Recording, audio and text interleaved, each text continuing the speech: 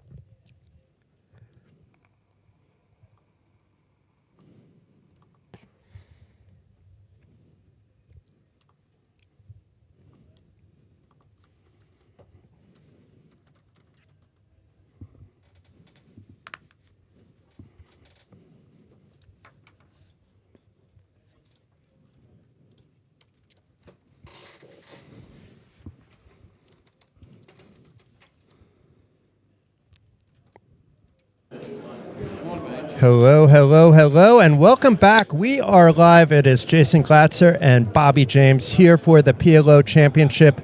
1,800 euro buy-in, 272 entries, a little bit of overlay, so value for all the players. Today we came back with 41 entries, 41 players, all in the money for 4,080, but half those players are already out the door on the first break.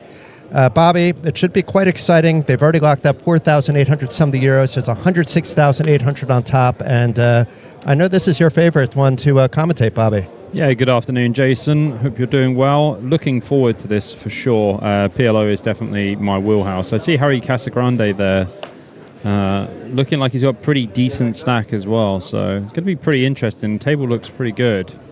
A couple of players I don't know, but yeah, just excited to have some PLO action. And for those of you that tuned in last night, you are aware how late we were here, so Oh, yes. you need to bear with us perhaps a little bit. Bobby will be fully on top, I'm pretty sure, but with me, I may see a diamond as a heart, and we will do our best. Well, I hope that Borislav sees that he has a Badugi hand here. Does let it go on the button. Could probably open if you have one suit at least. Do we really want to see a walk the first hand? I mean, it's double suited. It's not happening. Okay. Yeah, this is just a pure limp, really. 16k big blind. Look how deep these guys are. Yeah, 30 bigs effective, blind versus blind here, pretty much. And Balkanski with 1.2 million already. Not really that great of a flop, although Egnar here with the flush draw at least. Yeah, I mean, like, so in this situation, you probably just want to check, let your opponent start doing the betting and making the flush on the turn. You can probably just go for a half pot size bet here. Just bet like 25k. Interesting to see a check.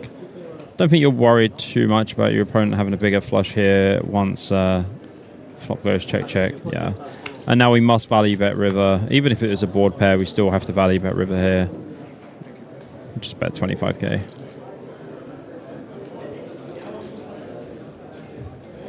Yeah, small bet. I mean, he's not going to get looked up anyway. Balkanski has only got a jack on a super wet board, so very unlikely. And we have the wonderful Miss Drea Carlson, a ring winner, back in the chat with us. We have Bozat with us from the very beginning. You know, keep the chat active, guys. It helps us as well, and it's great to see both of you. Good afternoon, Drea. Hope you're doing well. Hope the kids aren't running riot too much. Last night was great. I mean, I had guys that, you know, I was friends with 25 years, but that, you had a reunion. We lost touch. It was great that those guys saw that there was a stream and came on board. Little reunion. That's pretty cool. Andrea was with us for a lot of it. She came at the end back as well. Ruth Hall, much thanks to her. Yeah, it was fun. Easy pass here for Harry or Harold Casagrande. So you played with Harry before? Yeah. This guy is the most interesting to me. I mean, anybody that's coming to the TV table with glasses like that and a hat like that, he's going to grab my attention. Do you know Korshik? I do not know Korshik, but I do know that with this stack, he can probably open this hand, but... Yeah, we have lots of chips everywhere at a 1.2 million stack and a 1.3 million stack. I mean, that's just really, really deep at this stage with around 20 players left. Yeah, it just opens the pot. Yeah, Balkanski letting the 10s go in the small, and Goods folding as well. Shot clocks for streams, Bozat said. I mean, we haven't needed it yet. We've had good pace of play on the two streams that we had, but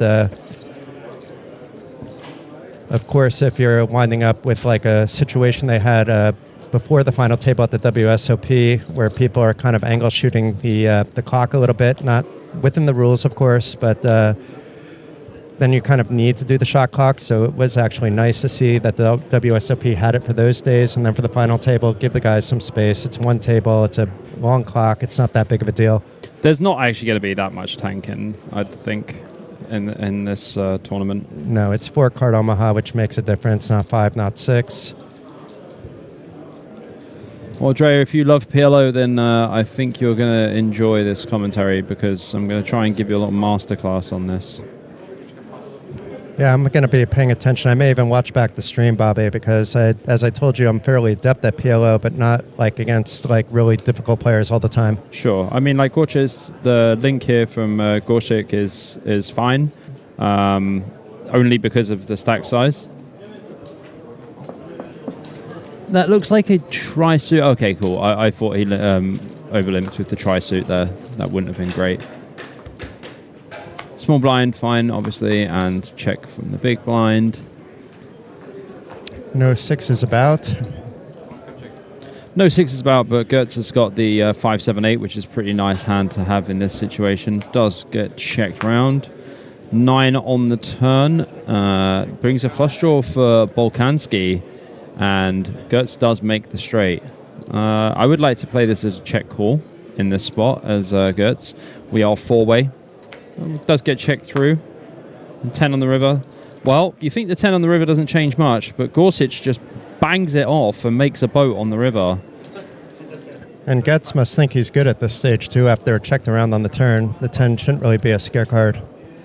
Yeah, I mean, like, the thing is, when you bet here as Gertz, you know that if you get raised, you obviously have to fold. You're likely losing to pocket 10s specifically, or it could be, 10-6. It's going to be something linked around the 6, because the 6 normally will bet here more often.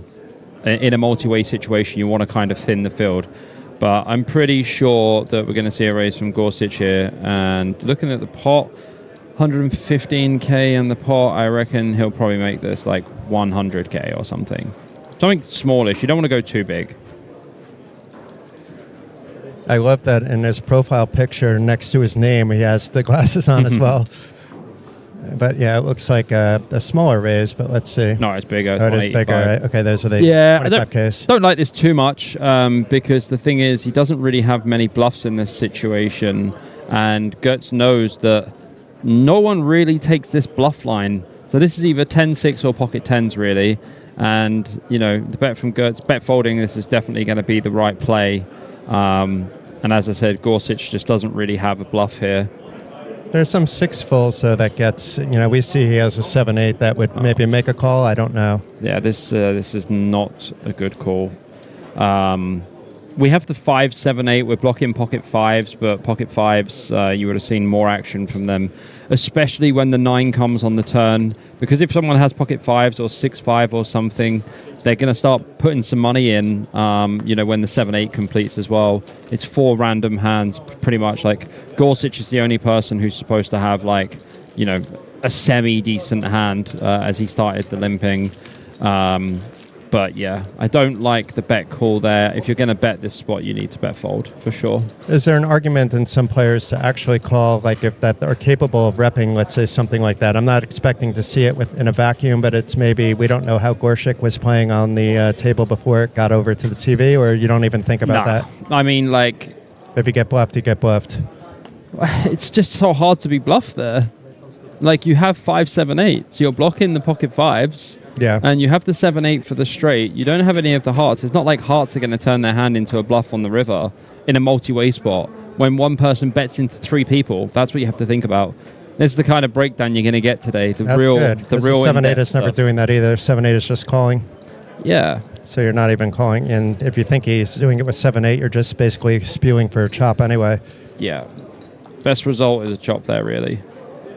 If you think about it, you're betting into 3 people, right? It's been unraised, it's been checked through, and you bet into 3 people and you get raised. How often is that a bluff? 0%. However, the player that Drea is mentioning is the one player that is very capable of reading a situation and actually bluffing. Because I've seen him. Haverstad. I'm not sure about Haverstad, but Jon Kite. Jon Kite. I've seen him do some ridiculous stuff on streams, like really ridiculous. Yeah, I mean, and get away with it too. Yeah, but that's Jon can do what he wants. But against him, you're still folding, I assume. Yeah, of course. Okay, so it doesn't matter. And we have Luca back too. Welcome, Corey Steele, with the happy Slovenian flags today. Interesting flat here with the single-suited aces from Casagrande. He's pretty deep as well. So kind of interesting to see the flat.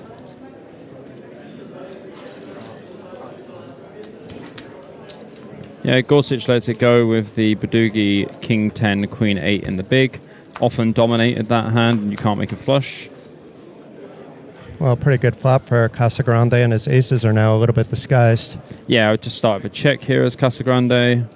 Bolkanski is supposed to c-bet this board like almost always, either third, half, or b7-5.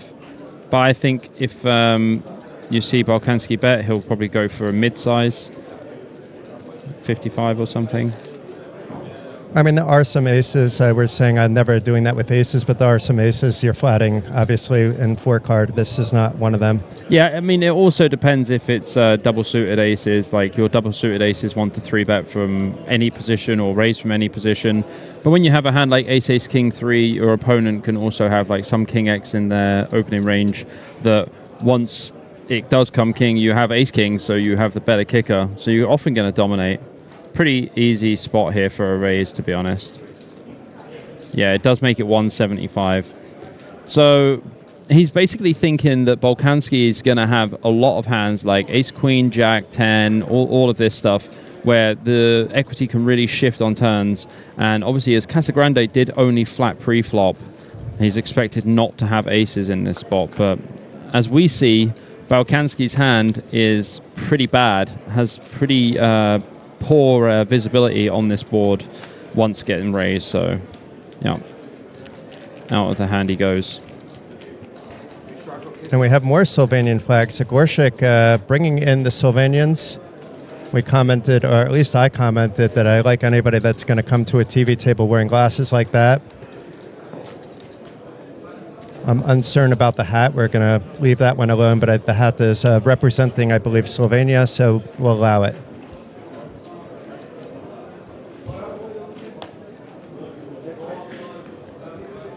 But yeah, my job, I wouldn't be able to be done without Luka, so I think we're on Team Gorshik now. I said that, unfortunately, Simeon hit the rail before the stream began, Simeon Sonov.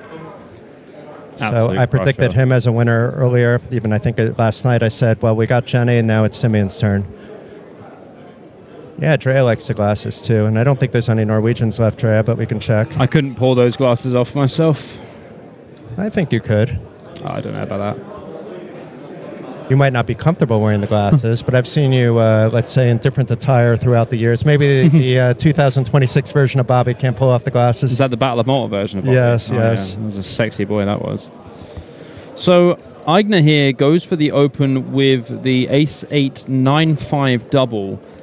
I don't have a problem with this being an open. It's only if we had short stacks behind that it could be an issue. Maybe we would limp, but this is going to be fine for an open, I believe. Gorsuch in the small with the ace-queen-queen-jack tri-suit. Well, we know he's not folding. I guess he's thinking about whether to call or raise. I don't think he's raising. Raising's going to be pretty suboptimal. It's going to be interesting if he does. This doesn't look like a call. It doesn't look like a call. But Aigner has got a pretty nice hand that he can defend with here. Yeah, it is a little bit of a sneaky one, too. If the low cards come, you don't expect Gorshik on the 3-bet, I assume, to have those kind of rundowns. Yeah, there's going to be definitely better boards here for Aigner. He has one nut suit.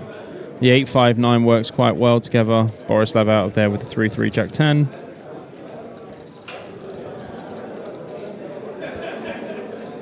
And we are going to see the defend here. I mean, if you raise this hand, you're not folding it to a 3-bet. But 300k in the middle, 400k behind. Yeah, this got spicy very fast. 1.3 SPR at the moment. This, what happens when you raise these hands? Well, that's a set there for Gorsuch. It's going to be hard for him to get any value, but it's still a draw heavy-ish board. I assume a bet is in order, Bobby. You're not going to try to slow play this one? No, I mean, like, you can just go for a very small bet, really. You have the jack as well, so you're blocking, you have ace-jack, so you actually have a gut shot. You're blocking Aigner from having all of those hands as well. So you can either check or go for a small bet of like 100k.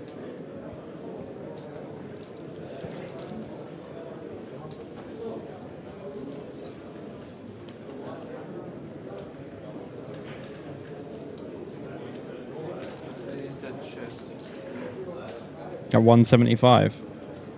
Oh, 76, okay. It seems reasonable. Yeah, I mean, the chips are very confusing.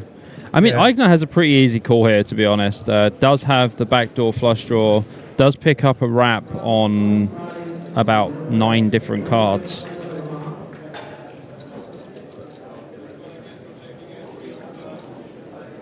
There's no ICM at the moment either. Well, I mean, they're already in the money, right? So, Yeah, the payout jumps don't get really big until the final table. yeah, it does call. And now the stack to pot ratio is less than 1. Or as as I was told yesterday, what was it, 0.6 or something. Wow, that is one of the nut turn cards. He picks up the gut shot. Sorry, he doesn't pick up the gut shot. But he has a nut flush. He has draw, nut flush draw, yeah. I was really hoping that was going to be the 6 of clubs. Then he would have had the gut shot. And now I assume you would expect a bigger bet from Korshik. I mean, Gorshik could just jam. The board's getting very wet now. He needs to protect his hand. He can't give off any free cards. Obviously, like an ace or a jack's probably going to be okay. Like, Eigner's probably not going to have, like, 9-10 and stuff like that.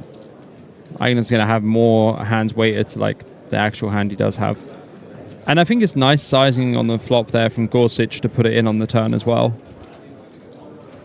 I don't think you really want to play this as a 3-street hand. I think this is more of a 2-street hand here.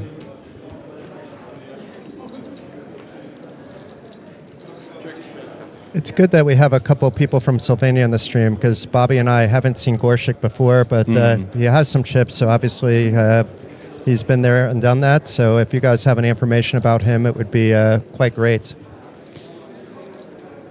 Yeah, this is a little tricky here. Like, Eigner's turned a bunch of equity, has a pair and a flush draw, being the nut flush draw, but doesn't really get much to fold. Well, I mean, Gorsuch is just absolutely blessed spot here.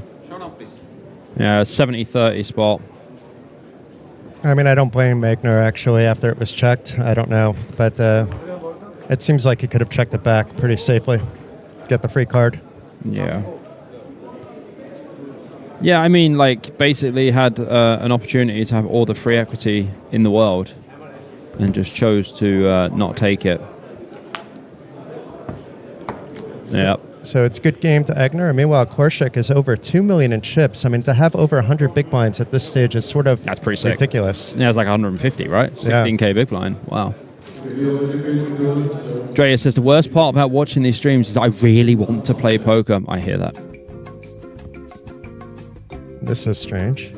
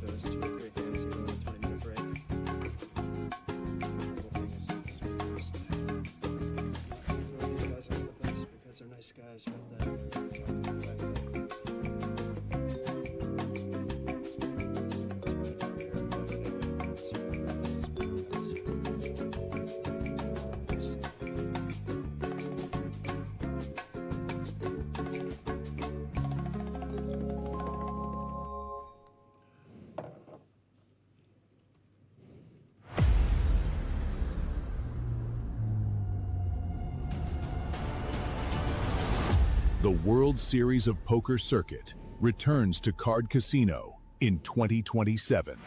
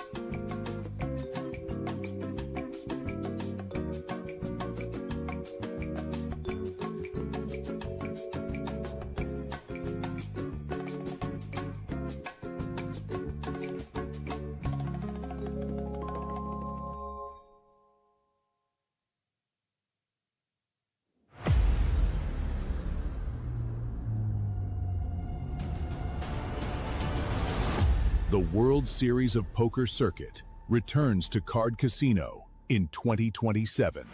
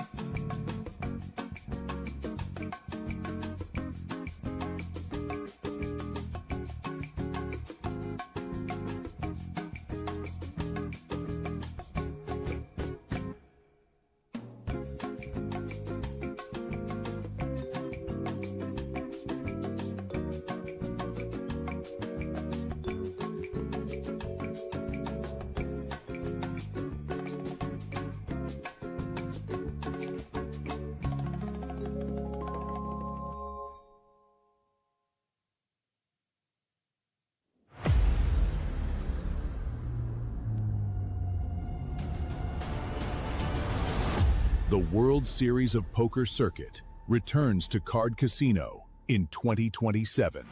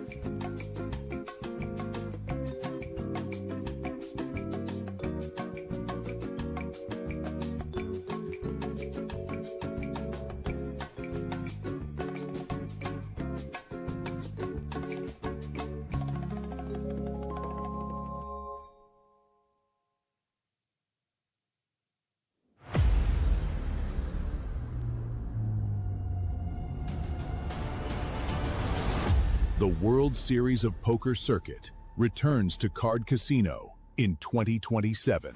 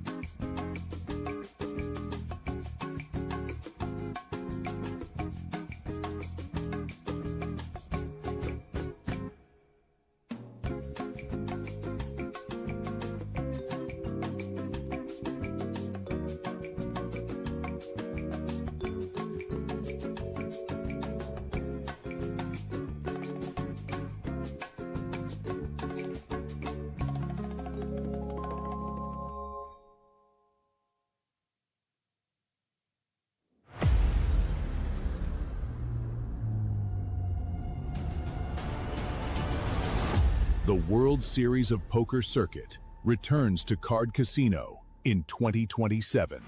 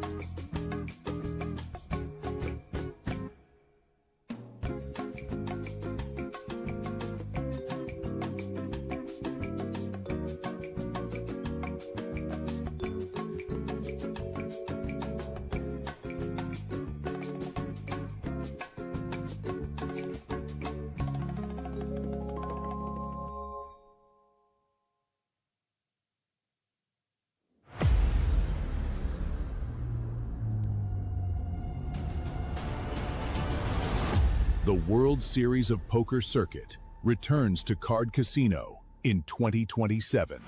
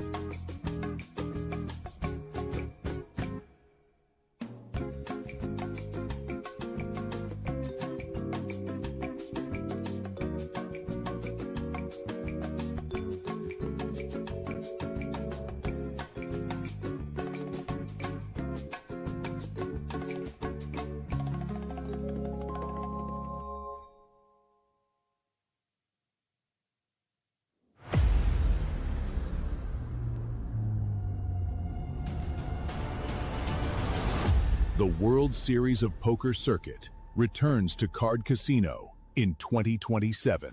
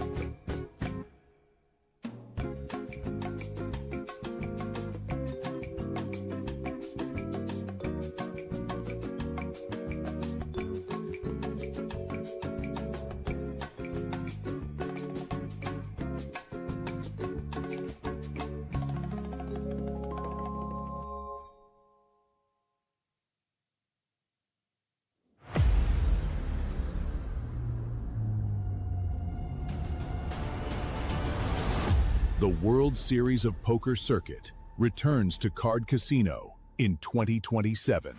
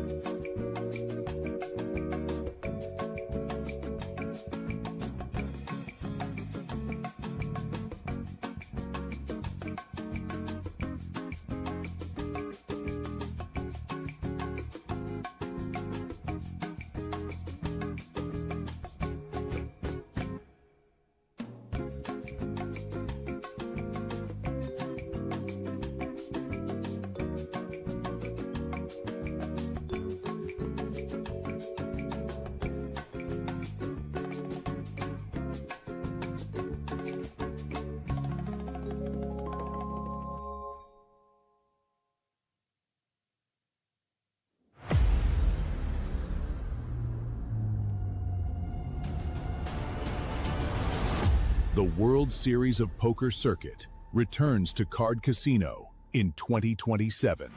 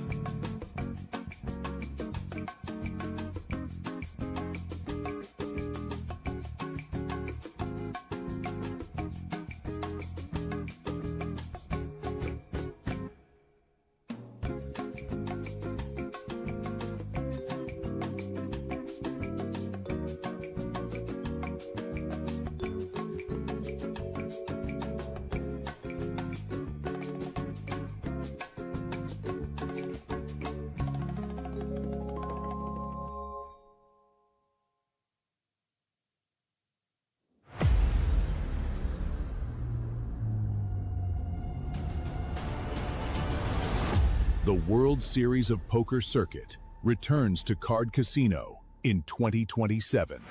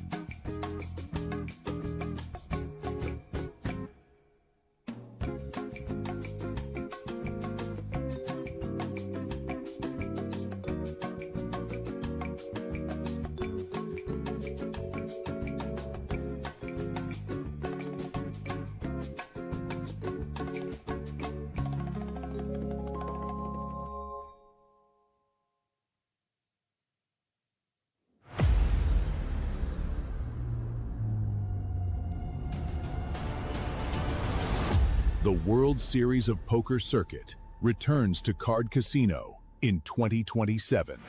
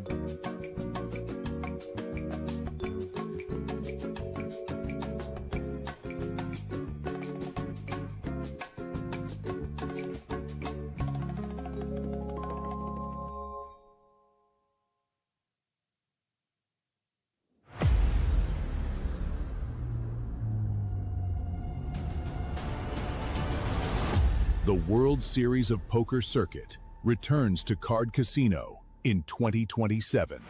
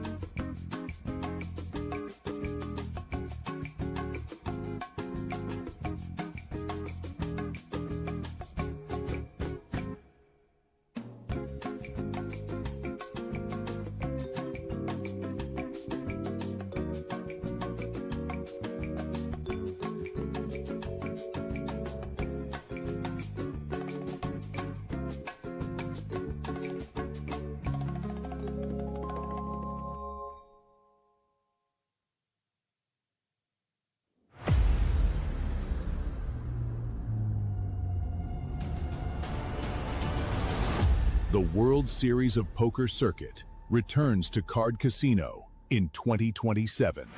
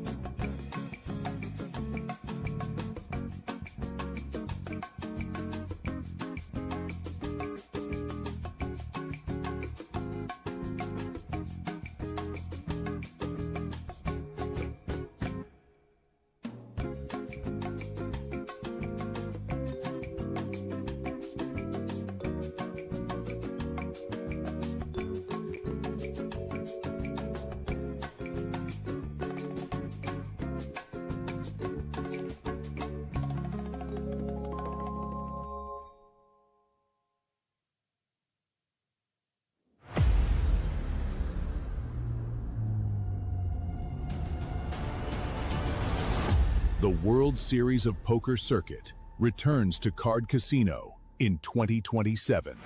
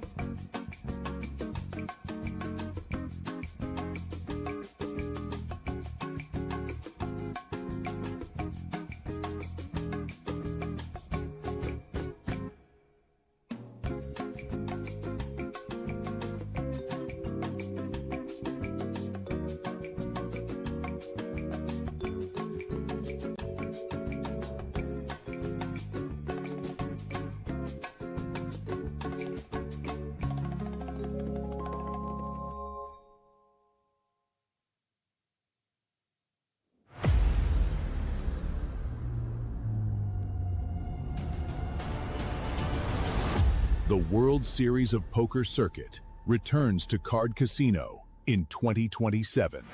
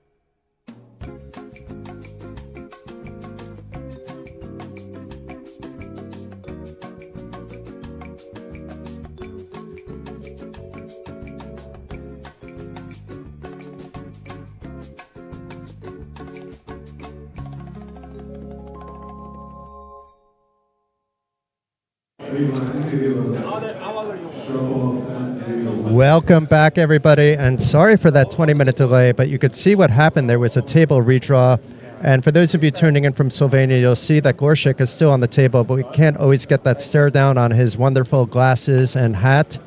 But great to be back. Yeah, very interesting break, I must say. A break that we didn't know was coming. But we have some new players at the table as well. And we're asking for payouts. I don't think we can grab them on YouTube, but happy to share them with you as this hand is playing out. Give me one moment to pull them up. But yeah, the top 41 grabbed 4,080. It was 41 to start the day. Everybody in the money. We believe there's between 16 and 20 left, which would bring us 2 payout jumps up to 4,870. The top 9 guaranteed 8,410, and it just climbs up and up from there with tonight's winner going home with that ring, the package of the Bahamas, and even more importantly, 106,800 euros. Not bad at all. Yeah, there's been worse days for sure.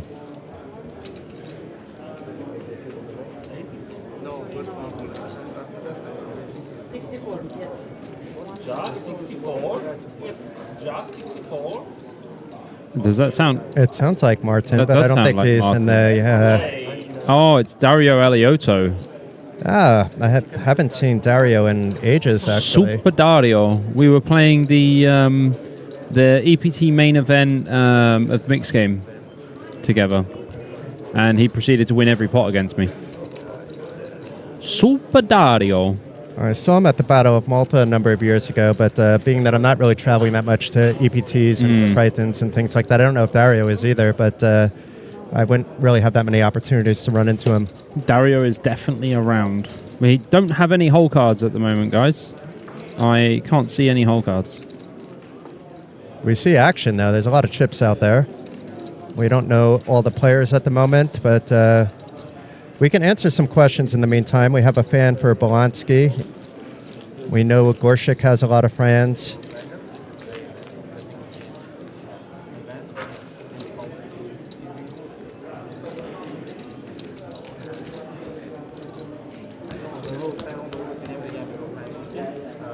And I ran into, during the break, players that were looking to play the 3500 high roller. It needs a couple more players, I think, to get started, but...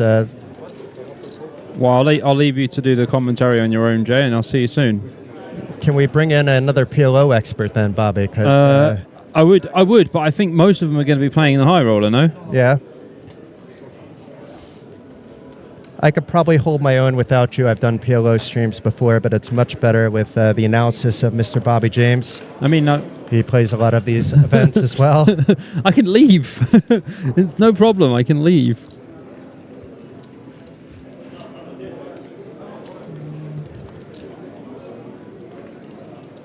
Did it start? It did start. 4 players.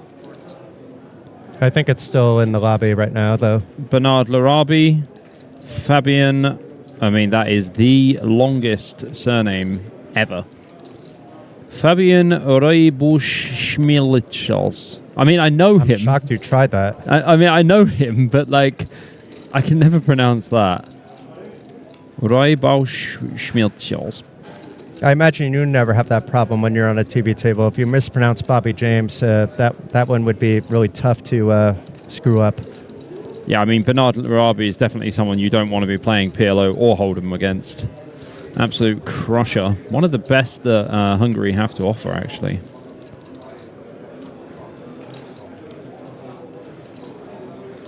We have a random person just standing on the stage now as well. Not the person taking photos. That's the amazing Marek.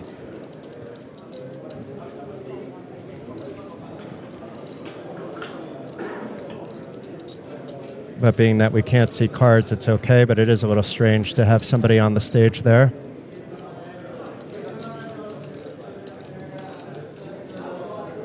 Perhaps wanted to get his 5 minutes on the camera.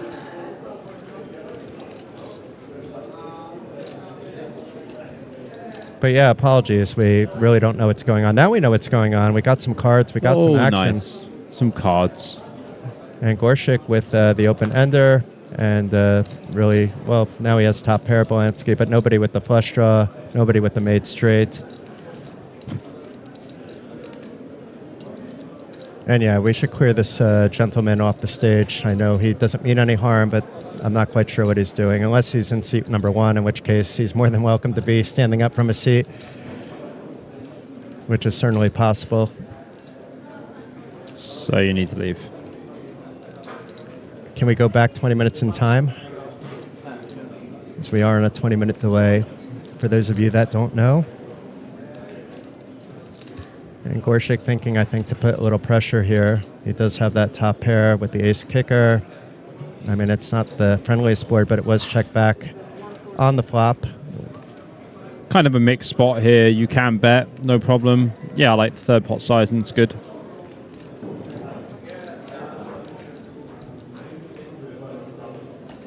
And Belansky thinking now, but I don't really know why he would call with just the king. Really no kicker. I mean, it's a pretty wet board outside the king. The main reason that Gorsuch can actually bet this board is because he has the 8-9, actually. It's not just the king, it's the 8-9 that's really, like, driving the bet here. Because if you just bet with a bare king and get raised, I mean, you're always folding, right? Whereas if you bet small with the king with the 8-9, you get raised and you can call. Yeah, I can see that, and then you can also decide to call with the bare king with the ace, but that's also a bit risky with such a wet board. When you said, Drea, I have a duplex, is this a room? Yeah, I'm on like... That's an American thing, right? It's 2 floors, so... Oh. With like 2 separate like in-suite stuff. It's, you know, actually too big for me. I was lonely for a little while. I did bring in a roommate for a couple of nights. I had one too. I had Carlencho for a couple of nights, and then my friend Sam, I said he could stay if he wanted to. I like having a roommate, actually. Yeah, I have Mr. Jonas as a roommate now. Jonas. At least for 2 nights. Nice. Ring winner over in Tallinn. A good friend of mine over in Vilnius. Man, Dario Alioto is an absolute crusher, by the way. Absolute crusher. But yeah, we have sofas and whatnot. I would even give up my room for if Trey wanted to come, if Jonas is still there. But it's a massive, this place. Yeah. Well, no doubt we're going to see a raise here from Gorsuch.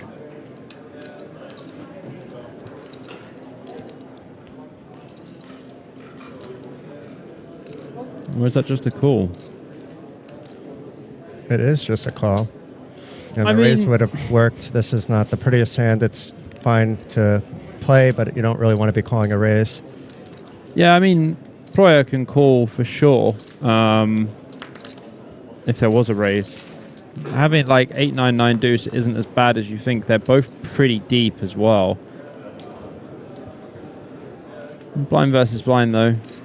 Not the best flop for either player, and Gorsuch checks with his overpair. And let's see if Proya, he looks like he wants to do a little stabby-stabby. Yeah, it's definitely not going to work. Gorsuch going to be floating here for sure with the pocket kings.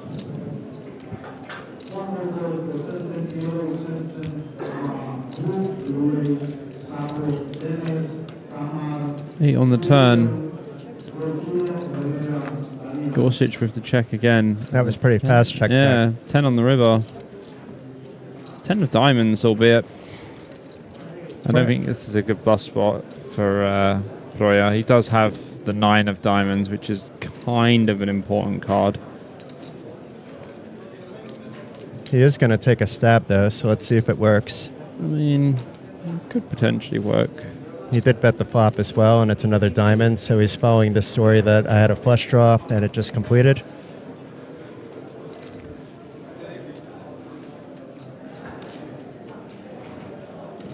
It is only half the pot, though, so it depends on how often you think your opponent, I guess, is bluffing.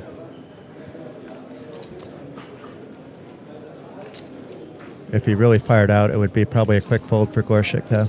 Yeah. You don't need to be right that often, though, for this call.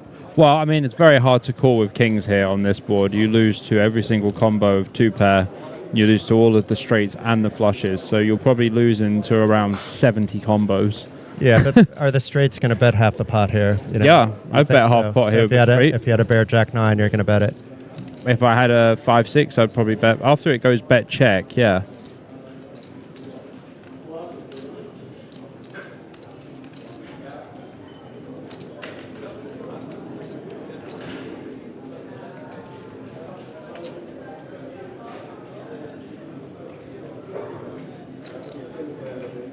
Gorsuch thinking it through.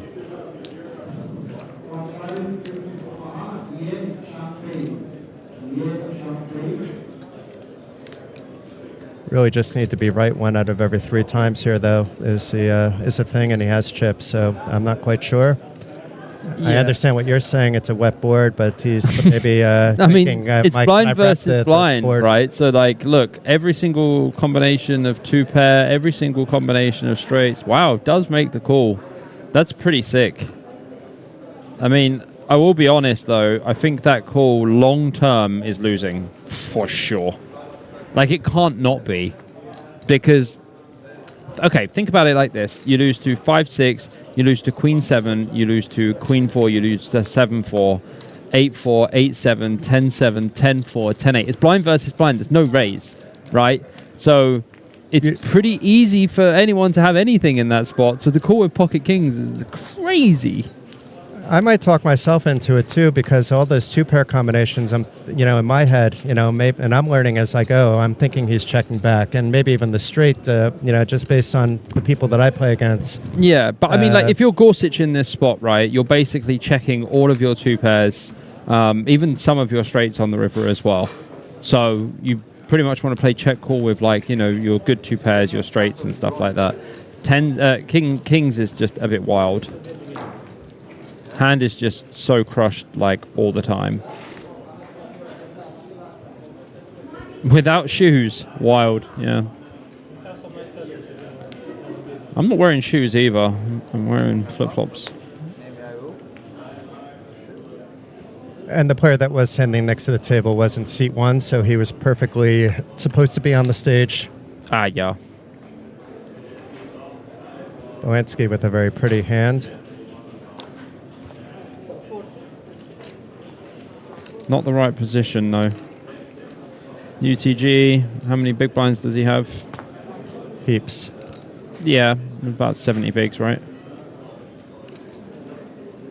And Gorshik in position. He's not going anywhere.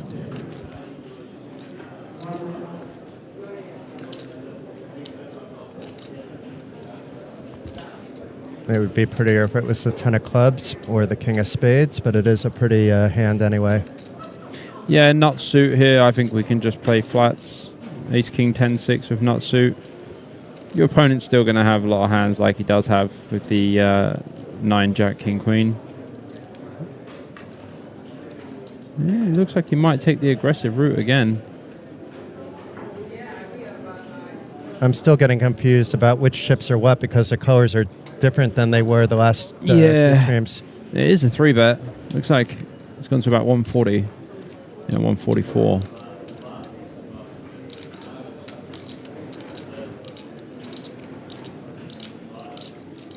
Alexanovic lets it go with the ace 9 8 4. So we have 2 Slovenian players on the table actually. It's pretty. I think it's a pretty easy call here for Bolkanaski with this hand in particular. This hand probably plays better as a limp, but I was thinking the same actually. It's kind of difficult because they're all quite deep, so does make a big difference. I mean that is it's a pretty dead flop for both hands.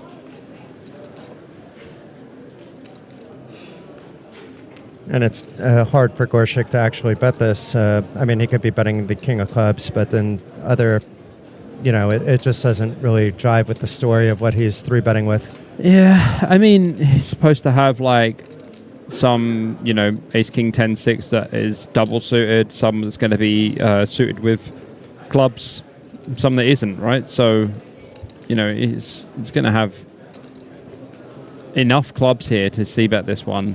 And Bolkanaski probably isn't supposed to have too many 3s and 4s and only really has 9s.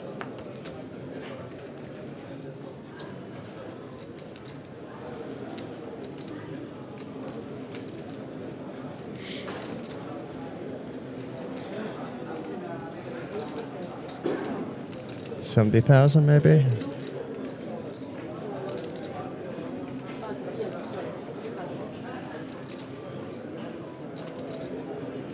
$300,000. Some way off on the chip denominations. This must have been 25Ks. So a pretty chunky bet there, nearly the pot.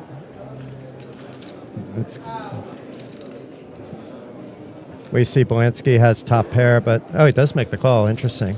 Yeah, I mean, when you have top pair and you can turn straight draws, you kind of have to. Now, this is just the worst turn card for Bolkanaski. All these 9s have basically just died here because all of the overpairs that Gorsic has in his 3-bet range are now just super strong, and it's very hard for Bolkanaski to improve. Kind of just needs a 9 to improve here. I think he's putting Belansky to the, it's basically an effective jam. Yeah, I mean, like, Gorsic is supposed to have, like, aces, kings, queens. Yeah. So Gorsic just keeps piling on the chips up to 2.8 million. He's getting closer to 200 big blinds. It's ridiculous at this stage. He's got a big old stack, huh? B. Kalmisa saying, what a hero call, amazing read. I'm not sure if it was a read as much as he maybe felt he was right every once in a while, but maybe he had some kind of tell. I think if you ask any PLO player about that hand, they'll say that it's probably losing on that specific board. But we'll let him have his moment.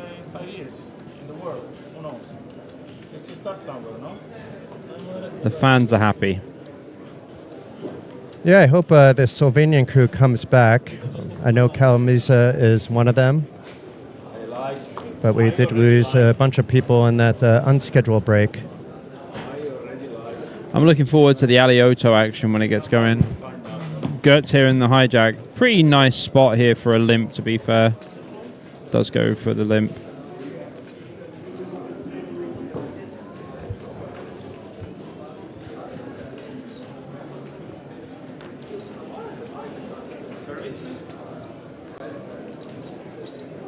Has an 8 and this 9 in his hand, making it less likely that Goetz is going to hit that set, but obviously has other possibilities. Ah, this is Damir Alizanovic. I know him. I met him in Prague. Nice guy. I like him, actually. That's why I can say his name properly. Yeah, that was impressive. Wow, Jack 6-6. It's kind of a weird one because no one has a 6 again. But any card that's kind of wrapped around the 6 connects with everyone. Alizanovic has got, pocket 5s. And meanwhile, Goetz throwing out a baby bet of 30,000. Quite like this, actually. 8s and 9s, you improve to a boat. You beat Jack 6, you beat all the 6x. And if everyone folds, you just print, right? And it is a print for a player from Czech Republic. Probably play that the exact same way. Just go for a limp pre-flop and then just bet small. So it's a BJP approved move. BJP approved.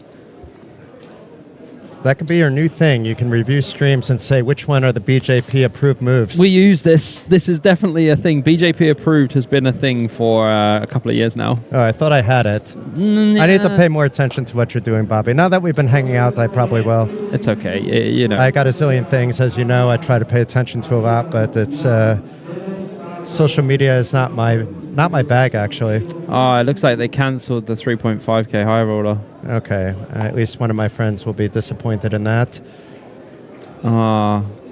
Probably we'll just wait a couple hours and play the half and half, but it's a big difference to be playing a 3.5k and a 600k.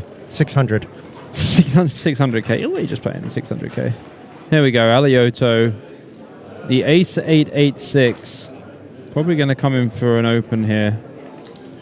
Or did he just limp? Yeah. I think limp's better. Honestly, I think limp's better. This hand, you can limp call a raise. You have a nut suit, 8s and the 6 is doing pretty well. No. Maybe I play it wrong, but under the gun, I'm limping a lot more than I'm raising. You know, you should be anyway. Because the thing is, this hand, if you raise and get 3-bet, you have to fold, right? If you limp and get raised, you can call every time in this situation.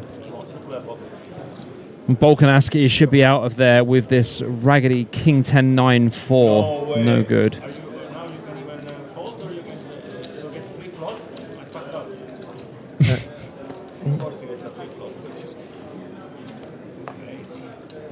Minkov taking his time. Well, Minkov can't fold. He can only check.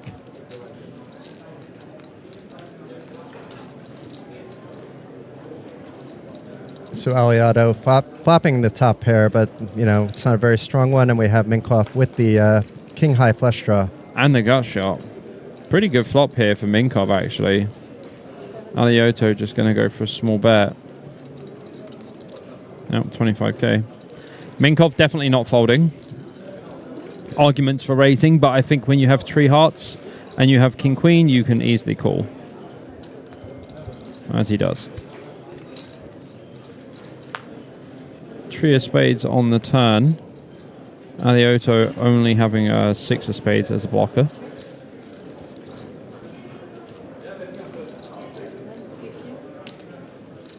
Bet half pot again. Yeah, half pot, nice. This is basically to just get most of Minkov's auto folds out of here, like some of his random Jack X that doesn't really connect with the board. Obviously the 7X that doesn't connect as well, so anything that's not wrapped around the 7, looking to get rid of those hands. But they have the hand backwards. It was Aliato that bet the 50k, right? It was, yeah. Okay, but it's going to work out with at least the chip stacks, even if the action was wrong on the graphics. It's fine, I think. And then Alioto has a nice, easy check back here on the river, or he can turn his hand into a bluff, but I think he just wins a lot anyway. Alioto going to win this one. Minkov slamming his hand down. Maybe trying to say I have it to get the better hand to fold, but yeah, I don't think it was that. Good luck falling, Dario. Super Dario.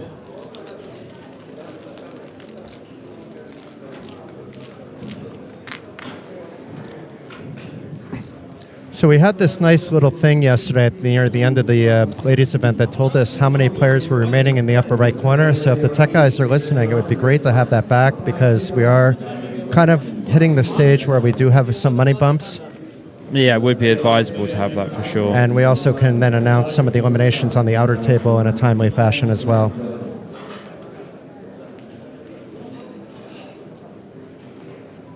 Thanks for folding. Thanks for folding. Now you are one step away from winning after folding the pen. Lots of little fun table talk going on here. I mean, Dario is a fun guy. Very fun guy.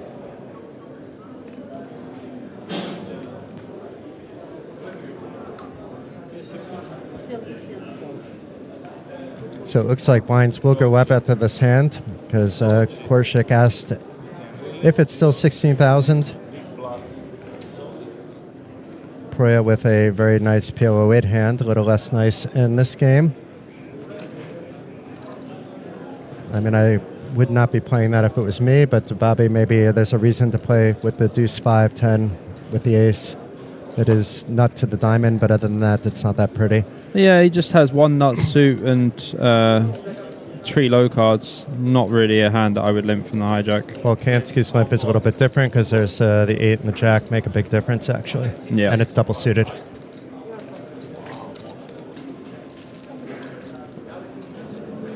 And Aliato getting a free look with those 4 cards to a 6. Yeah, little freebie here for Aliotto. Anybody with the 7? Yeah, Gorshik with the 7. Not a very strong 7, but if nobody else has a 7, he'll find out pretty soon if he fires out a little bit of a bet here. Obviously, there's also the aces, but that would have raised, in this situation, I'm pretty sure, to thin out the field. Yeah, I mean, pretty face up in these limp pots. When you're multi-way, there's just not too much bluffing that can take place. And it's Aliato repping something on this turn. He does have I mean, he's got wrap. the full wraps. Yeah. He's got a wrap. It's kind of like significant. All of the auto folds from like the king queen, the jack 10 hands and stuff like that. No ace-x is going to fold really, and you know, Aliotto can just have a little stab at this one. Let's see if it's a pot building maneuver or if Gorshik decides to be a little bit aggressive with his 7. It looks like a raise is incoming, actually. I mean, it's probably good to raise here, to be fair. A, it thins the field out. You get to see if Aliotto's like, you know, airing or not, which we know he is.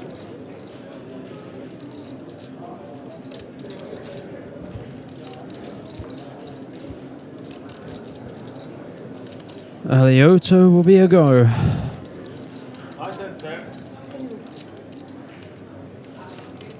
It seems like nothing can go wrong for Gorshik, at least on the TV table. Not right now. Poker is a game of high variance, though, Jason, so you never know. In Hold'em, we saw so many chip leaders go down yesterday to crumbs, and we saw 2 of them actually come back from those crumbs. Like roller coaster rides there. Orbakirova, all the way down to crumbs. Yeah, and Park, I believe, as well, who I just spoke with on the break. Yeah. She's like, I didn't watch the stream. Who are you? She didn't say those words at the end, but I did compliment her play, actually. Yeah, I saw her boyfriend today. He was like, yeah, I finally got to go home and have some sleep. I was like, yeah. He was like kind of happy she busted. Yeah. That's not good. I mean, I can understand. I've had it where I've been railing friends in the casino, yeah. It's 4 o'clock in the morning and I got work at 8. Yeah, but then people understand if you need to leave because you have work at 8. Yeah, but they're driving. You know how it was, mate. £30 tournaments, you know. One person's the allocated driver. They're the worst player, and then they run deeper. I mean, it's different, obviously, in a 30-pound tournament than when you're playing for a ring. You know, how many chances is Park going to have for a ring that close, actually?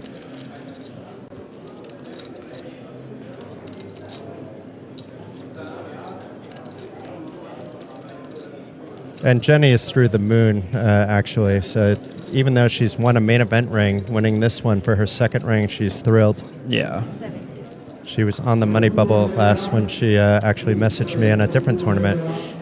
So she got on no sleep and straight into a day two. She's still playing, right? Yeah, she's crazy. I mean, she didn't really have much of a choice. She already made day two. Well, I mean, once you already made day two, you already made day two. So we see the ace 8-9 here. And it's a bet here.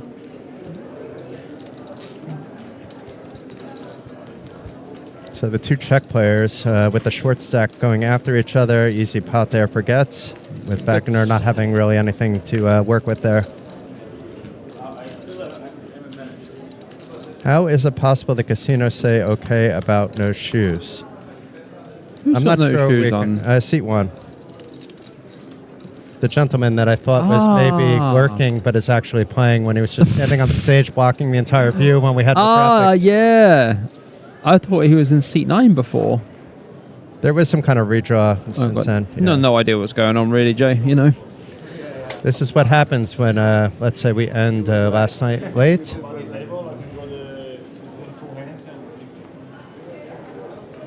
It's something I tell to poker players is you're going to play much better if you get that proper rest. Your brain will work fine. Sleep is everything. Just like football is life, coach, sleep is everything. Alexanovic here with the 10-Jack, Queen, King, 1 suit.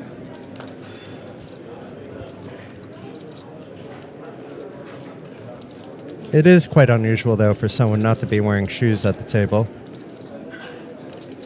In cash game, I've seen it plenty, actually, but in a tournament, unusual. I've seen it a few times. I mean, as long as he's wearing the rest of his clothes, it doesn't bother me. Yeah, that's true. So we have Minkoff here isolating with the ace-king 5-7.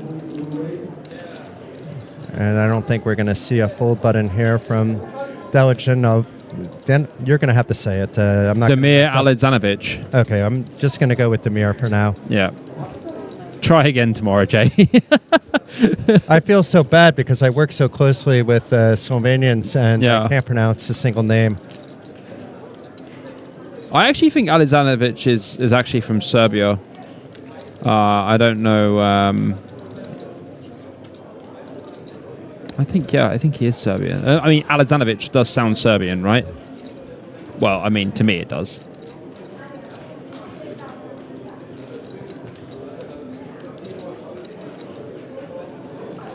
And Minkoff with the 2 pair here.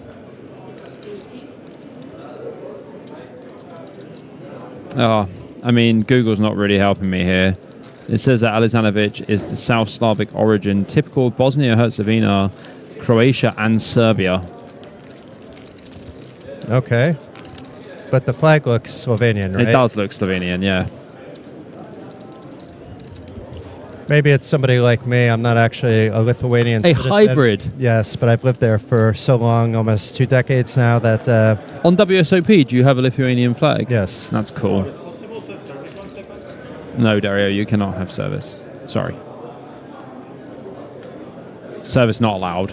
I honestly won't play under an American flag, so if they won't change it, I'm not entering things. Well, I mean, it's easy. I don't need to play under American flag, mate. You're screwed. It's going to cost you money. It also then brings things into the equation that I'm not going to talk about at the poker table. You know, obviously there's a very, let's say... The RRP, the things you don't talk about? Yeah, the RRP, yeah, exactly. Race, religion, and politics? No thanks. And just like everybody has an asshole, everybody has an opinion too. And we can leave that for another time. Oh, it was pure. Liked it. Wagner with the perfect PLO 8 hand there, just had a 10 instead of a king. But not for this game. He could have... no, not with Gorchik in the big blind. No point in playing any games. Yeah, I mean, Gert's got obviously very easy limp here with the king, queen, 8 deuce. And Gersic going to give him hell with the king, tree, 7, 9 double. So Luca with some dicey information here. We can just call him Dreamy or The Bachelor. That's much easier. I can remember both those things. Gorshik, he has a nice name, easy to pronounce. I'm probably messing it up, but in my head it's easy. I think it's probably okay. I don't think you're butchering it anywhere near as bad as you are, but Gertz absolutely drills that 8 on the turn. And checking again, so this is there are a lot of draws here, so it is a little bit strange. Obviously, if the queen comes, it's Yahtzee for him with the full house. Yahtzee. Yeah, Gorsuch does only have the king high flush draw as it stands. And Gertz is not going anywhere. Just a call. Just needs to avoid some diamonds that don't pair him up. And here's that queen that we were just talking about. Yeah. Does make a pretty good hand on the river with that boat. And it's decision time. Does he think that Gorshik can take a stab, etc., etc.? I mean, he shouldn't be afraid of pocket jacks. Certainly not afraid of pocket queens. So he should feel that his hand is always good. Yeah, like, to be honest with you, I am never betting this spot here as Gertz. I'm always going to allow Gorsuch to bluff. And it's pretty hard for me to be behind, so... There's an argument to bet if Gorshik wasn't an active player, but we know that he is.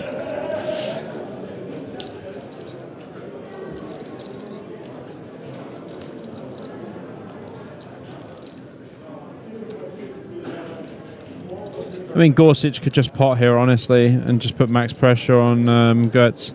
But I think if he goes for a bet, he probably wants to bet like 175 or something, but...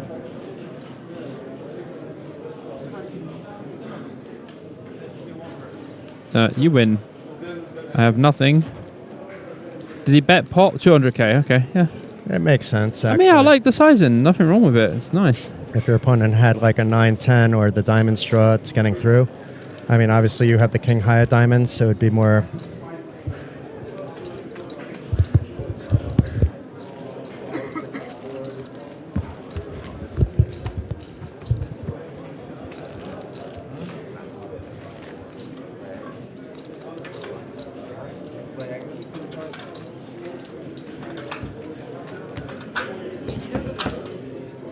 It looks like something is happening. We have the 4 on the table, a player leaving. Is it another redraw? We have another player leaving. All sorts of pandemonium. No redraw, just players having a walk. One player grabbed this chip, so there was a table bouncing. So if our math is correct, it's either 14 or 15 remaining, being that there's 7 on this table at the moment.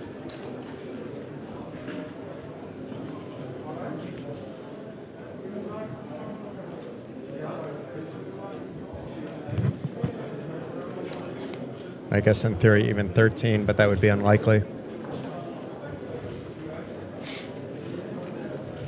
So now you're getting an education, by the way, Bobby, about because we were guessing about which country, and Luca is confirming it's definitely a Slovenian surname.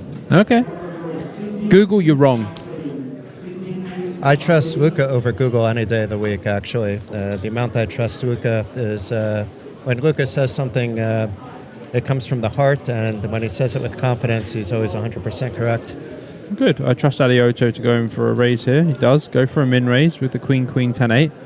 And not a lot of people are using the min raise sizing. A lot of people just go for pot sizing. But I like Dario Alioto's approach because when you min raise here and you actually get 3-bet, you can still call with hands like his Queen, 10-8, 1 suit.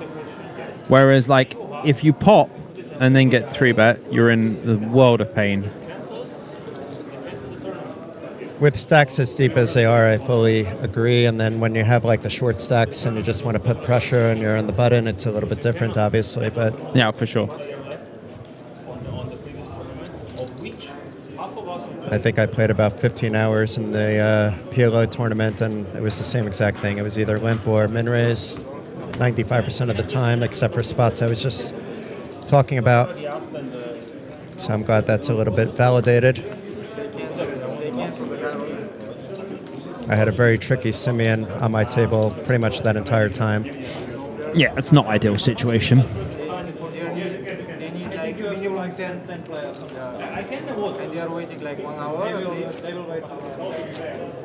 I keep hearing like Martin's voice in the background, but he's not in this event. It's like fake Martin. I don't know who it is. He's in the house, I know. I haven't seen him. But I think he's playing the main event.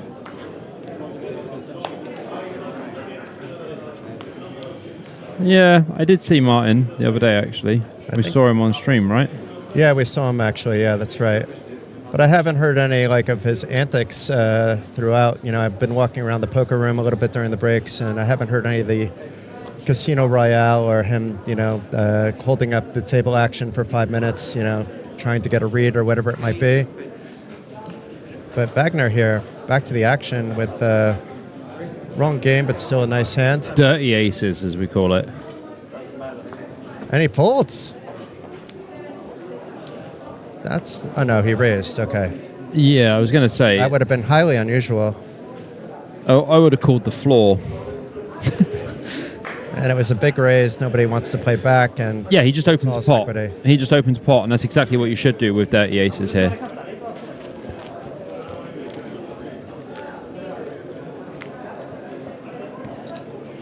I mean, when you open with aces here and you don't have a nut suit, and you don't have any suits, bye-bye. What's happening, Smeeble? Ah, welcome back, Smeeble. At least you started calling him Smeeble now and not Smeeby. Smeeby? Yeah, you were calling him Smeeby. I'm learning. It's okay. The L does look like it could be an I. I'm surprised I can see the letters at all, actually, Bobby. My vision was pretty blank earlier today. As I like to call, cooked.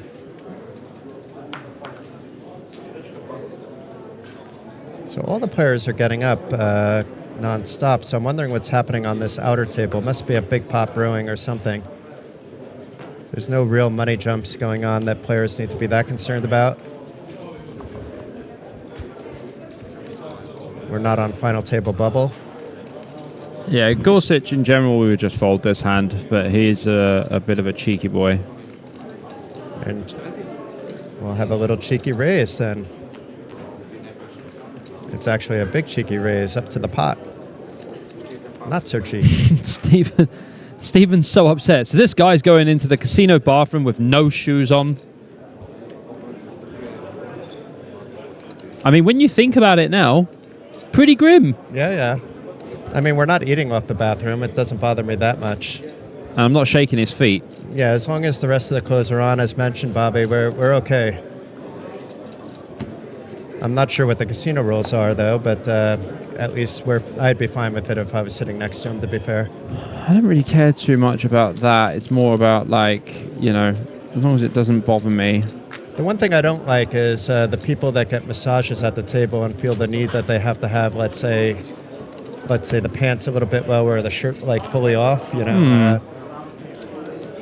And I'm not sure why that bothers me, because it's actually distracting the player in action. I should actually want that.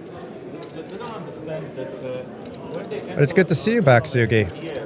He was here with us until the end last night. Didn't join us till late, but was one of the guiding forces to get us into the end. Yeah, until Jenny claimed that ring. People are still playing the previous tournament, the obvious one, not some other shit. So it's like the second cancelled event for the this is a big mistake. I understand maybe they don't want to lose much money. There was a time where I only wore flip-flops in casinos, so I don't think that's that much better, to be fair, than being fully barefoot in terms of sitting next to me. Borshik has got another pretty hand here. It is a pretty big raise by Getz, but plenty of chips about. I don't see a re-raise coming, and I don't see a fold coming.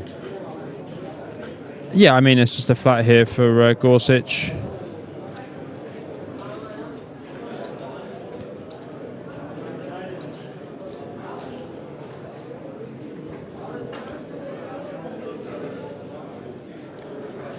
Let's see what Mr. Baby Shark does here.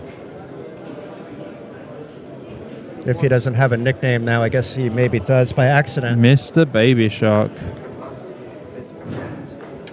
And it is a 3-bet. He's putting pressure left and right. and gets out of position, it actually puts him in a really rough spot that is kind of not a hand that maybe you should be raising pot with to begin with, but that's the argument that you were making, that if you min-raise, Yeah. I mean, actually call. Gertz's hand is definitely a fold. But he thinks differently. Well, he may think differently, but ace-6 for king with one nut suit, not great. But top two, obviously not the rest of it is not so good. There's made straights, there's the diamond flush draw. I mean, Gertz doesn't have much playability with this hand. It just has like a simple bet fold if he bet like a big size. But I mean, look at this situation. It's just so weird. There's 530k in the middle. He's got 600k behind. He's in a 3-bet pot with ace king 6-4. Out of position. The only way he can improve in this hand, realistically, is with an ace or a king, and Gorsuch should have a bunch of those in his range. And it is a good flop for Gorsuch to continue, not necessarily with the hand, but with what he was repping. How much does he bet? 130. A little small, actually. Oh, wow. Gets actually had a plan here. I'm not sure what his plan would have been if we had a big bet from Gorsuch, but had a plan for something like this. That was a snap jam. Yeah. Zero concerns. I mean, like, so Gorsuch shouldn't really have much of the queen-jack stuff there. That's why. The queen-jack, king-queens, all of that, really. King-queen, jack-10 rundown. Yeah, but he's blocking most of that as well. So good awareness. You didn't like the call, but I'm pretty sure you liked what he did on the flop. There were some things that I liked. You could be less diplomatic now, Bobby. We're away from, let's say, this is a big boy event, an 1,800 euro buy-in. We expect there to be like really top play. I'm being a softer person, I believe. I'm rubbing off on you.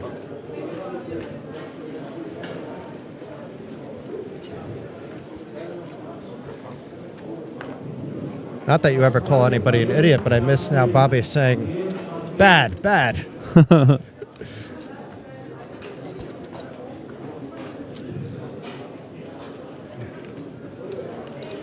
Steve, who's in the chat, was one of the players I used to play a lot of PLO 8 with back in the day. We're going back 25 years. Maybe not that long. No, probably 25 years, actually, but up until about, let's say, 15 years ago, whenever Black Friday occurred. But we didn't really play much PLO, I don't think. We had a lot of private games, so it was a lot of fun. The good days.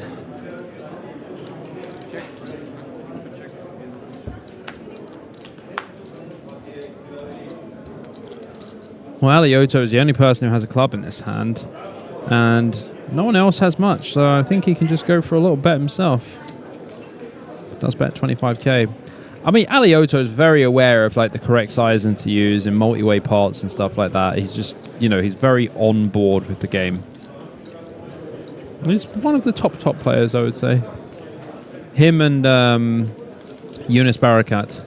Oh, Yunus. Wow. Yunus crusher. I mean, I used to play cash with him like back in the day. I played 1-2 with Yunus for years at Hold'em in the Empire in London. So 2014, I was playing with Yunus. I remember him from the Cash Game Festival days. And we used to have Chris Eubank Jr. playing in our 1-2 game as well in 2014. The boxer. You're aware of who he is?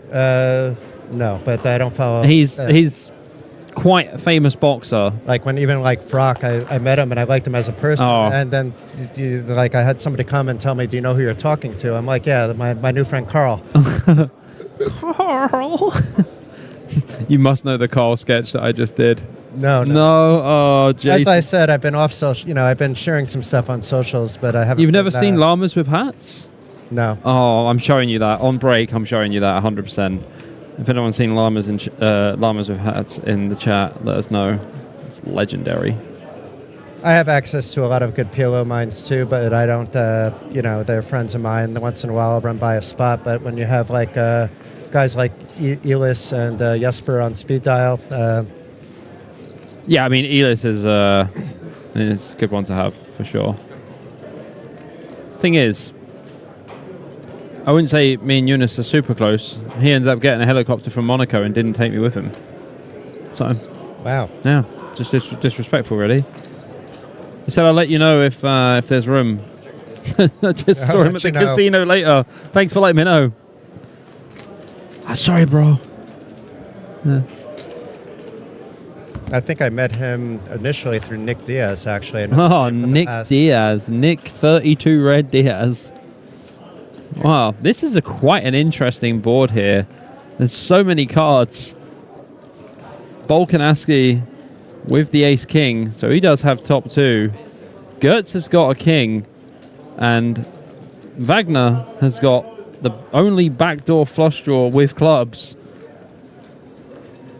And it's Belansky ahead with that top two at the moment, but as you said, it's still very difficult. It's dicey because Alioto does have the gut shot here and the pair, so he's not going far. Well, he does fold. I mean, I guess he has two players behind, so... Yeah, in a multi-way pot, it's really hard not to give somebody credit for a set or something, I suppose. I don't know. Top two is fine as well, I guess. Yeah, I mean, it's a good fold from Alioto anyway.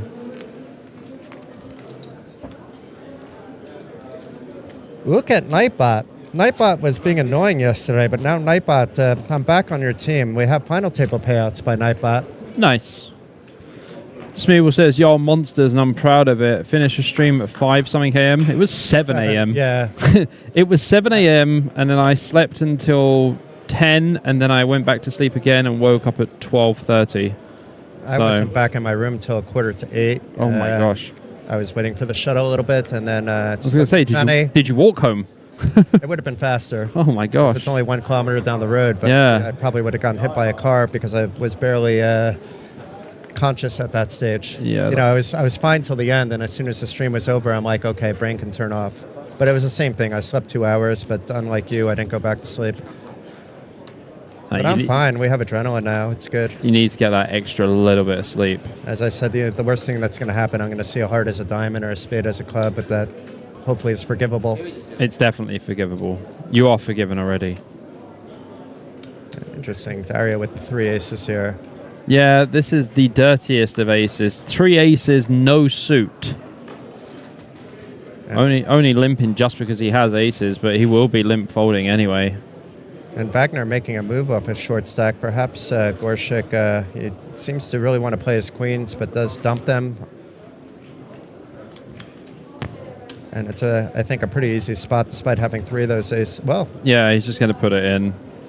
It looked like he folded to me, and I'm like, well, he's folding. That surprised me, but definitely not the case here. Yeah, I mean, it's quite amazing to see that Alioto has 64% equity here against Wagner. And that must be because of dead cards, actually. Yeah, it has to be, right?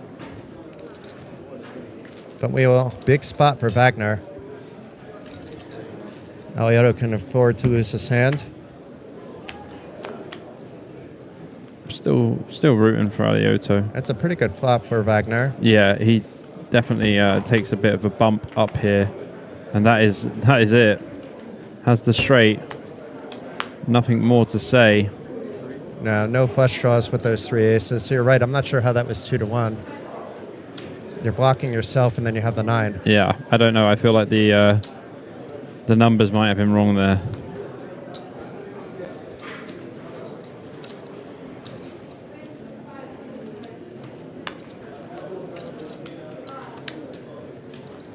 So who's everybody in the chat rooting for at the moment? Obviously, there's other players on the outer table.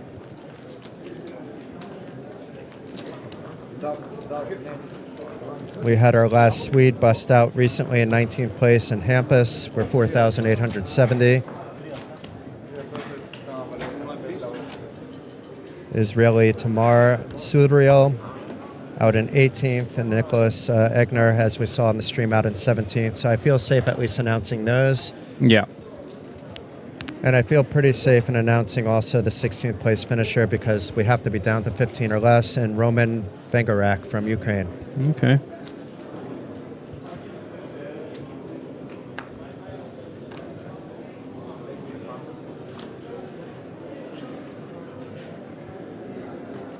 Gorshik is the overall chip leader at the moment, which should be no surprise based on the heaps of chips he has in his stack. Inkoff with a 2.5x sizing. And Aliato likely not... Well, Aliato folded there.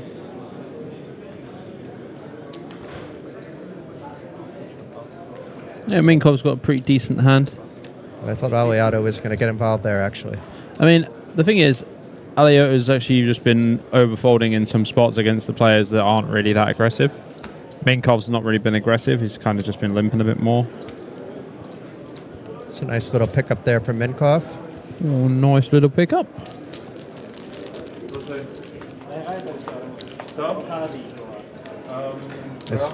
The man talking to the player without shoes, wearing shoes. I just want to see if it's a club. Do you have shoes? Shoes or no shoes?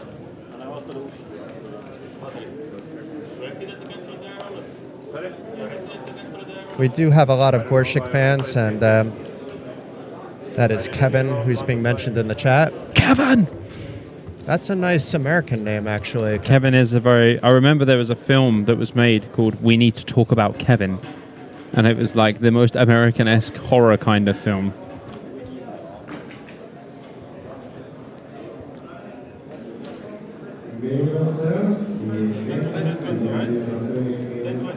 I do recognize that voice from Lithuania, actually, on the microphone now. And Romka came out to help run the main event.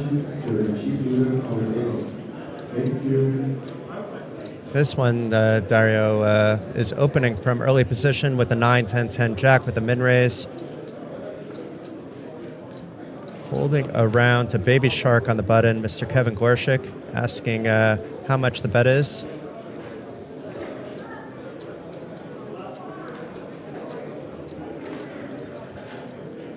Those glasses are something else. He loves them. I mean, Gorsic's hand is not ideal. And Kevin has eyes. This is the first time we're seeing them now. The one in the middle is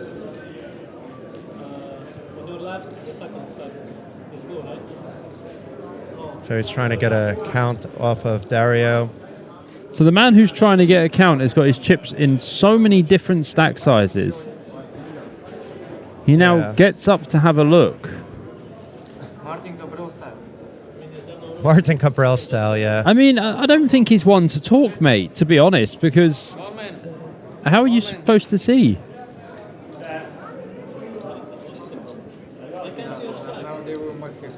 This is interesting, actually, because his should be in 20s as well. I would definitely... He has them in, I think, 10s, but that might not even be right. No, they can't be in 10s. Look, this is 9 and 8. But they don't even come against him. I don't know. I don't know. He's right. You can see it's like... What am I? Martin Cancel. I can see his second stack. I asked second stack on his left. And he didn't show me his second. I showed everything. Okay, now you know how much... He's the wrong player to call out, actually. I would really like it if the floor says that you need to put your stack in 20s. Next time you have... No, it doesn't. The blue and the green are very similar. Just ask him or nothing again. Even in the maximum, I can see. See open. This guy's... Are you lost? In the middle. Let me explain you one thing. I'm using a legal way to put stack. Yeah. You are not. Your stack is uncountable. So can you please arrange your stack? Yeah, that's... Claps in the booth for Dario. Yeah, it's really kind of an odd one for Kevin, I have to say, too. Your stock looks worse than anybody else by big difference because you are not keeping it legally with 20 stacks of 20. You got the small chips in front. You got the small chips in front. Anyways, you can do it later. It's okay. You can do it later. Can we play the hand, please? Yeah. Can you just put the middle stack on the side so I can see it? Which middle stack? He has the stack in the middle of his lap that I can't see. Like it could be purple or it could be... I mean, come on, you just got up and looked at his chips. Big chips are in front, everything is visible. No, come here and count it, please. This is just actually a distraction for Kevin, who has just been steamrolling. This is not the right thing to focus on. Even like the future. Okay, for the future, ask Let's me. see if we can put it on the side. Can you stop the clock because we're running Yeah, out we're of like 10 minutes now. I don't think you could stop the clock. It's not the final table. I can do it. I need to go around every time. Just time. Oh, you can. Why? Yeah, Alioto calling time. Reasonable. The guy's taken an extremely long The time. glasses? I mean, now it's fine, but yours is not. So maybe if you knew how it looks. He was having fun with the glasses as well. It's And he just put, I don't want to, like, I can't play if I don't know his time. Count time? Yeah, that's I'm not quite sure here. Can you please apply the time and then we'll figure it out? 3 minutes. I don't know which one. He's stuck in the middle. I mean, this has taken far too long. and I thought the clock was called actually. It's like 20 I five did Ks. this 2 times, I did this like 2 times with each of them. This is where we are. But for the future, I know if he's stuck. Excuse me. Just dying here. Yeah, I'm a little bit confused, being Kevin's chips are all over the place. I mean, we know Kevin has heaps, and it doesn't matter that much. He's covering everybody, but It's not getting a point, wasting our time. Can we please move on? Yes, because, I mean, guys, it's a point. Trust me. I want to see how their status. I understand. Look, if I remove the glasses, it's like I don't see which color it is. I will show it. This is completely illegal.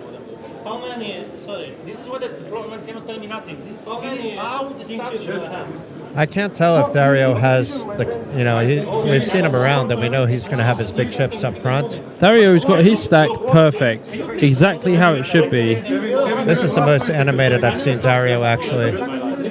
Oh no, I've definitely seen him more more animated when angry. when Martin Cabral Angle shot him. yeah. I was commentating that one. 15 minutes, I need to go overlay. It's like 3 stacks of 5 Ks. We had such a nice flow. 15 minutes to overlay. Like him. 40. It's better for everyone. You can also ask him how much capacity he will tell you. You can also ask me to count my chips. I don't know how much they I would be kind of annoyed if I was not in this hand at this point with this clock ticking away. They could have played the hand already. Both players know what each other have stack-wise. Okay, 3 of us? Let's go. Okay. Yes. How much is in there? I don't even know how much is in there. How much is in there? 150. Okay. Okay, looks like we're getting back to poker again.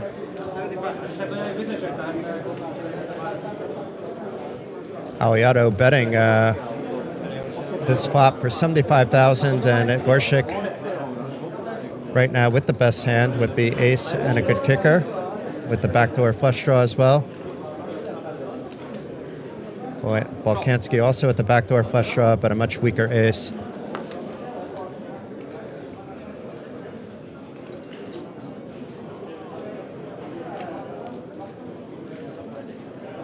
But yeah, I think, Kevin, you should put back on your glasses and go back to chill out mode. You look a little bit stressed, which could lead to even tilting. Yeah, I mean, it's just a load of drama, wasn't it, for nothing?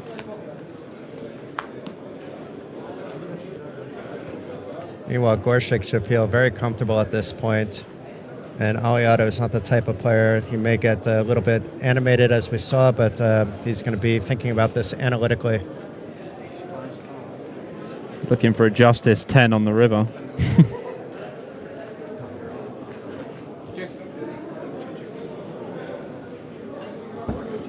Sneaky check back by Gorshik. No. No good for Alioto. Gorsic does have the best hand. I think Alioto will honestly just check fold here. Problem with betting is you've got everything that you want your opponent to have. Yeah, nice check. There's no sake to to toss out, let's say, a blocker bet just to determine the betting size and then easy to fold off. How's Gorsuch checked back ace-6 here? Alioto's turned it over like it's the best hand, and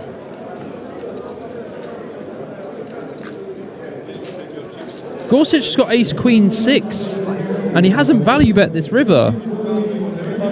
And it did go check on the turn as well. I mean, that hand was just weird, man. I think it was all this drama kind of Yeah. having both players lose a little bit of focus.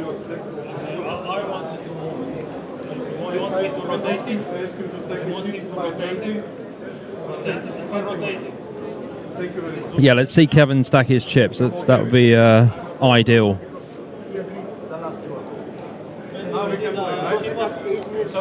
Yeah, his chips should just be in 20s. Simple as, man. For 10-20 flights discount, okay? Because you got an 8-minute time. We can't add time on the clock when the other table's going. You didn't pause the action on the other table. Good trading. Yeah, I understand the frustration, but there's not much the floor can do in terms of clock at that stage. I mean, the hand literally took 8 minutes. I know, but if you want to speed up the game, you can help and, you know, like... Yeah, Demir's right as well, but the other guy was being a bit of a douche.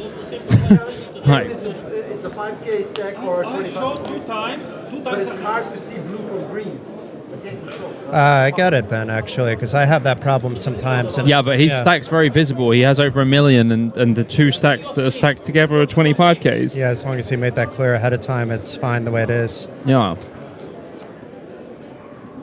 Alioto's not been hiding any chips or anything. He has the 300Ks that you can see there as well.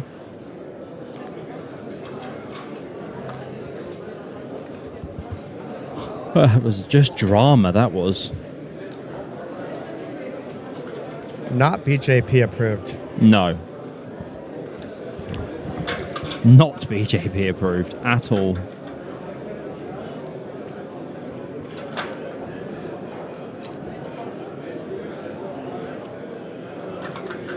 A limp by Volkansky and Minkoff in a different game. This would be pretty with 4 diamonds, maybe in Sviton Special, but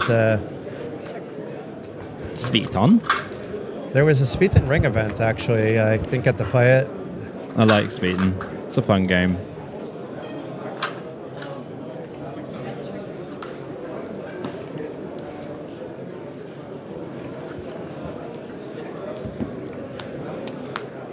Okay, it seems like all the drama has gone away. Oh, we can go back to poker now. That's fun. 2 pair for Minkoff. It's a very wet board with many straight possibilities. And Volkansky repping that he maybe has one of those straights with a tiny bet of 35,000. And not scaring away his countrymate Minkoff with the call with the 2 pair. And that was the Yahtzee card for Volkansky. No flush completed, which is good, and he now has the Stone Cold Nuts, and it's unfortunate for him that Minkoff doesn't have the Jack comboed with the rest of the straight, so he's not going to be able to get any value. Yahtzee indeed.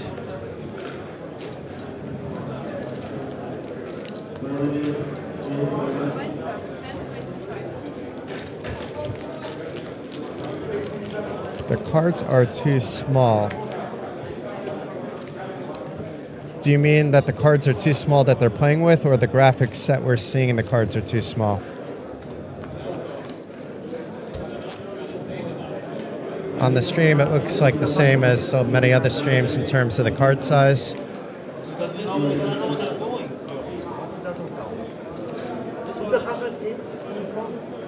you will not be able to see the green. Don't you understand? The biggest or You one of the front.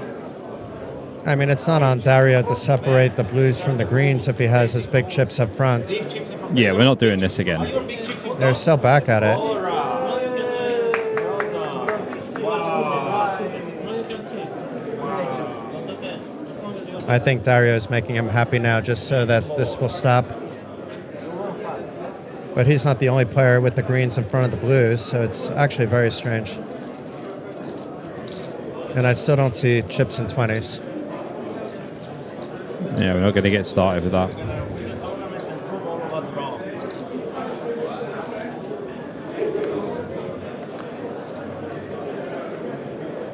The cards are too small.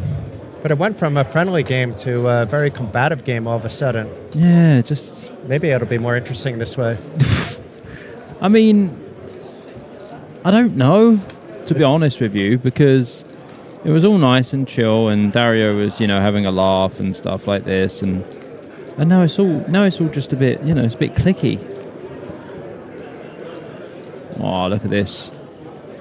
Tilt 3-bet from Dario Aliotto with the Ace-King 4-5 nada. I mean, Bolkanski does have 3 hearts in the hand, but we'll play the hand in position. Definitely has some boards that he can fold on. He can put the money in on as well. It's not as easy that, yeah, because of the stack size, he's going to almost have, what, he's going to have 1/3 pot left in his stack. Does it like a fold for sure. Because Dario is obviously saying, I'm not going anywhere. Yeah. And then you have to decide whether this is the hand that you're getting it in. Yeah, I mean, it's good to put the pressure on. You know, Aliotto's got 40 bigs. He's one of the biggest stacks. The graphics overall could be a bit bigger, and how many players are left could be shown. Well, that should be in the top right-hand corner soon. We are just waiting for it. It's pending. Yeah, I think the cards are going to be the cards, but yeah, we also want that graphic. But we'll give that feedback over. We're watching on a pretty big screen, so we didn't really notice. But I understand if you're watching on a smartphone, it may be hard to see. And honestly, it's hard for us to say every card that every player has in Omaha like we can and hold them. Yeah. We basically typically wait till we see that they're thinking or getting a pot. There's also like 4 or 5 hands that run down the side of the screen, and you have to try and work out who's got what. It doesn't take 2 seconds to work it out. But meanwhile, Demir here in the game I like to play. This is one of the really beautiful hands in PLO 8, but it's pretty good in PLO as well. Oh yeah, the Ace Queen 10-3 double. Very nice. One might say it's dreamy. It is almost dreamy. That's his nickname apparently, so dreamy for dreamy. Thought you were talking about a Michael Bublé reference. Oh, how maybe subconsciously that was in the head. Reasonable.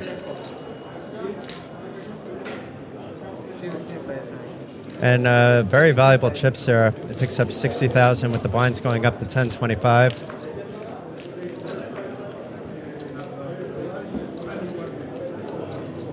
And here we go. We have a player profile on Mr. Aliotto here.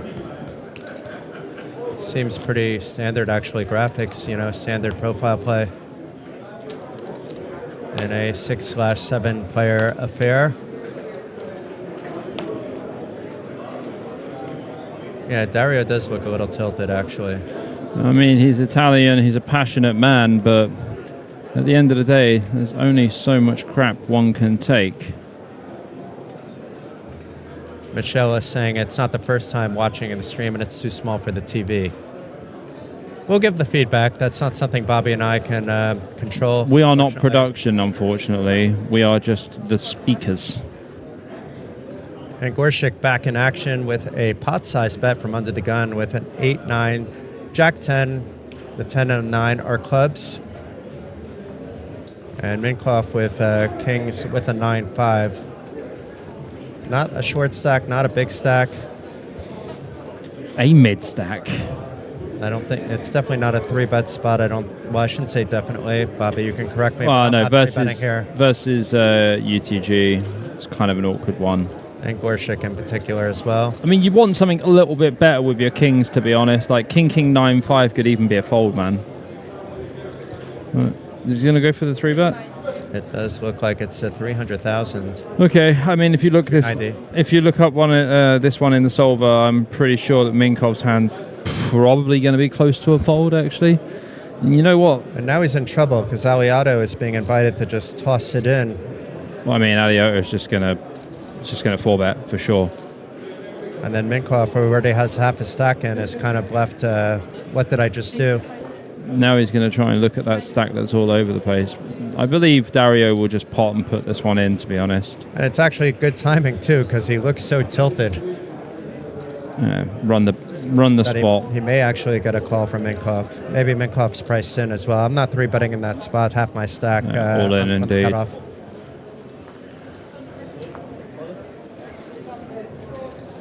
The thing is, it's really weird. Gorsic's hand is actually really good against these two hands. But do you want to risk half your stack when you're just No. piling on chips? But he does think that Minkov is likely to have aces or kings, and Alioto's definitely weighted to only having aces here. Wagner already folded, gets folded, and Gorshik now. There could be a lot of blocking between the two of them. Minkoff actually has better equity for some reason than Aliato, which makes no sense to me. It's probably something to do with what was folded, and the equities will change once Gorsic is out of there. Yeah. But it shows it as a coin flip, actually. And Minkoff calling off with his kings. Shouldn't be surprised to see aces by Aliato, but basically priced himself in with that 3-bet.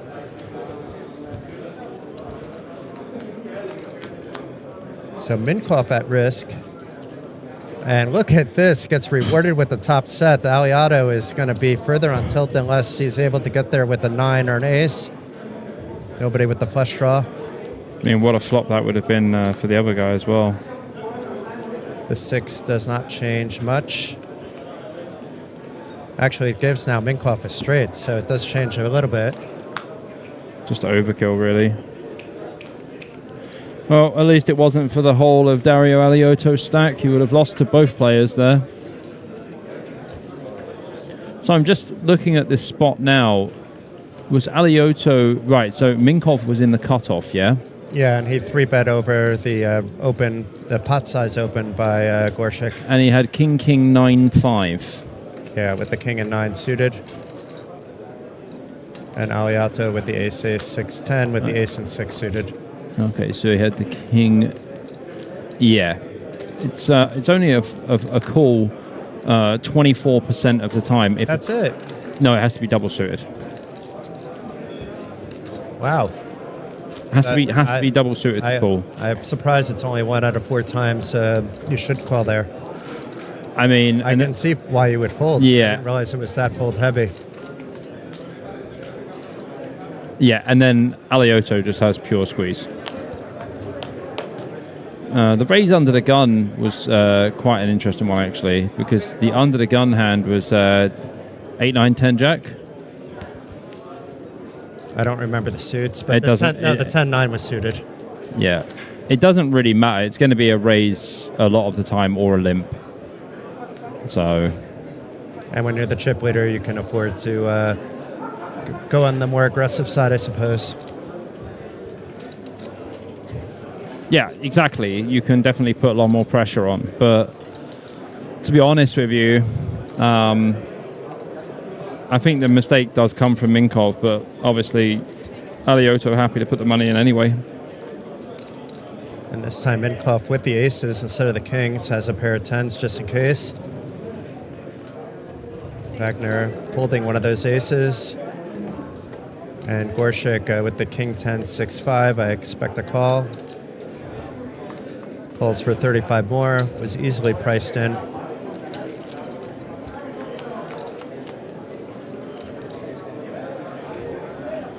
And Minkov is miles ahead, but may have some trouble realizing that. Does have the nut heart draw, so that'll keep him around at a minimum. Gorshik with the king high. So if there's another heart on the board, even though it's paired, we might be looking at a decent sized pot, but I would expect after Gorshik checked to see a bet from Minkov, but does check it back. And Bobby, you're probably going to say that I was wrong, and he should be checking back Minkov on that flop. Oh, I mean, I think once Gorshik checks, I do bet a little bit there. I don't think you need to when you have the nut flush draw as well. You could either bet like 20-25% or just not bet at all. Go for a delayed bet on the turn. I mean, Gorsuch does have the king high flush draw. Most of his other cards are dead. The only card that isn't dead is the 5.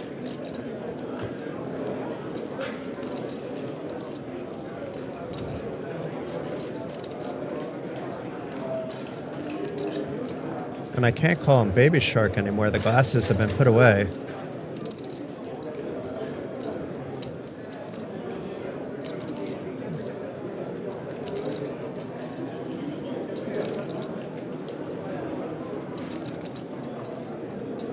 I'm surprised he wears the glasses. Look at the stare down. I mean, if he's doing that to players, it's putting like some fear into at least some people. Probably not on this table, but in general, it's quite intimidating to be stared down like that.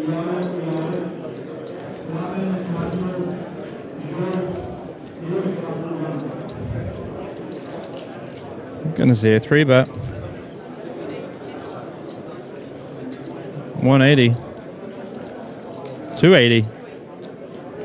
I mean, Minkov's literally, this is the spot I was talking about where this is when you don't c-bet the flop. You get someone to just go ballistic against you, like so.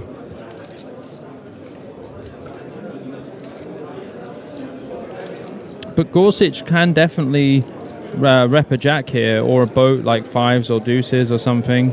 Minkov doesn't have anything that blocks that, but you can't be folding here as Minkov. With the nut flush draw and aces, and obviously if he hits a 10 as well, making a boat likely going to be good. Queen on the river. I mean, Gorsuch can have some Queen X, but once you get the quick check, it's just given up very quickly. No need to bet here, even as Minkov. No need to bet whatsoever, because as soon as you bet here as Minkov, you put yourself in a spot. If you go for a small bet and you get raised, you're just like, why did I bet? So basically, you just always check back in this spot. Even when your opponent checks very quickly on the river, you just still check back because they can still be checking very quickly to set the trap. But obviously, as we see in this case, there was no trap, and Minkov does pick up that stack. Pretty good job. He had such a beautiful hand. I really like checking on the flop, actually. You don't have to bet and then play a bloated pot and get awkward, and, you know, it's just nice things can happen when you check those flops with that hand in particular. Especially since Gorsuch is also the one player at the table that isn't afraid to bet the player versus the cards that he has. He's like the male version of the lady we had on the stream yesterday. I'm trying to think of who you are talking about. Obakarova. Ah, okay, the one, yeah. But I would also say Gorsuch has gotten himself out of the rhythm, and it's kind of, you know, he's not got the glasses on. He doesn't look relaxed at all anymore. I mean, he wasted a lot of energy with this the BS with Dario Alioto, right? And then Alioto had a dream spot to get it in with aces against kings, and then got cooked. So, if anything, he should be happier. I mean, Minkov has had kings, aces, and kings. Picking up some hands now.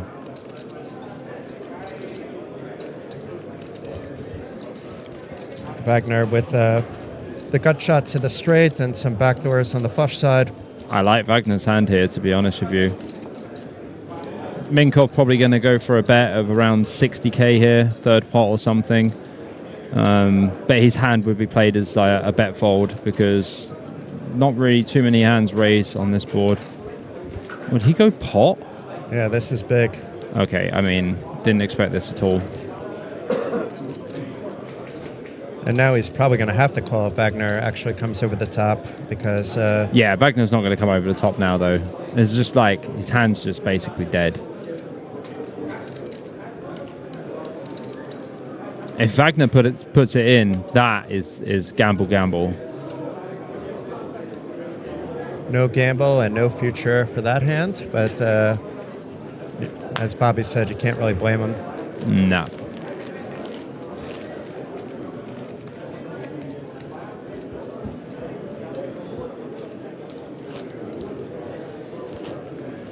So our next break will actually be a 30-minute dinner break, Bobby. Oh, So I'll have a chance. I think I'm going to try to find something nice and light really quick. well, as you saw earlier, I ate a rather mammoth lunch Yeah, and slash breakfast. You went in the fully opposite direction, and it'll be right after this blind level as well. So Yeah, well, I mean, I'll probably be slumping, and you'll be fine.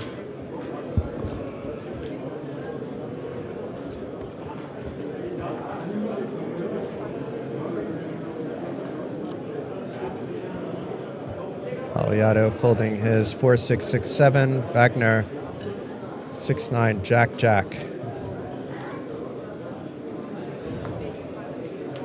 Tossed away.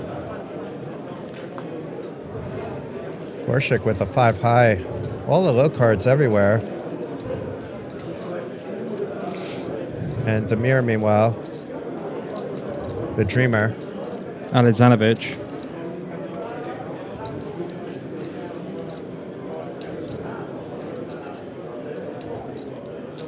I think I just raised with Alexanovich's hand. Yeah. I think I prefer it to limping. It's not like your opponent's going to limp back raise a lot. And if they fold, you just print. So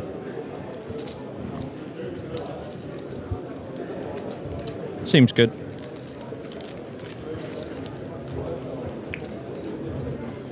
This hand doesn't really require too much protection there. You can just raise quite comfortably. I mean, Bolkonowski really did get the raw end of the hand there. 10-8 4 deuce. And down to about 15 big blinds now. It's not danger zone by any means. I mean, you can even have 8 big blinds, and it's not danger zone in PLO, but compared to the rest of the table, it's not looking too good either. No.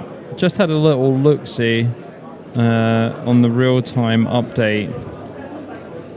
We've had a couple of eliminations. I'm not going to say who, but we've had a couple of eliminations. I think that they're happening in stream time as we speak on the outer tables. Maybe even on the, we may even have something on the feature table, but I also kind of took a quick glance. I tried not to look at names. I just saw how many people were left. Yeah.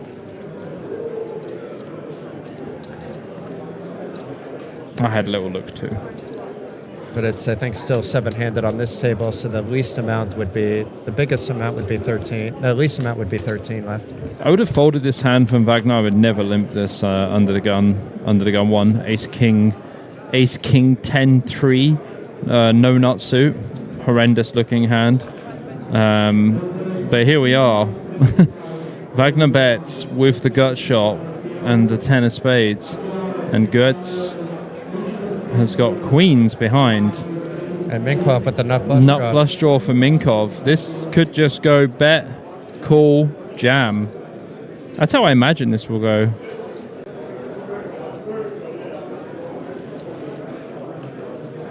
Oh, sorry, Goetz is the one who bet with the queens. Oh, I don't know why the thing is wrong. It's correct now.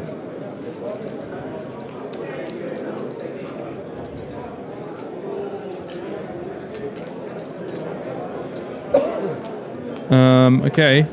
Oh my goodness me. The spiciest of all turn cards. Look at this. One man had a gut shot. Now he has the nuts, but he only has 50% equity. Dies to any board pair and any spade. And by the way, I think this is still going to go 3 ways. Because Wagner's all in. Is it wrong that I want the Jack of Spades on the river for Max Mayhem? That will be Max Mayhem. But the thing is, Goetz has got a straight here as well. I don't think there is a universe where Goetz can ever fold. I think he's just contemplating if he should jam or not. And I think the answer is just call. Yeah, you don't, you know, the King 9, the Ace King, you're behind those. I know you want to get out the draws. I think you just want to call and just try and boat up. Because you've still got a player behind as well who can definitely have Ace King in their range as well. There is the just call. Minkov lets the nut flush draw go. Are we going to see a board pair River coming up in 3, 2, 1, and no. Deuce of hearts on the river. I mean, Wagner's got 47k left. Gertz obviously flicks in the call. Getting a zillion to 1 on a call. What do you think about the fold on the flush draw? I mean, I guess it makes sense. Oh, you have to Had it fold. all in Yeah. You have to fold on the turn. Like, you probably have about 20% equity, 25% equity or something. And then you have no implied actually afterwards. Well, you got no implied odds as well. And it's more about the fact that you don't even have spades where the board pairs. So you have lots of discounted outs.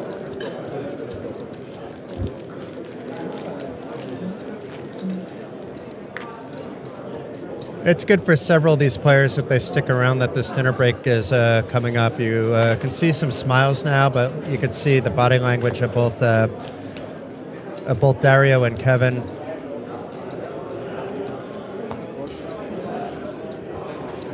I think the break's probably going to be about 15 minutes. No, there was a call there, Smeebo. It was just a bet of 47,000 at that stage. You have to call with the set. You know, you're not going to be thrilled about it, but there's so much in the pot. He had a straight as well. Oh yeah, he had 8-9. straight. Yeah.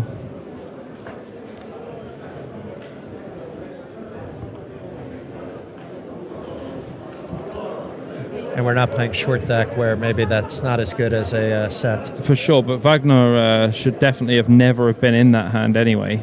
For sure not. Limped under the gun.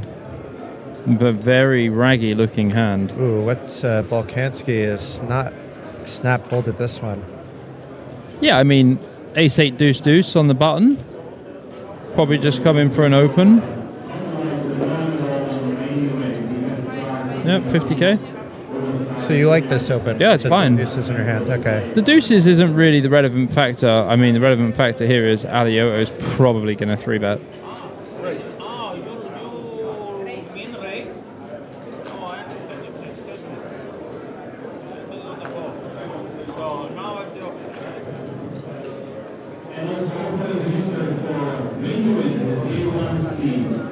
option. Just flicks in the call. It's got a pretty nice hand to see a flop with, for sure.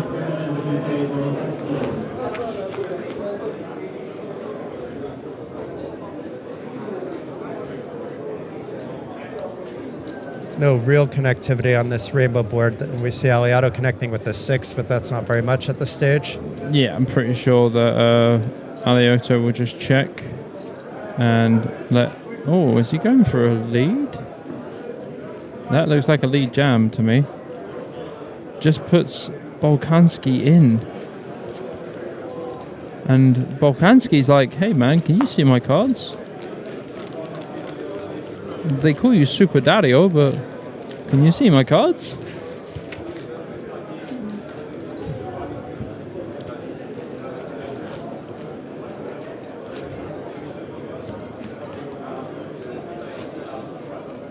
So there was a pay jump between 16th and 15th, and a very familiar name actually took 15th, and Danielle Lunaro. Oh yeah, I played with Daniele Lunaro. And then another outer table player, and Paszel Piotr from Poland, Okay. collecting the same amount. And in 13th was Lucas Corril. There must have been some chip leader bonus because they show him with 5,000 more than the payout. They show him collecting 10,690. Okay. So there must have been a day one chip lead bonus mixed in there. Makes a lot of sense.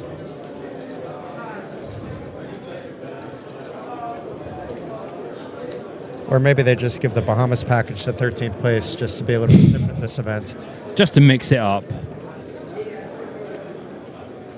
No, that Bahamas package is for tonight's winner, for those of you that don't understand my sarcasm and humor.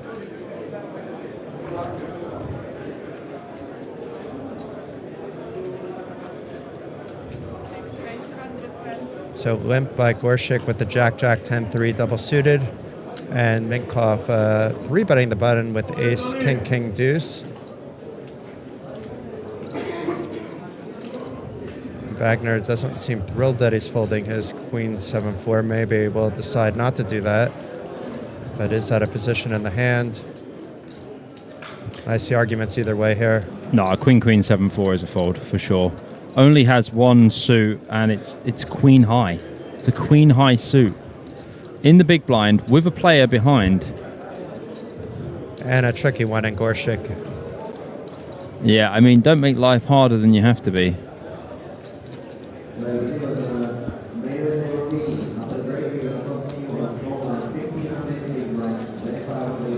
Follows the BJP advice. Gorsuch has a pretty easy call though. Has the Jack 10-3 double. And chips quickly in.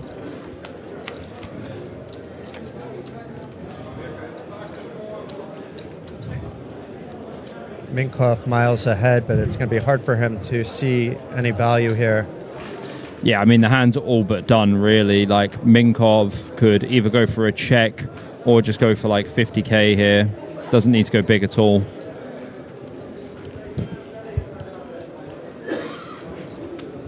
He does also have the king of diamonds, which makes it less likely that Gorshik would be on a flush draw as well. But even if you have a king high flush draw, you want to be careful there on the pair board. So it looks like we have a dealer change and maybe a few more hands before the dinner break. We are on a 30-minute clock. Yeah, we've got about 10 minutes till dinner break as far as I know.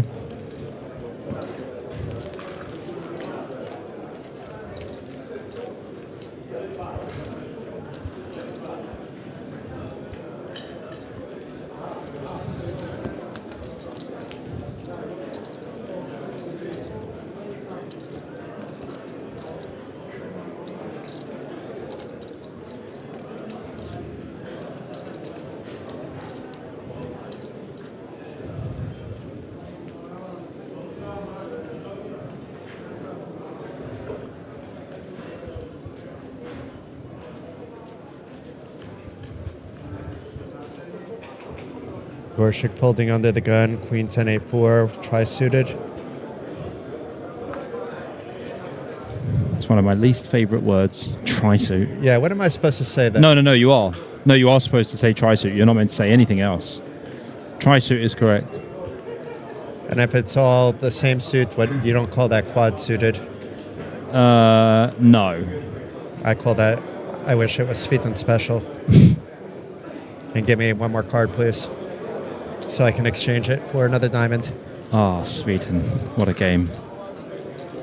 Yeah, Minkov. No messing around there. Doing the business. Yeah, Minkov has quietly become the table captain now with 2 million in chips. Yep, Captain Minkov indeed. Really, Kevin getting into all this, it's kind of disrupted his rhythm and disrupted his flow.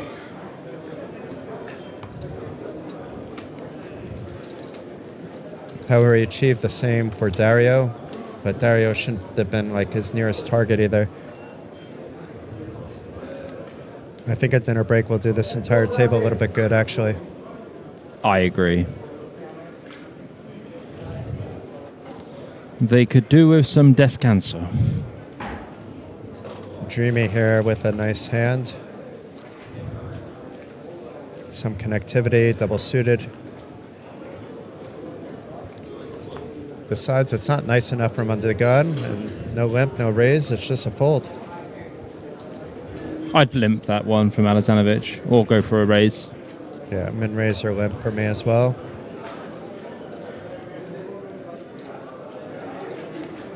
Dario is happy to limp his 9-9 Jack 10, could have raised it as well. The hands like 9-9 Jack 10, you want to be limping those almost pure anyway. In case they're re-raised, I mean, a min raise gets out like a lot of hands actually, let's say from the button and small blind. Yeah, I mean, like, if it goes limp and you're in the cutoff with like 9-9 Jack 10 and you raise and you get 3-bet, hate life. Meanwhile, Gorshik must be happy with this flop. He has top two, he has a Jack high flush draw. And it's kind of disguised actually. Maybe less so now that he's the one leading out. However, if he didn't do this based on what we see Alioto and Wagner having, it would have checked likely through.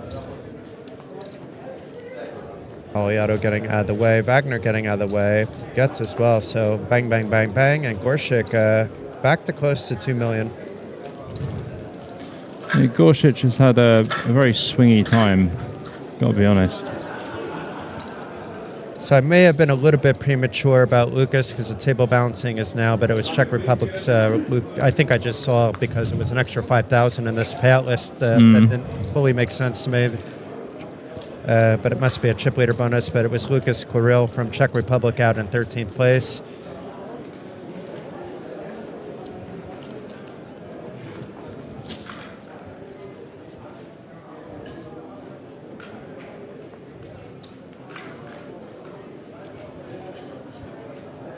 And Minkoff now under the gun as the chip leader with the suited ace-king along with pocket tens. And he is min-raising. Now a little bit more to 60.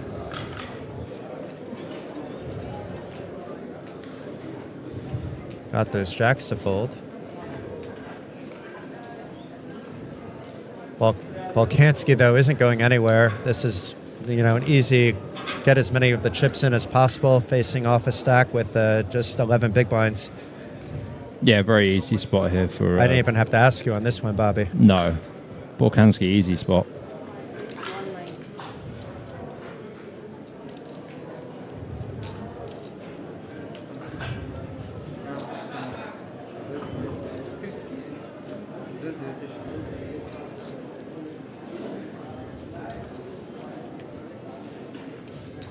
Some Bulgaria against Bulgaria action here. And Minkoff does not look like he's ready to fold, and I don't blame him. I think he's thinking about whether to call or just get it in now.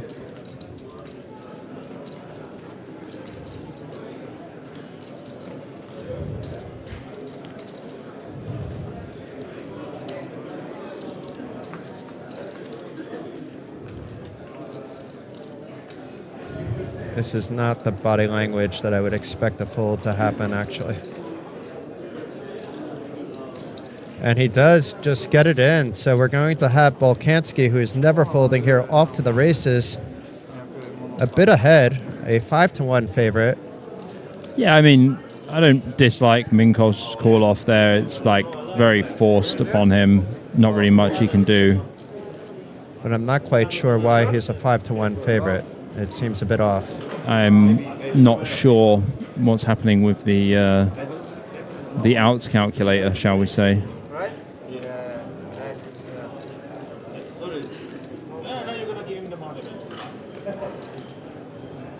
Ace, 7-9 at risk against ace, king, 10-10. And it's Baby Shark out of his seat, paying close attention to the board. And a decent flop for Minkoff here with the flush draw, the gut shot to the straight. Yeah, as it comes, that is pretty decent. And it's going to be showers for Volkansky. There's not a single card in the deck that can get him ahead of the nut flush. Even a paired board does not help him. And Volkansky is out in 12th place for 5,690 euros. So more than triple the buy-in. And there's been a pay jump, so the final 11 have locked up an additional 1,100 and change to up to 6,830 for the final 11, and then the next pay jump is until 9 left for 8,410.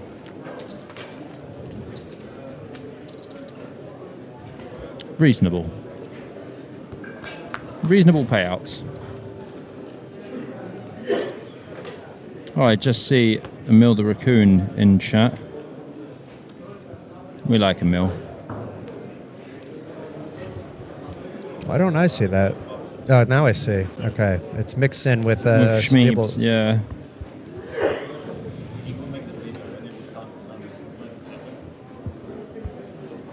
Where's the hello, Jason? I mean, I probably don't know Emil, but it would be nice to get a hello. Hey, guys. I'll make sure people coming in for me to say hello to you. You might feel left out once in a while. Hello, Jason, my new friend. I mean, I know a few Emils, but I don't think I know the one that's in the chat right now. This guy is from Switzerland. I think I know of this Emil, and we've met before, but he probably doesn't remember me.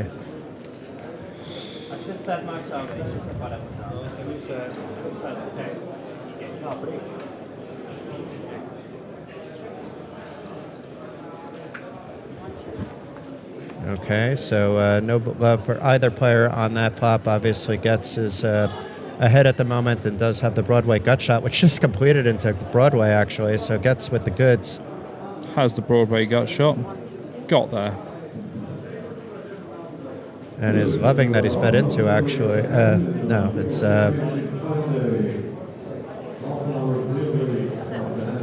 it's going to be an easy fold for Wagner. Mistimed river bet there to try to steal away the pot. Speebs with a very interesting question. He says, for commentators, how would you study for a PLO final table like this? Are there more spots or more charts that you look at? Well, we're not going to be able to answer that right now because we're off the dinner break, everybody. But we'll be back, as you see on the clock, in 30 minutes. I think our voices are still live, but thank you all for tuning in.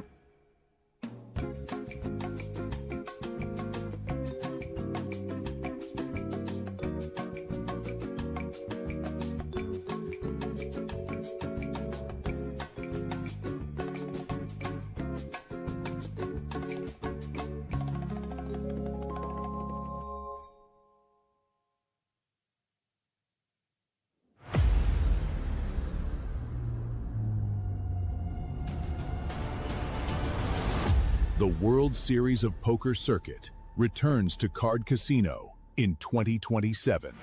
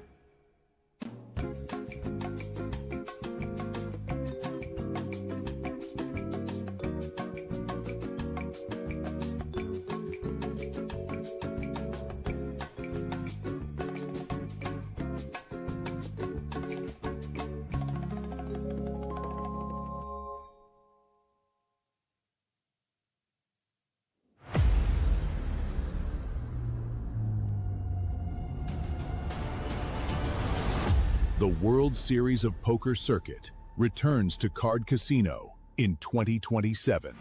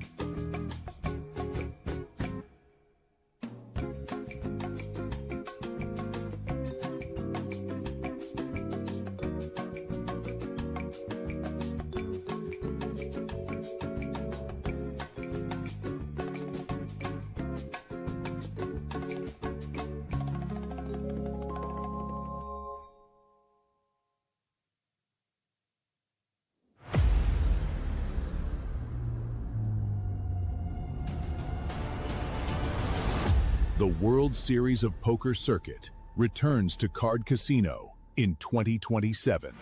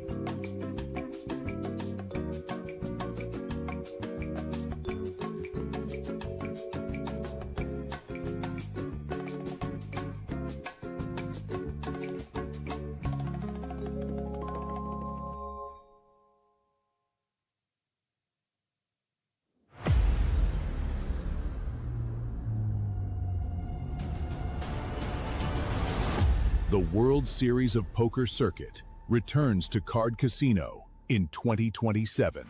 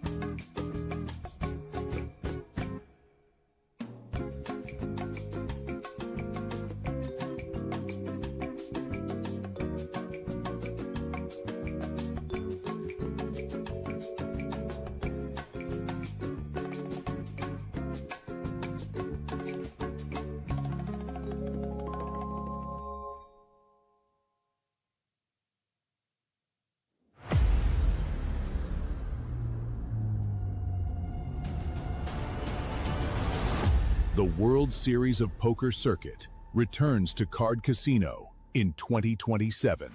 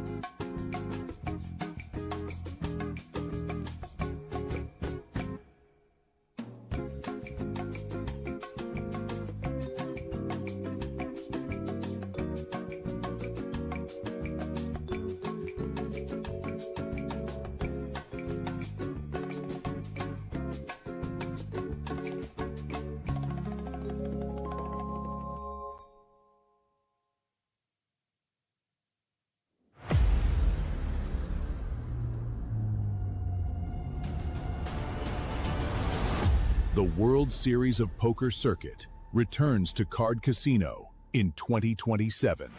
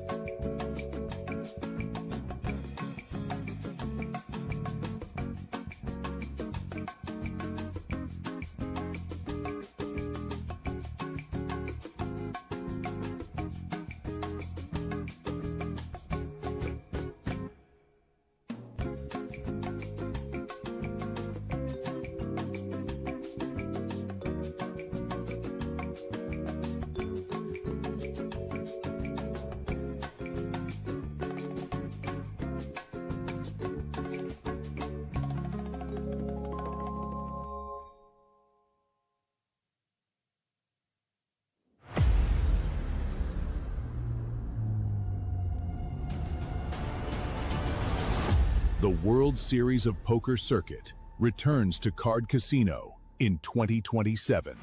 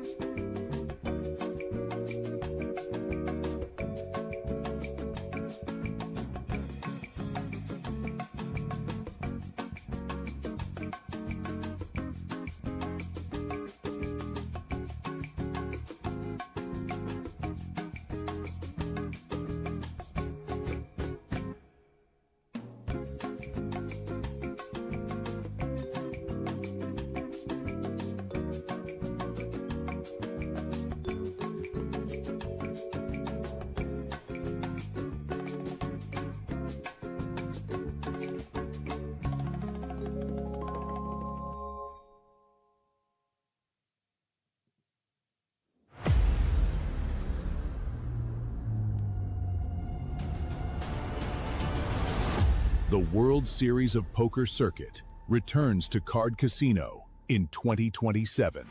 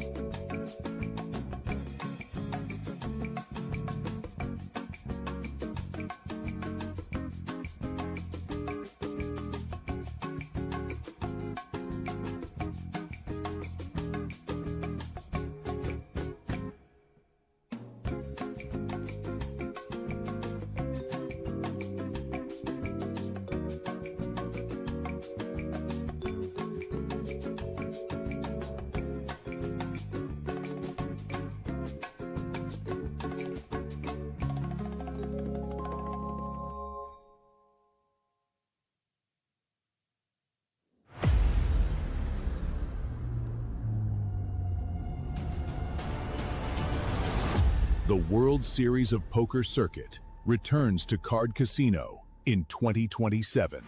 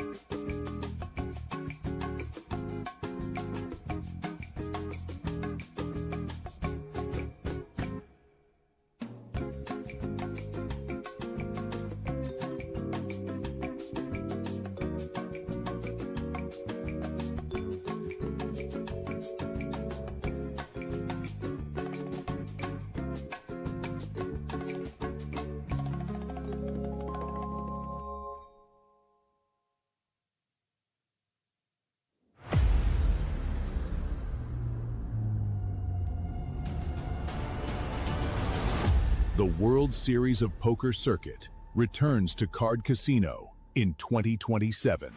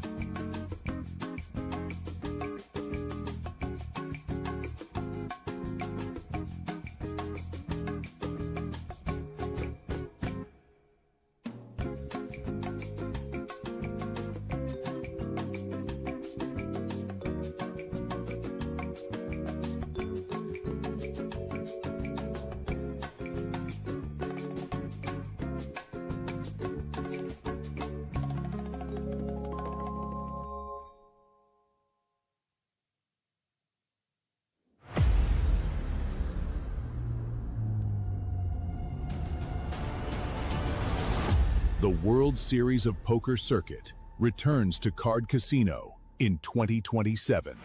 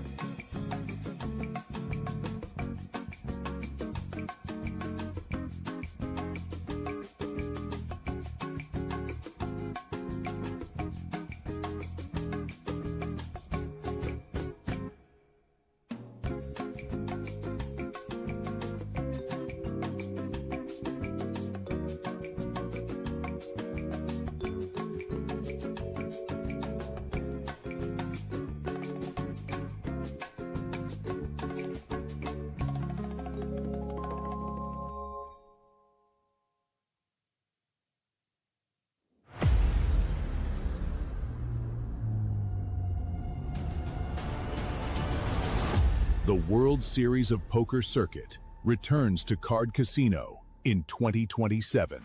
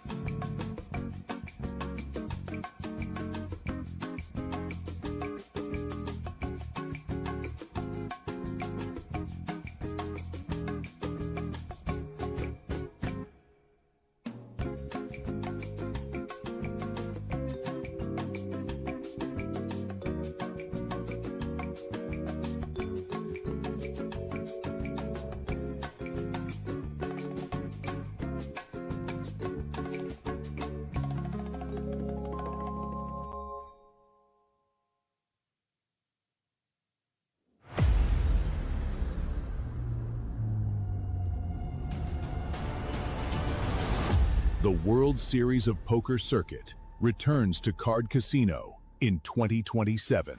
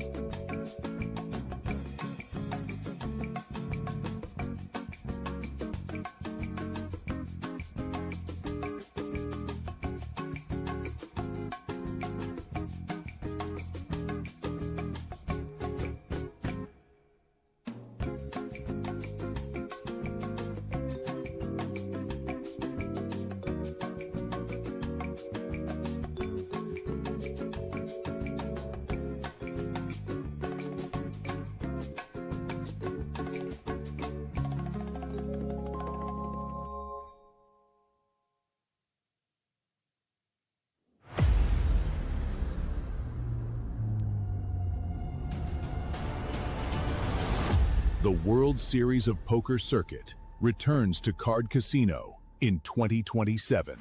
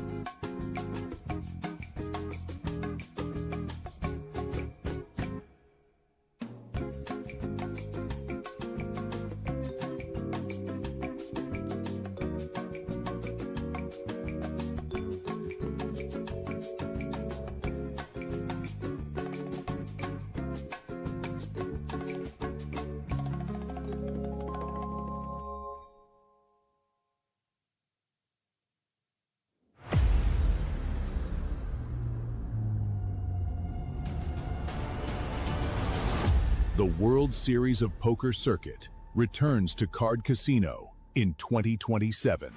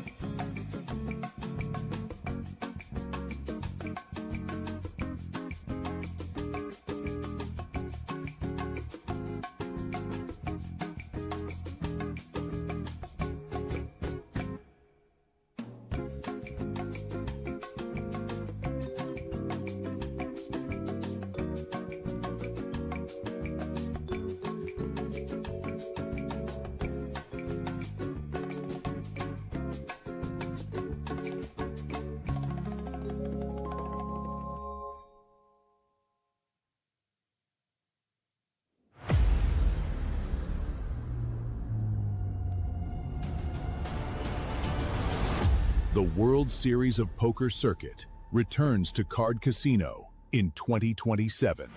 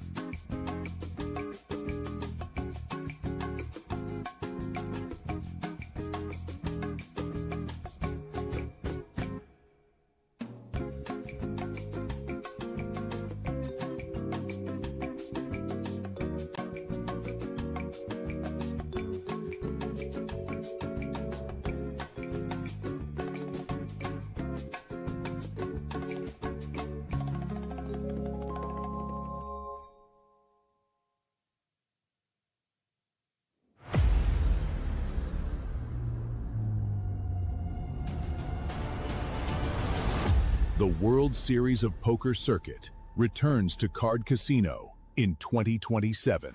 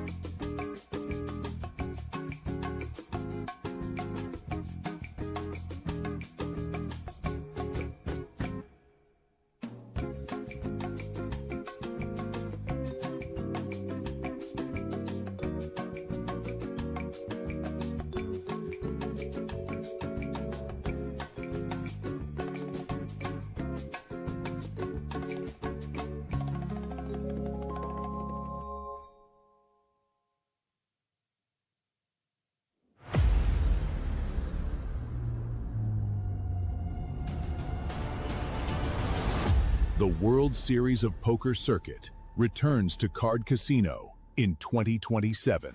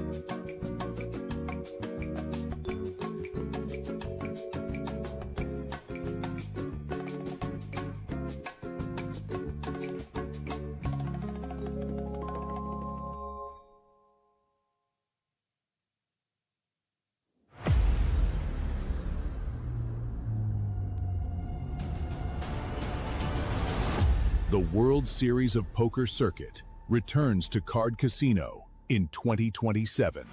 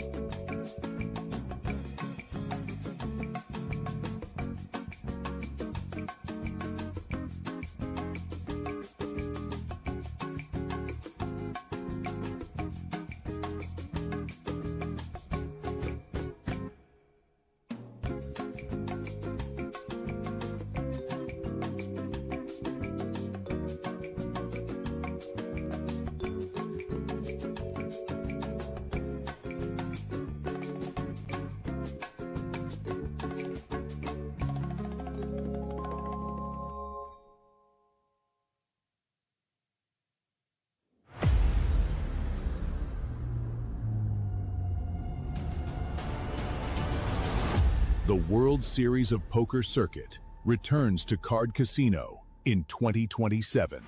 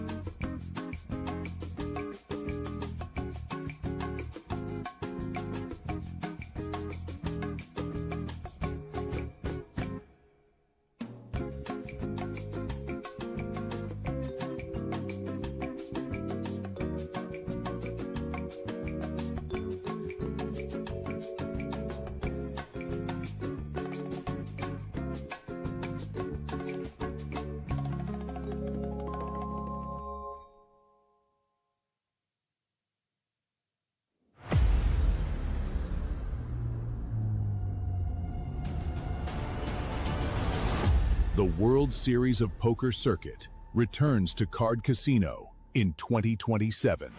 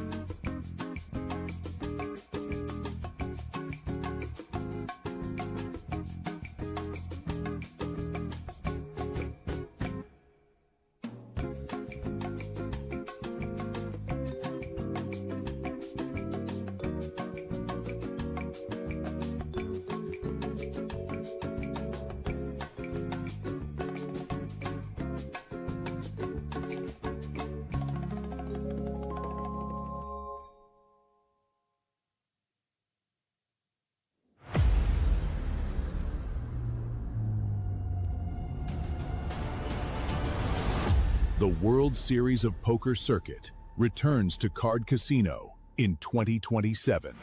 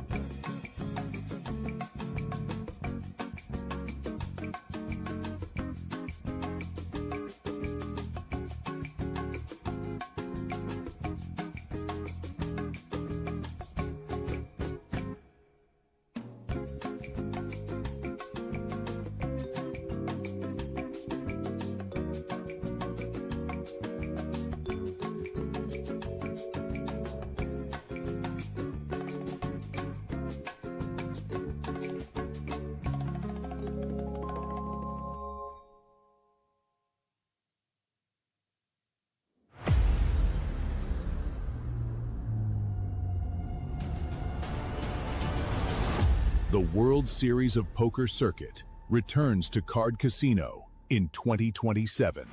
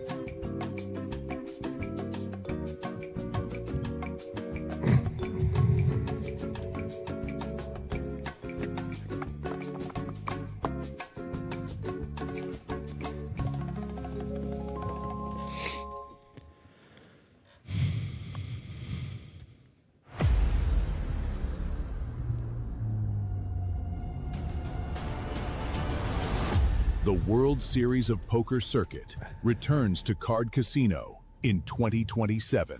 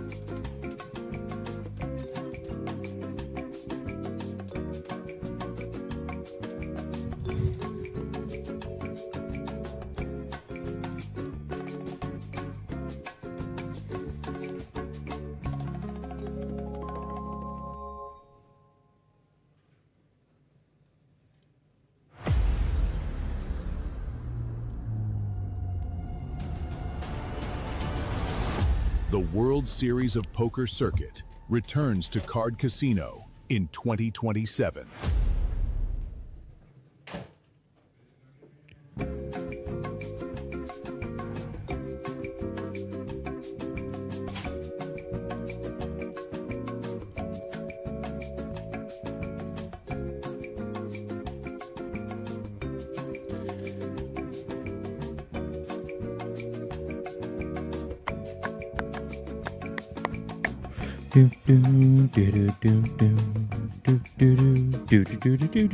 I feel like I should have brought my keyboard with me.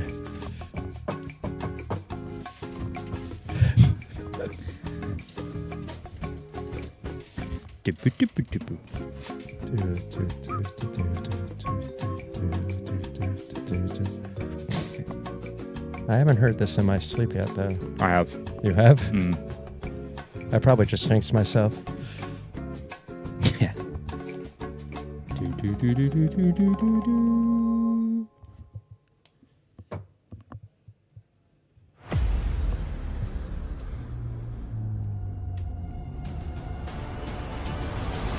The World Series of Poker Circuit returns to Card Casino in 2027.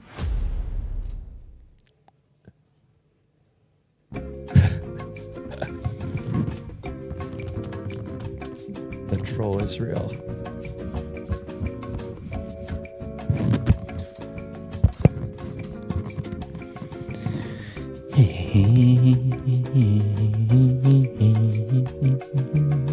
World Series of Poker Circuit, 12 rings. The Skill Poker Master, 500K guaranteed. With a lot of money, with a lot of side things going on the right side there. Side bets. Yes. Brought to you by Card Casino Šamorín. And the Battle of Malta Slovakia edition, first time leaving Malta. The Battle of Slovakia.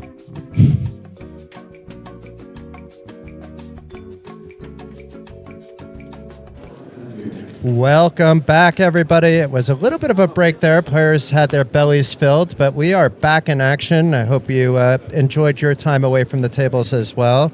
There are 11 players remaining, each guaranteed 6,830 euros. This is Jason Glatzer alongside Bobby James, who's going to provide the expert analysis throughout the event until a winner is crowned and receives that 100,000 plus top prize, Bobby. Hello guys, welcome back, and yeah, looking forward to it. Just going to answer this question. There was a question from Smeeble.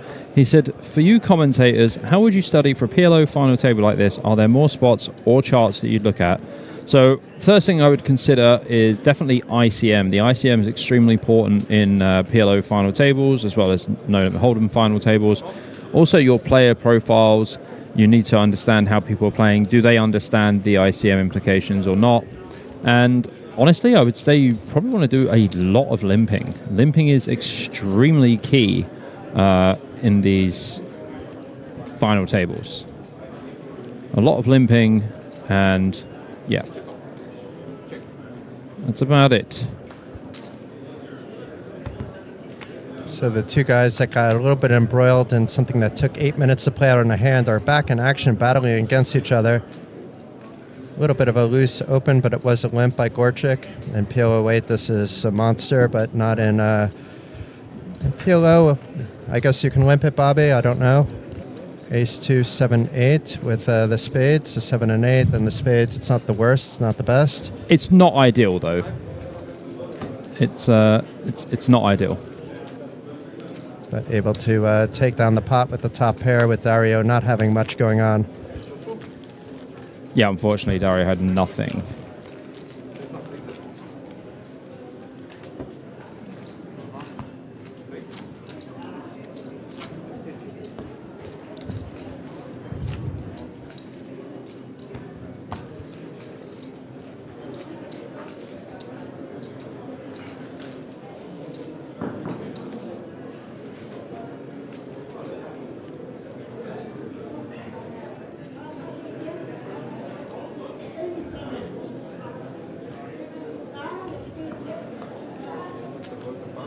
A couple of quick folds. And the glasses are still off there for Kevin. I think he should be wearing them. He's a lot more chill when he's wearing them. Minkov a very easy open on the button here with the Ace King 7-4. No nut suit, but not really required.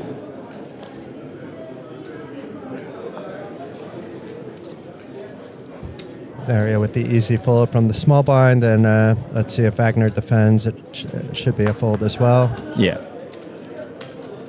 An easy game there for Minkov, picking up another 75,000. I mean, Minkov was pretty short at one point, and he's managed to run it up pretty well. Probably chip leader, actually, with our friend from Slovenia. He's ahead of him now because Kevin now is under 2 million, so Minkov on this table is the chip leader. Nice. Did get a little lucky with that King 9-5 to crack the aces. Oh, yeah, I forgot about that one. After that, he's been, I mean, that's how it goes sometimes. It's not that it was that bad getting it in over there. And he was kind of forced. There wasn't really much that he could actually do in this situation. I think putting the money in was the only thing he could do. And once he did go for the 3-bet and Dario 4-bet, he was already committed, only had like 400k. And he's got another set of aces here. He's got ace 5-9, no suit. But the 2 nut blocker suits could come in handy on later streets. Get to force a lot of opens here as well, even from like, you know, cut off or button as Minkov. And Wagner here with the King Queen 8-10, slightly disconnected, has about 15 bigs. Would be letting that go myself. Not one you already want to be calling. But Wagner has something different in mind and does make the call. I wouldn't call this one. Not a BJP. It's not BJP approved, no. If you had like King Queen 10 Jack, something like that, it would be a lot better. I mean, he does flop the best of it, I would say, here with the open ender and backdoor flush draw. But little does he know, Minkov has got top set, so he thinks it's a pretty good flop. Yeah. Wagner's quite happy with this flop. He's like, yeah, my hand's quite decent. Little does he know he's 25%. Little 60 ball on the turn here. Making it easier for Wagner to go see the turn at least. No reason to really raise here, I don't think. No, definitely not. Not with the backdoor and the open ender.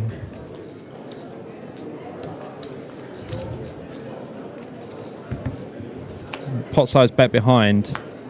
Well, he's probably not going to want to fold here now even more, even though he is still in quite a lot of trouble here.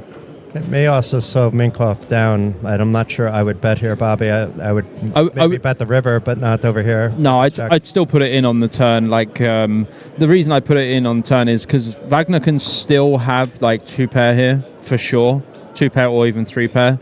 But he could also have a made straight already and get it in and you're priced in because you have the set. Yeah, but if he has a straight, he has a straight. We just need to pair up.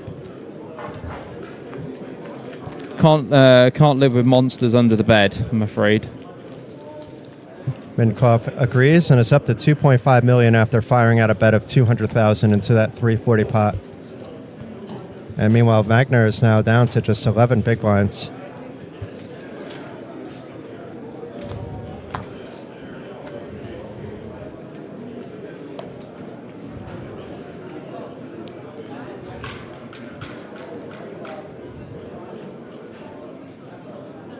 it looks like the half and half just began as well. Well, we might get some time to flick that one in. There's 4 more hours of late reg, so depends on the pace of play here. I don't mind max late entering as well if I have the energy to play after the stream. Well, we've got a couple of days off after this one, haven't we, Jay? Yeah. But the same way I might misread a card on the, You might on the screen, misread I it might live. misread it in my hand or on the board. You know what I really want to do tomorrow? I want to go-karting. There's a place in Slovakia. It's 14 euros for 10 minutes, and I promise you, 10 minutes in a go-kart is a long time. It's actually a bit of exercise to do the go-karting as well. Oh my gosh, I was in so much pain last time. Being, 195 and extremely tall, it's really hard to be that low and then get up. So when we took a break after 10 minutes and did another 10 minutes, I came back after, I was broken. I think I'd rather do go-kart than go and play golf again. My golf career is done. What about the golf simulator where you can just have a little bit of fun and not worry about it? It still hurts my hands. I think I've just got, I put a video into ChatGPT, and ChatGPT was just like, you are bad. You are bad. Your positioning's bad. You're bending your back wrong. You're just broken. You're going to need to get surgery if you play ever again. Literally, yeah. And ChatGPT was just advising me to, get some lessons or whatever. And I was like, you know what? I don't think golf's for me. Maybe mini golf. I like mini golf. I'm not good at that either, but I like it. You don't need to be good at mini golf to have fun. That's a difference. That's true. So meanwhile, it was an open by Minkoff and a call by Gorchik, and Minkoff repping this flop does not really have any connectivity with the board. It's just more hoping that Gorchik will fold either now or maybe he'll fire a bet later if there's a call. He's playing his stack and position. I think my problem here with Minkov's open is I think it's much better as a limp. 6-8, 10-9. Yeah, I just think it's better as a limp. I don't like it at all as a raise. And here we go. We have a raise, but by Gorchik with a pretty airy hand, just playing the range as well. He has most of the 4-5s compared to the under the gun. Yeah, Minkov's supposed to have all of the aces, etc. But realistically, it's pretty terrible hand for both players. I would say that Minkov was more out of range for sure.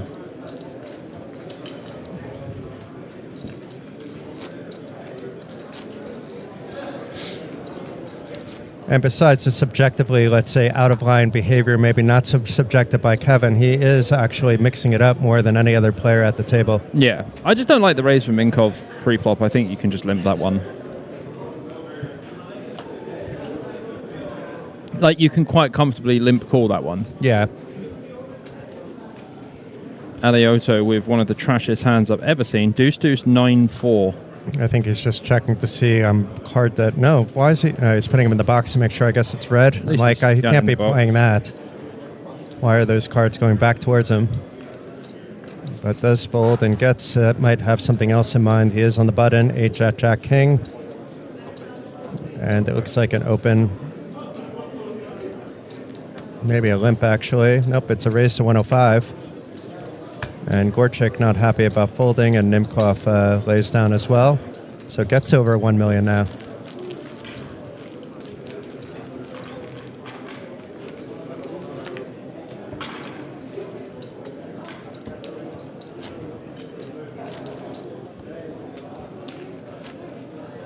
So down to just 11 players. We're going to play down to a winner today. Being that they're short-handed, and I think it's a 9 max start to the final table. I'm not 100% sure about that, but it makes sense for it to be. Maybe it's going to be a 7 max final table, but I think it's going to be 9. I think it'll be 9, yeah. 9 makes sense. It changes the dynamic way too much to have the short-handed. I mean, I don't mind it either way, but it can make sense either way. Yeah. And Gorchik is likely not going anywhere. It's gappers all around, double suited. Yeah, so this limp here from Götz is it's interesting when you have like ace king 3-3 with a tri-suit. It definitely decreases in value quite a lot. And also, you would rather just have the ace three of hearts, and you want someone else to have the king of hearts. But meanwhile, Gorchik isolating from the button here. Alioto in oh boy. big. And Chikik gets out of the way, but Gorchik is priced in. This could be a combination of frustration for Alioto. Yeah, Gorchik is definitely priced in. It's going to have decent equity here as well, 45% equity in total. So it's ace, king, 8-10 tri-suited against 9-5 or jack 9, 7-5 double suited. The diamonds would be no good for the 9-7 with better diamonds there. But there's 5 diamonds out between the two players, so it's very unlikely that we will see a flush come into play on the diamond side. Meanwhile, the jack hits right away for Gorchik, so it's not looking good for Alioto. He has the ability to hit a queen for Broadway and ace for better trips. Yeah, right off the bat. Now really looking grim, 1 card to come.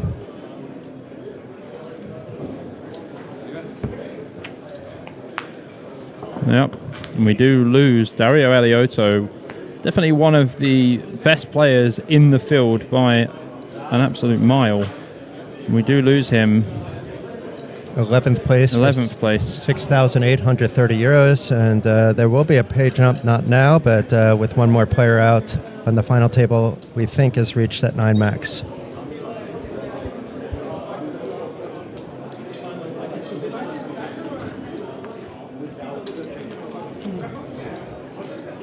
And there'll probably be a little bit of a pause for some table balancing. Yeah, it wouldn't surprise me. It needs to go 5 and 5 when you're kind of down this low.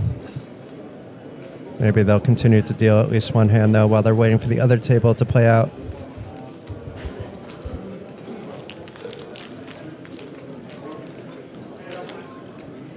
It's strange that we don't have the big blinds for the 2 bigger stacks, but maybe they just have too many chips. They need to spew some off, and we'll see how many big blinds they have. We could also do the calculation in our heads. Only big blind, and they will be playing 4-handed for now. It looks like at this table, and a player will be moved eventually from the other table once a hand is completed over there.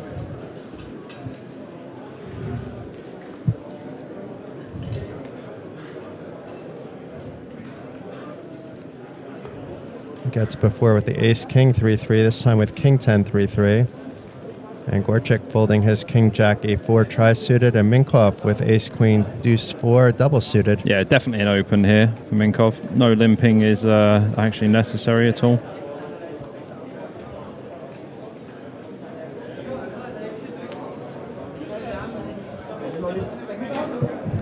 Did Wagner get it in? Wow, okay. Jack 10, 8-6, and a snap off by Minkov here, so it could just be bang, bang like that. Yeah, I mean, this is a bit odd, really, from Wagner. Very unnecessary. He is in okay shape, though. All 4 of his cards are live. A lot of them are ahead of, if they pair. Not really, though. You have the ace-queen over there. I mean, like, looking at his hand, he's actually got an all right hand, but, apart from that.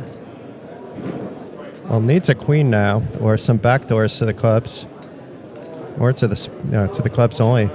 Well, he's still got the back door with the middling cards as well. Yeah, that's true, but that goes away, and all the back doors are gone.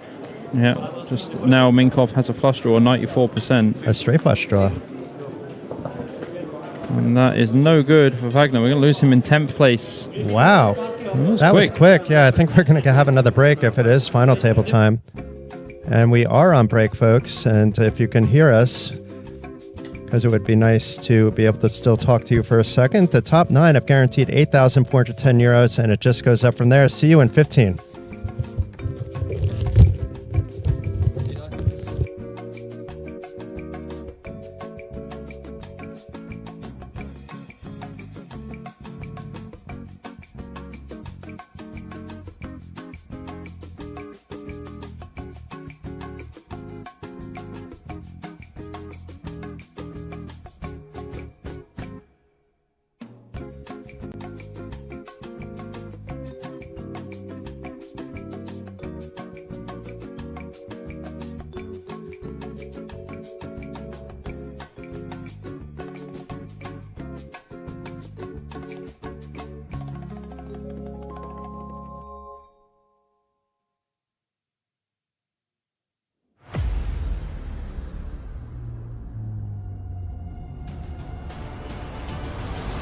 The World Series of Poker Circuit returns to Card Casino in 2027.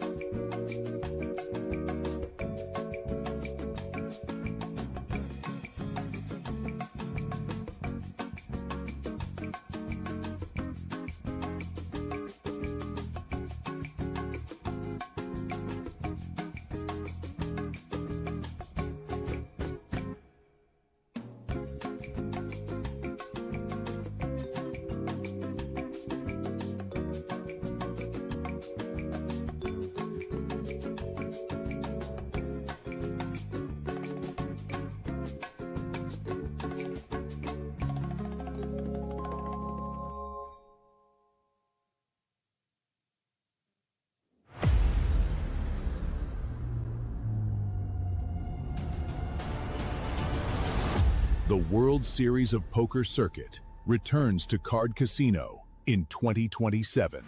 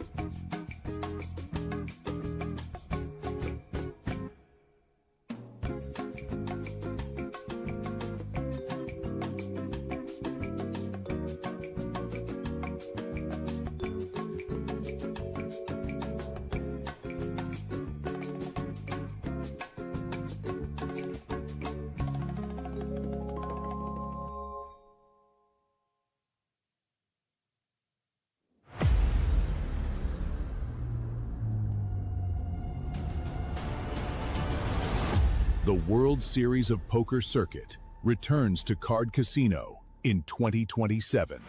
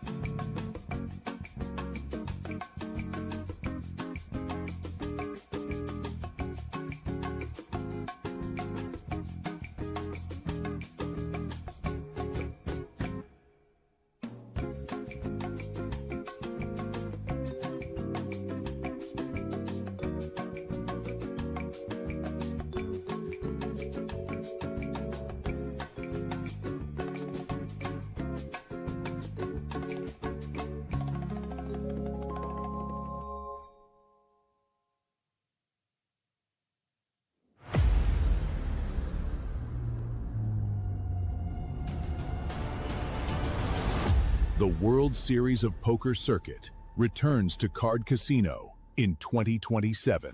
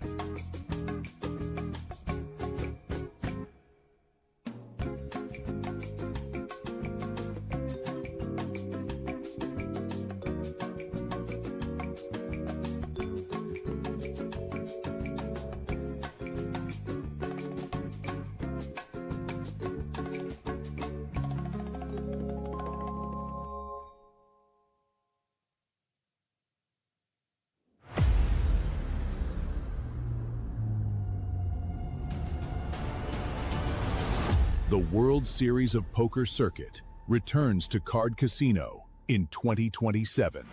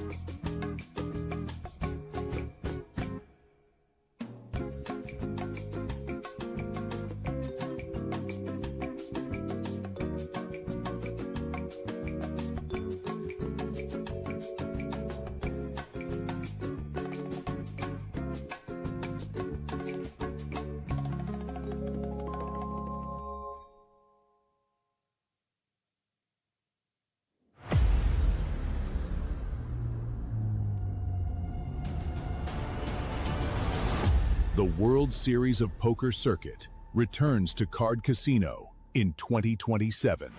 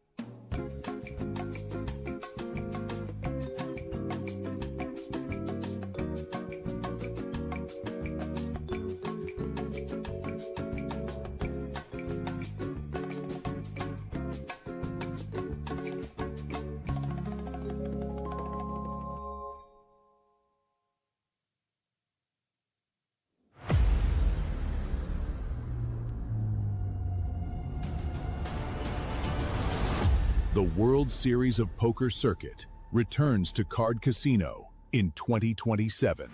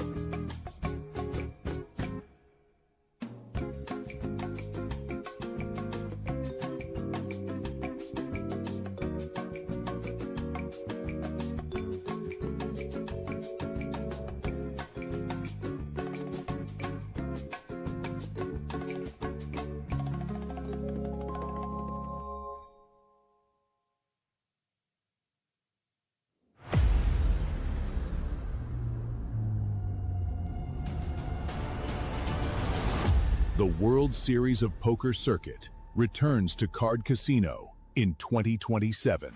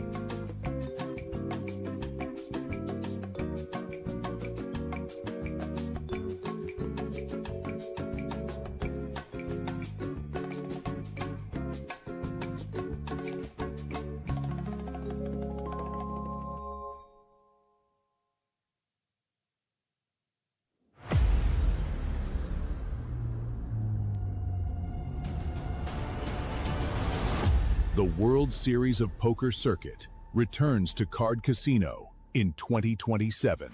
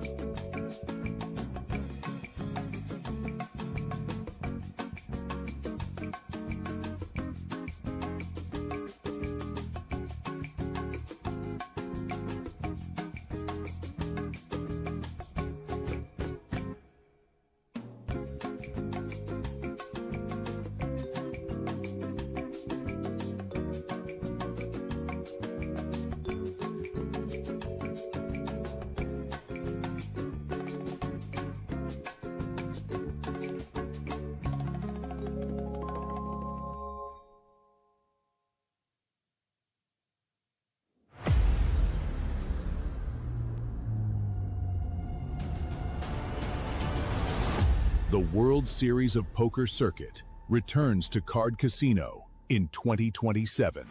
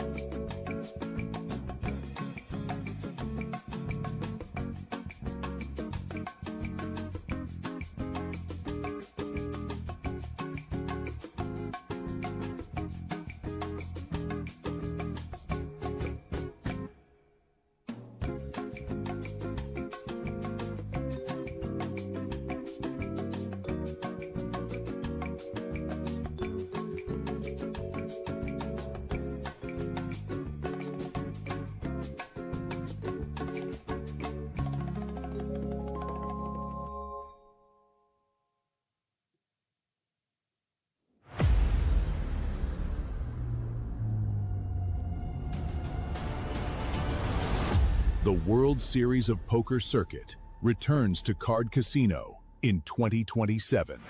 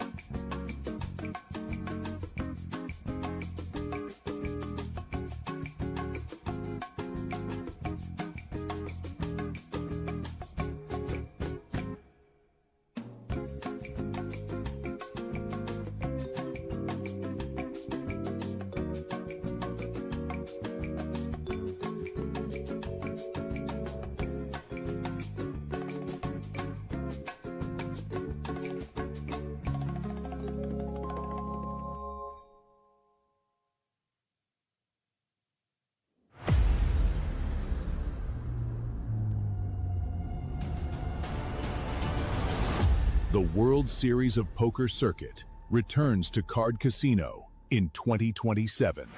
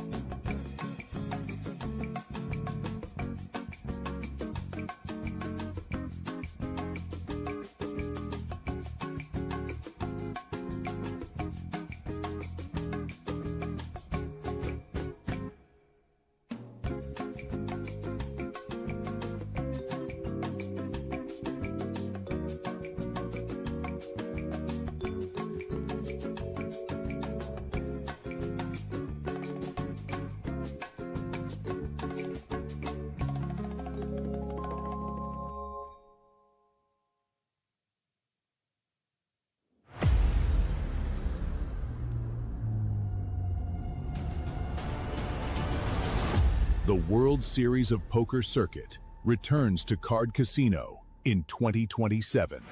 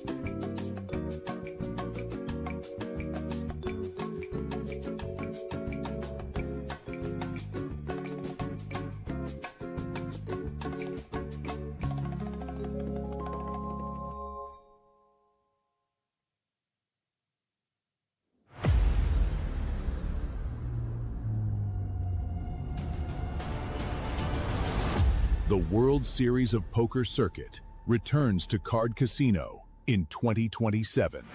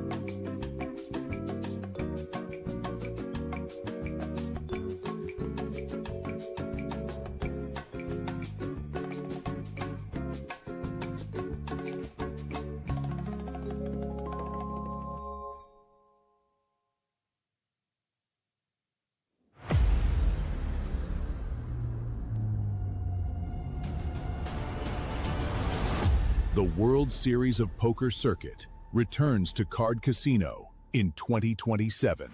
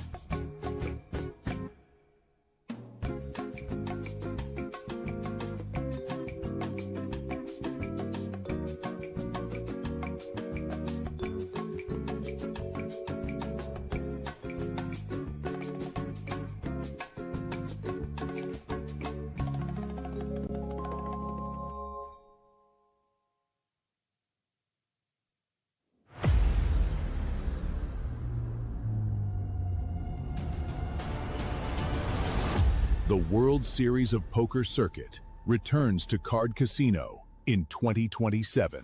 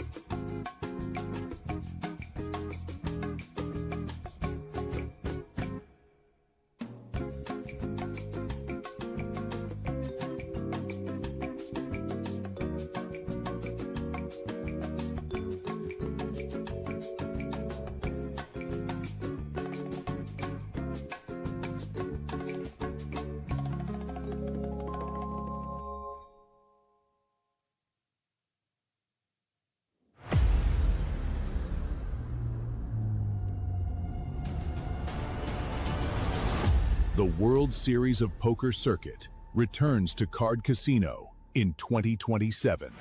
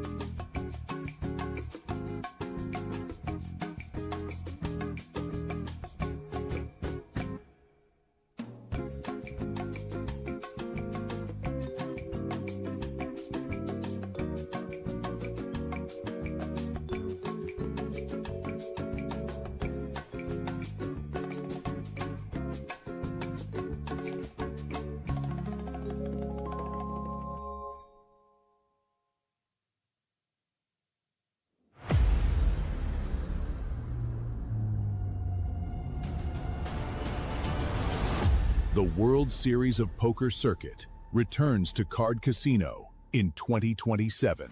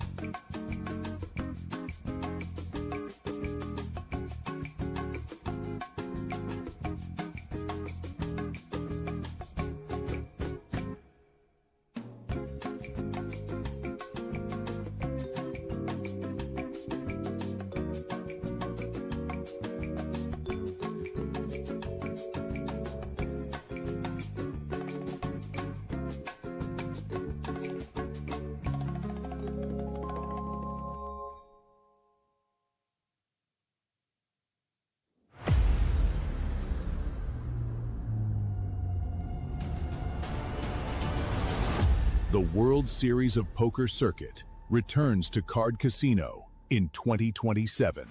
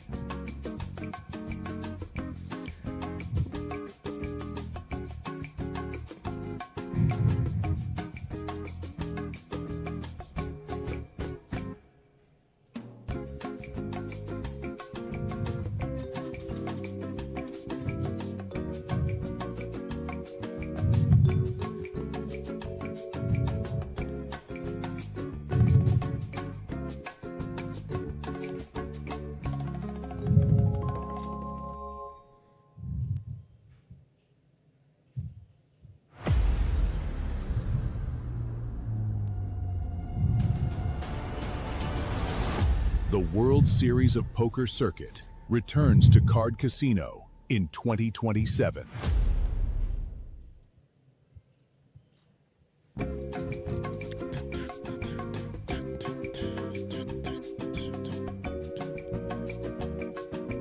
Battle of Malta, Slovakia edition. 12 rings, 2.8 million.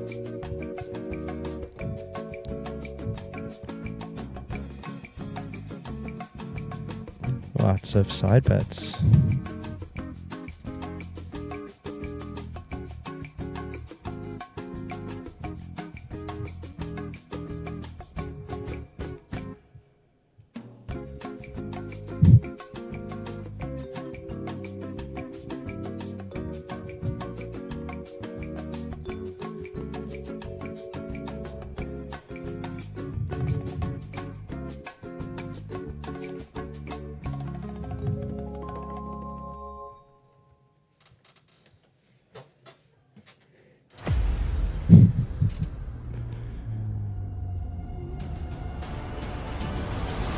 The World Series of Poker Circuit returns to Card Casino in 2027. Be there or be square.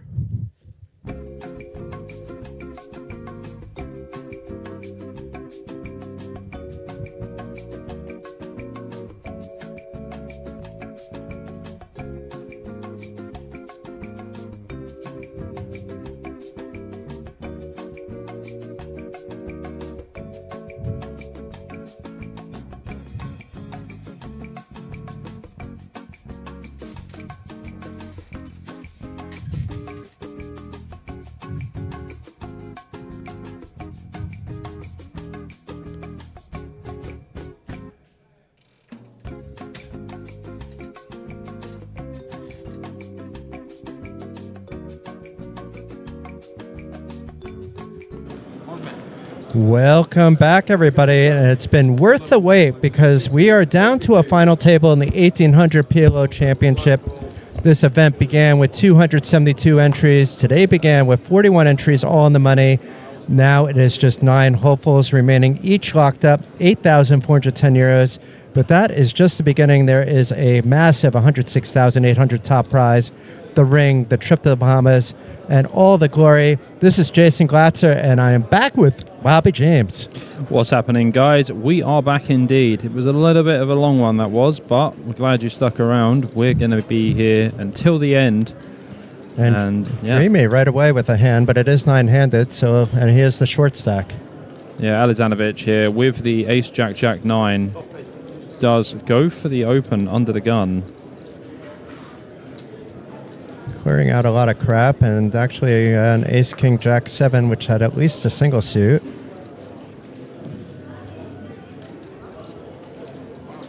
It looks like Casagrande is thinking it over, but does fold, and Zab here actually didn't necessarily fold the ace, king, jack, 7. It did seem a bit wide to me to at least not think about.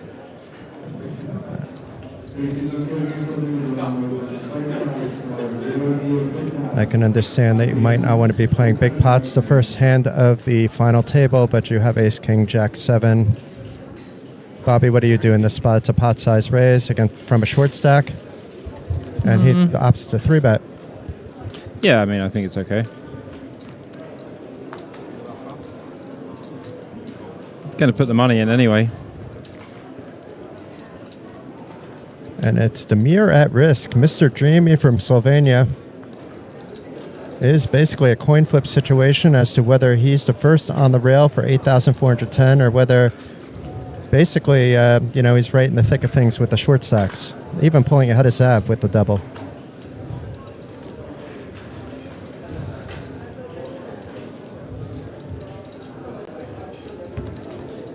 Okay, we can see that a jack is unlikely, but I was about to say that maybe I took too long because there's a jack on the board. So a little bit, it doesn't really matter. It's an all-in already, but it would have been an action flop, potentially. And Zab's still got a gut shot. Needs a 10. But it is the 7 of spades and one hand and one double up for Damir there. And Zab now is, I believe, the short stack. Nope, Zab has a little bit more. So Damir is still the short stack. But it's basically him, Harold, and Attila all around the same stack. And then we have Walter, Bogdanov, and Andre all, hovering between 1 and 1.5 million. And then the 3 big stacks are all between 2.5 and 2.8 million, led by Jan Moy. Nikola Minkov is in second, who we saw on the table right before the final table, and Kevin Groshik, who we've seen from the very beginning with 2.5 million.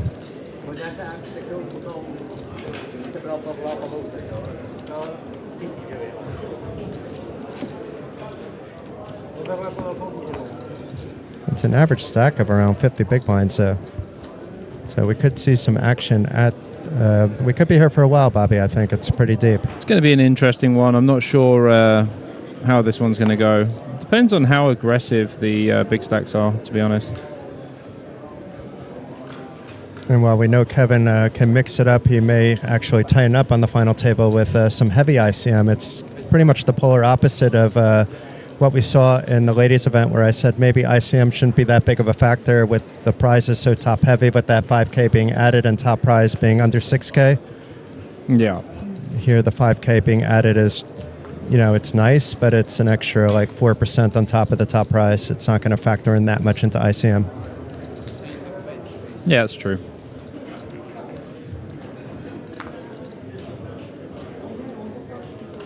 And I've never studied specific ICM for PLO, but intuitive ICM is a little bit different. You know, like you got to apply some of the things you know about Hold'em over to PLO. Just you're not going to be perfect with it, but it's better than not doing that at all. Actually, it's hard to be very good at PLO ICM, to be honest. Like unless you're really, really studied, someone like Sufex or like Benny BD.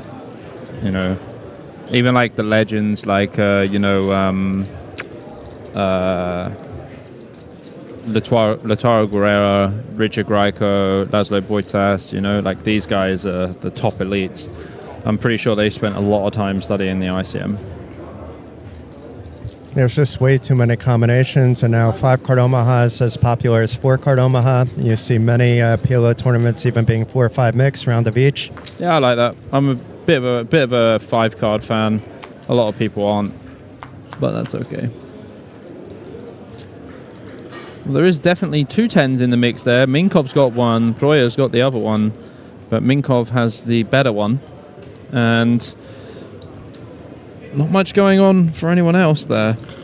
But Proya firing out the bet in the Have we got 2 people called Minkov? No, that's the wrong name, right? I just noticed, I was like, Minkov and Minkov. This guy's Bogdanov, right? One of them is Bogdanov. Okay.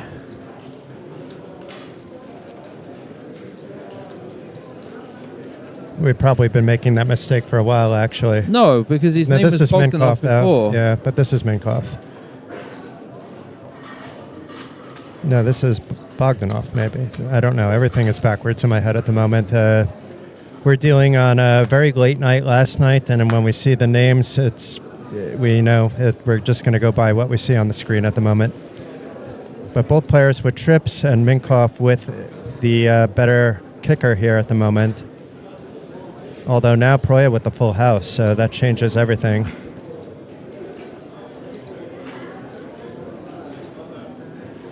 And we'll see if Minkov is going to bet into the full house. It wouldn't actually be turning out that well, but he does have some outs to improve to a better full with the queen and ace.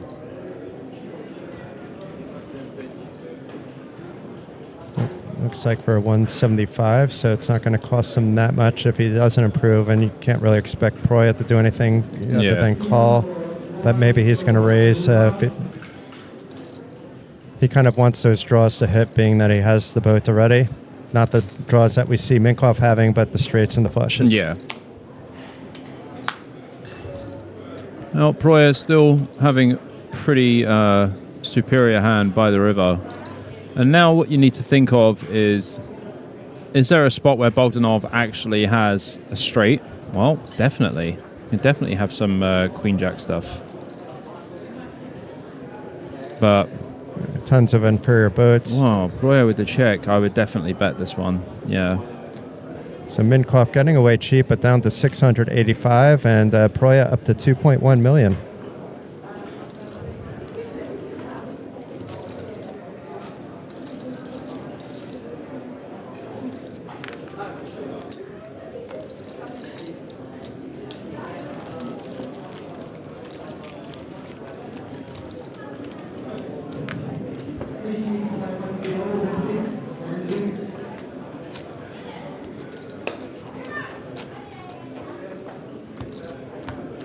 Welcome back, Smeeble.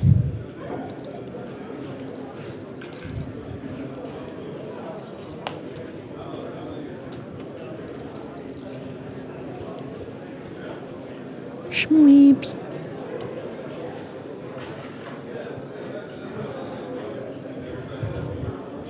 Hello, Aces for Gets, along with a 5-8 single suited. The one thing he's not going to do is fold. Let's see if he limps, raises, or pots it. Yeah, I just raised this one, especially UCG.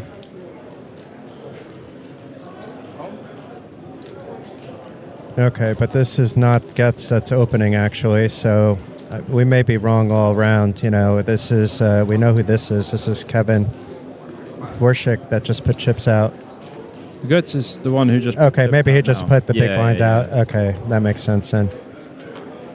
No, Gorshik was under the gun. They just skipped through it, so everything is making sense now. That was a call, and gets it's under the gun +1. Ah. And does pot it up to 135. And Casagrande folding disciplined his ace-4 Jack-King. That was a very quick fold, in fact. And Minkoff number 1 folds, and Minkoff number 2. When it's not panning with the faces, we really have no idea if it's Bogdanov, but he's the one player that's missing from the chip counts right now. Bogdanov Borislav from Bulgaria. So apologies to him. It was Bogdanov, right? Yeah, one of them is. But I know which what order. one Bogdanov is. 135, sir. And Gorshik coming along after Mole with the big stack topping to call from the big blind with 5-5-7-9. Only 1-5 out, maybe none, with Getz having one.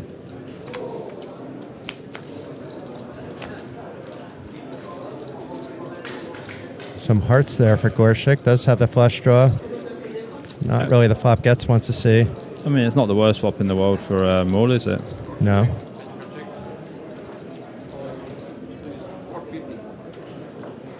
And Getz showing no fear. It's a pot-sized bet, actually. He's turning his aces into a bluff. I mean, I don't think, you know, I don't know why it's this sizing, other than he only had 2 pot-sized bets in his hand, but you have ICM. I'm trying to figure this one out, Bobby. But why Götz bets so big? He bet the pot and only has 440 back. Yeah, I mean, the reason he's betting here is because he has a hand that's very vulnerable. It requires a lot of protection, and hands like jacks with king high flush draw probably not going to fold. He hasn't got anyone else behind him now, so it's put the money in, I guess. I think Gorsic is just going to have to put it in. I mean, Gorsic is basically scared of Götz having aces with hearts. It was a 3-way pot, though, with the big blind in, and you look at those cards, and, you know, they hit the big blind's range. You only have the 8 of hearts. I don't mind the bet, but it's so big. Yeah, you have to pot, actually. You do? Okay. Yeah. Because, like I said, there's going to be overpairs like jacks and queens and stuff that call, and there's going to be jacks and queens that don't have heart flush draws as well, right? So if someone has like jack, 10, 10, and they only have club flush draw, they're just going to have to fold. So it's basically just trying to take the pot down there and then. However, if you're against a monster wrap, it's a different story.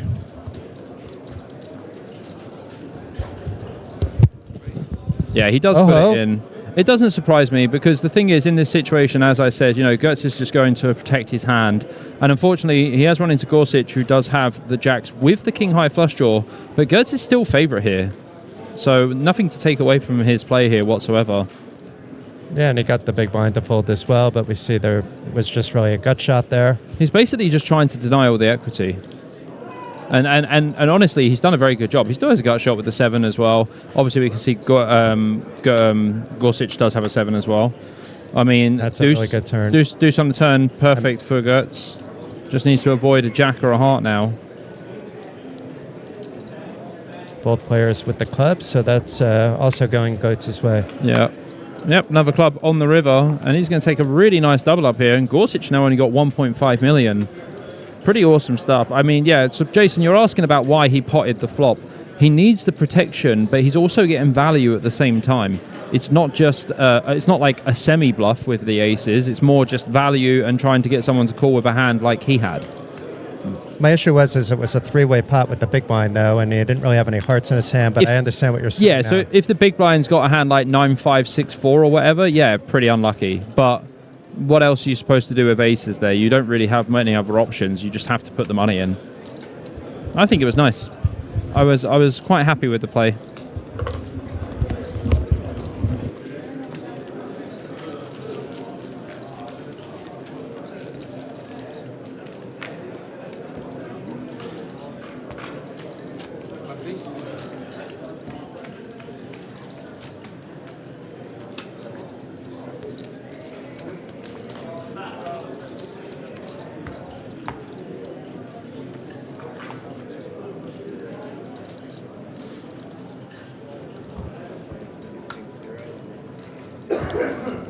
Yeah, so I really like that play from Gertz there. I don't really think there's anything else that you can do in that situation.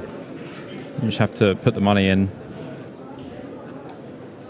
And I mean, like I said, if someone has a hand like pocket queens or something and doesn't have the flush draw, they're just going to fold anyway, so you just print even more.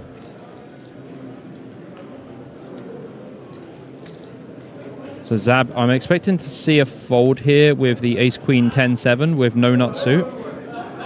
I mean, I've been proven wrong a few times so far, and I'm going to be proven wrong again. It looks like he's going to go for the open. Does open to 100k here. Casagrande out of there. Bogdanov out of there, not Minkov. That will be fixed very soon, just to let you know. Production on that. And Gorsuch in the big blind here with ace, king, 10, queen. Probably just going to call, to be honest, with his hand. I don't think you really want to 3-bet this one.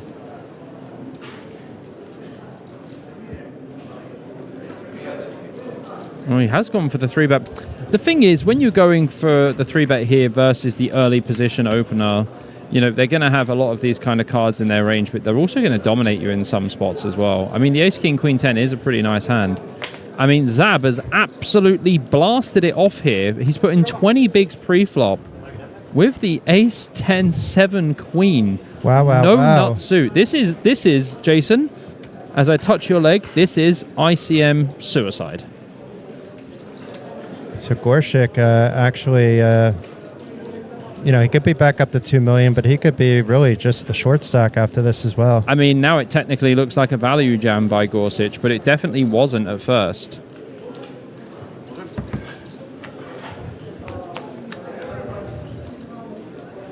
Ace, 8, deuce. A good start for Gorsuch here. King on the turn. Zab is going to need a jack, and only a jack, or else he'll be eliminated from the tournament.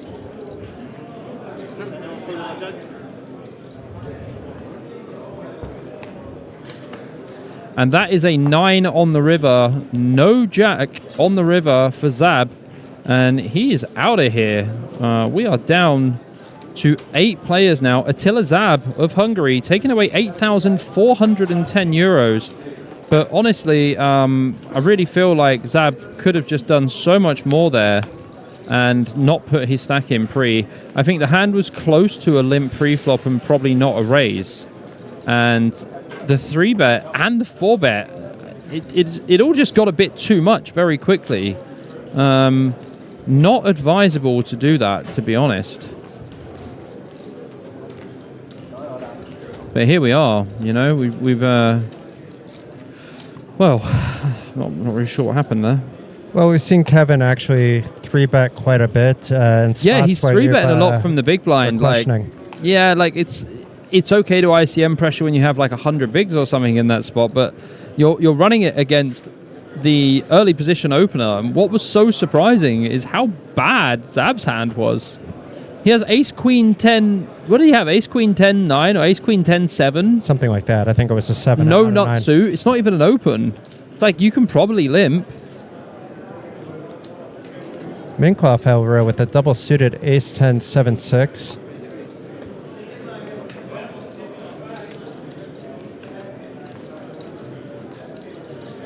And Dreamy with a dreamy PLO 8 hand. Not a dreamy PLO hand, though. But Mole here with a double suited hand, opting to come along for the ride. And Gorsuch folding his 8 high and gets not the prettiest of hands either. Looks disgusted as he's tossing that away.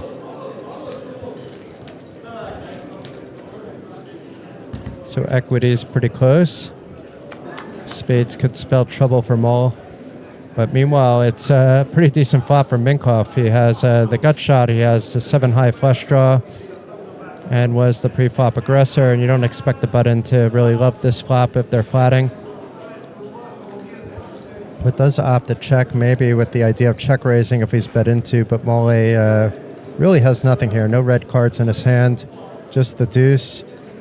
Technically ahead of the hand handed now, but you can see the equities. He's a 3-to-1 dog. So it does fire out for 60,000. Not a big bet. Just trying to see where, if he could take the pot down now. This isn't for value. By the way, I think our cards might have been a little bit wrong. He did have ace, queen, 10, 7 double. Okay. But it didn't appear to be ace, queen, 10, 7 double. Did you see that? I thought I saw a single, but I really, as I told you, the suits tend to blend at this stage of where we're at right now. And Minkoff now improving to a better pair. It's still not very strong for either player, but Minkoff with all the outs at the moment.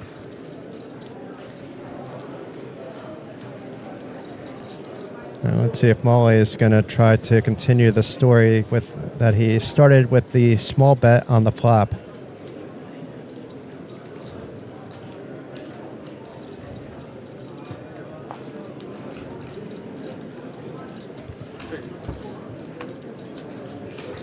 It does go check, check, and the jack of hearts on the river. So Minkoff with the check mark with the 7 with being paired, but would likely need to fold if Molly all of a sudden senses some weakness and bets big. But it would be very ambitious.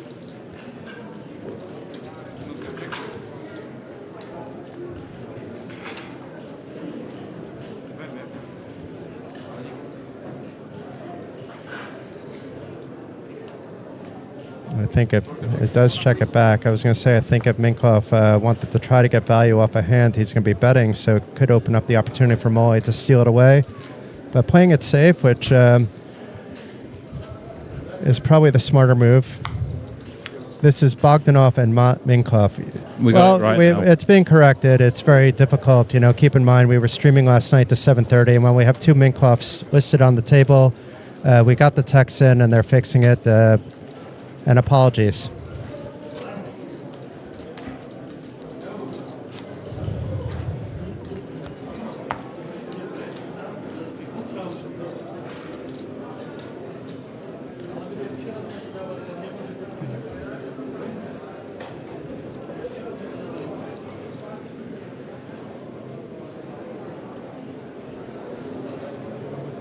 But welcome to the stream anyway. It's good to have you.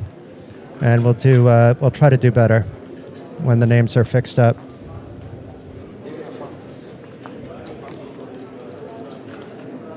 Yeah, we know who he is. The problem is we don't always have the faces when we're looking at the cards. You know, it's PLO. We have to move kind of quickly here. You know, we were pretty fresh off of still streaming after 7 a.m. last night. And even though Bobby and I both play PLO, you know, it's... the players are playing fast, and we don't always see who's doing what when the names are listed wrong. But it's being fixed. Don't worry.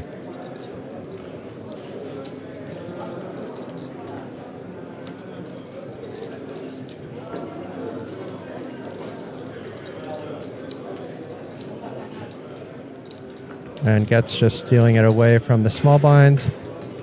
Nothing really doing there. And we have a Harry fan in the chat. I think that's the first person we've seen on Harry's Rail so far. So welcome.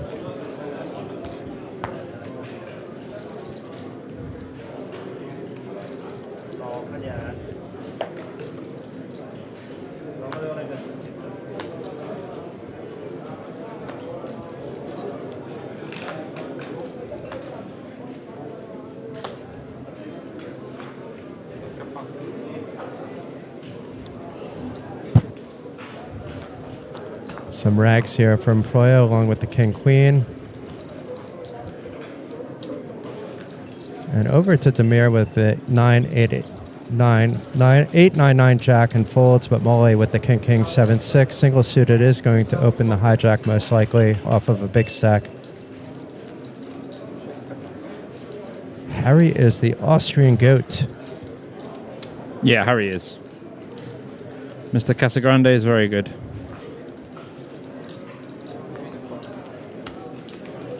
Yeah, I know who Minkoff is. Don't worry.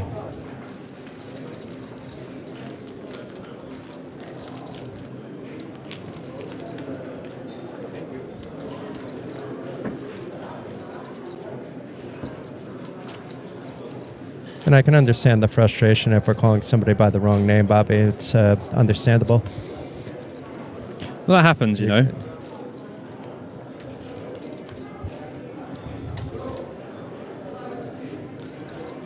And you did notice it right away, to be fair. I did.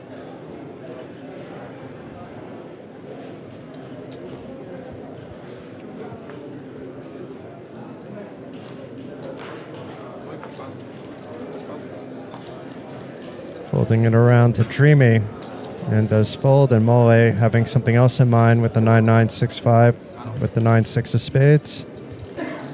Does limp, which I think Bobby approves of if you're playing the hand. I do. I know Jan Mole as well. He's a beast. And a pretty enough double suited hand for Gorchik to come along from the ride in position. No reason to really raise there, and no reason to fold either.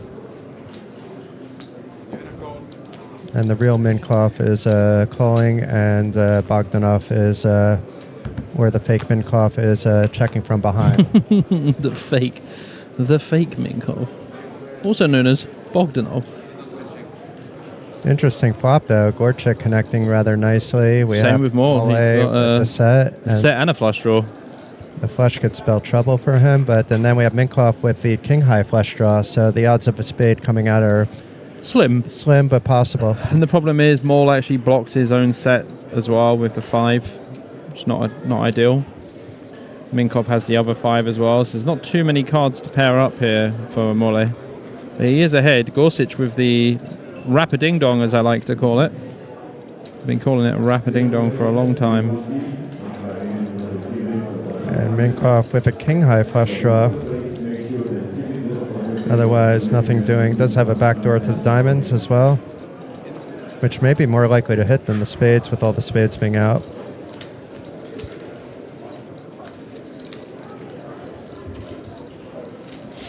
Well, let's see. Anyway, 375k in the pot. Everyone's mega deep here. Queen on the turn. That is a pretty good turn card for Gorsic. He turns the second nut straight, but no one else has king 10. Mole's going to know this is a pretty bad card. Minkov, who is actually the real Minkov, is not going to be loving the fact that he has the second nut flush draw with his pair. But I imagine this is just going to check through this one until it gets to Gorsic, where it is unlikely to check through. Does have even protection with the 10 high flush draw without him really realizing that Minkoff has the king high, but if he bets big enough, Minkoff should get out of the way. Yeah, dicey spot here, honestly.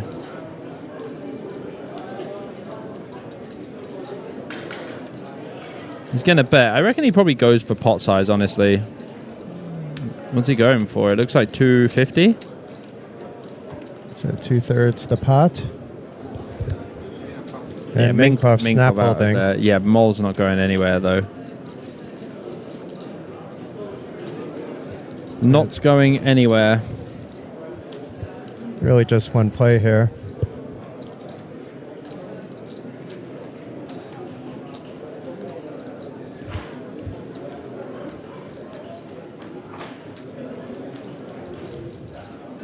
If you think you're ahead, you shouldn't raise here to keep it in action, and you're very often behind to a 10 king, 10 8, as we see here.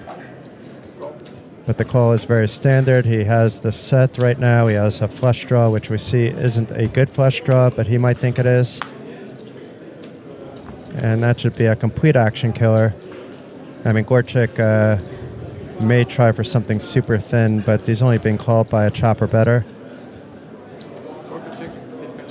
Yeah, I'm not surprised Gorchik checked the back. Yeah, no need to bet there. I mean, Mole's going to be happy that he kind of got away with it a little bit.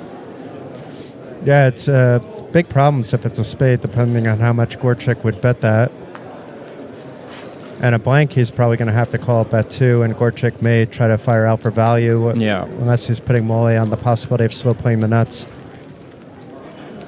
which is a possibility against a player like Gorchik, who, when he finds a spot to bet, he seems to bet at a high frequency.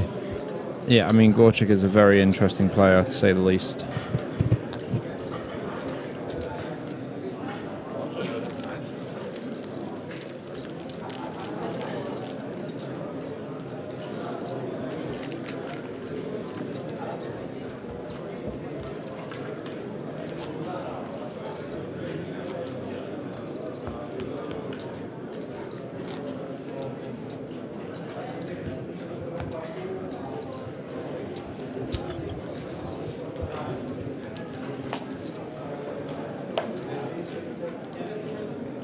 Paparazzi, paparazzi. Paparazzi.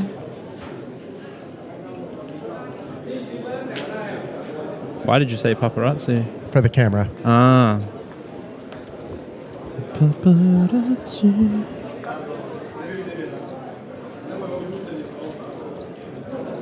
And Gorchik is likely to be involved once again with the Queen Jack 9-8 rundown. 3 diamonds isn't exactly what he wants, but the rest of it isn't so bad. He's probably going to open anyway. Yeah, 150. 140. So a pot size bet with blinds now at 20-40. Minkov finds aces. It's not Minkov, it's Bogdanov. He finds aces. He's just going to put this one in for sure. And Gorsic's hand's kind of a weird one because he has a hand that plays pretty well. Oh my goodness me. Proya. This is actually like a very good hand.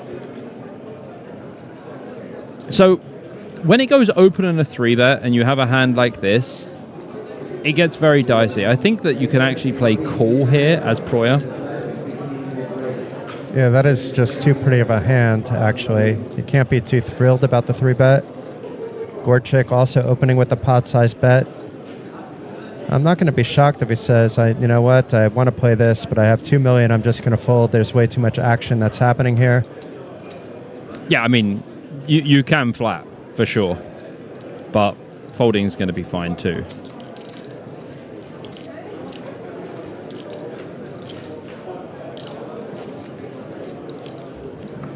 And Gorchik opting to call. It's already 960,000 in the pot.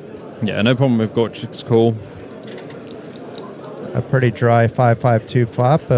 Some concerns here for Bogdanov, but not many. Nah. When it goes open and a 3-bet, there's no fear whatsoever. You just put the money in. If Gorsic has a 5, give him the money.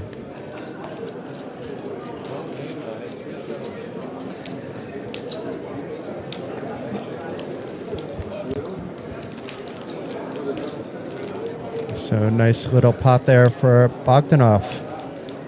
Up to 1.4 million.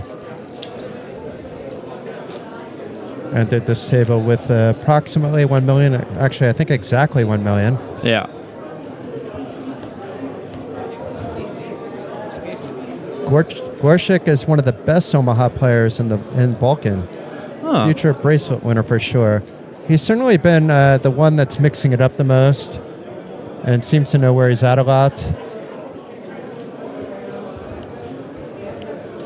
He did kind of lose control of his emotions at one stage, but he's cooled down since then. Everybody's entitled when they're on the TV table to something, and I'm glad now things are normal. Yeah, he had that little lash out at Alioto.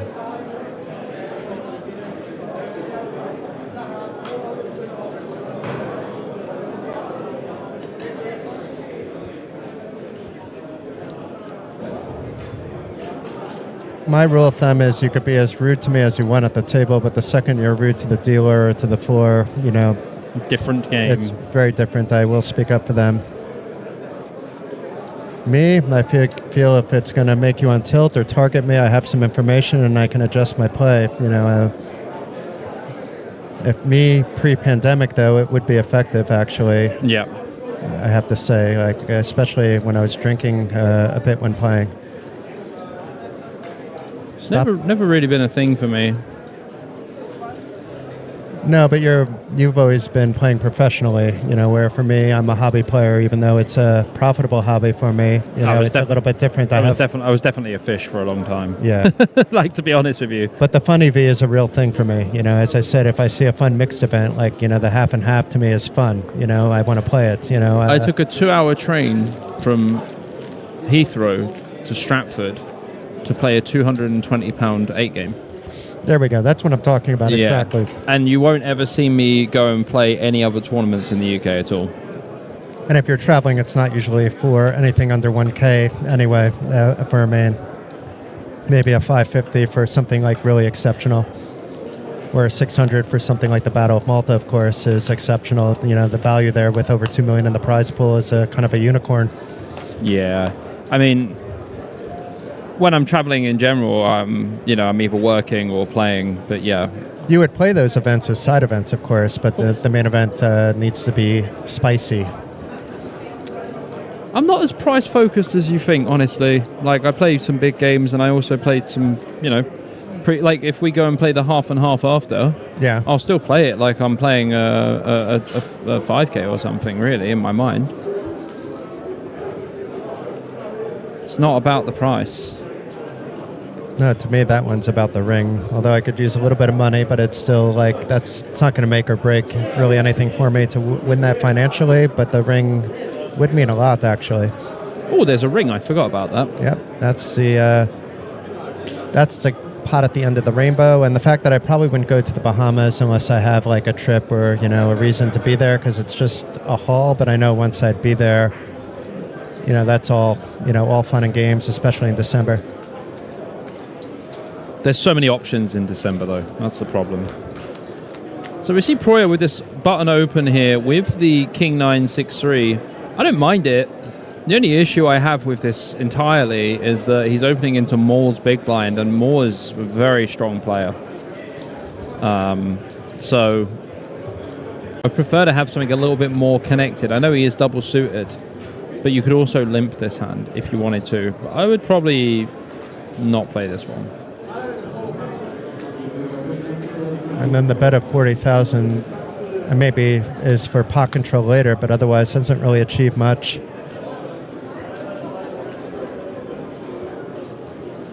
I mean, Proya has like some pretty good blockers here, though, to be honest. He has 2 clubs in his hand, but they're weak.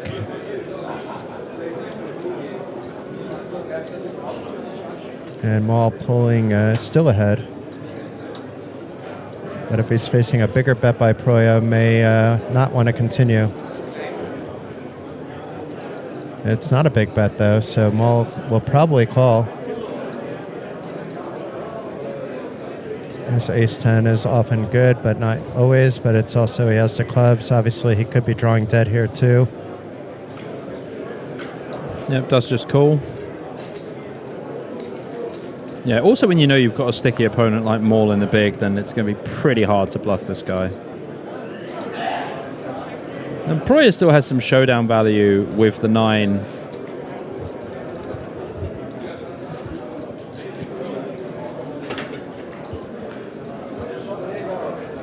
And if he had the queen, he would be playing it, I think, the same way, Molly. So it's, Proya could try to bet his opponent off a 10. That would be the main reason to bet. Or, I mean, it's just so draw heavy. A Jack King may not be leading out for Maul for the straight. It certainly would make a call even for near pot size, if not pot size, if he had the Jack King.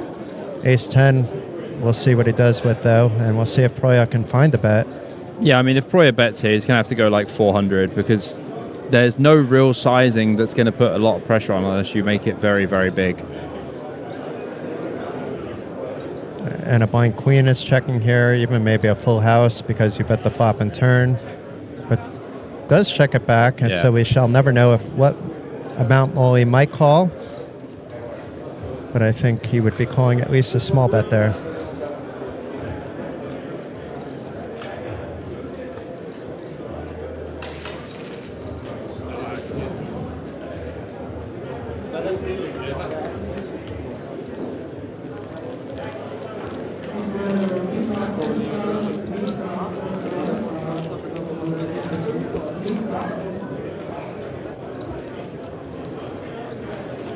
A little bit of table chatter.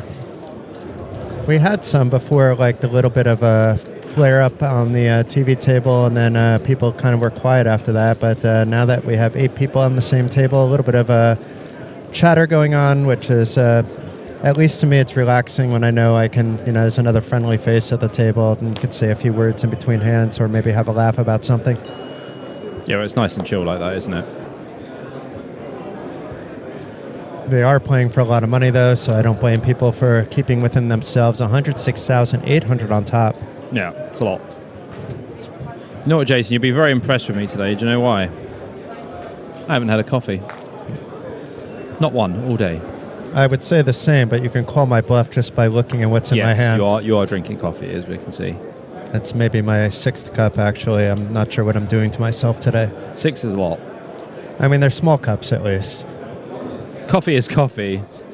Alexanov here on the button with the ace-jack 6-9. And at 20k, 40k, if he opens here, he's effectively putting himself in. And it does look like that. There are worse spots to be doing that in. Well, let's see if Mole wants to risk a bit of a stack because he's smart enough to know what's happening. Has the nut diamond draw, ace king. The deuce 8 isn't really very well connected. I mean, this is a pure call anyway for Mole. He knows that Gorsuch in the big blind's probably going to call as well. More flatting with the suited hand in the small blind is very approved.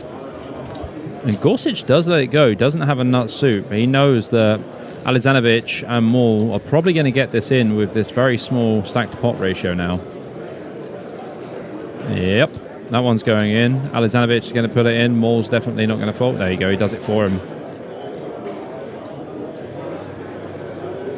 So an effective jam by Mole. Yeah, I don't know what we're waiting for here. And Dreamy making the call and in a good spot. We see he's a 3-1 favorite with this top pair with other ways to improve. Lots of backdoors. Some even the ace he has blocked from Mole. So if that comes, his 2 pairs ahead of the 1 pair. So looking pretty good for Dreamy to double. 5 on the turn. Does open up wheel possibilities. But Also opens up draws for Alexanovic as well. Jack on the river. Alexanovic good. And he's going to double up to 790k. Not even a scratch in the armor of Mole.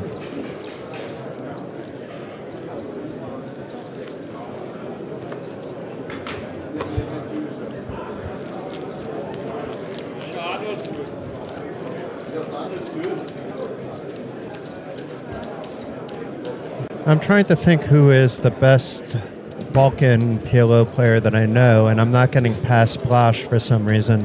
Oh, we're talking about like Slovakia, Slovenia, and all of these. Like when you say Balkans, Yeah. region. Yeah. Because I think Gorshik is one of the best, so not saying is the best. I mean, Blaž is probably number 1, right? Blaž. Yeah, I'm trying to think if I can find anyone that might be, let's say, more accomplished and... I mean, Blaž has got 2 bracelets. Yeah. I guess that's going to be a tough one then. 2 bracelets and 2 second places and like 16 final tables or something, right? He's very good at mixed games as well. Yeah, pretty much anything it touches. We played a lot together, me and Blaž. There we go. I'll give you a little rundown of the profile of Blaž Savage. 2 bracelets, 1 ring, 17 final tables. How close was I? I said You were 16. really close. Holy moly. 4.379 million in earnings. So one of his bracelets was in Hold'em, I believe, right? Yes, it was. It was in the 3K6 max, if I'm right. And the other one might have been Omaha. It was in a 1500 6 max. One was in the 7 card stud, and the other one he won was the 25k high roller.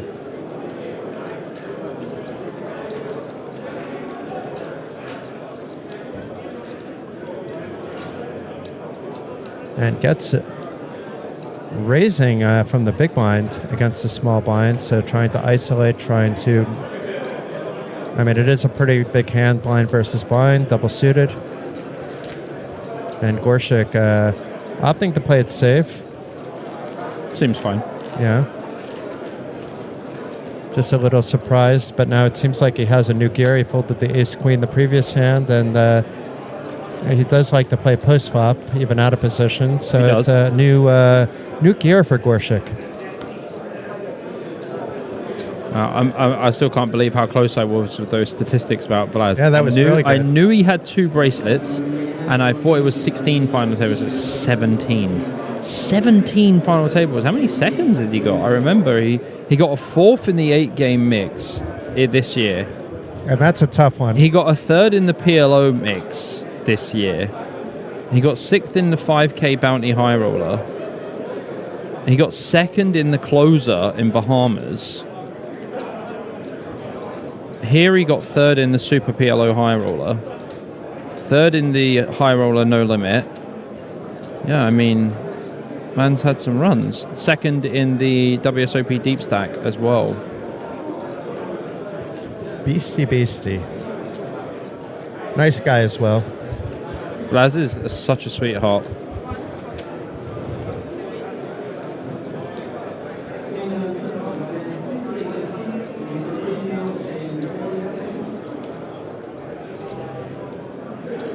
And Gorshik back to doing Gorshik things, opening the button for a pot size bet.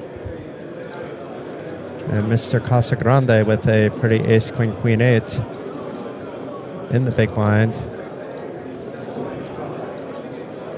I guess it's not that pretty. He does fold it.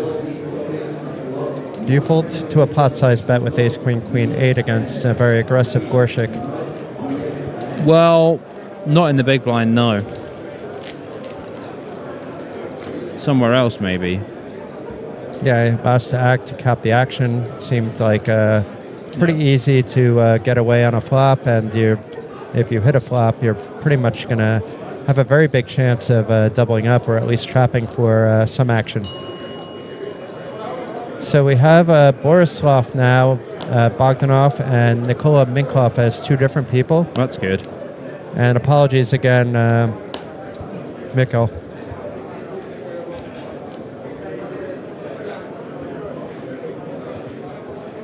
You are correct that wasn't very cool, but I hope we explained why we were talking the way that we were talking about the players. It's often that we have to look at the graphics and not the actual players on the tables.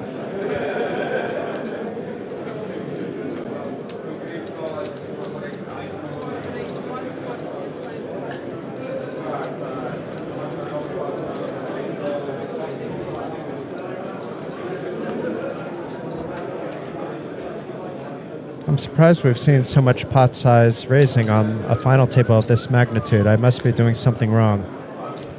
I don't really pot size very often, even with a lot of chips on a final table. You're not really supposed to be honest. Against short stacks, yes. If I have a short stack, maybe. Even that, there's so many more limps than there are pot size bets. In Omaha, a sub 10 big blind stack, you could still actually be rather comfortable. But maybe not on this table with all the pot size raising. Thanks, Michael, and thank you for understanding as well. We've been doing our best here and totally get what you were saying. It's also hard to remember everybody's name when you don't have it on the screen. Yeah, that's all true. It's genuinely very difficult. But in this case, we actually know the player, so it's it's something else.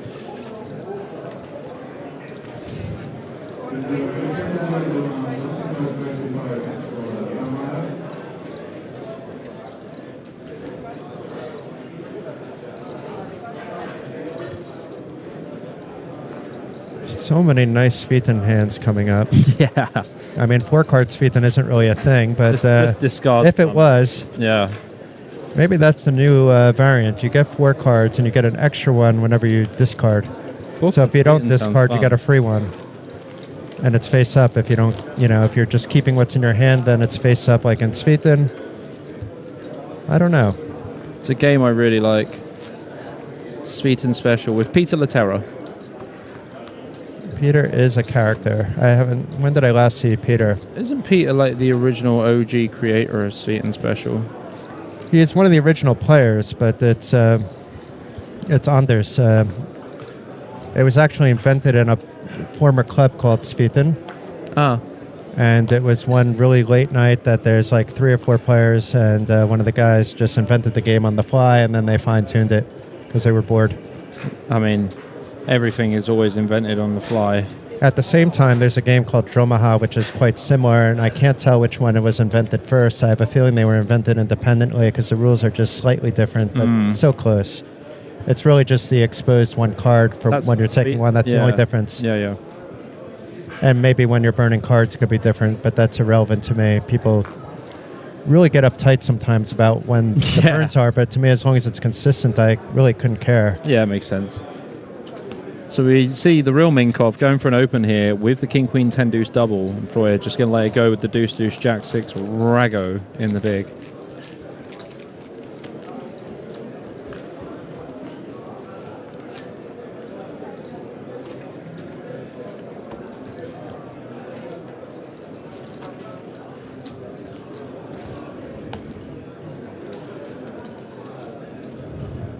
I miss the shark glasses, especially with him sitting right in the middle.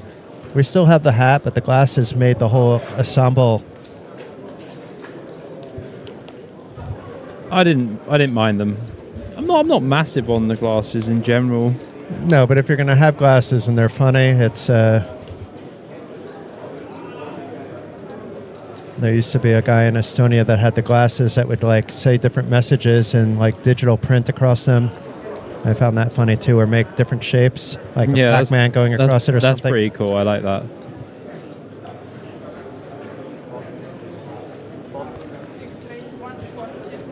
It's the nicest PLO 8 hand. Ace deuce 3 4 double suited. I mean, that is what dreams are made of. That hand for sure. A good ace to 5 hand as well. It's pretty good. And there's been lots of raising and taking it down, which I'm not saying I didn't expect it to happen, but this could have gone either way.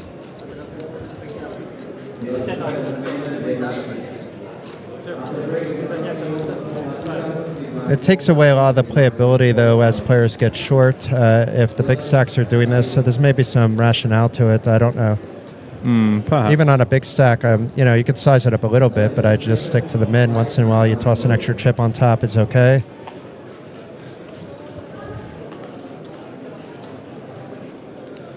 But my experience in PLO compared to the average experience on this table, I don't want to sound arrogant and say that I know better than these guys. That's certainly not the case, especially with the guys like Casagrande on the table. We have Bogdanov on the table. We have Baby Shark, who is one of the best players according to, I don't remember, K5 from the Balkans on the table, Jan Mole on the table. These are all guys that I would never want to see on my table. These are all guys I'll never want to see. I mean, I don't mind seeing them. I just don't want to play with them when they have chips. Yeah, on my table. If they have short stacks, go right ahead. And it really doesn't matter who you are. But trips here for Proya. It's a pretty dry flop, though.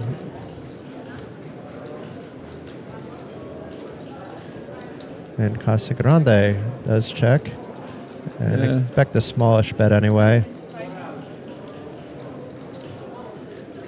Bet 125? Yeah. Oh, it's Casagrande betting? Nope. No, that can't be right. No, it was... Casagrande doesn't even have cards, mate. Casagrande, no cards. I'm so confused about who has what at the moment. Well, I'm glad I know. But Proya, we know, had the 8 at least, and nobody else had anything, so it doesn't. It's not that relevant.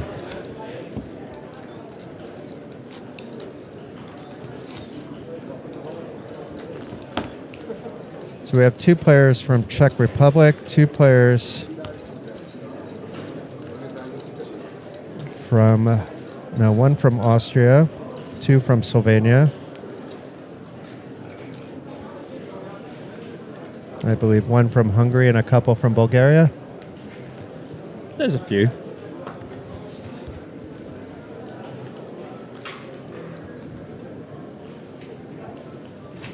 Bulgaria has actually a lot of strong PLO players. Yeah. I'm seeing quite a few decent players from Bulgaria on PLO streets.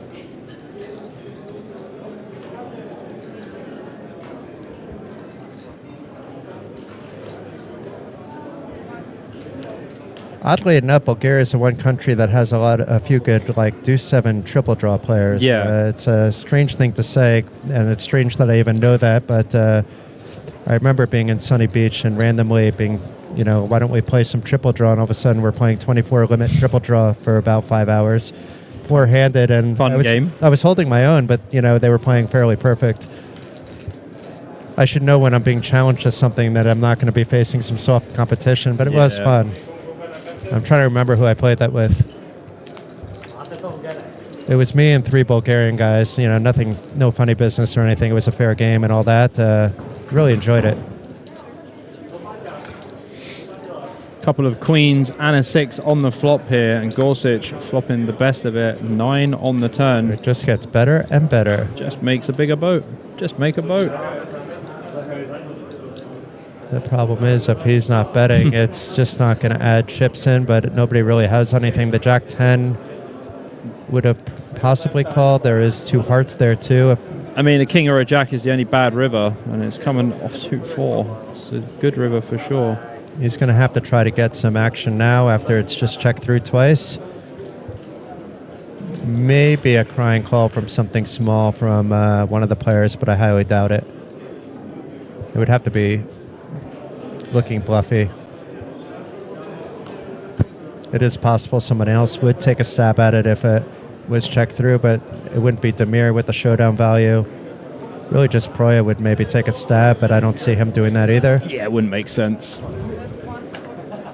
No, Gorsic is just going to bet, and I mean, you might... I like the bet, though. It's 140 into 220. You might get looked up by Alexandrovich, but that's about it. Yeah, because the action is capped on him. But it's just such a unlikely bluff spot. Except it's from the one player that has actually been bluffing. Does get looked up. And he got credit, I think, for the call just because you know he is capable of betting that without. I mean, the full for sure house. he is. Yeah, I mean he's very active, very aggro, as we know. You know.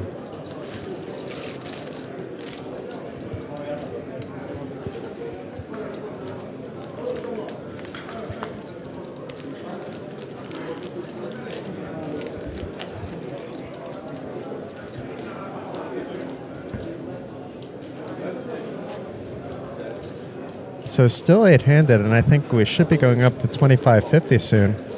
So may go a full level if that's the case without an elimination. It is a 40-minute clock, and I think we're getting close to that 40 minutes.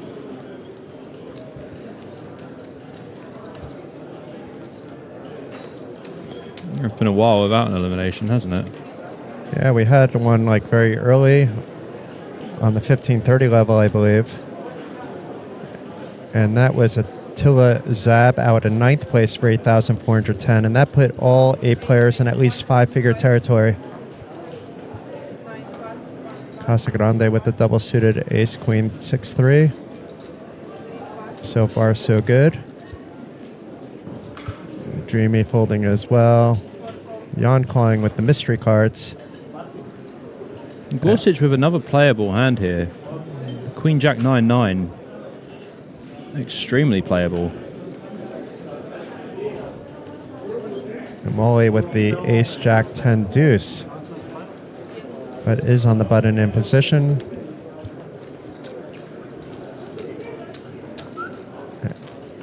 Gorchik coming along and gets with the whistle as he folds. The 10-8-5-4 single suited.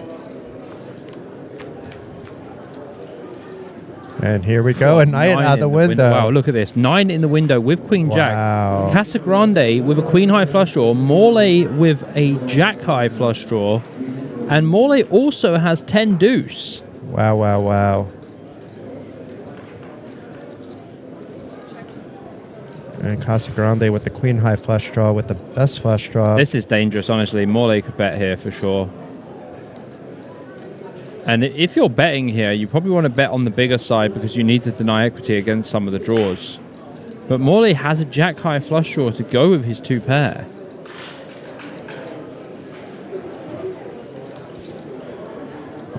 And in this case, he may even fold out a better flush draw with a big bet, too. Yeah, I might just bet like 250 here or something.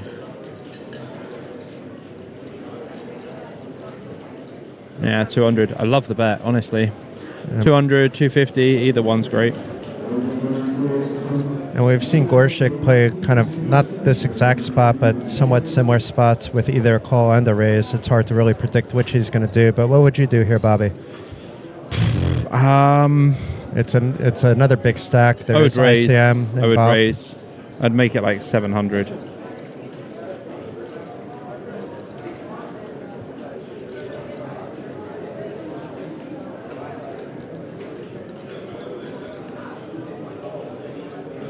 And Gorshik giving Casagrande a stare down. Casagrande is the short stack. No, he's now giving Molly chips a stare down, actually, maybe doing a visual count to see if he should raise or how much he should raise. Or it's just really just getting in the opponent's head that you're thinking about something. I think he knew what he was going to do right away. And a pot-sized raise. It's the first time we see an M in a raise. Yeah, I think this is the right raise size. And what's Molly going to do? I mean, it's once again ICM. You're risking quite a lot. This looks super strong. Just a freaking gross spot, really. You could easily not have the best flush draw. Your two pairs very often not good. However, it is the one player that is a wild card, so it's hard to really range what Gorshik might be doing it with. Being that he has the Jack-Queen blocked, he doesn't have the Jack-Queen blocked. There are some wraps that are doing it without a set, obviously, or without a flush draw. But you're never going to be super far ahead if you're ahead here. And more often you're behind to somebody doing this. Now, Gorshik's range, hard to predict. We could see the card, so it's easier to say, maybe this isn't your spot. Yeah, this is a really rough spot. I likely fold just because of the short stacks on the table, going into, let's say, Hold'em ICM mentality, and I'm not sure if that's correct. That's why I asked, what adjustments you should make for PLO ICM outside of, let's say, limping versus anything else to keep, every chip being valuable. Yeah, it's a pretty rough spot.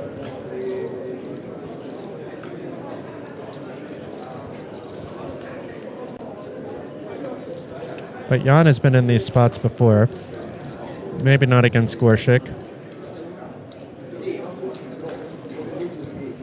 But definitely has been around in the PLO circles.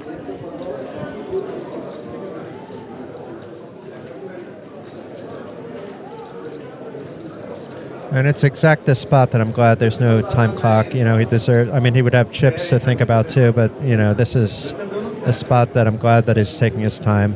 What you have to really think about here is, is your flush draw alive? Is Gorsuch raising with just a bare naked flush draw? Very unlikely. Gorsuch is just going to either have set of nines or some wrap with a flush draw. That's likely the hand that Gorsuch is going to have.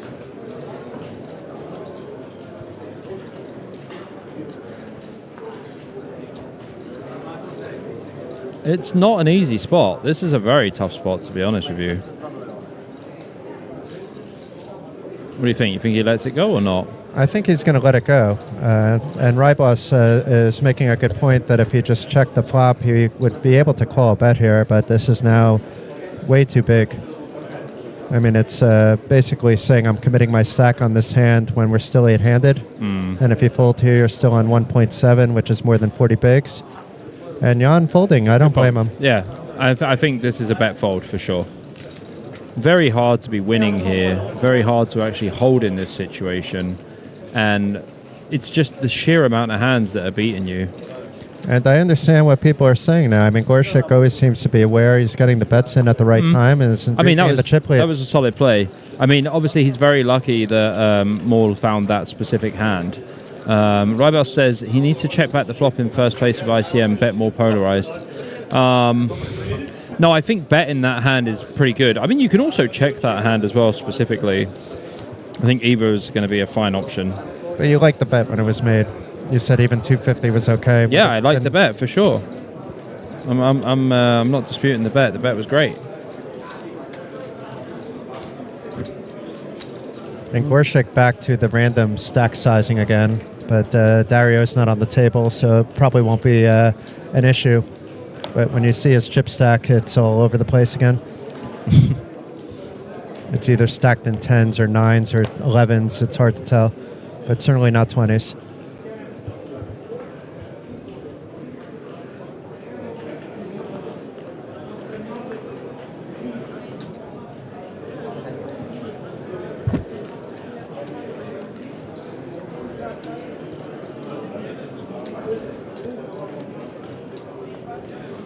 A lot of quick folds here around to Gorshik again. Although we had a call from under the gun from Minkoff, who is the real Minkoff.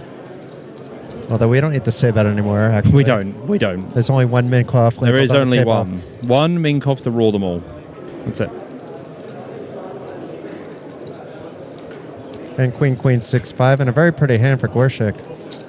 Double suited ace, king, jack 5. All cards sort of connecting, even the 5 with the ace a little bit.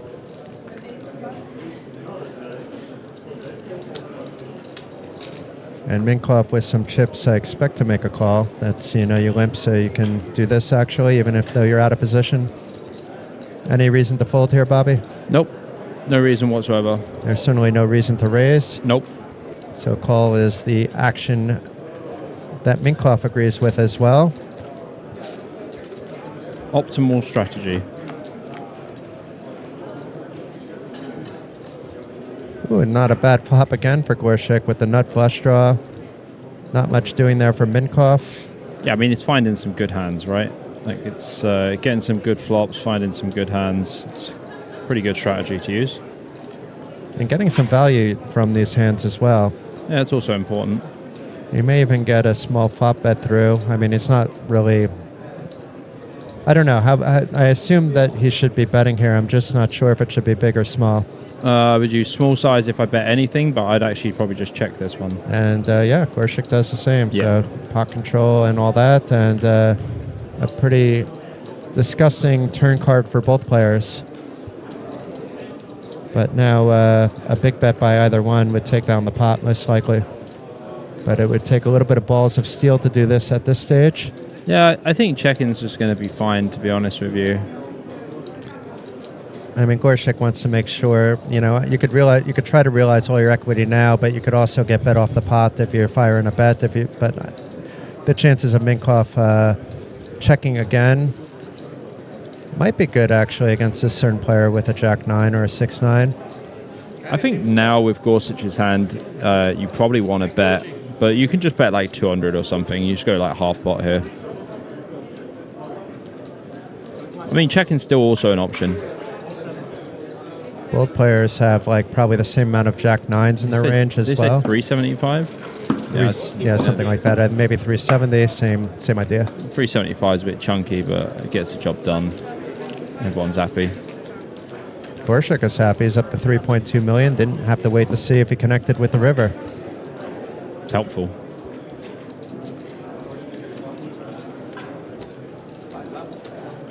And blinds are up, so we did not lose a player at all during the 2040 level. We lost one during the 1530 level. But now stack depths, as you can see, even the chip leader's down to 54. And Mr. Casagrande is in a bit of hurt now with 6 big blinds and Dreamy with 8.5 big blinds. Everybody else has room to play. And even 8.5 big blinds isn't the end of the world.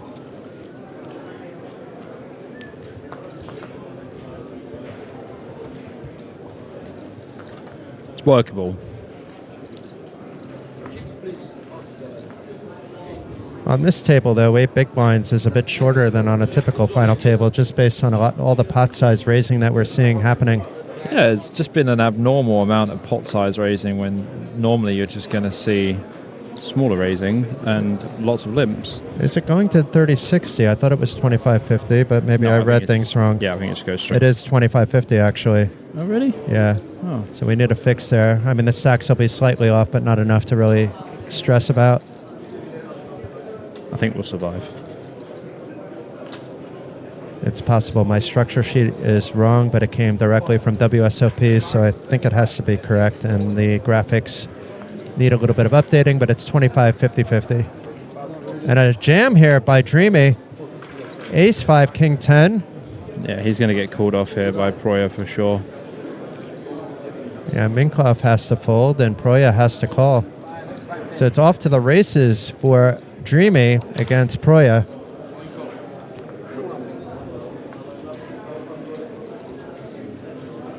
And maybe we just had to go up one blind level for players to commit their stacks. It's the first all-in and call we've seen in a while.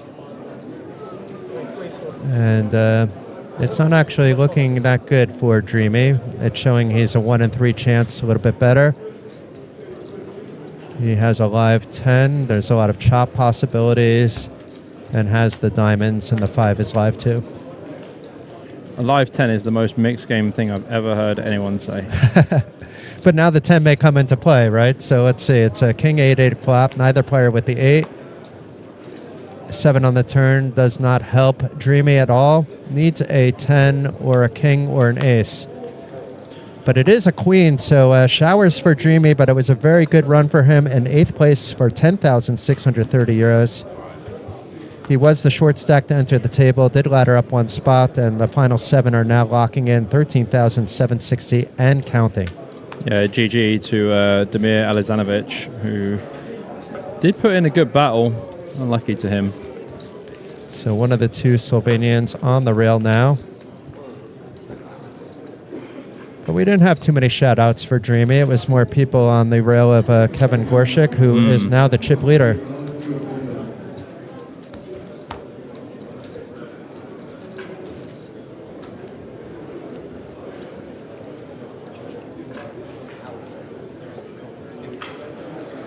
So now it's Casagrande as the clear short stack with the least amount of ICM pressure, actually, with the way things are stacked up. Just need to find a way of putting the money in and getting a double up. And 4 more cards back in the variance. Yeah. Should we message about this 30-60? I know we're on a 20-minute delay, so it's going to be at least 20 minutes about it, or we let it go? I feel like it's probably passed. But yeah, it's a pot size bet to 175, and it's going to be repotted. Yeah, Gertz is going to put it in.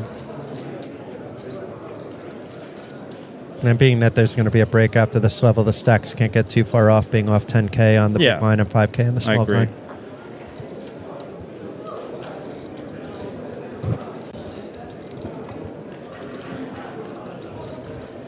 So a pretty solid 3-bet with the aces. It's a shame that the suitedness is only to the 7.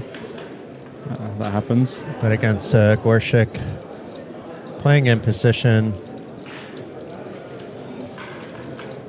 I mean, I don't see Gorshik continuing with what he has anyway, playing out of position. But first we have to see what Minkoff plans to do with this queen, jack 8. If it was just a single pot size bet, he probably would have already played the hand. But I mean, this is easy fold, yeah. And Casagrande is all in with a 3-4-5-7. Not actually super bad. I mean, against these hands, it's probably not the worst. I think he'll be like a 37 to 40% after Gorshik folds, but maybe I'm assuming too much with Gorshik. You also have the dead pot consideration, and really every player at the table should want it to be down to 7, even the chip leader.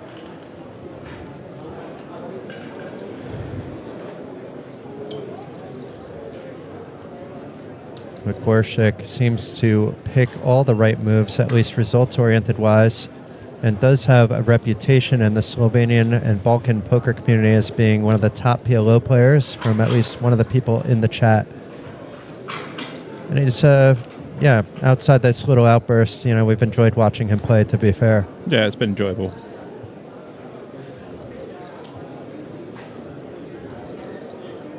I like, though, how he's created this box of chips. He was complaining about the other player's stacks, and look what he has. He's boxed in where his card's going to go. So tilting, honestly.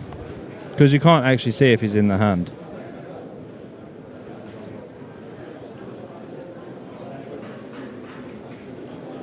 Yeah, I would probably actually, I don't like to make scenes, so I'd politely ask him, can you stack up? And if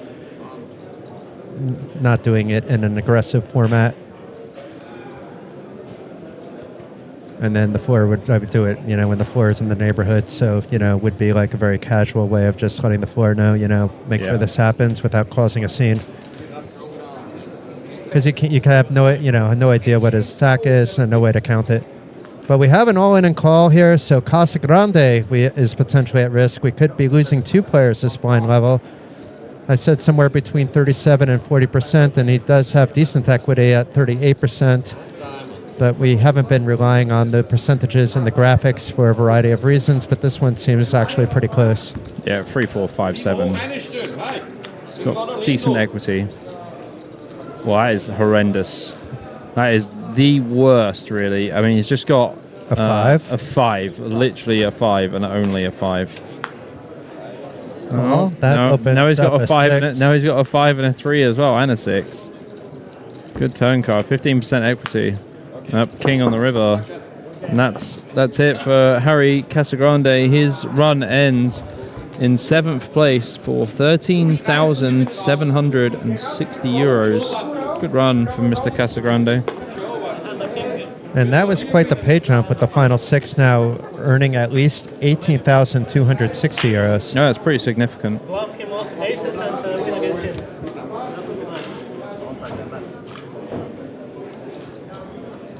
For those of you just tuning in, you can easily tell from the background what we are commentating. It is the PLO Championship, an 1,800 euro buy-in here at the WSOP Circuit, Slovakia at Card Casino. 272 entries to start. Today began with 41 players, all in the money from the opening flights, and now it's down to just the final 6 hopefuls.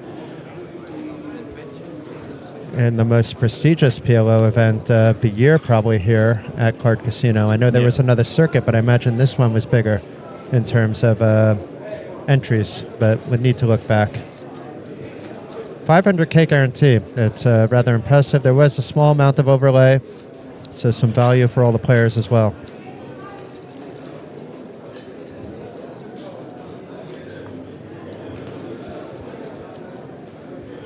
And nobody's really short at this stage. All the short stacks are gone. Blinds are actually 25-50, not 30-60. So, we're looking at some playability against 6-handed. Yeah, it's decent playability. About 5 9s I saw get past there. I think Borislav is the shortest with 1.3 million, which is 26 bigs. It's quite a lot. Certainly not short in PLO. Definitely not.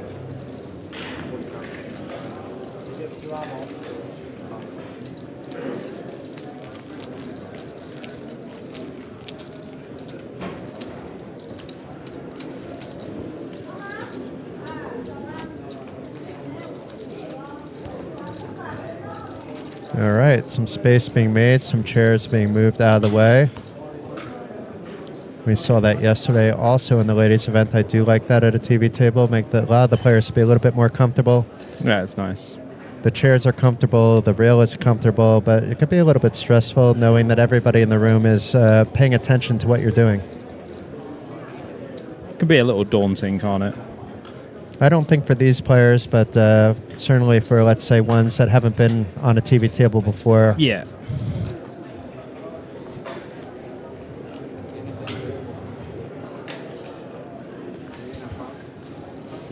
Worship back with his pot size open. This time from under the gun. 6-handed, it's still middle position in theory, but it's still under the gun. And Borislav here. Borislav, Bogdanov. Borislav. Yeah. Bogdanov is a confusing Bulgarian name. It's normally a second name. Yeah, actually, it could be either, though. Yeah. I know, but usually they go by Bogdan, Bogdan, yeah. Yeah. Maybe he does, too. Maybe.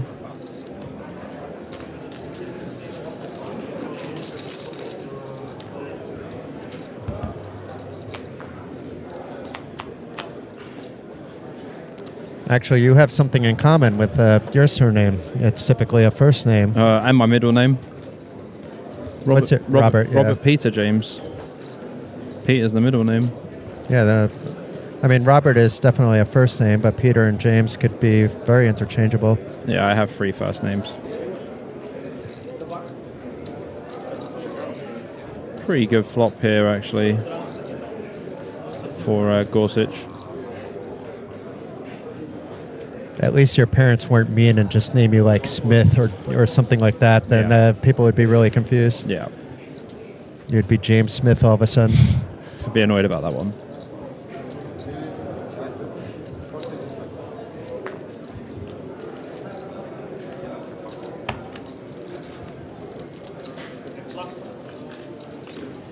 So Gorchik picking up another pot with the flush draw here, denying any equity from Borislav. And Borislav is now a little bit shorter, but still has plenty of chips.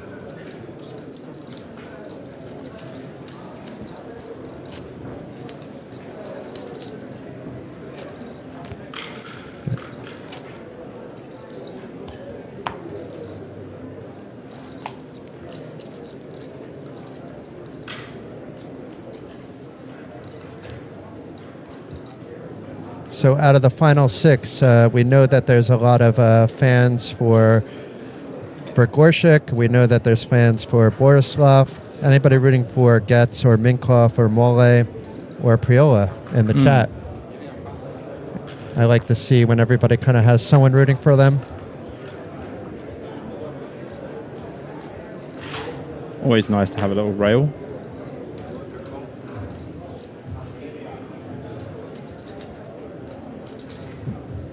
Yeah, this is where it gets a little confusing because it was a limp pot. Everybody putting in 50 and not 60, so the pot size is actually at least 40K smaller. So I think it's 200K in the pot at the moment. Yeah, it must be. More with the check. Gorshik finding a hand that he can't really play, but it's limped into him, so he's playing it anyway. Gorsic with the most unplayable hand I've ever seen, but now actually his hand turns into a blockery hand. Yeah, it's funny. A free look, and he may be able to steal this one away. It's quite a funny hand. Nobody with an ace in their hand. Nobody with hearts. But it does check it through. And the kings are actually good, which may surprise Mole, but I don't think he's going to be shocked when it's checking all the way through. But maybe Gorshik finds a bet. Not even Gorshik can probably find the bet that gets it done here. He's thinking about something in his self-created box of chips. I don't think I've ever seen that before either on a TV table where a player is surrounding the entire box with chips and nobody's saying anything. A lot of firsts today, actually. Yeah, I mean, Mole's not folding for this size. I can tell you that for nothing. And Priola folding and a queen was exposed, but that doesn't really give any information, and he immediately apologized, knowing you shouldn't be showing, even by accident, anything. You got to be a little bit more cautious when you're mucking your cards, but that was a pure accident. I don't think Mole is even going to fold here with kings. It's very small, but it's 70 into 200, so it is 1/3. He just needs to be right one up every 4-ish times. Yeah, he does call. We ain't folding. We ain't folding kings there. He's going to be relieved he won it, though. It's going to be like, how did my opponent have 3 4s?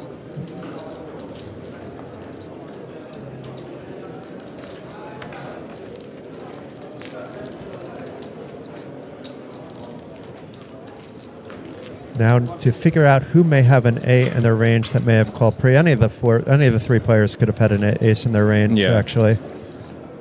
It's not the same as Hold'em where you can really do it that way. 2 aces is a different story. I don't range any of the 3 players on that. Yeah.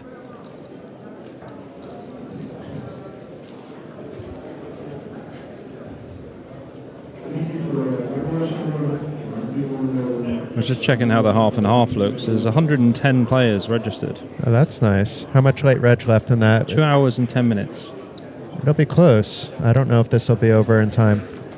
2 hours and 20 minutes, actually. Oh, that might make the difference. Worst case scenario, Jay. Decent you can go spot register. For Borislav. No. We've invested so much time, and you have to. you want to see who's going to win, and you want to be there when it happens. For sure. There's always chances to play for rings throughout the year. Some chances. There's a lot of circuits now, actually. It's WSOP circuit has been expanding, and they will continue to expand.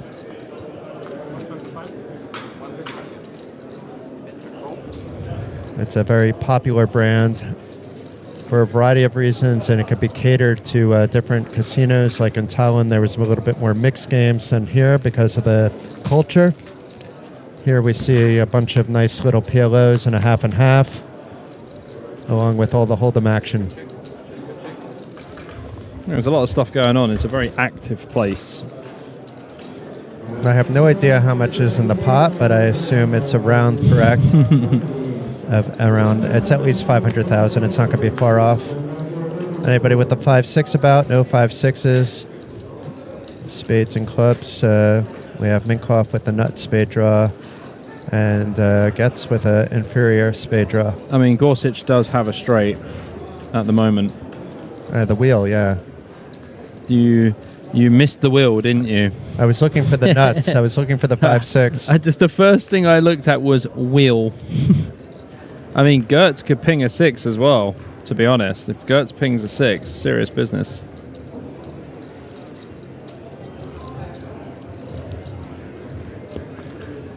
And Gorshik is going to make people pay if they want to see what the river is. I mean, Minkov probably not going far with this hand. Borislav's going to be like, where's all the paint? Gertz is out of there.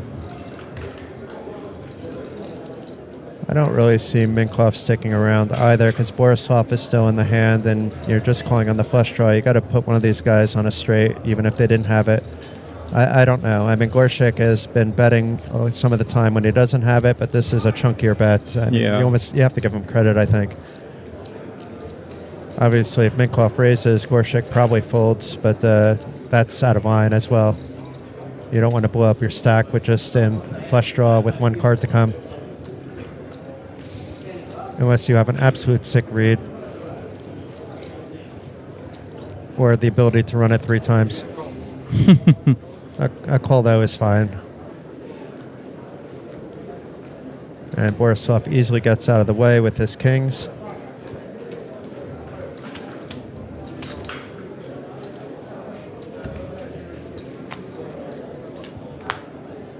And gets rewarded, so Minkov with the nuts now. Yeah, it's a pretty spicy river there for Minkov. And Gorshik just really has a bluff catcher, but we've seen him bet these marginal spots before, but I think this time we'll see a check. Bobby? He doesn't really gain anything by betting. I mean, if he bets and gets raised, obviously he's just going to have to bet fold. If he checks and Minkov bets like 500-600, then he's going to be in a weird spot. So unless he's going to bet fold directly, I don't like it. And it's a very merged range with this board at this point with the wheel. You're beating a lot, so it's a bluff catcher in a way, but there's not really that many bluffs on this board anymore. Yeah, the wheel's kind of disguised, to be honest, as well. But he's going to go for it. Maybe a blocker bet. Small, yeah. Small blockaroo. And Minkov must raise with the nuts. He's just maybe thinking, can I do a pot size raise or... How big did... okay, Gorsuch went 150. I'd just go 500. Like 500-600.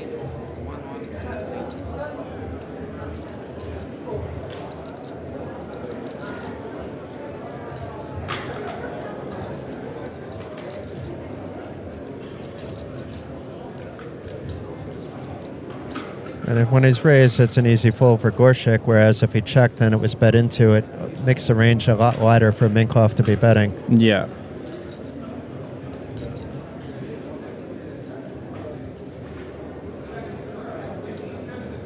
I mean, if it's a min-click back, maybe he just calls to see what he has, but otherwise I really don't see Gorshik folding to a raise. 600-700K here. Seems like a nice size. Maybe the jack of spades will come into his head, but it's Minkov hasn't been out of line at all. And by out of line, I don't mean out of line, but he hasn't, let's say, been putting chips in when he doesn't have it. Yeah, I mean, that's a massive raise. Perhaps just targeting like a king-high flush or something. That's like 1.2 million more. Or maybe trying to make it look as bluffy as possible. The thing is, it's very hard to have a bluff in this spot. What are you supposed to float turn with that you're now going to be betting river? Nothing, right? The clubs. Ace, queen of clubs, let's say. But even then, you know, like I think then he just folds, or unless he has a different piece of the board. Maybe a 2-pair or something might call. Maybe. Or a set would call. Maybe, once again.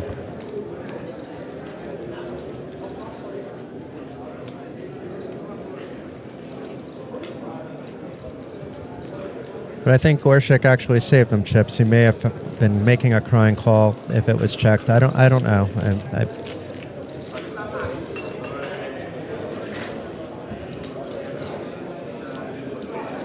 But as you said, it wasn't really for value because nothing else is calling.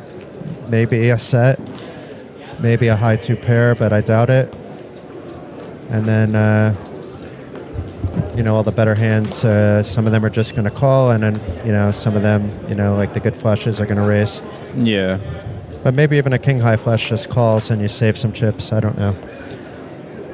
Yeah, it's kind of one of those mixed spots that could go either way, to be honest.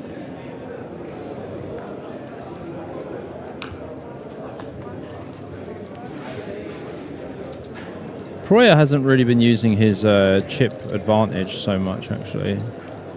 He has got quite a decent stack, but he hasn't really been swinging it around, you know. I mean, Gorshik has easily been the table captain. He's playing a very high VPIP. Yeah, he's like winning a lot of the hands he's in. Kind of crazy, you know.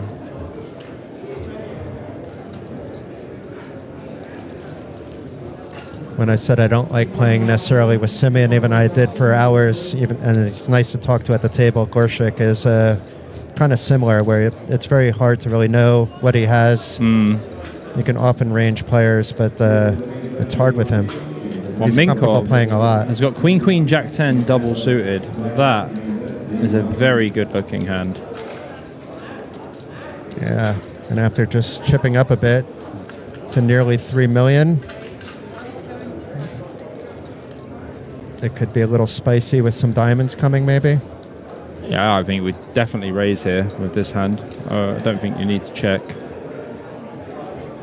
And he agrees, and Gorshik should be calling anyway. 5, 6, 7, 7, not folding either. And once again, it was a pot size raise. It's 25.50.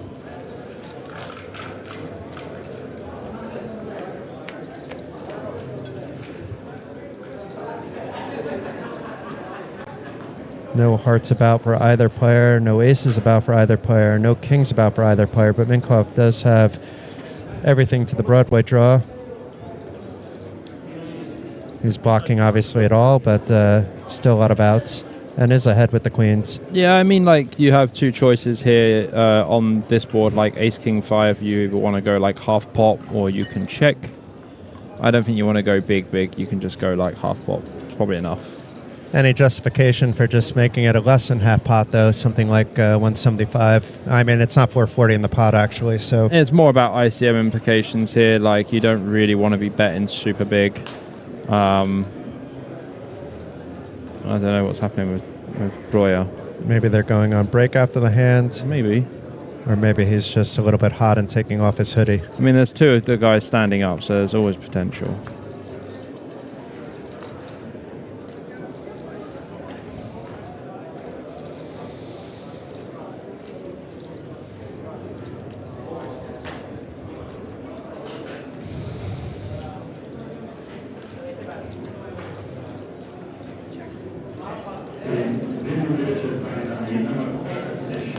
Goes check, check. There's a straight on the river for Gorsuch. I'm not sure how he's found that. Yeah, very sneaky straight, but there is some flushes on that river too, so...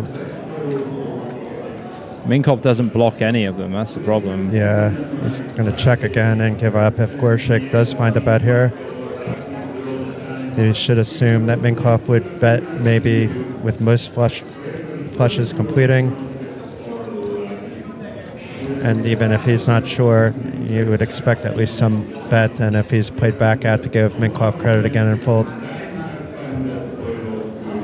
But this is an example why it was good, because Minkoff is, you know, he's basically playing his hand. He's not raising here ever. So before there were no bluffs, as you pointed out, but if there was no bet, there was still plenty of bluffs. Very tricky player.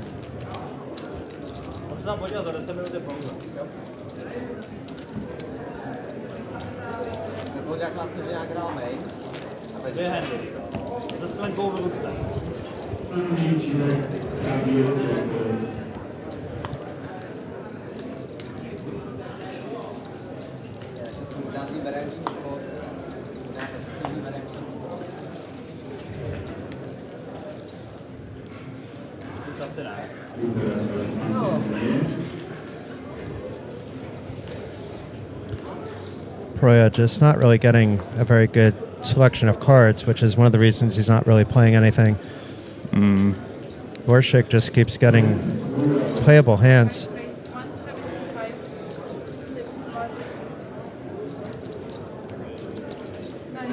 Gets folding the 5 rundown. Borisov, though, this is a good spot for him, has the clear short stack on the table. Especially against an active Gorshik. Actually matches up rather well against his particular hand, too. I think it's just a fine call anyway.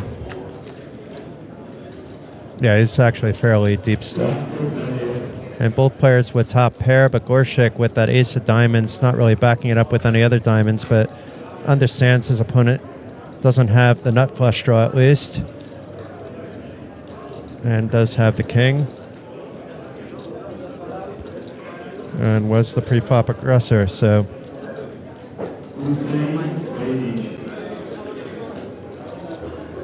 Yeah, it's an interesting spot. I think betting is going to be fine, obviously, but you have to understand that Borislav has got backdoor flush draw as well and top pair, so he might be a little deterred. Yeah, a little bit deterred from folding. So here we go, and the equities are pretty even with both players having the top pair with the ace kicker, but there's still 2 cards to come. A queen would be good for Borisov for 2 pair, a jack would be good for Gorshik. Also a 5 or a deuce, obviously, as well. Another ace, another king, and it's always going to be a chop.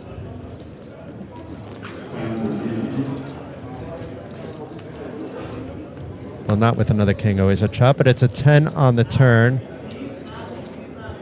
So some Broadway possibilities for both players, straight possibilities.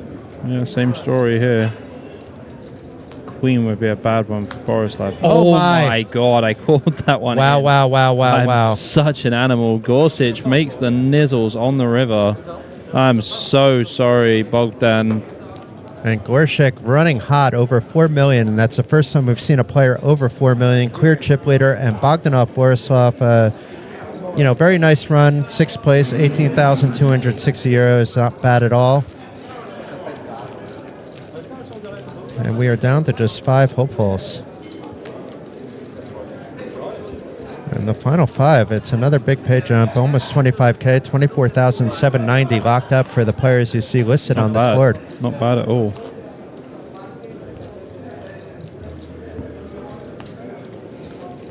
And once again, there's no short stack. Everybody with at least 20-something big blinds or more. And even next level when it goes up, well, it's actually more than that because it's listed at 3060 when we're at 2550. So quite some playability after the explosion of eliminations. We went to 2040 level without anybody. And then during 2550, we've lost 3 players already. Mole being the short stack, I believe, folded already. Yeah, Gorshik is reaching for chips as usual. And back to his pot size sizing. Putting pressure every single hand, just about. Did limp a few times, but the pot size is more than the limp.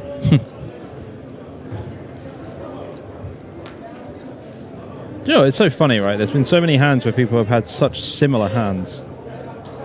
We've seen like the ace king queen 9, and then it was the ace king 10 9. Yeah, I mean, I feel bad for Borislav. That was a massive cooler. I mean, that was unfair of me to do what I did. I apologize. And now everybody's deep. Everybody with at least 30 big blinds doing a little bit of quick math. It's a little bit easy at the 50K level to do that.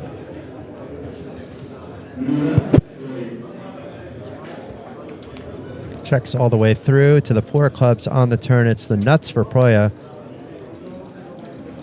And checks it over to Gorshik. It checks all the way through again, and there's a king high flush. There was maybe some value missed by Proya, and gets with some restraint with this king high flush. And now Getz is probably going to think that his king high is almost certainly good if Proya bets. It would be very hard for him to get away, and Proya, I feel, needs to bet here after it checked all the way through on the flop and turn. Although you never know with Gorshik, he may look and say, I have a straight, neither of you guys have a flush, I have 4 clubs.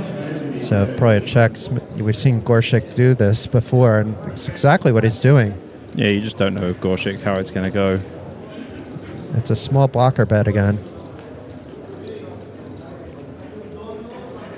And at least Getz has to call at least at a minimum. He may be even thinking of raising. And he is. Proya with the check actually induced all this, and I said he should have been betting. Proya's like, wait, I blocked the straight flush draw. This is pretty nice.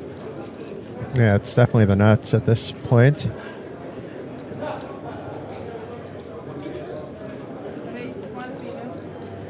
And this looks really strong, obviously. Strong is an understatement. Gorshik already had his cards in the muck, I think, before even the bet was announced. He was going to fold to Getz's raise anyway. The problem with Getz's hand is he has 2 of the key clubs, the king and the queen. So having the king and the queen is just going to be so much more important. And the only thing that Proya can be bluffing with is like the 5 or the 6 of clubs. That's it.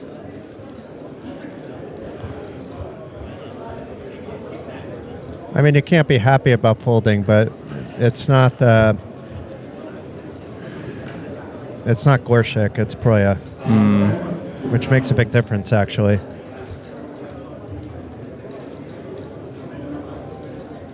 Not to say Proya never has bluffs, but I don't think he has any in this particular spot with all the ICM on a final table. Impossible. I haven't really seen Proya get 2 out of line either.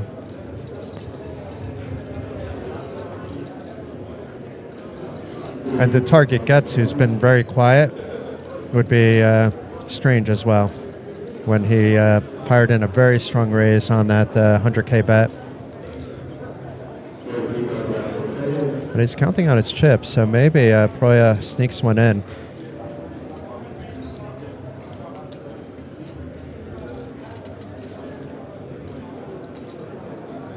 If he thinks a little longer, I think he finds a fold.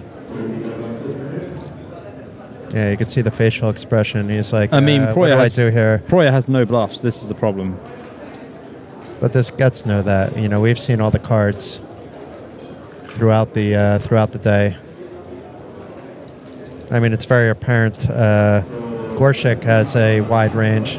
Very disciplined fold there by Getz. Yeah, it's easy for us to say just fold it because, I mean, I'm folding that in real time probably too, but it's not an easy fold. I'm probably tanking a little bit and thinking it through. And maybe in the state of mind I'm in now, I make the call because I'm not able to process everything. I mean, he has the king and the queen. That's the problem. If he just had the king of clubs on its own, it would be a different story. But he has the king and the queen, so... Yeah, and the jack of clubs is maybe calling but not raising, and probably folding, actually, from Proya anyway.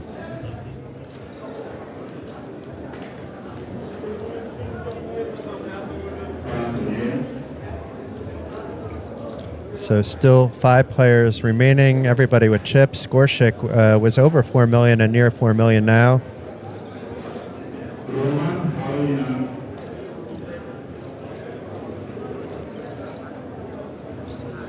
And we should be on a break fairly soon, actually. Maybe in like 5 to 7 minutes, I'm guessing. Yeah, I think it's coming up pretty soon.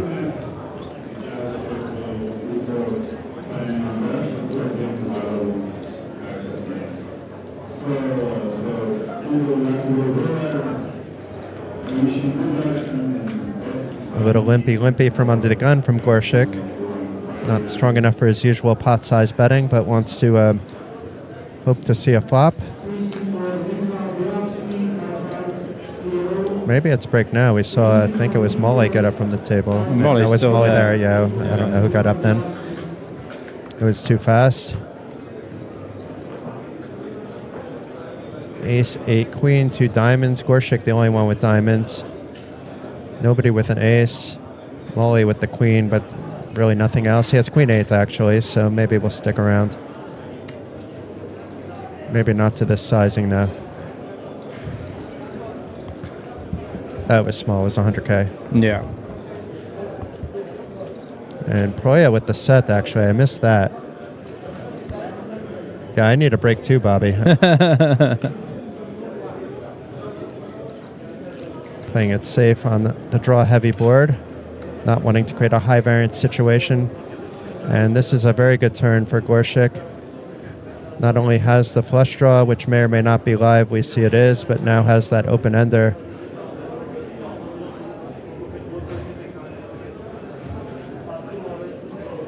A pretty exciting turn card, to say the least.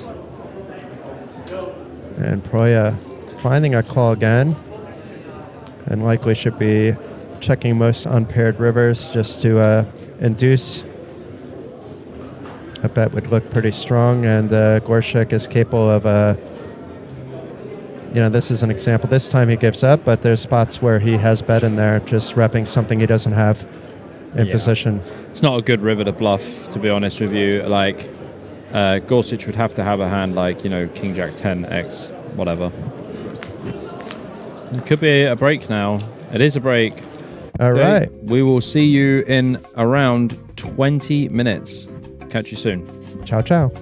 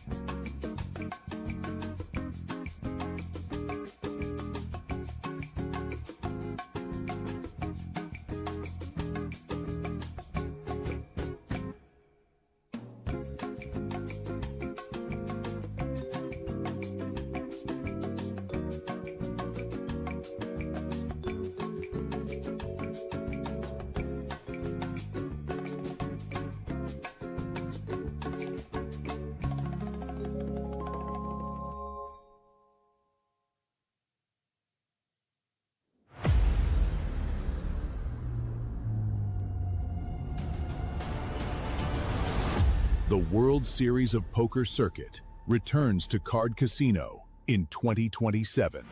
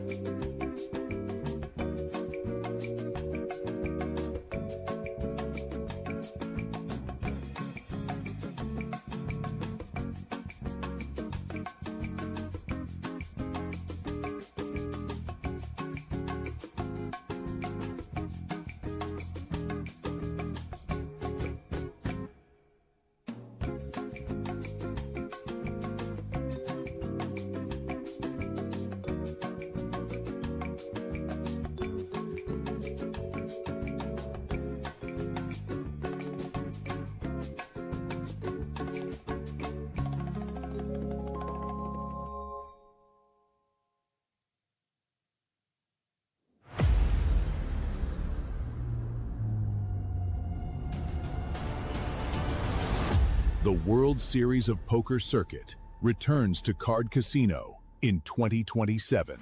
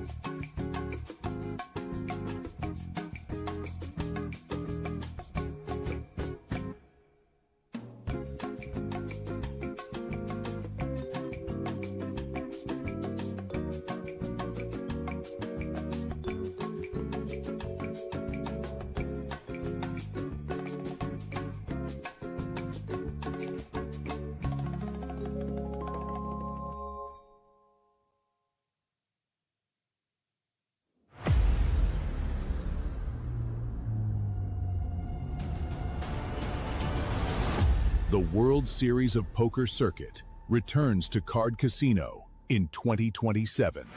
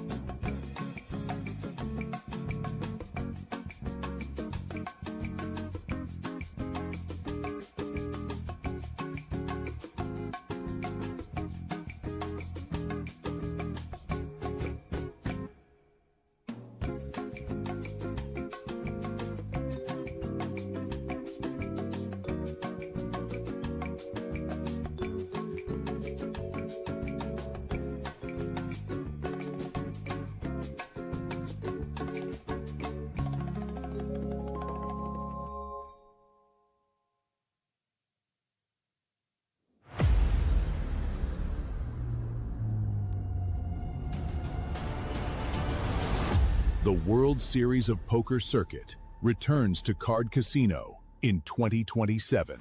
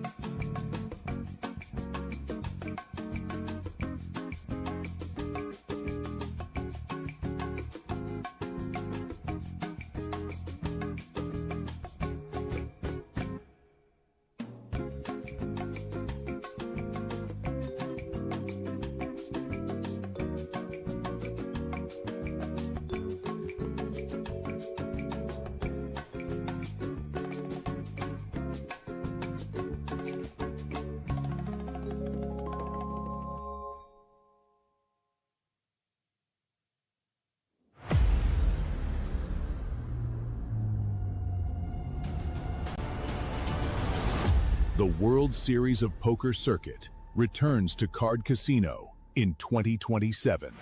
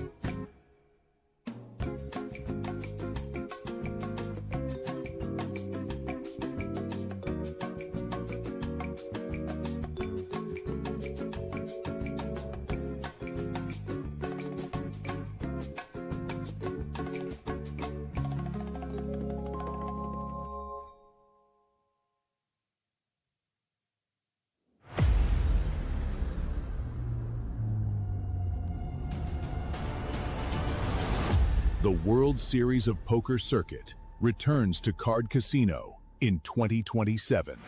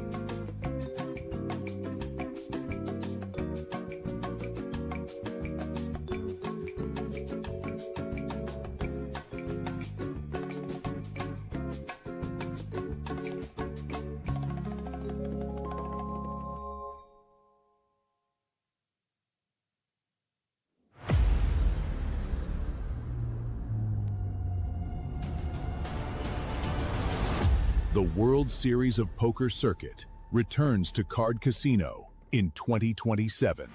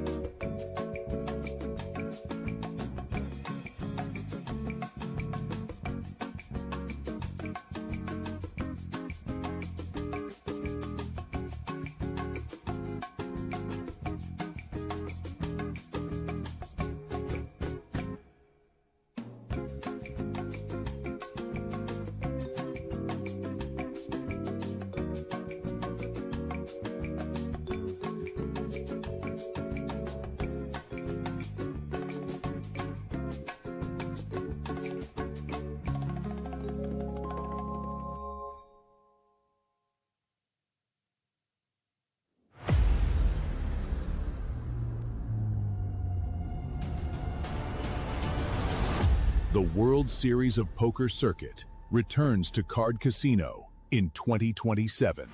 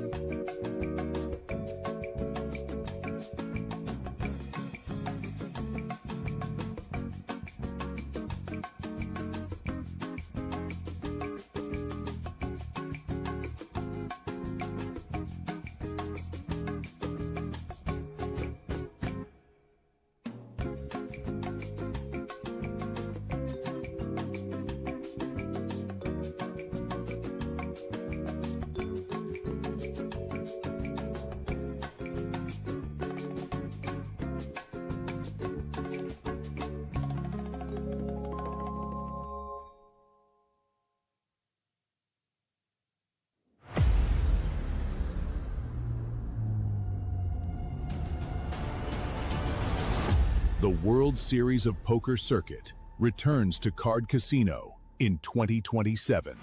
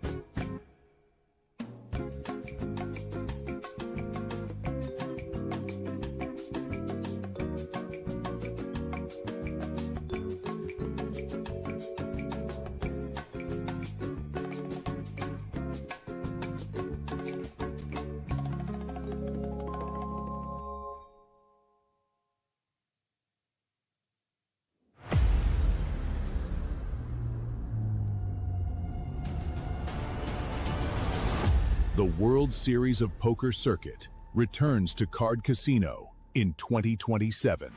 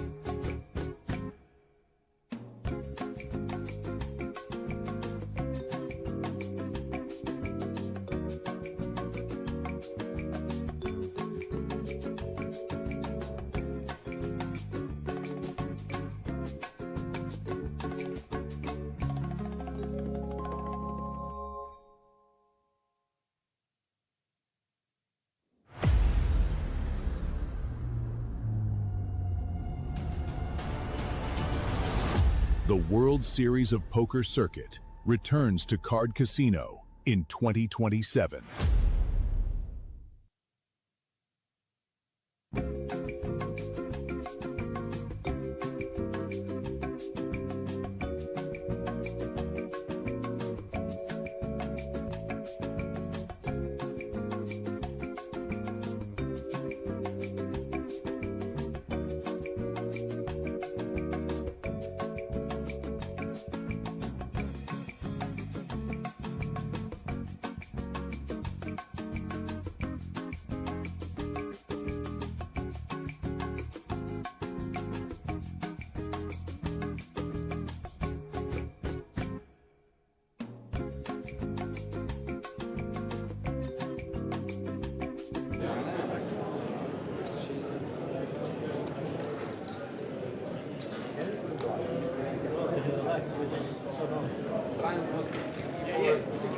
I just shut down, man.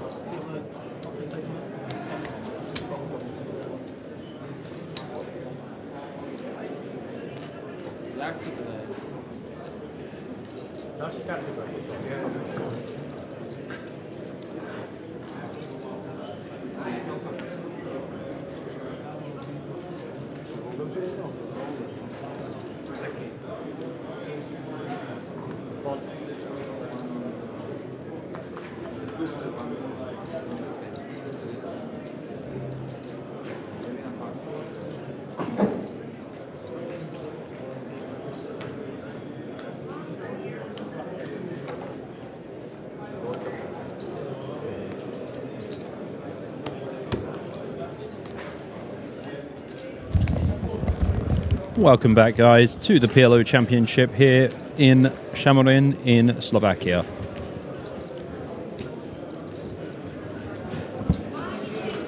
Five players remaining, all playing for over 100,000 euros. Not a bad spot.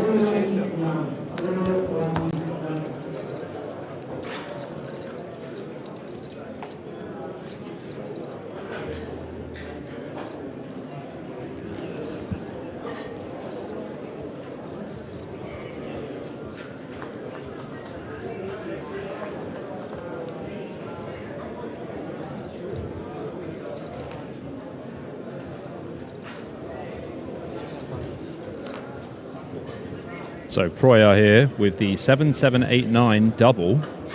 Probably going to open this one. Would be very surprised to not see him open.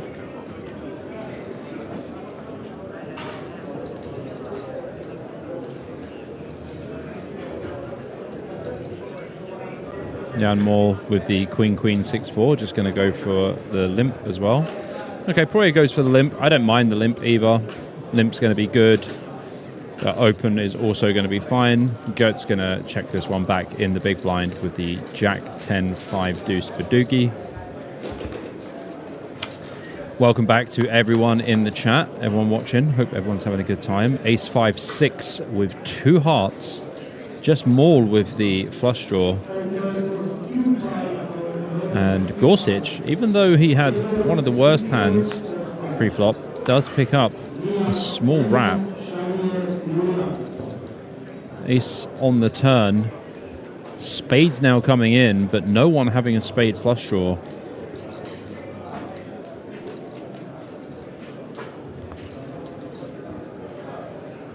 Do expect to see a bet here. It looks like the bet's going to come from Proya, who has that open ender. So yeah, we have a limped pot here. Proya limped, everyone else limped, and flop goes check check.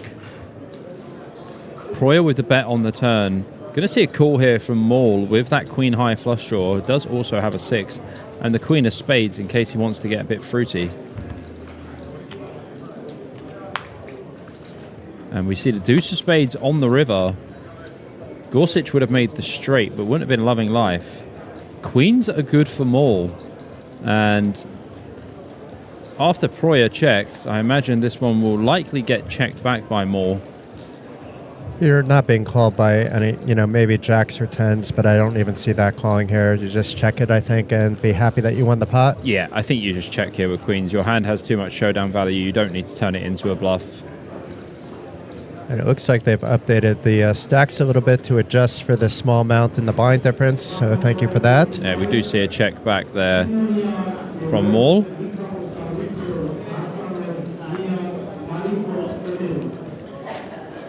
It'd be different if Maul was out of position, then maybe you'd just see a blocker bet type of thing, I think. But yeah, I don't see any reason to bet at all. Yeah, it seems slightly unnecessary to bet there.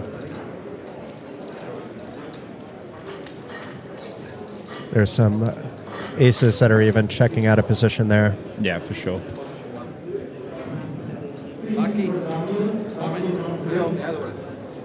So thank you everybody for tuning in. It's been a nice couple days. The ladies event ending at around 7 in the morning, and we've been really enjoying some high-level PLO action today. They're playing for a lot of money, more than $106,000 up top. The trip to the Bahamas and the honor of winning the ring. The ring has both intrinsic and real value. Who doesn't want a ring, huh? Well, you can buy a ring, actually, because they're often on eBay, but not often, but once in a while one comes on. But I'm not sure who's buying someone else's ring unless it's like a famous player for a reason. But, you know, they have real value. There's a...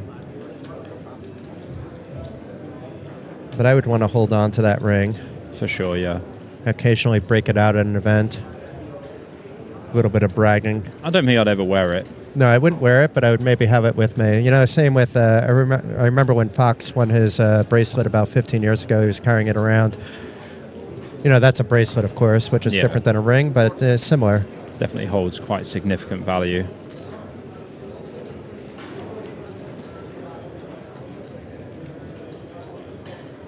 So a raise here by Getz with the pretty Ace King King 7.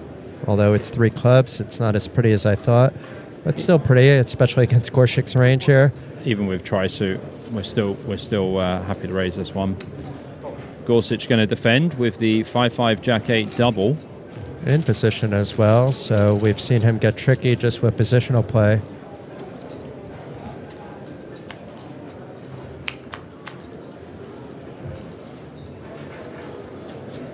Queen 7-9, 2 hearts. Gorsuch with the gut shot and the flush draw. And Gert's going to start off with a check here. And is Gorshik going to take that as an invitation to bet, or is he going to see a free turn? He doesn't want to be blasted off. Getz does have a lot of checks with stuff that he hits, knowing that Gorshik is an aggressive player. By now, he should have picked that up. Yeah, I like the check back, actually, from Gorsuch. Hand does improve sometimes. Likely to see a check here, though, from Gertz. Oh, it's interesting to see a bet, actually. It's sized up, too. It's, I think, 425. Yeah, it is. Yeah, I don't think Gorsuch is going to be going too far. The Jack wasn't the best card for him, even though it did pair him. Yeah, definitely not the best card, but at the same time, you know, he does still have that flush draw. It's quite a big bet, though. And Getz blocking that King 10, repping the King 10. It may be that Gorshik just thinks, is he only betting this when he has an 8-10, King 10? In which case, your draws for the straight wouldn't be good, and your flush draw may not even be good. It's only an 8 high. I could see this going either way, actually, just due to the sizing. Yeah, big sizing from Gertz. I mean, definitely can go either way. It's easy just to look at Getz's hand because we know his cards and say it would be a decent call, but yeah, I'm not surprised he folded at all. I mean, his flush draw can also be dominated as well. We're going to see, I think, different action from all the players as we continue to lose them, as they should. Player ranges should be opening a bit wider. Yeah, obviously, we're still learning about the other players who came to the table more recently as well.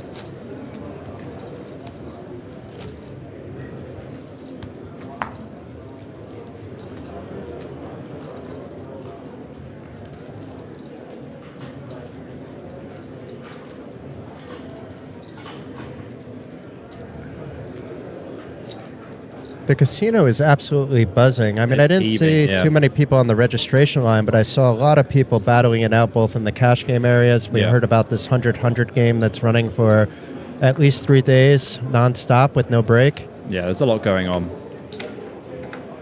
In fact, some of the players that were in this PLO are playing this 100-100 in the VIP room, but the main room is just absolute buzzing. The main event is looking super good. It potentially could even break a record, but let's not jinx that quite yet. Okay, so Victor waking up with some aces here. And gets...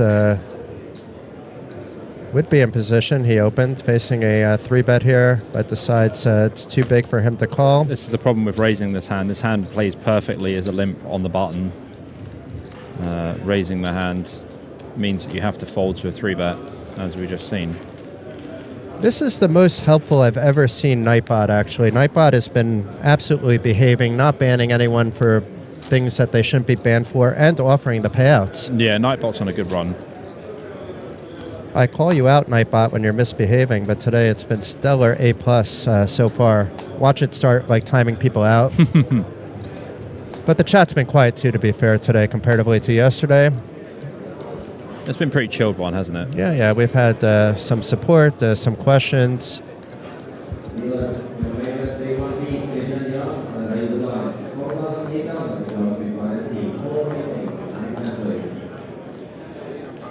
Minkoff holding the button with the 7-4, King 10. And Proya, he should be completing. The baby rundown of the 7-5-4-3. And Molly may decide to jack it up in position from the big blind with the ace, queen, 9-7, but decides to keep it small. Yeah, I think you prefer to have the Ace of more nuts hands, yeah. But Mull ahead with neither player connecting. And both players check. Another 6 coming. Nobody with a jack or a 6, so ace-queen still ahead. Let's see if Molly fires a small bet. Nope. And the 2 of spades on the river doesn't change anything. Really, it would only change if a player had pocket deuces. And Proya now trying to steal it away, but a very small bet. Yeah, it's going to be interesting. And Molly snap holding it. Well, there's not really much more can do there, really, to be honest. Going to face so much... There's no flushes. The deuce doesn't help, and it went check on the turn as well. Yeah, but, like, the thing is, Mull's hand is, like, obviously he just has ace high, and... I mean, Proya can just have any random 6, any random jack. He may be been betting a pair like queens as well, just a pocket. Could even have anything like that as well.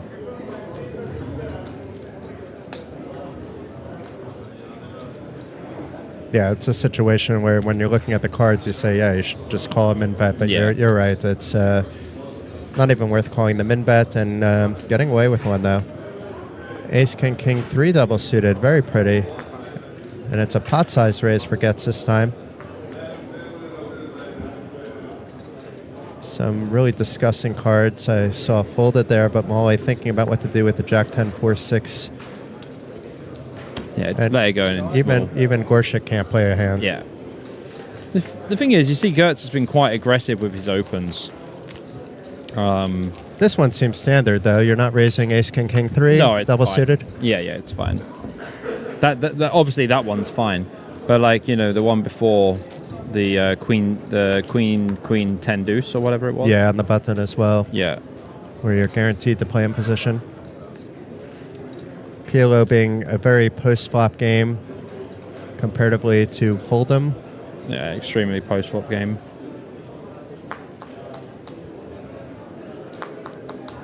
And I don't have very many limps in my Hold'em game, but there's a lot of big pros that do. You probably do, but Dominic Nietzsche, I always think of about the Hold'em limping profitable strategy that he has that I don't really know what he's doing, so I don't try to emulate it. Yeah, I mean, like, more of the limp-in strategy in Hold'em just comes from, like, late game, you know, sub 20 bigs or whatever, late position stuff.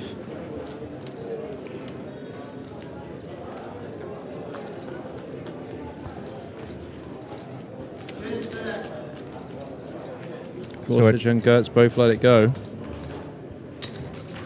So it's Minkoff against Molly with 35.50 in the pot after a raise of 200 and a call. And anybody with spades about? Just that ace of spades from Minkov that I'm sure he'll try to use to his advantage. It doesn't need to be a big bet, actually. No, just bet like 150. Probably doesn't even need to be that big. And let's see. Yeah, he's thinking the same thing, 150 exactly. And let's see if Molly can sniff it out. I mean, he just has top pair with no draws, really. So it is... Most players at this stage with this competency would be folding, but not believing it, and is ahead, actually. So maybe sniffing it out. Bobby's surprised. Yeah, I mean, so in this kind of situation, well, I mean, that's a fantastic turn card from all. But in this situation, you can float with one pair here just to see what your opponent's going to do on the turn. And even though Minkov does have the ace of spades and, you know, was the early position opener in this hand, doesn't mean that he has aces with the ace of spades. Could just have the ace of spades on its own. Check, check seems very reasonable here. Yeah, there's no point in betting everything out. If he has the flush, he's calling, and if he doesn't have the flush, you're ahead, but you're not going to get any value. I mean, Moll's going to be very happy with this run out with his hand for sure. When Minkov bets and it pairs on the turn and slows down, but when it goes check, check, Minkov might think this is green light to bet. But I'm pretty sure if Minkov does bet, depending on the size. Yeah, that's, I think, it. And this is kind of medium. No, it's big. It's 650. Yeah, I mean, you can still value bet flushes for sure. Looks like Molly just double checking that he doesn't have a full house, or that maybe he was hoping that he would see a 4 with his queen. I think he was actually really looking to see if he had any spades. Ah. I think the spades are very important here for removal.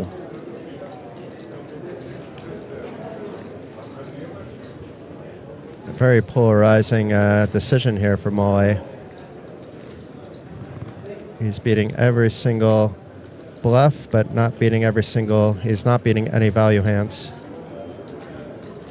Just a bluff catcher with his trips, and decides not today, believing Minkov. So Minkov, very good awareness, and up to 3.2 million. Yeah, I mean, like, you know, as I said, the situation, when it goes check, check on the turn, Minkov can definitely still value bet river with king high flushes, ace high flushes, and stuff like that. It's still pretty reasonable. Yeah. If there's no full house, it's working, and if there is a full house, you know, it's not happening very often, and you're okay. There's some flushes that are calling as well. That would have called the flop bet and not raised it. Pretty much any flush that is being bet into is probably just calling, in fact. Yeah. But when you have that ace of spades, you can rep that nut flush. Yeah, I like the small bet on the flop, and then check turn seems good.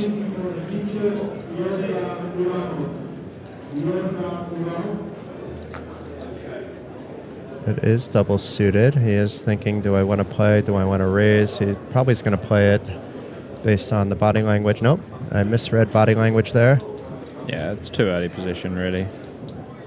It just looked like he really wanted to play it and was thinking, but I misread it.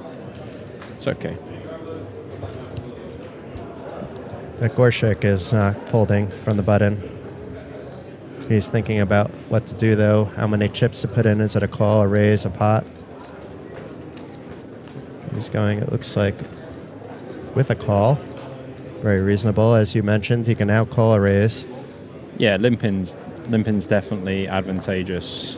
And it's trouble if it's clubs or diamonds, because Gorchik is dominating gets in both those departments.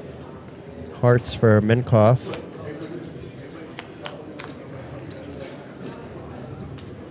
But it's a rainbow anyway. Minkov with the open ender. Small wrap, yeah, 6-4-7. Yeah, the floor as well. And we have top pair for Gorsic, temporarily ahead. We have two pair for Gorsic. He had the king 5 on the flop, so the 8's not going to be a great turn card for him. Yeah, that's true. Jack kicker is nothing either, so... And it's Getz betting his queen high flush draw on a paired board. And hoping to take it down right here. I think it's unlikely with Gorsuch having this particular holding. No, he has a king high flush draw and may think that His top pair is occasionally good. It's 2-pair now, of course. He's got a lot of significant blockers, actually. Like the 5's a very important card as well. He's also got like the Jack 9. So like any cards that would have got barreled on the turn, yeah, I think this is going to get sniffed out for sure. It's too small. Yeah, too small. You think he's calling a pot size bet, though? I think that would have gone through, but that's being very kind of results-oriented type of stuff. Yeah, potentially. I don't see him fold into this size, though, at all. There's lots of 8s that Guts can have, but yeah, I agree with you. I think King Jack just too good. I don't think like Gertz is going to be value betting King Queen here. Ace King potentially, but I think Gorsuch's hand's just way too good to fold. 8-10, 8-5 would be kind of the thing to avoid here. Yeah, like if Gertz had a hand like King 10, yeah, sure he can bet river with, you know, better 2-pair, but I think this one's just got to be called.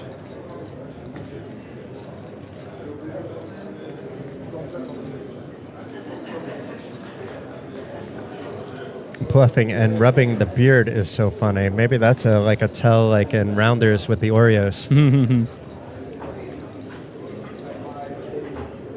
Of course, I've never played with somebody with that big of a tell. That was for cinematic purposes, but was quite an entertaining scene with the Oreos. Oh, yeah. A classic, in fact.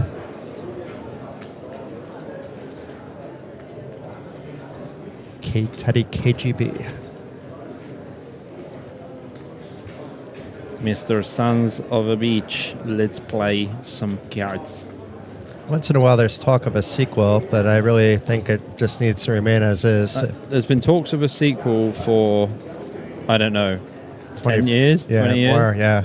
About 20. Yeah. So it's probably not going to happen. But every other year somebody's talking, there's maybe going to be a sequel, you know, and then maybe it's done intentionally so more people watch the original. Because the original was a bust, actually, in the box office. It took off in, in replay.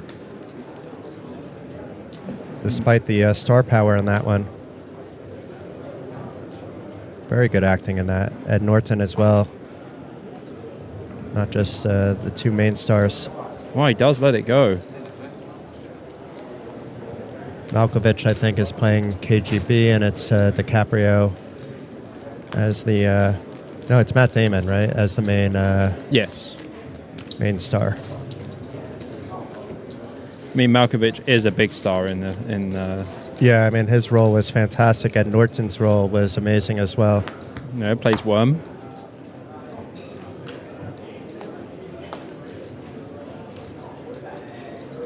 But with poker not really mainstream as much, I mean, it was, actually. There was, back then, the WSOP was playing on all the TVs.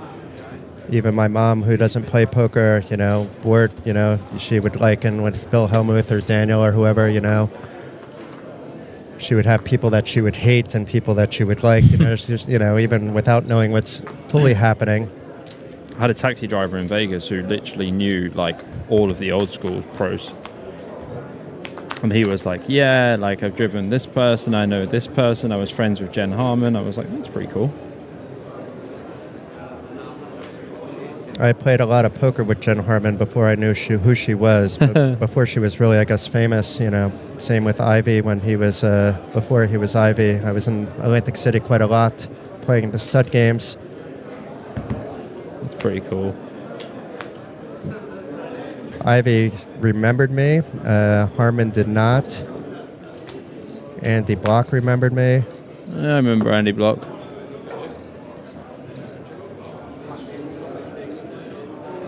It was before I had any dreams of being in the industry. I was a college student the first year, I think a senior in college, going down every other weekend with some friends. They would play blackjack. One or two of us would hop in for the poker. It's pretty cool. We'd always get a free room, and wind up having like four of us in like some nice room in some hotel, the Taj being one, the Trop being another, occasionally the Marina.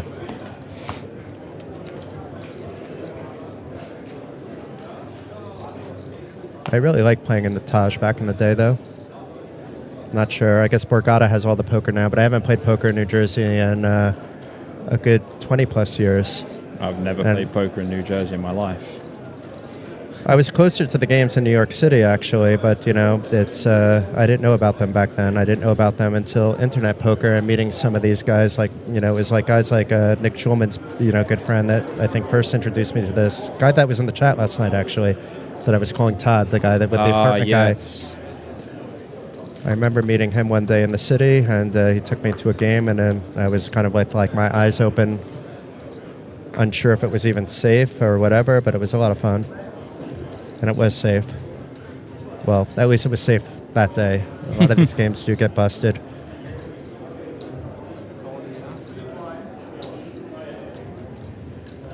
But as a kid, you're willing to take those extra risks. I would say that now at games, I make sure any game I'm playing in is tough. And if it's a private game, occasionally I'll play in, but it's more of like a home game than a private game. It's not like I'm looking at those for value. I'm looking at those for fun. Yeah, sure. The opposite of you, probably. This is a pretty interesting spot here. Look how much blockers there are. The King 10-9 Queen and the King 10-10-9. Yeah, there's blockers everywhere, even with the queens. Open call, call, call. This is going to be very interesting. Yeah, nearly $1 million in the pot. Flush draw for Gorshik. Nice Broadway wrap here for Priola. Everybody with some outs, actually. A better flush draw for Minkoff. Nobody with a made hand at this stage, though, so it may or may not check through. Depends on what Minkoff wants to do. I see a check coming from him, too, but Bobby, is there any reason he should be betting here? Not really. Queen high flush draw, you're pretty happy to just go to the streets here. 5 on the turn. I mean, Gorsuch does have Ace 3. And yeah, this is an interesting turn, actually. I'm curious if anybody's going to just try to take a stab, and the most likely candidate is always Gorshik for doing that. He has the 2 pair, actually, at the moment. Also has outs to the flush. Not too many 2-4s in people's ranges. In 4-card Omaha, anyway, and 5-card Omaha is always kind of random cards that you have to consider. And does fire big with the 2 pair. And gets the better flush draw to fold, too. So that's good news for Gorshik, but I don't see anybody else coming along.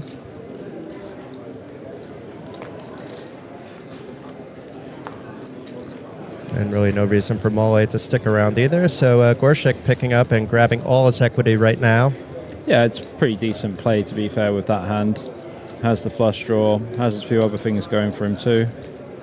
And Steve's saying Rounders came out in '98. You know, it was before the internet boom, but not before, let's say, the ESPN showing, you know, the WSOP main event nonstop boom. You know, with the replays and with, you know, you turn it on at midnight and, you know, you can watch poker for 3 hours. Yeah, it was pretty cool.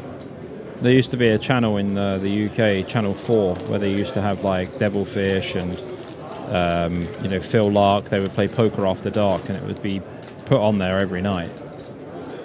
I mean, even when I lived in London from 05 to 09, there would be, I think it was on Sky, actually. Oh, wow, Sky. I don't remember if Sky Poker was actually the one Sky Poker was a channel. I live right next to where the Sky Poker studio is. It's quite funny. Back when I could play, it was right around the corner to play at the Gut Shot, you know, just to, I'm not sure even that place exists, but I met so many people that I see like 10 years later. The Gut Shot you look is still familiar. a thing. Where do I know you? Gut Shot is, sorry, the Gut Shot is not still a thing, but I know a lot of people that played at the Gut Shot. It was literally right around the corner from my office, you know, I was in telecom back then. That's pretty cool.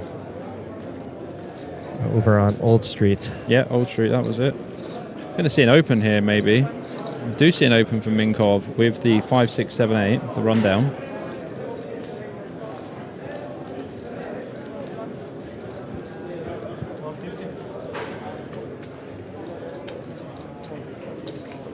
Roy is going to flick in the call as well.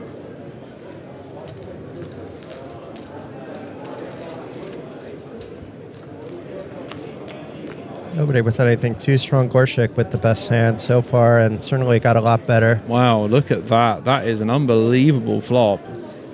Something for everyone. Proya with the nut flush draw. Minkov with like the mini wrap. You know, he's got the 6, 7, 8 with the 5. And Gorsuch with the top end. The 9, 8, Queen 10 wrap. And somehow it checks all the way around. Oh, That's and an action killer. Somehow we get the most dense turn card as well. That is such an action killer. Something tells me Gorshik is just going to bet this, though, for some reason. I don't know. I mean, he seems to feel these things out. It's hard to know what he's thinking. It's very true. I'm not saying he should bet, but I think he will. Very unpredictable, this fella. And been quite enjoyable to watch play. Yeah, for sure.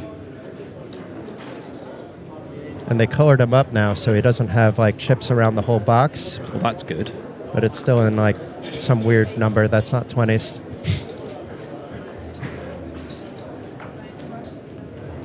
And it is Gorshik just reading the room. You know, Proya, you know, has enough flush draw. Doesn't really have anything else. Yeah, well played there by Gorshik. Yeah, I mean, Gorshik's got a pretty decent hand to be betting there anyway. Had a lot of backup with the hand as well. But at the same time, on a pair board, if he's raised, he's going to have to get out of the way. Yeah. There's something being said in Slovene or Slovenian. Yeah, I don't know what that is. No, but if you want to translate that to English, if it's a question, we're happy to answer it. But I think he's just giving a shout out to somebody. But welcome anyway. It's I don't think we're enforcing English only, so feel free if you want to speak in another language, but we're not going to know what you're saying is all. Very accurate. Ooh, hello, aces. This is pretty aces, even though it's not suited with the king. Would be a lot prettier if those aces were both red. Yeah, pretty easy open here for Jan on the button. He's the short stack as well. Yeah, just open full pot. He tried to open more than full pot. I did see that, yeah. He went for the mega open. Straight out of there. Gertz with the 9-6-3 deuce. Very disconnected.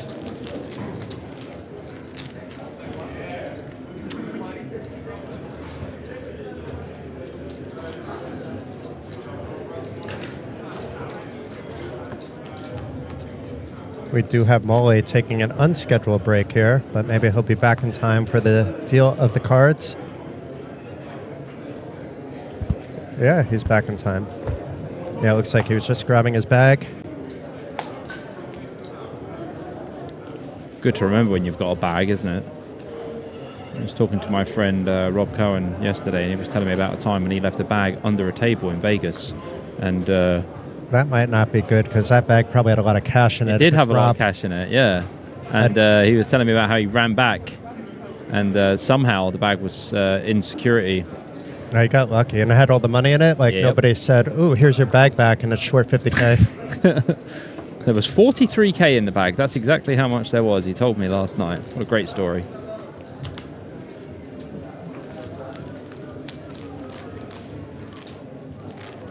No, I don't know Rob, but I know a lot of people that do know Rob. That's kind of like one of those guys that you feel you know, but you're not really knowing. Oh yeah, me and Rob been friends for a while.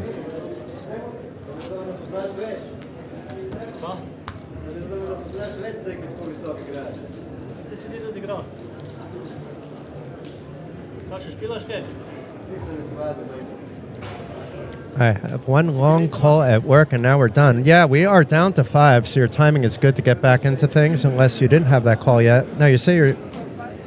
I think you already had the call, but if you didn't, your timing still can be good. I think we're going to be here for a little bit.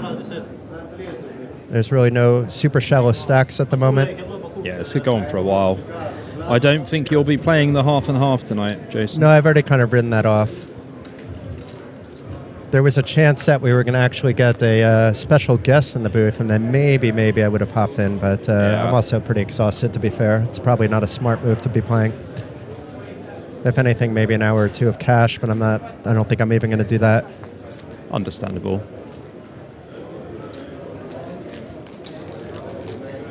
But I haven't seen like cards like the Queen of Dragons, like maybe I was expecting, like just the 6 eating the 7. It's been everything we can read. I don't think I've even misjudged a diamond for a heart yet, which I'm actually pretty surprised about. Not been too trippy then, yeah? No. That's good. Yeah, you would have liked this one. I don't know if he's going to be available, but... Yeah, he's not. He texted me. He said he's not around, but would have loved to have come. And yeah, you would have enjoyed this guest for sure. Because I'm enjoying being here, but I'm more than happy if there's someone of his caliber to come in, seat open, it's fine. Yeah, that's when you can let the seat be open.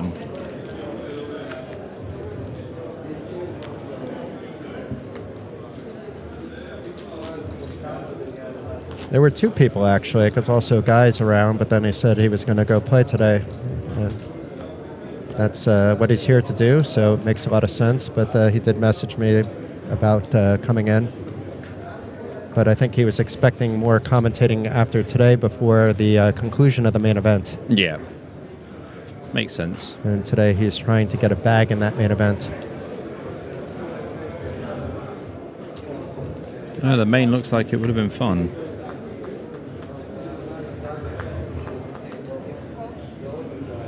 Yeah, this main event could be a record-breaking one. It's on pace to be. It's looking good. So Gorshik with the limp under the gun and gets calling behind with the ace-jack-jack-7, double-suited. You see, that's my first mistake, single-suited. It's a spade of 7. It's hard to see. Well, that's the thing. That's probably why I'm not playing. My vision goes as, I get tired and I really can't see at some stages. You know, my good friends understand that and help me out. Yeah, not when I'm at the table, but, sometimes I actually need help to get home if it's like that bad. And it's not because I'm drinking. I basically quit drinking. It's sometimes just exhaustion. Yeah. I didn't quit. There's still the occasional night, but it's not a regular thing for me anymore. So we do see this raise, and we see both players call, Gorsuch and Gertz. We have an 870k pot now. Yeah, a little spicy tamale here. Anybody with the 6-8? Nope. So it's a rainbow 5-7-9. It is a rainbow 5-7-9, but there's a lot of stuff that can happen on turn cards here for sure. Backdoor diamonds for Gertz. He also has the jacks with the 7, so can interact with a lot of turn cards. Minkov also has backdoor diamonds, but they are inferior to Gertz. And Gorsuch has got a little something. He's got backdoor clubs and a gut shot. I'm not going to be surprised if he bets just because, there's not that many 6-8s about. There are some from the cutoff and the bottom. There's nobody in the blinds in the hand. Yeah, I reckon he bets like 450 or something. Close. Yeah, it looks like 360. 340. Not as close as I thought, but still a decent bet size, I think. Yeah, easy fold for Minkov as well with this. It's just a trash flop for him. I mean, Gorsuch I've started to take more of a liking to now. He's played pretty well. I mean, I've really been enjoying his play. There was just this one moment before the final table with Dario that, let's just say, he was a little bit out of line, I think, objectively to a lot of people, but...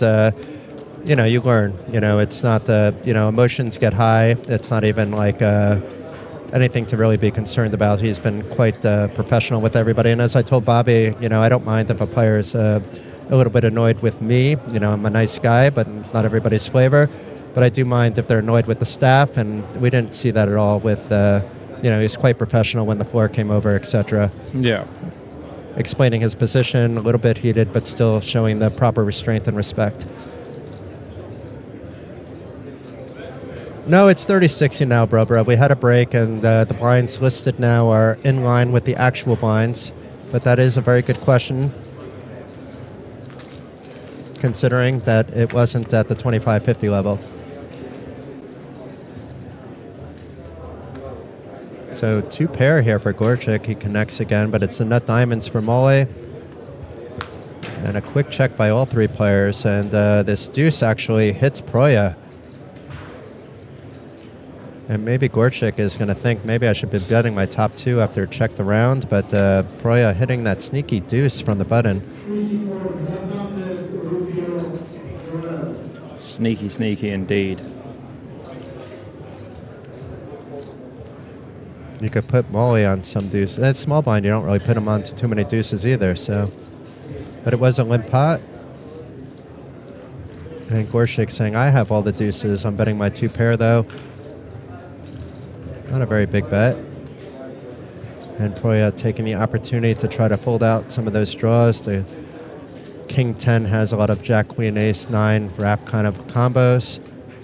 Also the diamonds, which don't show up in Proya's hand. And maybe we'll get a flush draw to fold. He did. Yeah, it's a good bet. Gorshik being a little bit stickier than the rest of the table. I don't know what he's going to do. I mean, Gorsuch is the unpredictable one of the pack, isn't he? He seems to sniff things out at the right time, too, though. So maybe he'll think that... I don't know. It looks so strong by Proya. It looks stronger than Queen Deuce, in fact.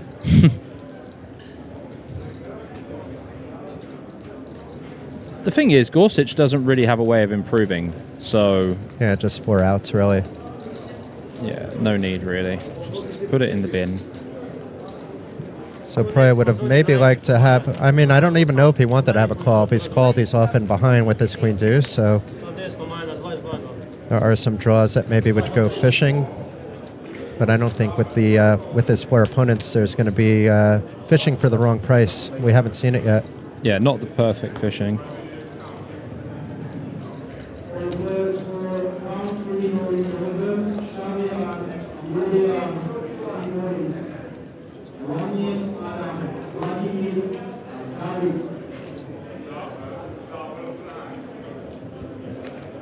So Minkoff is going to fold under the gun with the Jack 8, 7, 3, 3 clubs in the hand. Proya, probably the same. It's all hearts. If it was PLO 8, it's an open, but not MPLO.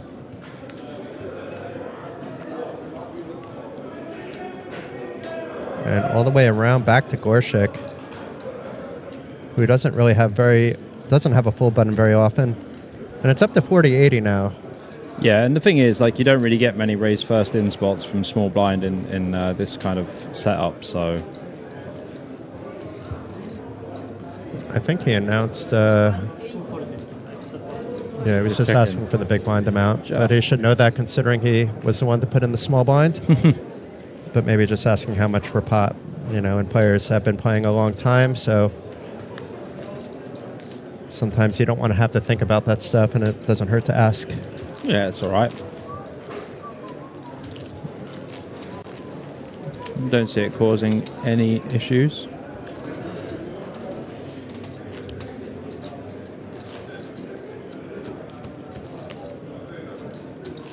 What's interesting at the WSOP events is their clock is quite interesting. So they actually tell you ahead of time what the max bet you can do, but it doesn't really work in the blinds. It says call or make it. Yeah. I like that. I like it, but it maybe should be labeled slightly different. But once you understand it, it actually is pretty cool. Yeah, I think for the recreationals, though, it's really good.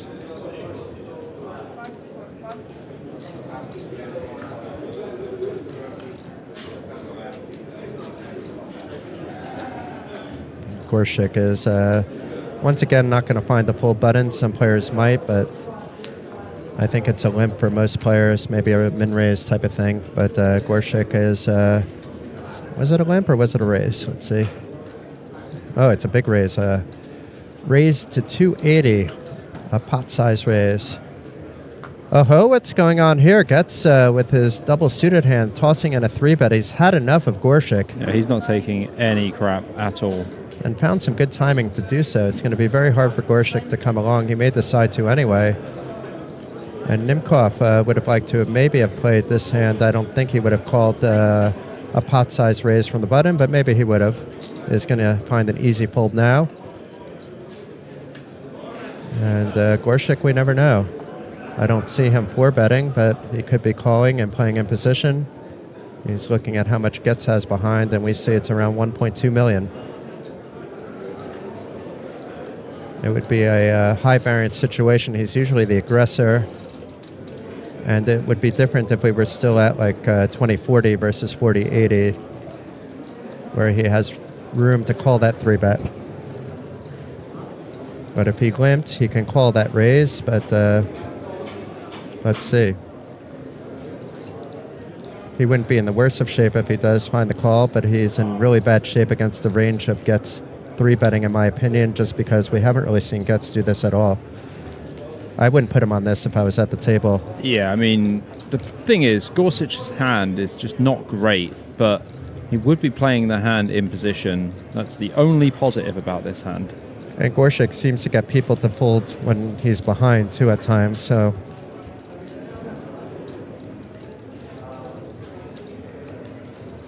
I'm already folding here, but I'm probably not betting the pot on the button to begin with because I'm not as good as Gorsic.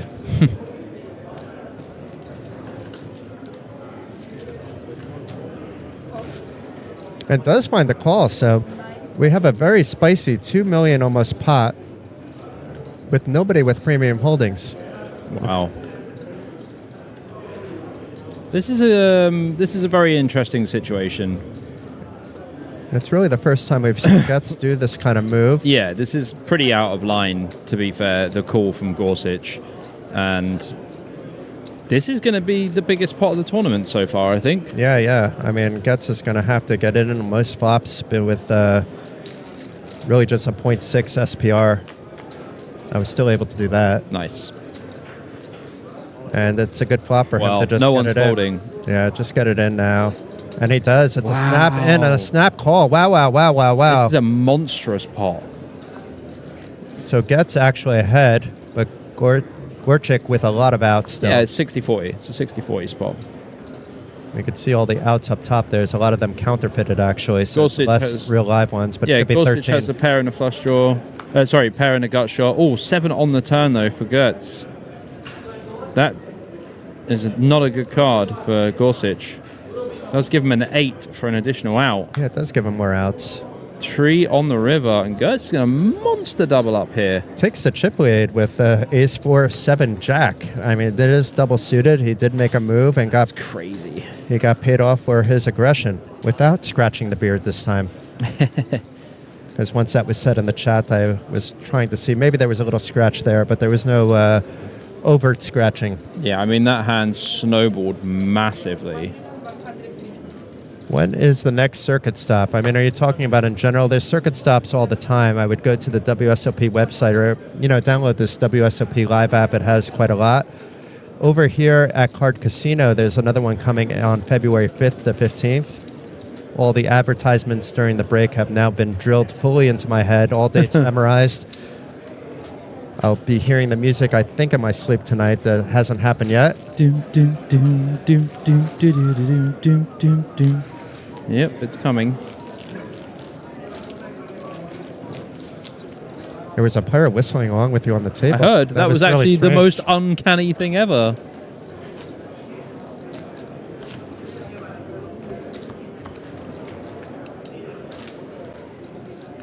But the next circuit I might be at is probably at Malta if I make it over there. I plan to, but it's also a very busy time. And that would be primarily to just play a couple of the events. Not the main event, but maybe the main event. But the main event takes too much time, and I still have to, unless I take a holiday, I still have to keep up with running Poker.pro's content alongside our team. But I am due a vacation at some stage, so maybe I take it then.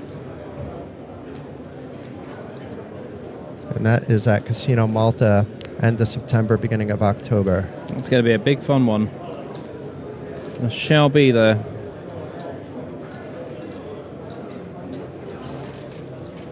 And I just went from circuit to circuit. In fact, I went from commentating booth to commentating booth, which I don't think I've ever done before, from one city and then the next day in another city commentating. But the one in Tallinn was special. This one has bigger numbers. But every circuit that I've been to has been special. Hello. Molly in a bit of trouble. We could be losing a player. He does have 2 flush draws. One of them is no good. The other one with clubs. The 6-8 can come into play. The kings, you never know. I mean, but it isn't looking very good for him. It's kind of the ultimate caller, even in PLO.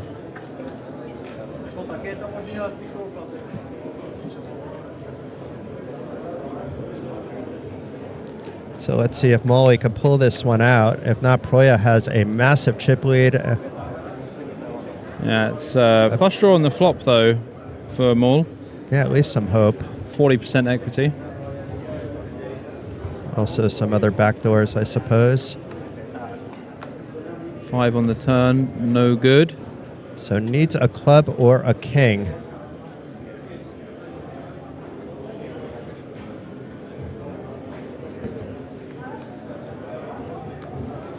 But it's the blank 6. It does connect with him, but it's not enough. And handshakes all around. Big smile. A lot of nice gentleman maneuver there by Jan Mole. You can tell he's been around. Probably off to the cash games, and he just cashed for 24,790 euros. So a nice score for him as well. But more importantly, the top 4 now. It's big money now. 44,450 locked up. Pretty decent spot. Thank you from Lingo. Thanks always A+ commentating. It's very hard to do A+ commentating today, but we're doing our best. I was looking forward to seeing how it would work out, knowing how late I predicted that the ladies event would end between 6 and 7. It was a little bit later than that. And yeah, I'm not the kind of guy that can sleep past like 10, 10:30 no matter what time I go to sleep. So I was expecting to occasionally make a bit more mistakes in reading the hands than I actually am. So, but Bobby, as always, is fully on top of the analysis, making my job quite easy. Just doing what we do.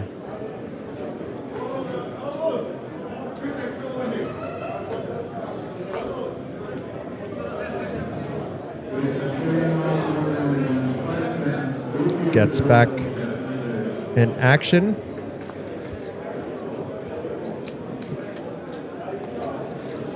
I know Zugi and I are probably looking at this hand the same way.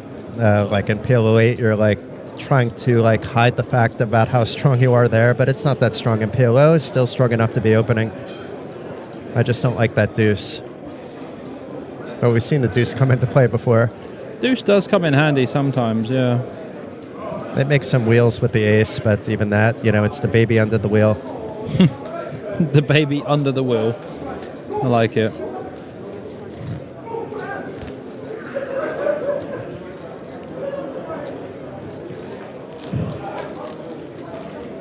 So Getz just adding 200k to his stack, nobody wanting to play back. Gorshik could have called if he wanted to. It's a hand that could flop well, but opting to save some chips. It was a pot size open.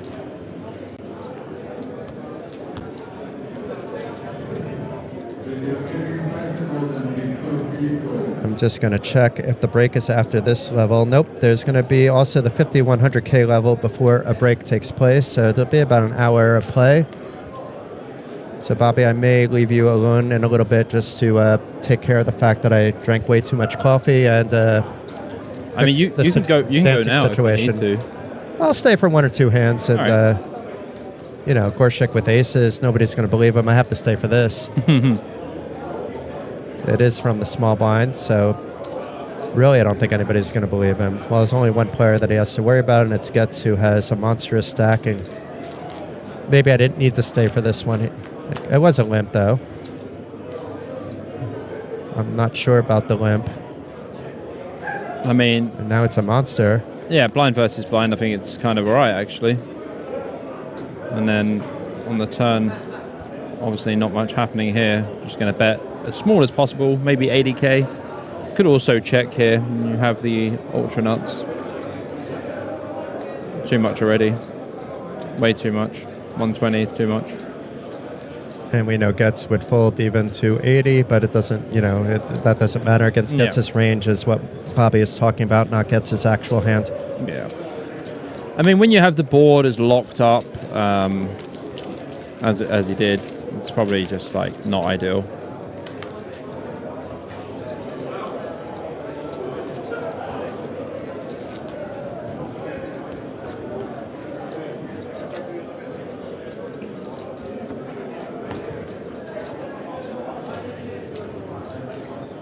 There's an interesting tournament tomorrow. It's not for a ring, Bobby, but it's Hold'em, but there's a 770 bounty with a 50k guarantee.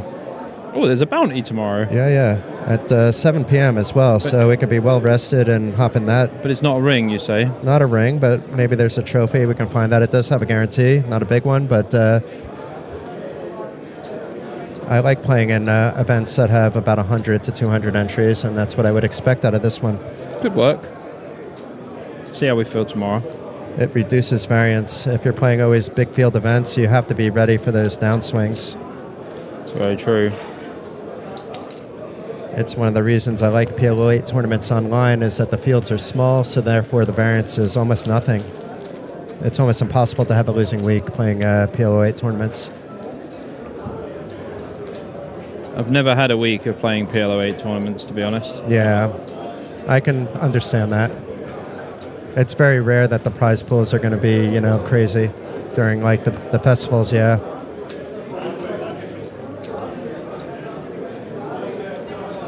Thankfully, I did win a scoop in PLO 8 though, so that was a nice one. Nice.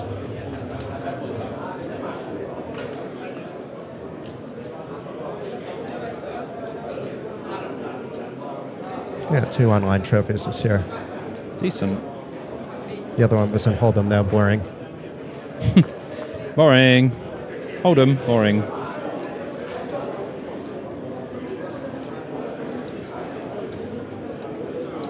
Now, the only trophies that I keep next to like where I play poker and work are the non-Hold'em trophies, actually. Nice.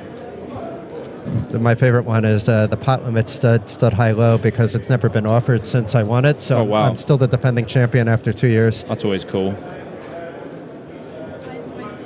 Wow, repot here from Minkov. Proya out of there with the 10-10-7-6 double, and Gertz has gone too. Wow. But yeah, the last opportunity for us to really play the ring would be one of us to head off now to late reg the half and half, and I certainly don't have the energy for that, and I know you want to finish this one to the end as well, Bobby. But if you do get the itch when I get back from the little men's room. How long have we got is the question. It's coming down 47 to the timeline. minutes. Yeah. I don't think we're going to have a winner in 47 minutes. Me neither. No, I don't see that happening. I'm all right. I can chill. I'm not really. Yeah, I would like to play a ring event, but I don't need to play one. I played 2 in Tallinn, as you know, 2 day 2s. One of them was in the PLO, where I took, I think, 22nd or 21st place out of nearly 300 entries. I would have liked to have gone deeper in that, but that didn't disappoint me as much as the 8 game. I was so upset. I almost never get upset about poker, you know, but it's because I made a mistake, you know. So it's on day 2, I made a big blunder in stud, which I'm very competent in. And if it was in deuce 7 triple draw, I would have been okay with it. So we see the ace queen 4 flop. C-bet here from Gertz, and Gorsuch got a couple of decisions to make. Can flat here. Obviously we have the gut shot to the nuts with the 5, but this is also one of those situations where you can call, but it's very hard. When you make 2 pair, you can never make top 2. You know, it gets kind of awkward.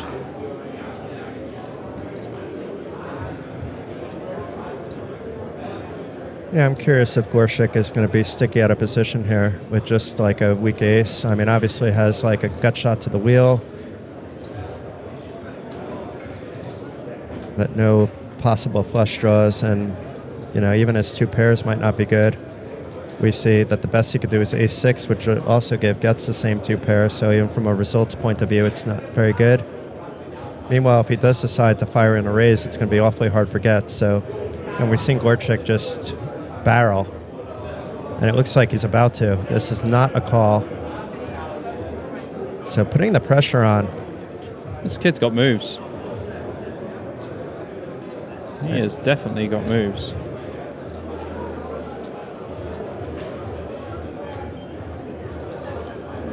And Getz not buying it. I mean, Getz has got 2 backdoor flush draws as well, so probably not folding this one just yet.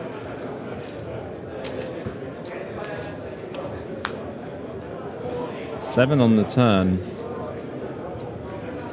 Let's see if Gorsuch continues the aggression, because if he can find a, I mean, he only has a double the pot at the moment, does check it.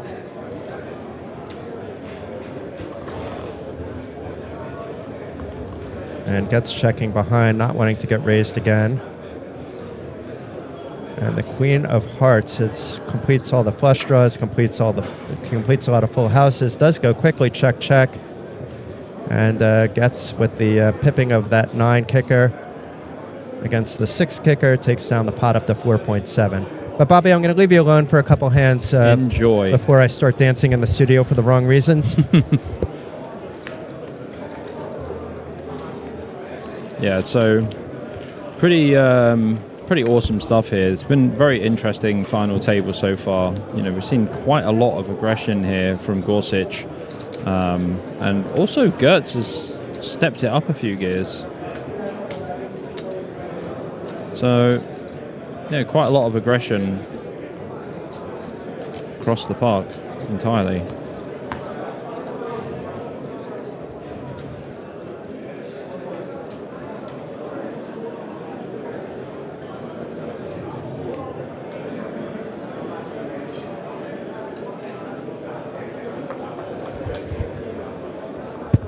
Minkov with the 6-8 Jack 9, just going to let it go from earlier position, even though technically the early position is the cutoff. Gorsic in the small blind here with the Queen 10 8-5, either limping or raising is going to be fine. Doesn't really matter which one you do.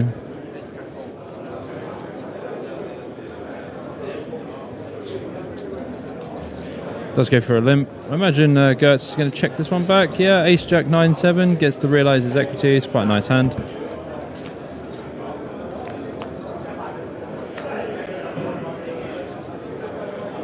King Queen 7.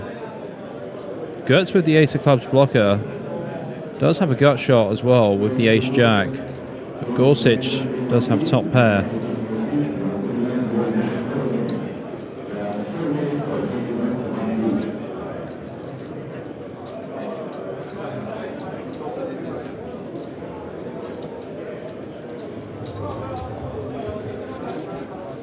Gorsic with the bear, and Gertz is just out of there. No messing around here from Gorsic, trying to pull back that chip lead that he did have. A lot of those chips did go the other way over to Gertz. So just 4 players remaining here. Everyone having a pretty good time and locking up some decent cheddar. 44,450 euros locked up. 4 players remaining. Whereabouts are you watching from today? And have you been playing any of the WSOP circuit events here in Šamorín? Because I'm pretty sure there's going to be some people who are watching who have already played the event, or who could have even played this event previously. Let us know. Let's have some chat interaction. Gorsic probably going to go for an open here with the 8-9-10 Queen. And he does.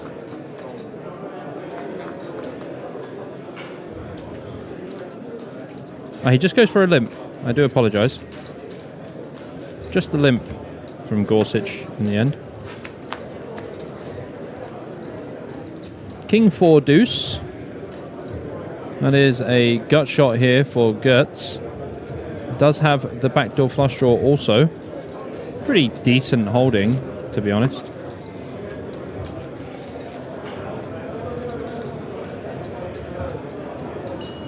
And just takes that one down, nice and easy.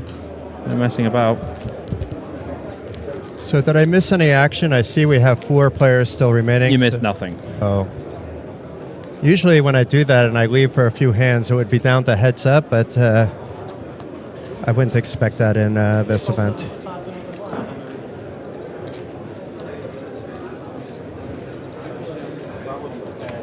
But yeah, still quite busy out there.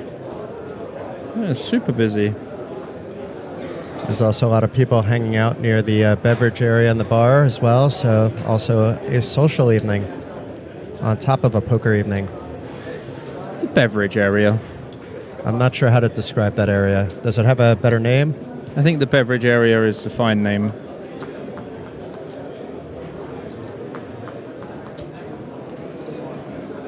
It is one of the few casinos that actually you can get free coffee, free soft drinks as well, self-service.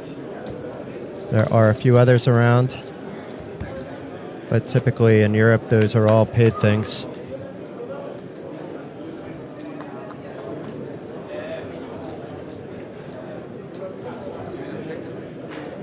So not much doing for really either player, but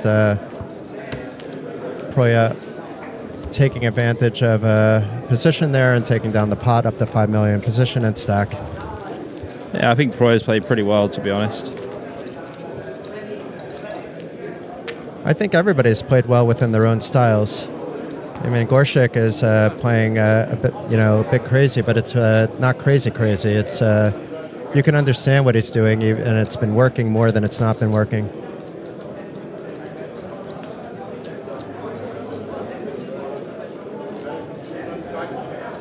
Thanks, Richie. Welcome to the chat. And welcome to the stream. Glad you're enjoying it. Well, when you said Richie, I only thought of one man. It has to be Richie Arnott. The only one. It's not somebody I believe I know, but it sounds like someone you know, Bobby. A very good friend of mine. Also a previous student of mine.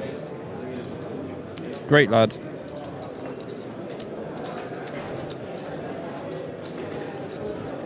So we're at a 2.5x sizing from Minkoff. We haven't seen that in a while from any player.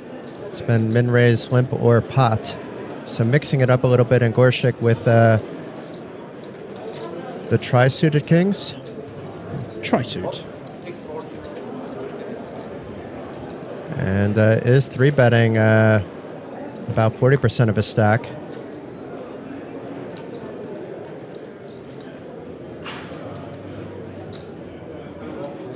And Minkoff also, it's the two short stacks colliding. Short stack city. Gorsuch against Minkoff. I mean, this could be fireworks anyway. Yeah, it's 1.4 million on the pot. Both players with a pot-sized bet or less in their stacks. And a pretty good flop for... No, it's all diamonds, so it's not a pretty good flop for anyone. Not a bad flop for Minkoff, actually. I'm pretty happy with that one.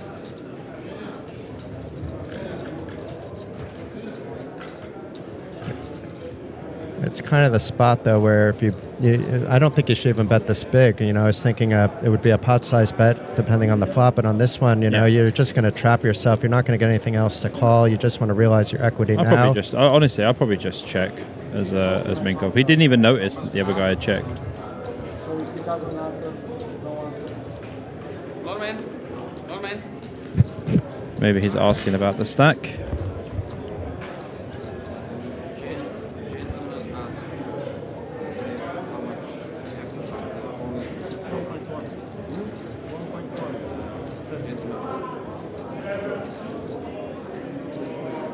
I mean, you're allowed to ask how much a pot-sized bet would be if that's what he's asking. That's a legitimate question in pot limit games. It's not a legitimate question in no limit games. So, in no limit games, you can ask the dealer to spread the pot, and you kind of have to figure it out yourself. But it's pretty easy if you are paying attention to keep that in your head if you've been playing enough poker.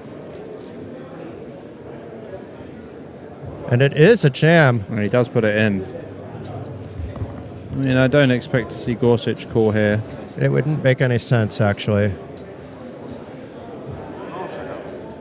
You just have to give Minkoff credit for the flush, which he doesn't have. It's top two, but that's what his Gorshik needs to give credit for. Yeah. In which case, you're never getting there, really. You need a board to pair, and then to either hit that same card a second time or hit your king. Absolutely. So Sylvania's back in the chat. That's good. You know, Gorshik had a lot of fans in the beginning. They've been kind of quiet lately, possibly because of a small downswing on his part, but maybe they'll come out of the woodworks again with Gorshik winning that last... No, he lost that last pot, actually. Yeah, he did.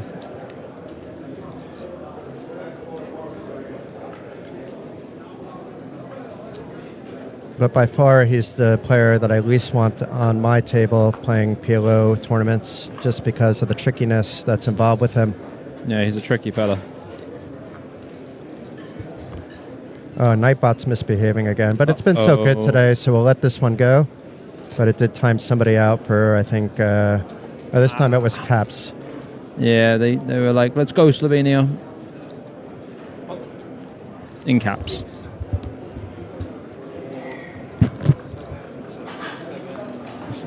So we have a big 3-bet here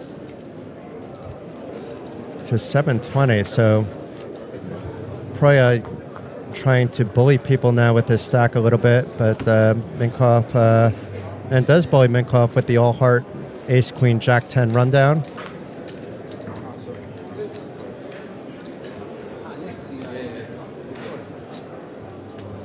With Kevin now the short stack, it's easy to bully the second shortest stack. There's a lot of ICM now.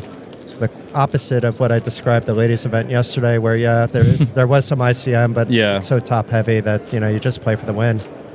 In my head, anyway.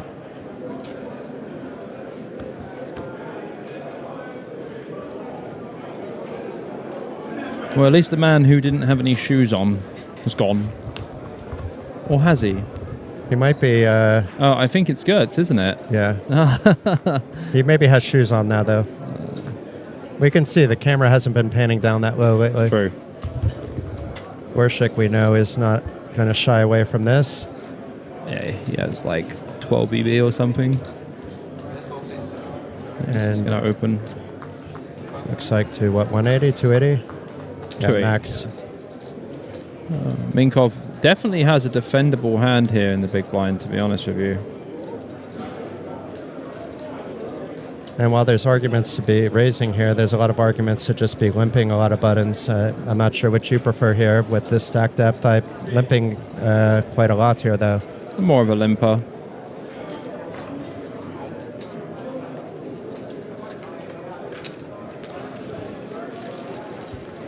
And Minkoff making the call. Yeah, definitely call this one. And Gorshik has a little bit more than a pot-sized bet behind. And flopping top 2 is happy days for him. And Minkoff with the top pair and actually also with 2 pair. So this, I don't see how he's getting away. Gorshik, it should be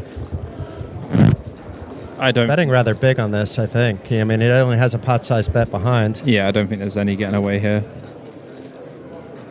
A bit of a cooler from Minkoff, and he could still improve with a king or a 7. Yeah, I mean, flush. Once you make a pair here, you're kind of just invested. But it's 2 pair versus 2 pair. Top 2 against top and bottom. Yeah, I mean, even if he just had a queen, you'd kind of be invested here with the stack to pot ratio being as what it is, just over 1. Yeah, a 2 pair against 2 pair, you're just cooked.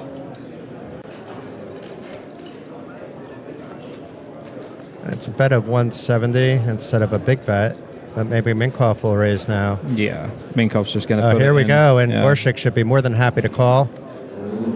And Gorshik is at risk. He's not out of the woods yet. We see he's a 3-1 favorite, but there's a lot of cards, some backdoors as well. A backdoor straight, a backdoor flush for Minkoff is possible. Yeah, only 26% equity somehow. Doesn't seem like a lot. No, when he sees a queen jack, he's just coolered, basically.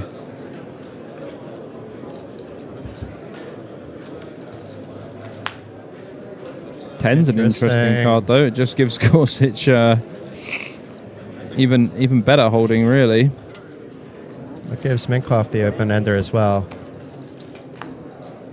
But it's a jack on the river, so it's a full house for Gorshik. Just a boat.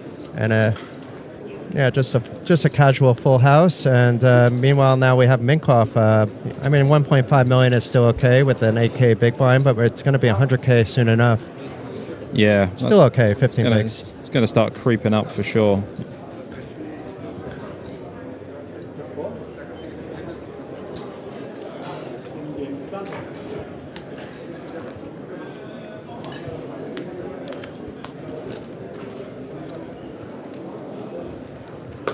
It's Gore sick, not Gore sick.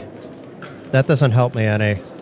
We need a little bit of help, JS, but I appreciate you trying to help us with the pronunciation. But To me, that looks exactly the same, what you just wrote. Gorsic or Gorsic? Yeah. Gorsic, not Gorsic. Yeah, that's exactly the same. I think they pronounce it Sich. Gorsic. Okay.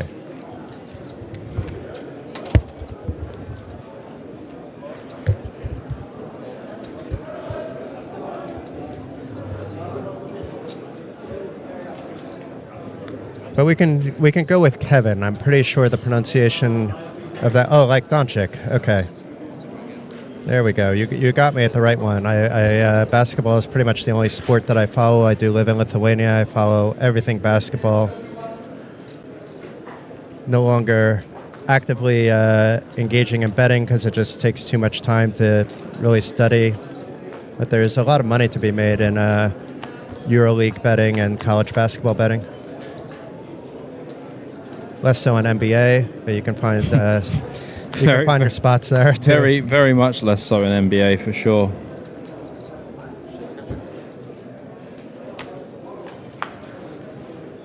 And the nine's looking good now with the full house, actually. And Proya thinking the same. He won't be necessarily getting a call, but could have from like a lesser pair, like 5s or 7s or 8s. And not too many 10s or higher, like Jokic.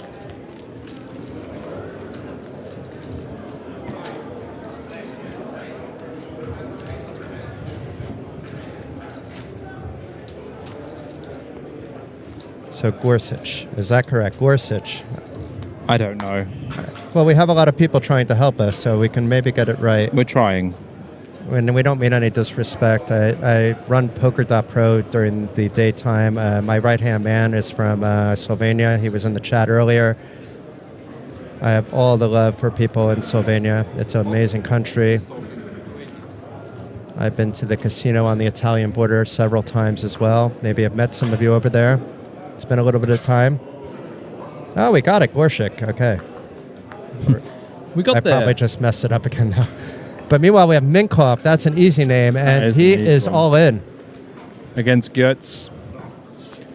Ace, 9, 10. He was not happy. I don't know if you heard the expletive that he just let out, but it started with an S and ended with a T. I heard the maybe, shirt. Yeah, maybe with an HI in the middle without the R.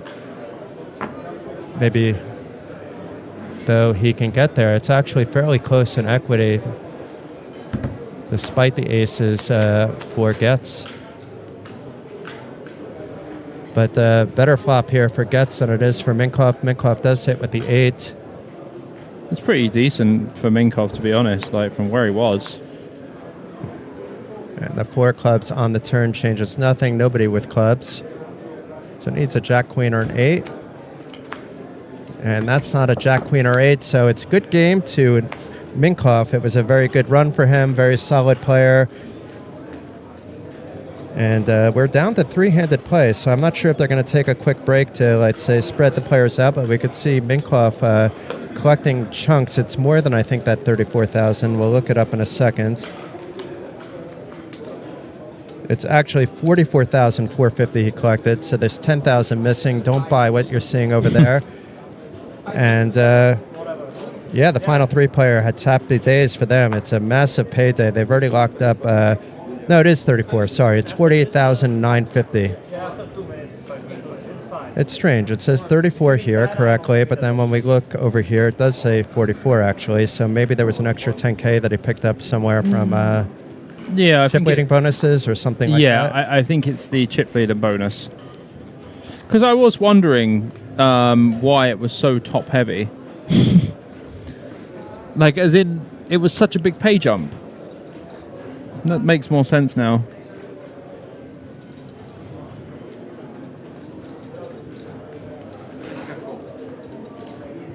And to go through the remaining prizes, you can hit the payouts command, but we can run through it. The winner will get 106,800 euros. That will be a party. Second has nothing to sneeze at, no ring, no Bahamas trip. It's 71,100 reasons to be happy. And regardless of where these 3 players finish up, it's a really good payday, 48,950 already locked up, plus maybe one of these 3 players also has some level of a bonus. We do not know that quite yet. That's exactly where I've been. The last time was January 2025, so a little bit of time ago, Artendist. I went there to train a new worker, actually, for an event. It was a very nice event, and I wound up playing. I think I actually cashed, but I don't remember. I could have bubbled that one. I know I ran deep in it. Looks like Gertz has raised this one up, and Gorsuch has got a pretty terrible hand. Even blind versus blind. Gertz has got a massive stack now. 5.8 million.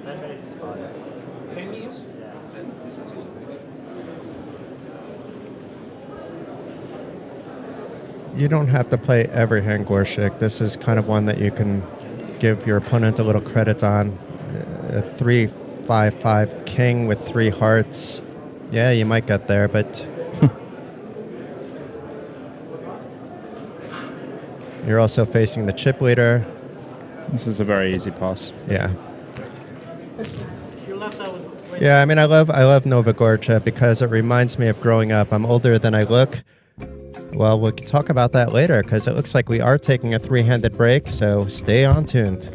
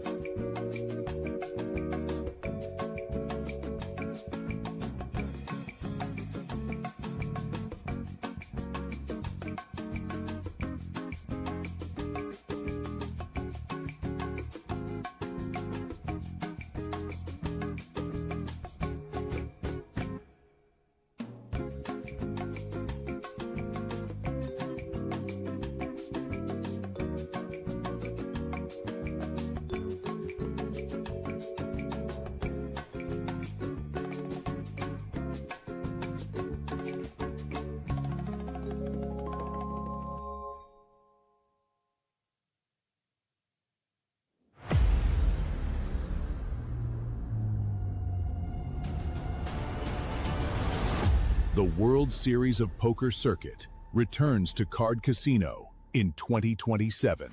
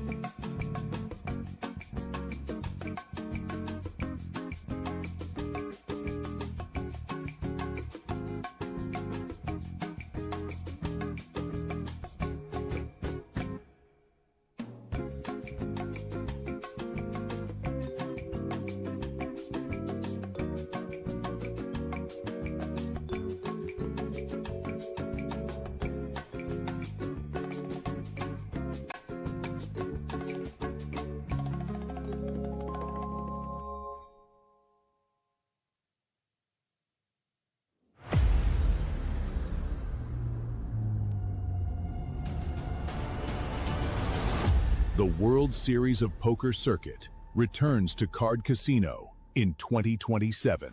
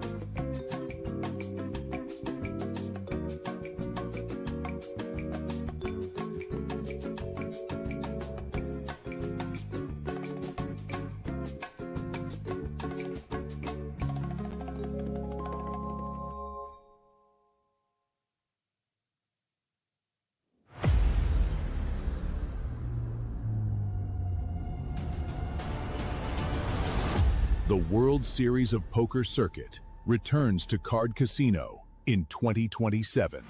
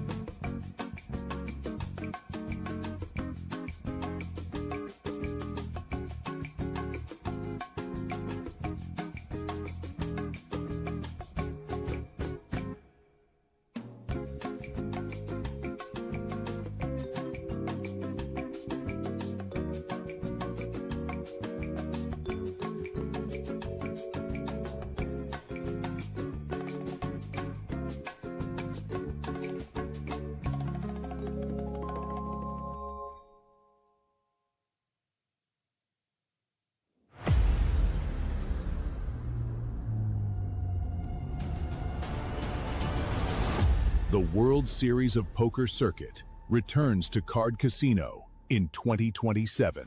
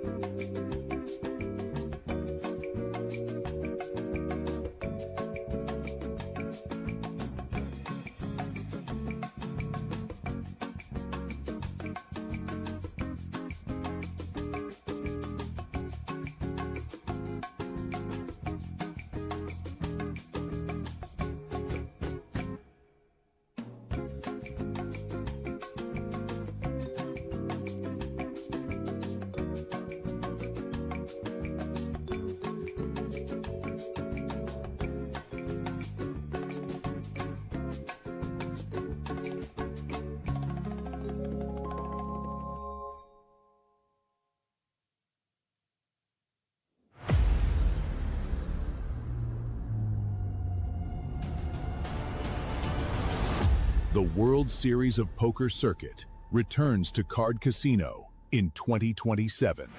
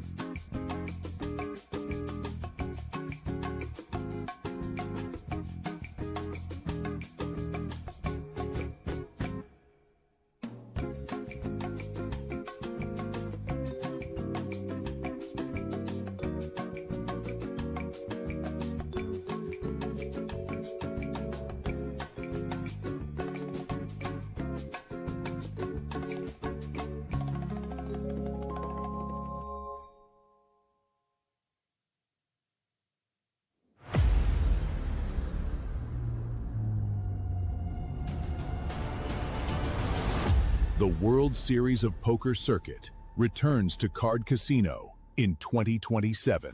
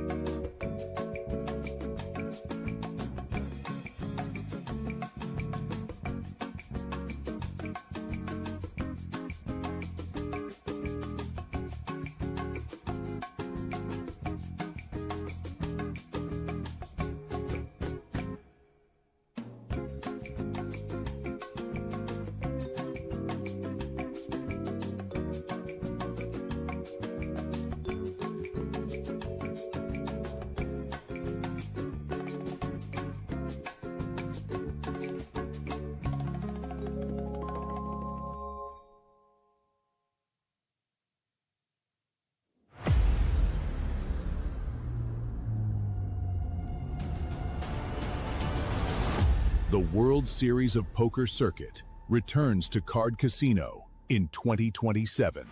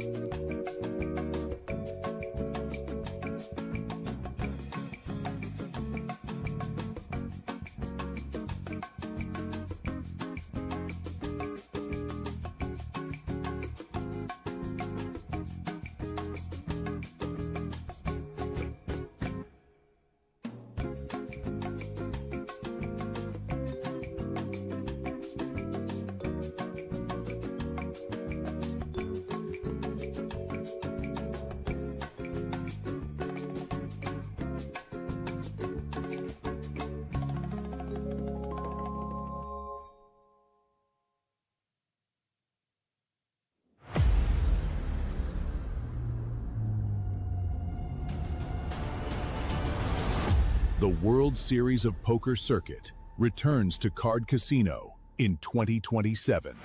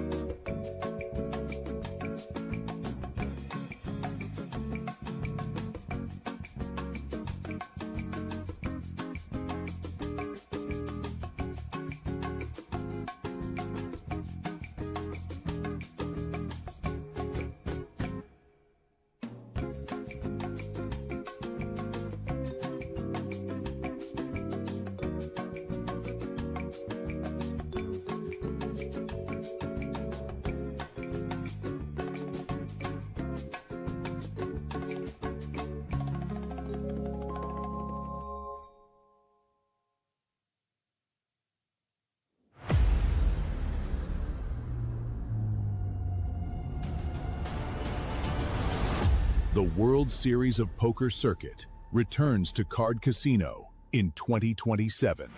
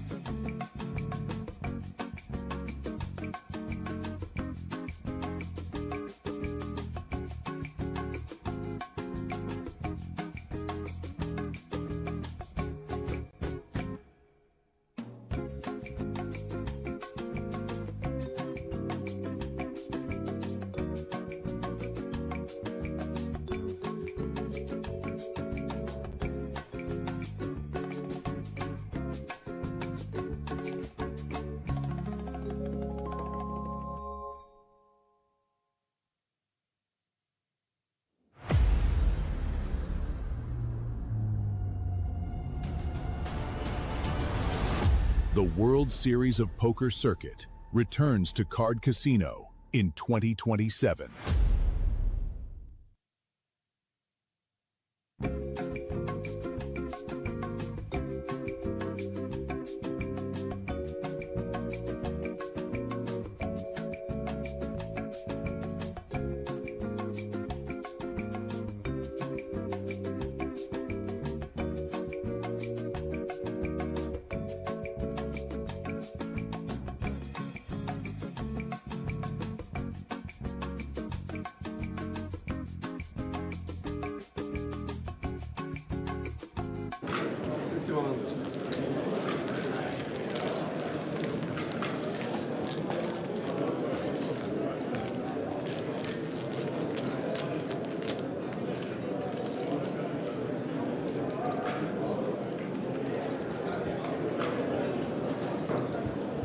Welcome back, everybody. And yeah, the final three players just decided to take a random break. They're playing for a lot of money, so who can blame them?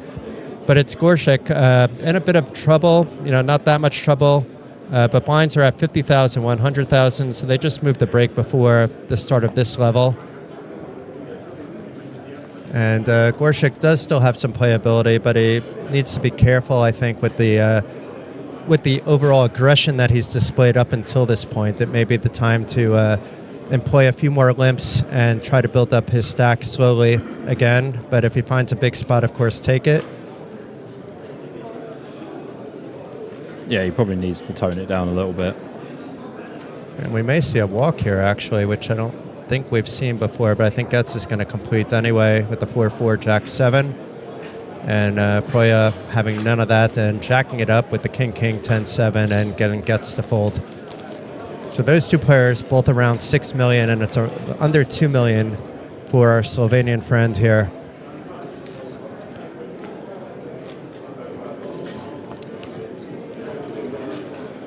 And it's Walter Proya, Kevin Gorsic, and Andre Gutz, which I'm probably mispronouncing all three of them.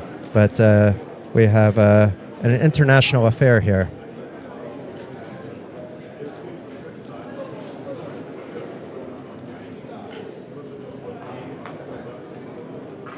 And we have Lucas Wagner here rooting for Andre.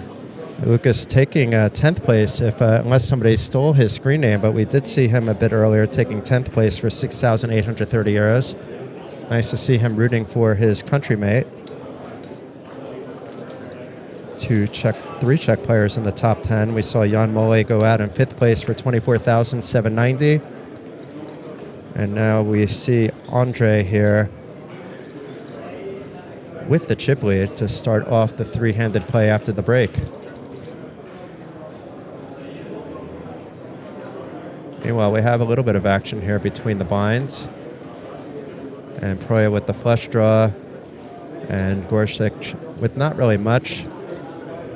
But that hasn't stopped him before. And might work depending on how big this was. It wasn't very big, so Proya going to reverse float with his flush draw 8 high. And the flush completed. And Gorsic, just with that 4 diamonds, should consider slowing down here after that flop was called, but maybe we'll try another small bet. But then, it's just getting dicier and dicier for him.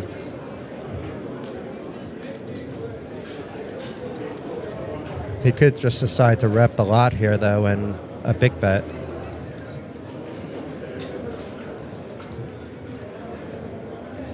If that happens, then Proya has a decision to make with this 8 high flush, but three-handed I would almost expect him to call. There's already 1.1 million in the pot, about the same in Gorsic's stack. And based on Kevin's play, he's not always betting with the goods. He has a higher bluff frequency, so 1 out of 3 should be plenty with your 8 high flush being good. Yeah, here it comes. It's not very good timing. I don't think this is going to work, especially at this sizing. It's 400 for 500,000. No, it's 420. Perhaps he has something else in mind with that number. Something we can't say on stream. But does get a call. And yeah, I mean, at this stage, there's really not enough in Gorsic's stack to just shove here. He has to get Proya credit. Is he really floating without the flush or without the Broadway? And if he was floating the turn with Broadway, he's going to call the river with Broadway. There's just too much going on. You don't have to try to take every pot, and still 9 big blinds in PLO is not the same as Hold'em. Oh, but here we go. This is a ill-timed bet. It's going to be maybe not snapped, but I really don't see how there's a possible fold based on what we know Proya has. I mean, it's not the nuts or anything, but it beats pretty much Gorsic's range enough times to make this a profitable call. Yeah, I mean, with this stacked pot ratio, I can't see him folding at all.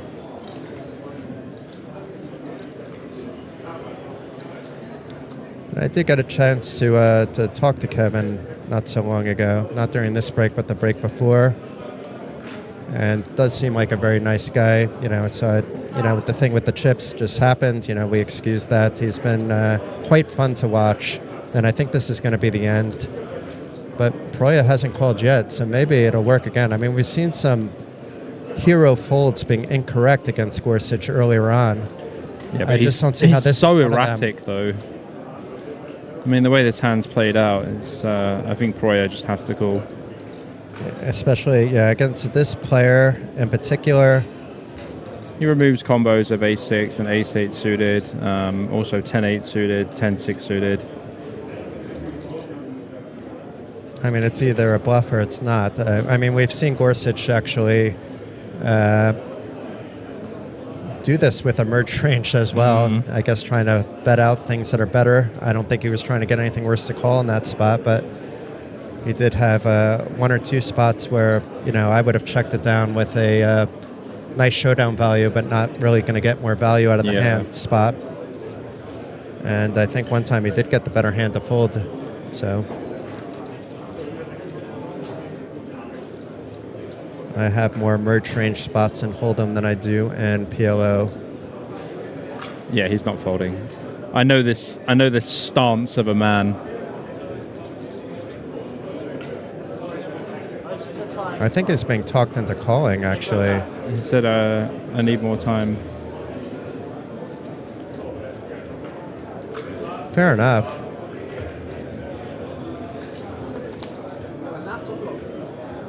So he's like nuts or bluff. So he's got it down. He knows he doesn't feel that there's a merge range in this bet, and he is correct.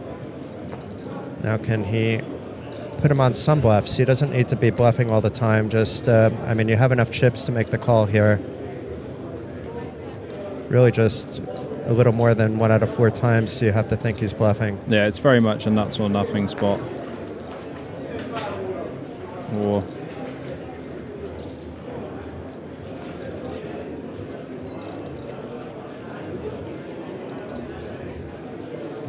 And against another opponent, you can be thinking about this, actually. Against me, it's probably a fold, to be fair, most of the time. Wow, he does fold. Wow. So Kevin getting away with one again, finding the right read, perhaps saying the right thing, giving the right look over. I asked him about where the Baby Shark glasses went, and he said he was having trouble seeing, actually, with them, so it had nothing to do with anything else, but... he said he didn't want to make any mistakes and just wanted to focus on the poker. Wow, gets the bluff through. Yeah, that was rather impressive, actually. I thought 100% of the time that was being called. Definitely, yeah, I definitely didn't think that was getting through. Against certain players, it's a fold if you never think they have any bluff. I suppose I do have some bluffs, but probably not on that stack depth. I'm playing the hand differently, so I would have enough fold equity if I wanted to bluff on the river. There was really no fold equity there, but yet Kevin found some. That's pretty unreal spot.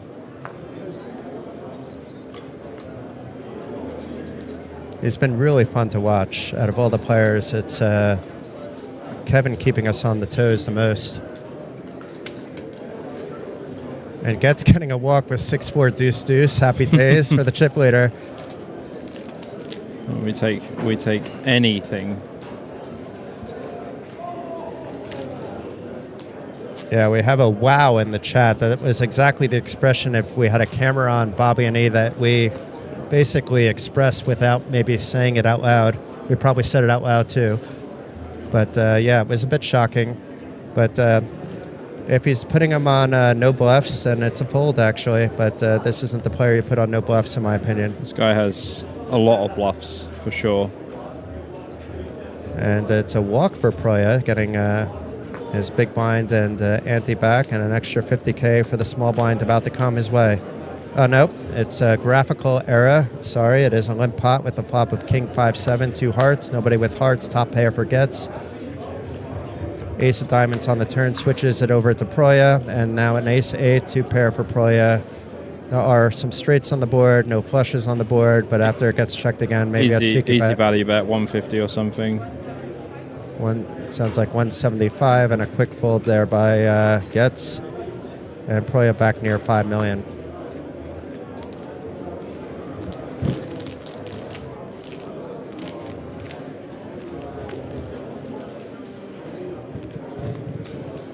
Well, we certainly got Kevin fans in the chat. We saw a few for Andre. Anybody rooting for Volta Priola in the chat right now?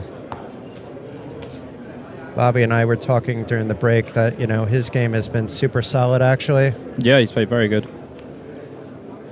Probably thinks that he has some edge in the fact that he did fold the 8 high flush there.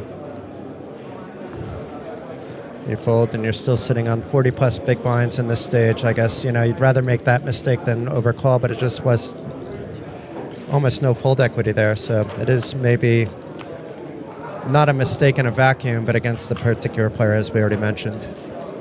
But who are we to say? We're not in the final three here, Bobby. Exactly.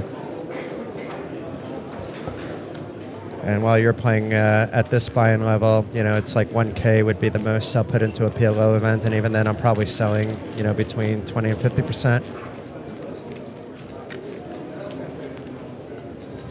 I've been very nitty with variance as I get older and older, actually. Yeah, it's probably a good thing to do. Playing a lot of smaller field stuff. Don't mind playing lower buy-ins. I love playing stuff that's never recorded anywhere. That's always fun too. Yeah, it's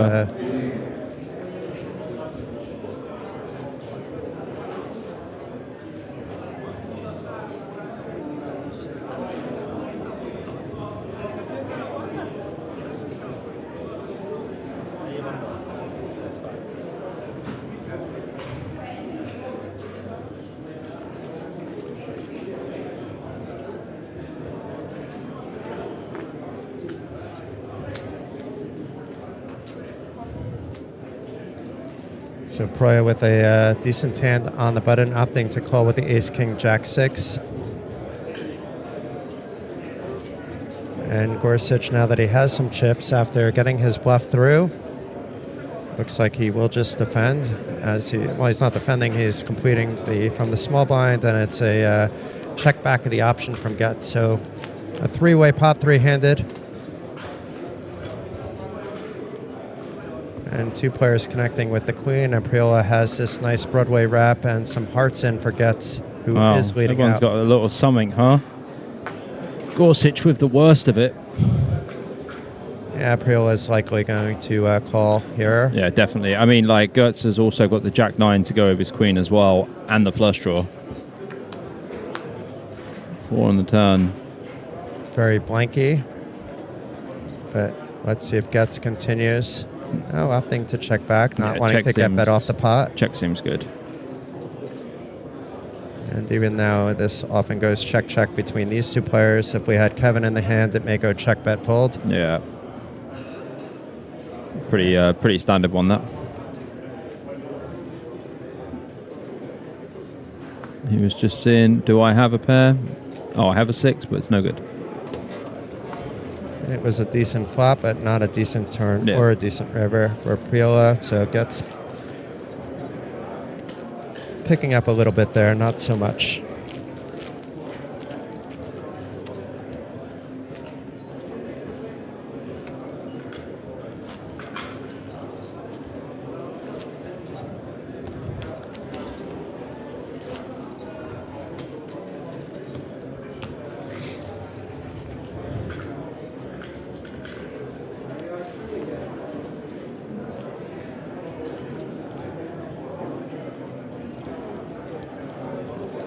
It's just three-handed here. Gorsuch on the button with the Queen 10 Jack Deuce, one suit. Might see him coming for an open or a limp. Does come for the limp here. 100k big blind. Playing 26 bigs. Gertz also going to come for the over limp. Going to see a lot of three-way pots now in the limps.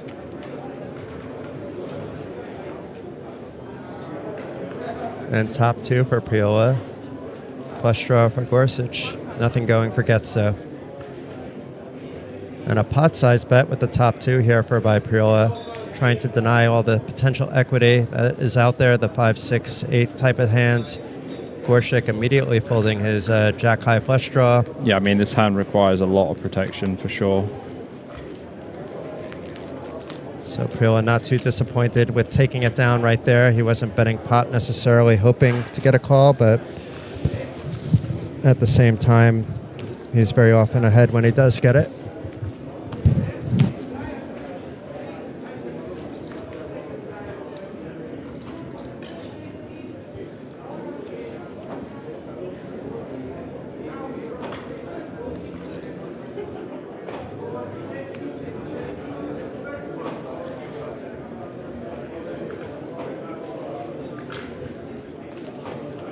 Gertz coming in for the limp there.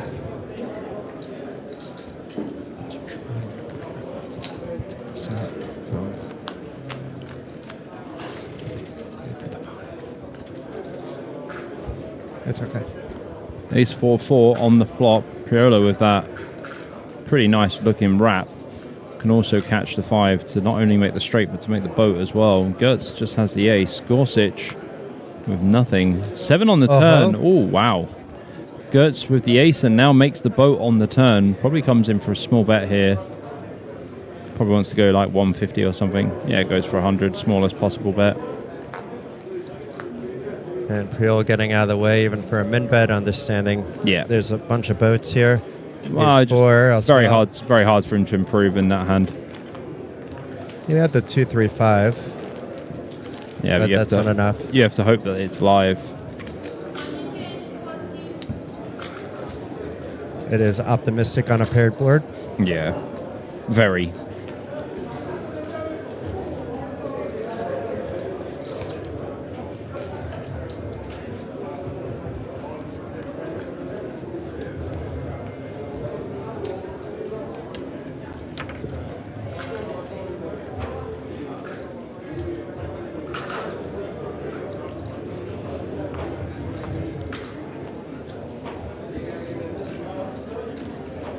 Gorsuch with the aces here. Ace, ace, king, deuce. And the thing with him, nobody's really going to believe him any of the time anymore. Yeah, I think you're probably better off just raising this one, to be honest. Yeah, it does open to 300k. Gertz is definitely not folding. The double Brunson. The double Brunson, I like that one. The double Doyle.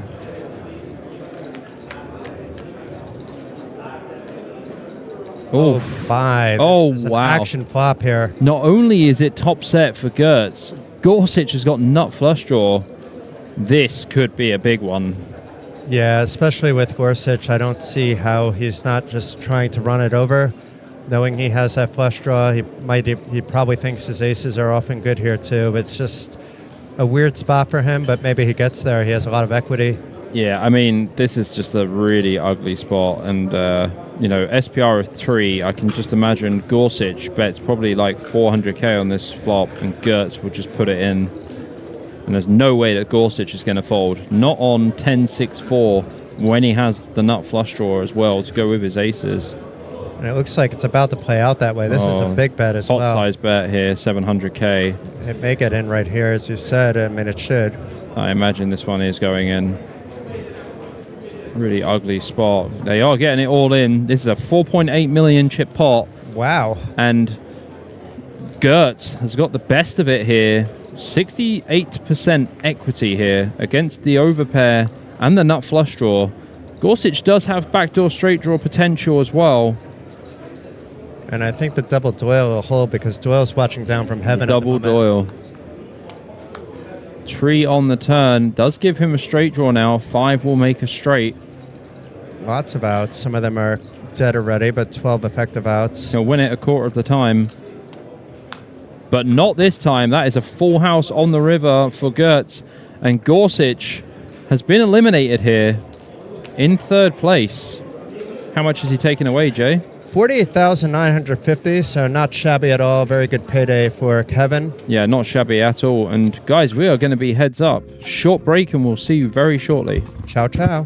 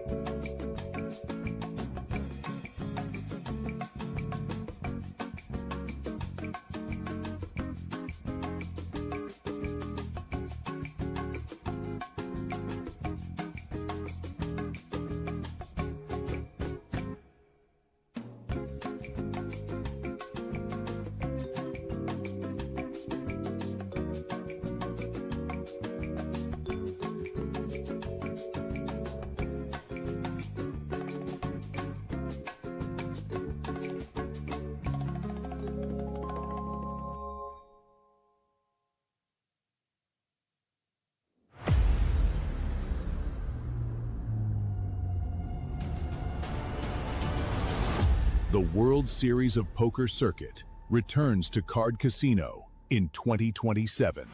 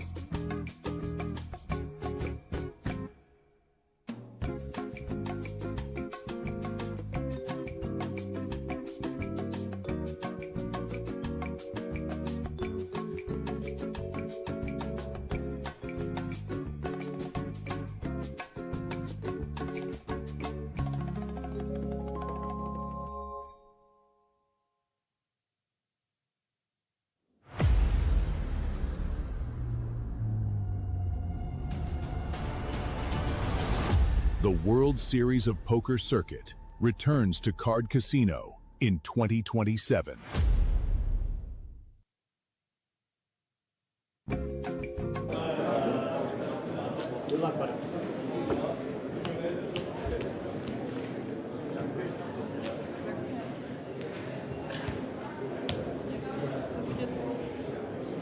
Small blind, big blind.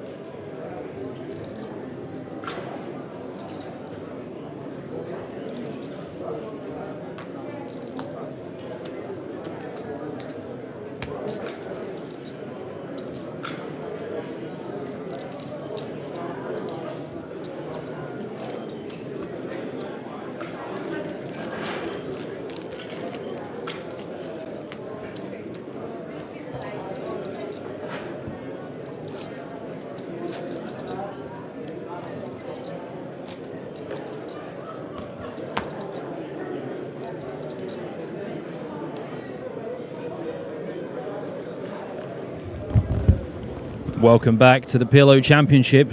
We are heads up now, and this is going to be absolute fireworks. They are super deep. Look how deep they are. 49 big blinds plays 84 big blinds, and I mean, it really doesn't get deeper than this in a heads-up situation, especially in PLO. So we have Walter Proyer versus Ondrej Goetz, heads up here, and they're playing for some serious cheddar as well.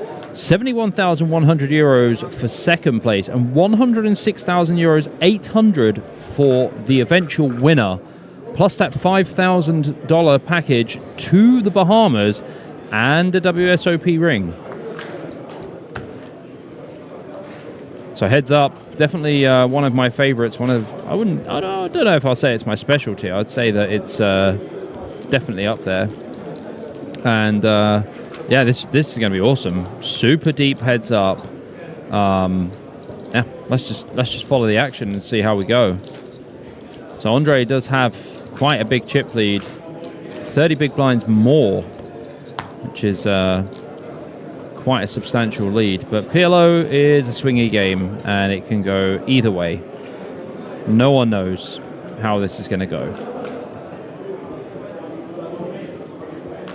And Proyer here, probably going to go for the open with the 6-6 King 7. Does go for the open. Goetz defending the big blind with the Jack 10 7 deuce double.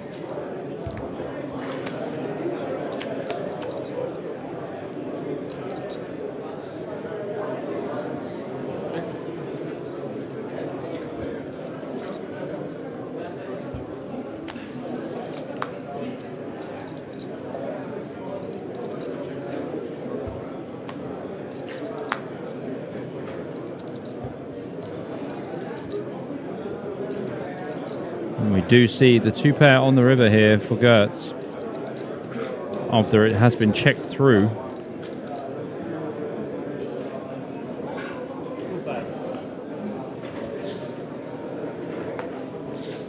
And Proyer with the King 7 is going to call, but he's not going to win.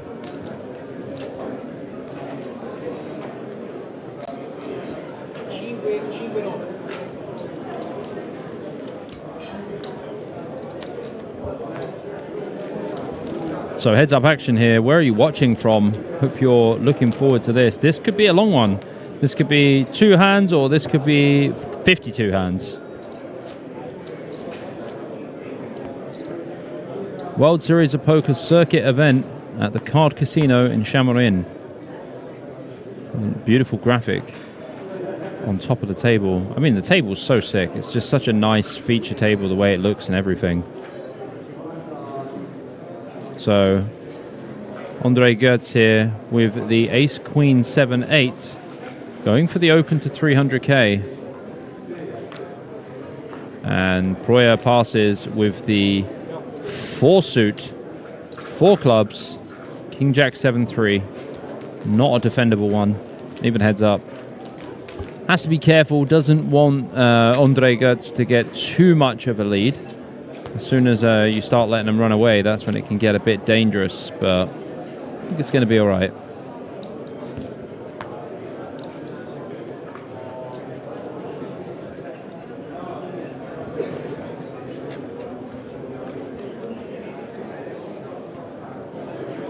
Proyer here with the 4-5-9-6 double, probably going to go for the open as well, 250k.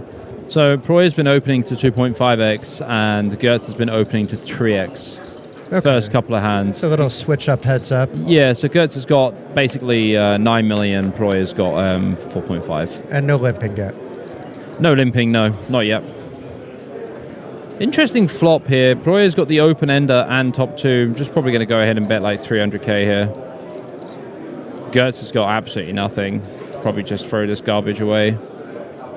Interesting, he pills. I guess he has got a gut shot, but... It was for 250 as well, not for 150, I believe. Yeah. I saw 2 of those white chips. Well, that's it. Proyer has the nuts. And do expect to see some checks backs here from Proyer with the nuts. Allow Goetz to bluff river. But he might just bet anyway. Yeah, I mean on the range. You know, Oh, he does check. I like it. Oh, interesting. I mean, I like checking with Because he this wants a specific 7/8 hand. to get there, etc. Yeah, but I like checking with this specific hand. It allows Gertz to bluff river. But the 4/5s and the 7/8s also have a chance to get there, which then could be even a bigger pot. But we see it's a blank jack of diamonds. And actually Proya with the 4/5 anyway, so it would be that combo. Yeah, but I think it's really nice to allow him to check just to allow Gertz to bluff river on the bricks. And now, when you're Proya at this point, you might as well bet 500k. There's just no point of betting less. But I wonder what Getz's plan was to begin with when he called the flop bet, other than it being a little bit small. It was either 150, He has a gut, or 250. He has a gut shot, right? So 5 is gut shot. 4 he makes a set. Can't be too bad. But the 5 completes the 7/8s that are also betting. It's a pretty crappy gut shot, actually. Oh, it is a crap shot. Yeah.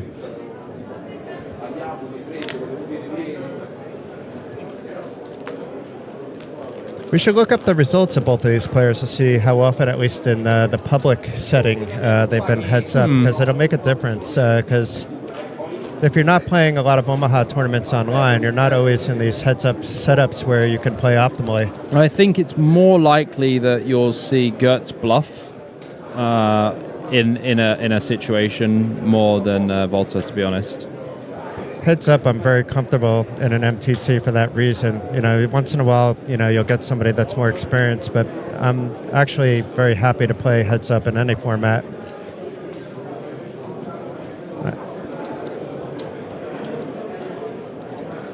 I think it was Roland Boothby commenting at one point that you have now 8 in a row where you've been heads up and not to finish a second.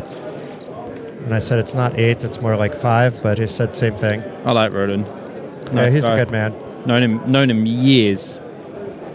Probably known Roland for about 9 years, 10 years, something like that. About the same, actually. I think guy. around 2015-ish.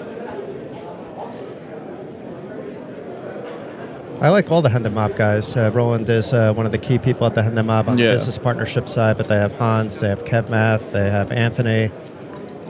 What's the name of the guy who used to run it? Alex Streifus. Eric Danis over in Vegas, you might be. Eric Danis, that's who I know. Eric is a good man too, and I didn't mean to leave him out. Very good man, Eric Danis. Well, that's a very good flop for Proya. It does flop trips, and Gertz has got a jack.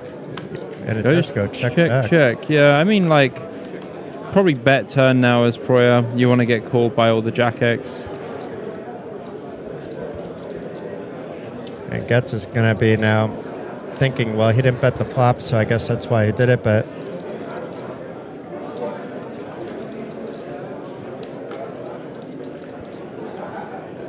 Yeah, nice. Good sizing as well. And it's really only a jack that helps him, but he might think in his head there's other cards that help him improve.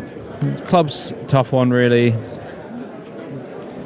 And Proya, with the king of clubs, it shouldn't really make that much of a difference. I don't know if he's going to bet small or if he's going to check it back. He's going to check, yeah. You just don't need to bet here. When you don't need to put yourself in a situation where you can be raised off your hand. You just have a solid hand that wants to check back. Gertz has infinite combos of flushes. Obviously, you see he has the queen of clubs as well.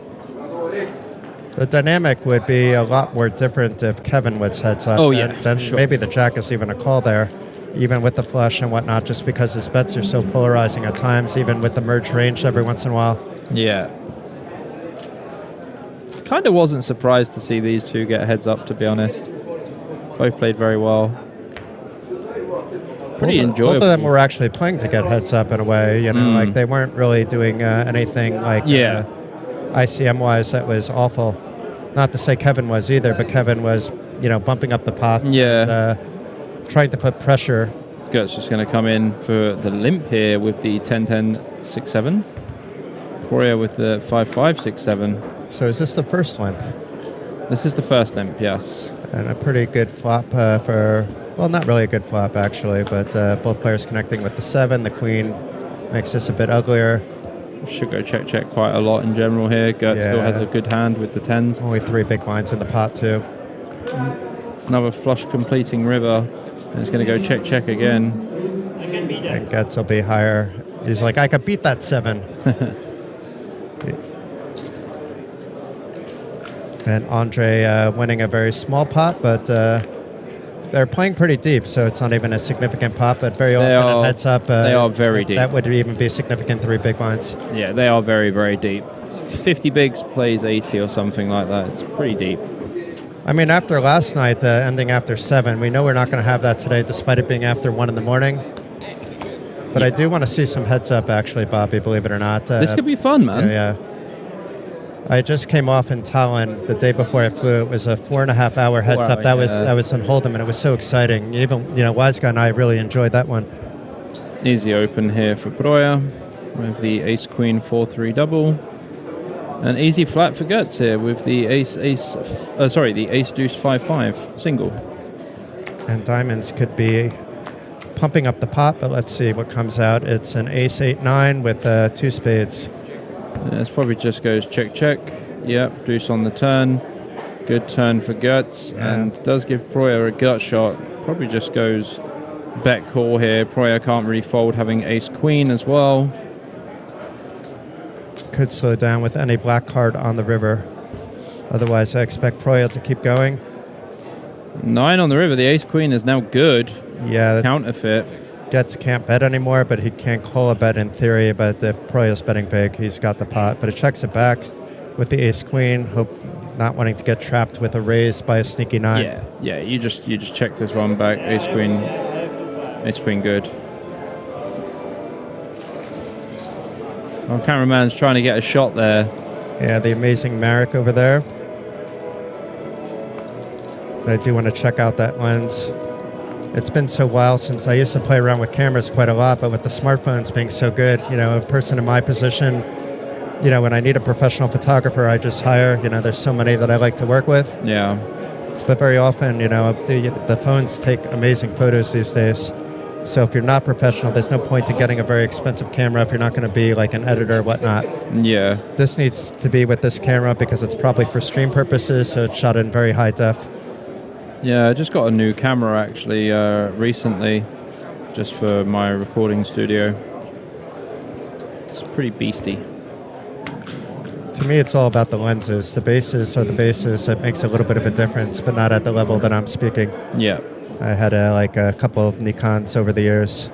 I started with the basic. I got into photography for a little while, but I used to have a D5000. That was the one I used to have. Nikon D5000. When you work with people like Lenka, over in Tallinn, there's really no point. I like to tell people that I could do anything media related, but there's always somebody in every little spot that I can point out that will do it better. Whether it's commentating, reporting, writing articles, taking who photos, I used to like working with? Hosting, announcing, whatever it might be. You know who I used to like working with? Natalie Black. Natalie Black. Natalie Black. Woohoo! She was fantastic. She was fun to work with. I actually trained Natalie. I don't know if you knew that. I did not. I've trained a few photographers, not in the sense of photography, that's all on their own, but how to be a poker photographer. Our photographer in Malta, who you'll meet, Igor, he's absolutely fantastic. He's an esports photographer, but he knows more about poker tournaments than a lot of media do at this stage. He was with All Eyes Open, and he's second to Lenka in my book, and he's not even a poker photographer. He just does Battle of Malta. That's cool. I mean, no disrespect to everybody else. There's plenty of other photographers. A lot of them are semi-retired. We have Renee up in Tallinn. We have Tom Bed up in Tallinn. We have Mickey May. We have Thomas Stacha, who should be in anybody's top 3. Danny Maxwell. Oh, do you say Thomas? Yeah. Thomas is an unbelievable photographer. Thomas walking around with the 3 cameras, all with different lenses at every single time. Dangling off him. Yeah. These are all pretty equal, but for a reporting purpose, Lenka is labeling all the photos with names, and Igor is actually inserting, the photos in all the proper places, whether it's social media or even the reporting. He'll go in, add the gallery, swap out the photos, see what was reported, and get a photo. Like that. He goes the extra step. But back to the action. I don't think, besides you, Bobby, people care about all the poker photographers in the world, but they do deserve all the credit in the world. Well, they've somehow managed to chop this one. And I'm forgetting about the amazing Damiano as well, who you probably met from Switzerland. Straight and a straight. Straight up. Everybody loves a chop. In this case, I don't think either player is complaining with a paired ace on the board.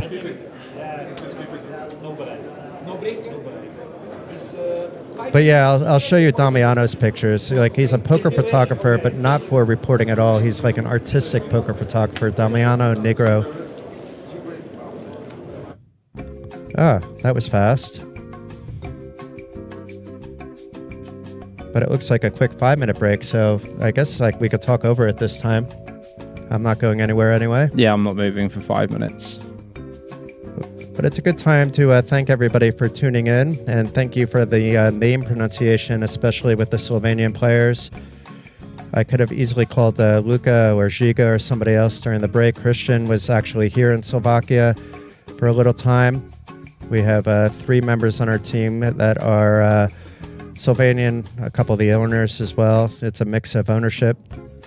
So much love to the Slovenian poker community, Croatian poker community, Serbian poker community.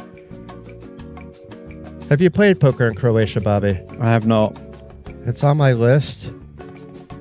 There's no big buy-in events, but they do have some like looks like fun events, and I can combine a holiday and poker together, which is always fun for me. That's always nice. And as I told you, whether it's a 100 buy-in event, you know, that's for fun, or a 1K buy-in event, which is typically the. Now I'm talking over the advertisement, so wait a second. We'll go back to elevator music again. There we go. But we could talk about some of the events while they're coming up. We're going to be at some of them, Bobby. I think you're going to be at the Battle of Malta Slovakia edition. It's not confirmed yet for either of us, but we hope to have some comms for that. I think I'll be at the Battle of Malta as well, but I don't know if I'll be doing the comms there. No, we might be playing. Yeah. I mean, honestly, after Vegas, I was so tired that I'm kind of happy that I'm not playing like a full circuit, and also happy that I'm skipping EPT Barcelona as well, because I'm just tired, man. I'm just very tired. I don't actually, you know, I've been to, I think, 1 EPT as a player over the years and 2 working, and it's just not my thing, actually. But I think maybe now that I'm kind of in a different position, I can enjoy it a little bit. But I wouldn't be going for the main event. Maybe if I qualified, I would play. I did that in the Bahamas, but it's more... I want to play the games like the 8 game, for example. There's a tasty 1K 8 game. There's definitely better players in the mix, but I do enjoy playing with the mixed competition there. And the prize pools are pretty good in that one. For sure. The World Series of Poker Circuit returns to Card Casino in 2027. I need to mark this one on my calendar and hope it doesn't overlap with anything going on. The Kings of Talent is typically after that, and don't mean to promote events where I live, but I know there's a friendship between the 2 casinos to some extent. I haven't been to that one for a while.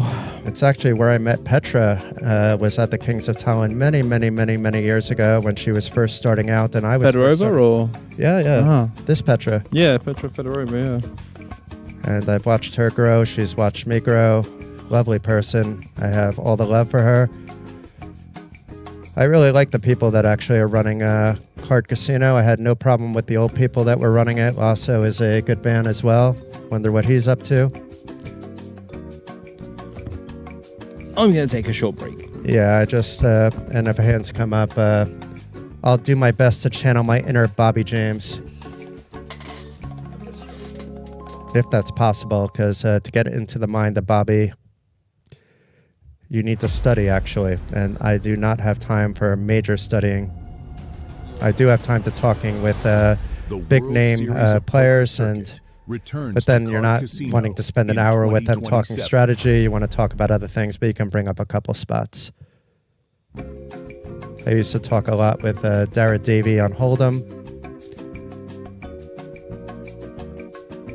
because we were at the stakes I was playing. He has the right mentality.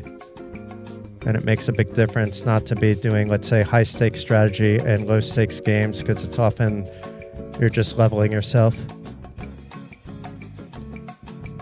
So while if this was a 550 PLO, I can perfectly feel comfortable at an 1800 buy-in event with pretty much no soft spots at all. And Bobby probably being well ahead of the average player in that field.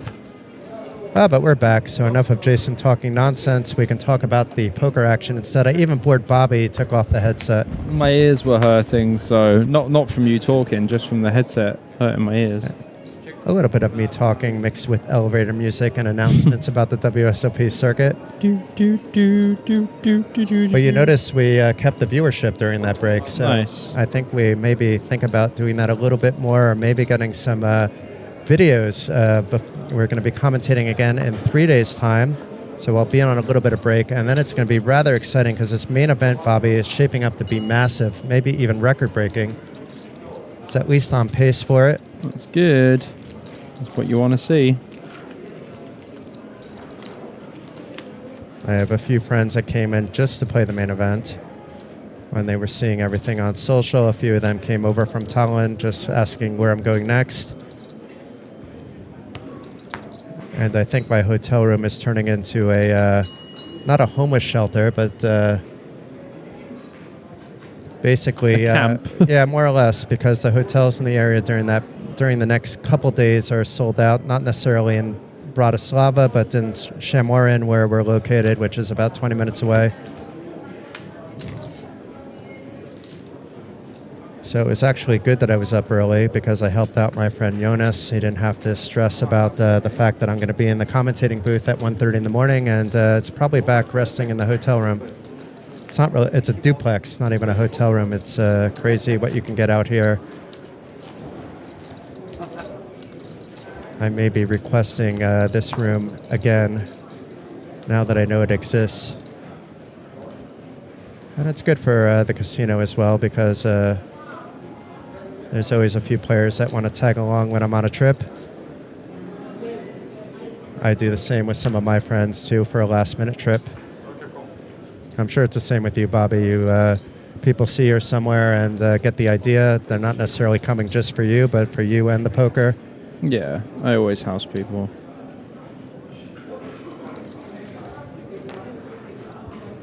No, in a two-bed hotel room, I'm very careful actually, but this is like so much space. It's like at least 150 square meters of space in this place with 2 en-suite bathrooms. But meanwhile, Getz with a super hand, even if it was full ring, but heads up, it's a monstrous hand, even out of position. And Proya also with a pretty decent hand, not necessarily on this flop, but pre-flop for sure, Yeah. even though it was rainbow. Gonna struggle to float with this hand for sure. Do you see Andre with a decent chip lead? And both of these players playing with a lot of comfort, it seems. You could look at the body language. There's no stress. You know, there isn't this chit-chat that you might see sometimes heads up, but nobody covering up. The eyes covered isn't necessarily a big thing. It's a little bit brighter on the TV table. I think it's more to do with the glare anyway. Yeah. As I mentioned yesterday, it's the only time I would consider wearing the sunglasses I always like to have with me is if I'm on a TV table. Yeah, makes sense. Probably see an open here from Gertz. I don't think you want to be limp in this one. I sometimes joke around and bring 3 or 4 pairs with me when I know, I might get somebody that's, but I do it in tongue-in-cheek, put it on when they have it on and I'm heads up with them in a hand. Get them to laugh, maybe get a little bit of a tell. The 4-4-9-5 just gets pitched there. Yeah. Better to fold sometimes. What's your... do you have like a range heads up, or are you playing pretty much anything but trips? If it's like, your big blind. Depends on the opponent. Also depends on, the chip stacks and stuff like that. There's definitely a few variables that are very important. Well, right now they're pretty deep. So let's use this situation where they're sitting on like a 55 plus average. I would just limp button here with this hand. And I would raise with this hand. I would raise for sure. With King 9, Queen Deuce double, I definitely raise.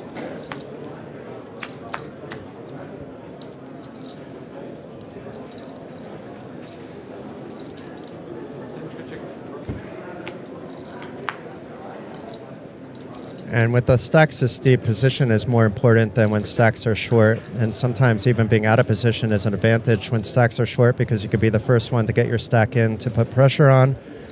But when you're deep, having position is tantamount. You can often steal things away because the ranges are fairly infinite.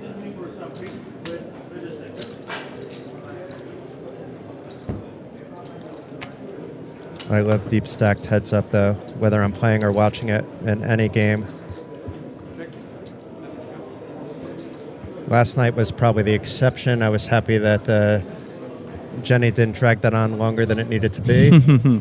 Primarily that we needed sleep, but I was super happy that Jenny won. And it actually cost me half an hour's sleep because it was Jenny winning.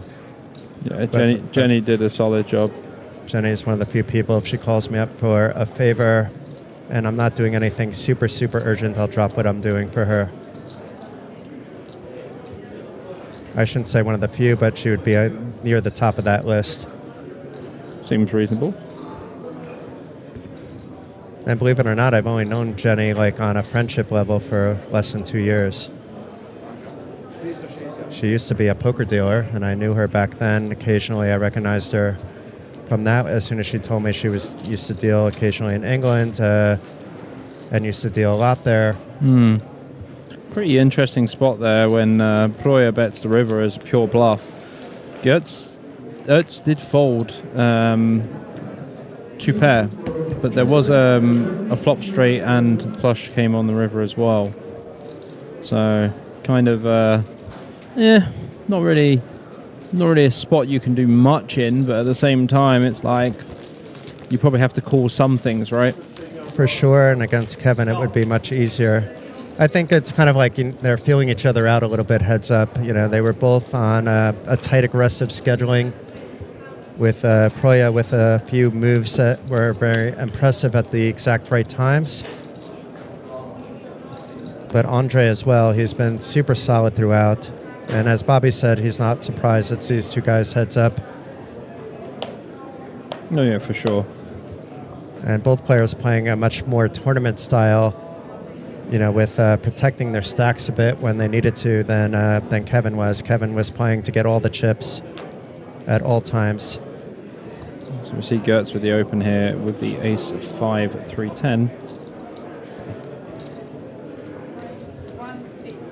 We have some action. Proya making a move with a strong heads-up hand with a pair of 9s, the ace flush draw, and the queen to boot. And Getz getting rid of his ace 3 5-10.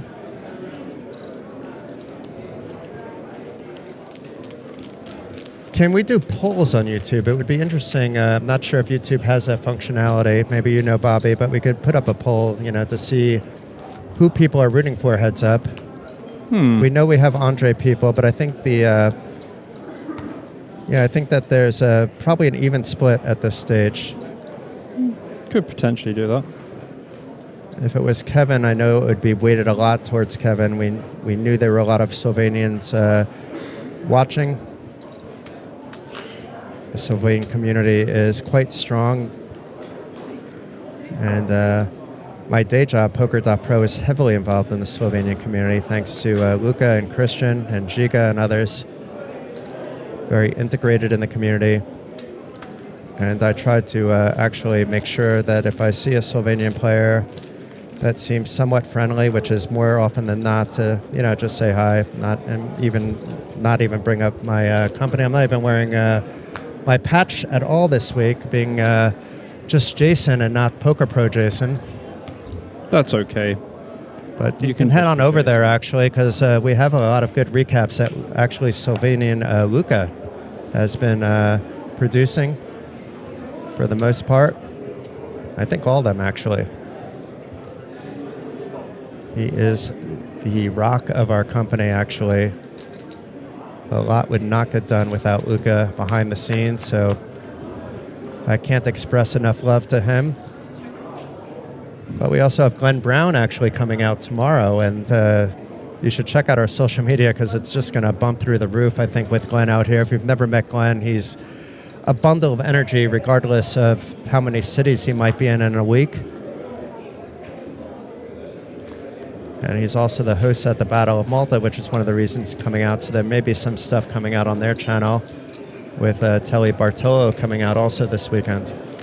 So if you have any questions about the Battle of Malta, either in Slovenia in about a month's time or at the end of the month, the right people will be here to ask the questions. And I've been involved with the media ever since the festival moved over to Casino Malta. Actually, thanks to Richard Cunningham, who we mentioned earlier, introducing me to the festival.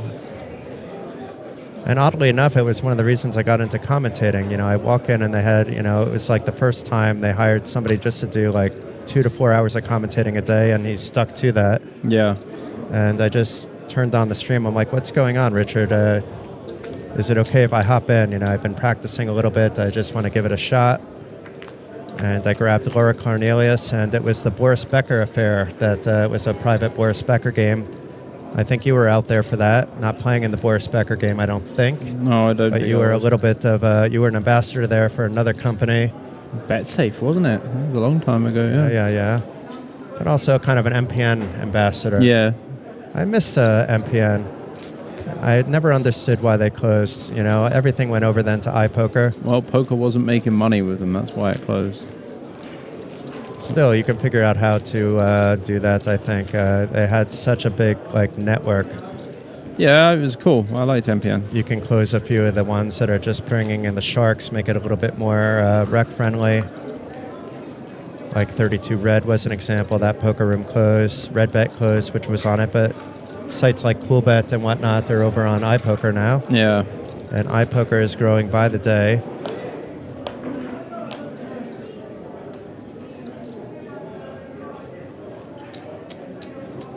But being that this is a GG poker affair, more or less with WSOP and GG being owned by the same company. We see the Ace King Jack 10 go for the open here. Breuer with pretty easy defend with the 10-8-7-4 double. And these guys are pretty deep. King 7-3, 2 hearts on the flop. No one with hearts. Breuer with the 7 and Gertz with the king. Do see the c-bet of 400. So, showing some heart without the hearts. Yeah, bet and a call. As the pot approaches 1.6 million. It's a call you can make heads up at least, but now this might slow down at least on the turn, and then maybe one of the guys will rep a flush on the river, but it could check all the way down from here. Does go check, check. And the king changes a little bit after it goes check, check, but it would be such thin value, it's going to go check, check again. Yeah, I mean, it like makes it less bluff possible. Similar situation to before, where Gertz doesn't need to bet his hand for value there. It's why I wouldn't mind seeing Kevin heads up. I think Kevin is still finding a bet either on the turn or river. Kevin was so much fun to watch. We probably lost all the Slovenians that were watching, but yeah, there were a few that made a deep run. And Blaj Zurjev is one of my friends. Whenever I see him, we spend a little time together. He's somebody that I watch a lot when I know he's going to be on stream, just because he is like super sharp. I have no idea what his study group looks like. We haven't talked about that, but he studies quite a lot as well. And he's a former footballer, Blaj. I don't know if you knew that. I did not. Yeah, so I actually met Blaj online. And I'm going to accidentally plug another site just because, you know, they're not running the big games. But back when Party Poker was running the big games, I had this millions with a 5 million guarantee. And I was working at Poker News back then, and for some reason we were live reporting an online event. This was pre-pandemic, where that was basically the only thing we could live report. But back to the action, we can finish the story with Getz flopping 2 pair, actually, and casually checking it over to Proya, who is the pre-flop, I believe, aggressor. Yeah, a small c-bet here, probably like 350 or something. It goes for 450, it's quite big. I mean, pretty easy call here for Gertz, nothing else to really think about. Yeah, he's got this Proya holding. Absolutely crushed. Proya does have potential backdoor straight and backdoor flush. 10 on the turn, no good. Gertz does get the check mark. Although if Proya can find a big bluff here, it will actually work, I think. This based turn, on that, but this turn's going to be an interesting one. Because the bluff does scream I mean, the bet would scream King Jack only because another club came as well. Yeah, but Gertz has a jack as well. So, like, look, if Proyer's going to bet here, he has to bet like 1 million and then follow through on the river. That's maybe what we're going to see. But yeah, because a King Jack would maybe even raise over the top, and when you're betting this big, it's almost no bluffs. well, you just want to call here as Gertz. You just don't want to raise. You've got a jack high flush draw as well. I don't think he even minds a fold. You know, there's so many river cards that he has to be careful with, not just a club. No, I mean, like, Gertz is just never folding. He just has an absolute nutted hand. 2-pair with a gut shot and a jack high flush draw. Never folding, ever. No. Maybe if a club comes on the river followed by another pot bet, it's a different story. But this is also an action killer to some degree. Well, a board pair in 10 is quite interesting because Gertz doesn't block the 10 in any way. So now losing to pocket queens, which he would already have been losing to anyway. 6 is unlikely when Gertz has a 6. And King Jack, tough also when Gertz has a jack. Proyer does have a king in his hand, but... And basically just has a pot size bet a little bit more behind as well. I mean, it would be out of character for him to pot bet that, but I think it would have worked actually. Does have the bluff catcher, but Proyer, against his range of betting the pot there, if Gertz was pretty happy to not see a bet on the river, I got to be honest. But kind of tough situation. There are definitely better rivers for Proyer to bluff, and a jack being one of them. A jack would have been a much better river to bluff, maybe like a 9 or an 8 or something where it's not being blocked. Whereas, like, if you look at Gertz's hand, he had quite a lot going on that board. So it's a pretty hard spot for Proyer to bluff. Especially trying to bluff the guy off this hand in particular. We've seen both players do some light bluffing, more like poking at it, not the same way that Kevin has done with, putting max pressure at times on his opponents. Yeah, I mean, the difference in that situation, though, is like nice sizing on the turn, but, Proyer can't really do much. It's just a really bad river for him to bluff. He'd be repping such a thin range. Look at this flop, though, for Proyer, the open and straight flush draw, yeah. And a better flush draw for Getz, but the 6 pairing may... it shouldn't slow down that much if a club comes, obviously, especially after it goes check, and now the 8-9 improving to a straight.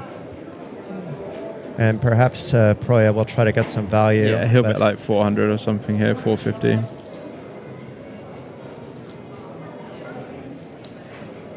And obviously there's some other cards besides a club, the 8 for a better straight, and a 10 for the full house, and even a 6 for a better full house as well. But it's a jack on the river, so the 8-9 straight is good. Yeah, Gertz just left with pocket 10s here. Not too much. And Proyer reaching for... 1.3. It was like the claw grabber there, but he's putting some back. Oh, 150. 1.2, they rounded it up. If you can afford it, some of these like nosebleed cash game players, if you watch them, they're basically acting like a claw grabber sometimes and just not even sure how much they're grabbing and put it into the pot for a bet. Oh yeah, I've seen that. It's funky to me. I mean, I'll just be like, I'm not a complete fly on the wall, but casually looking out of the corner of my eye at these 50, 100 and 100, 200 games that do run during some of the bigger series. Even here, like during the circuit, there's a non-stop 100-100 game going. It is a capped game, which is a bit unique for those stakes, but still lots of action. I hate cap pot limit, though. I don't really understand why people want that, but then when I wind up with like a really tricky player, then I'm maybe would be better off with a cap, but the cap should be more than 100 bigs. If you have like a 300 big cap and, you can have all the playability that you want and keep people at the table when they lose some hands. But it's aces for Getz and a pretty good button hand here for Proyer. Hits a piece of the flop, but nobody with this flush draw, and it's Getz with the goods at the moment with the top set. Yeah, he's just going to pitch this one for sure. Top set and the straight draw to boot. Probably could check that one, honestly.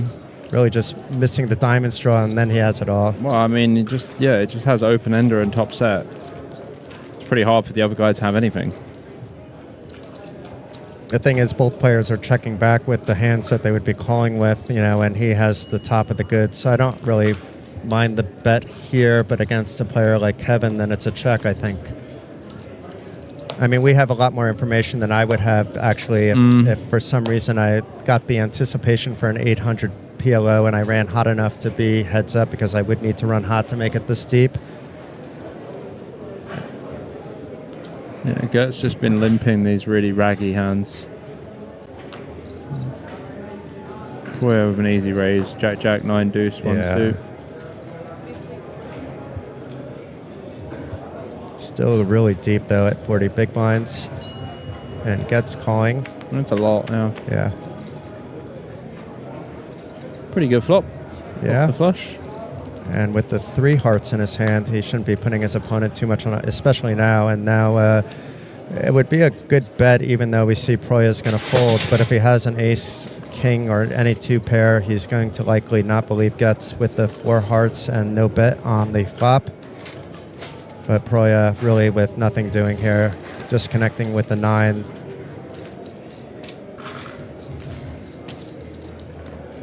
Really no point with the reverse float. Maybe he would have wanted the float in position for the purpose of, if it's checked, to maybe steal it away, but that's ambitious as well. I like all the heads up because there's so much mind games going on. Less so, I think, in this spot, but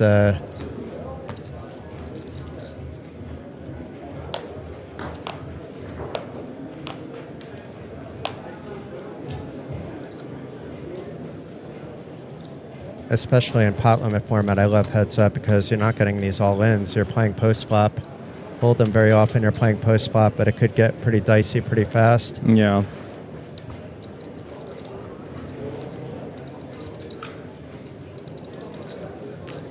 And it was something old school that taught me, because I was quite a tight player when I first started playing Hold'em, and I was told, any an open pot, just try playing it just so you can get used to playing post-flop, and this was like 20 years ago maybe. Look at this flop, though, for Gertz. Yeah, it's crazy. Yeah, it's everything. Flush draw, the wrap.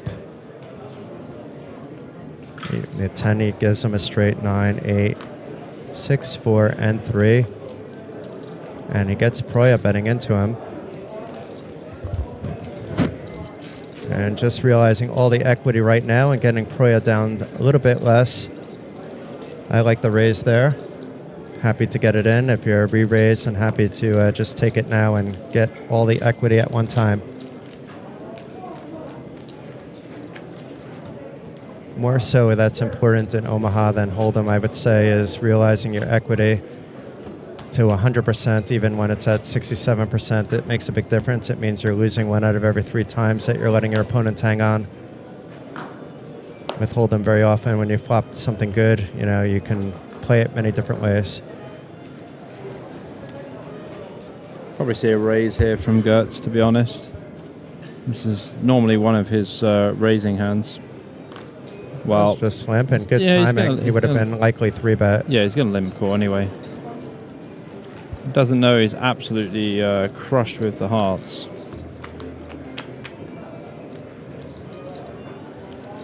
It's not the worst. No, but it's an incredible flop for Proya there with the middle pair, the middle set, and sneaky check. I mean, yeah, I like the check.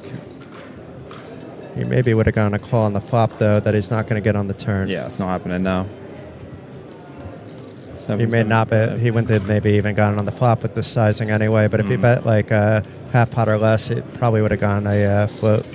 Yeah, it could have had a in float position, on the flop. and if it goes check, check on the turn and check on the river, then it almost doesn't matter what you have, depending on the board, of course. If it's a very bluff catchy board, then you can check back the river too and just say, oops.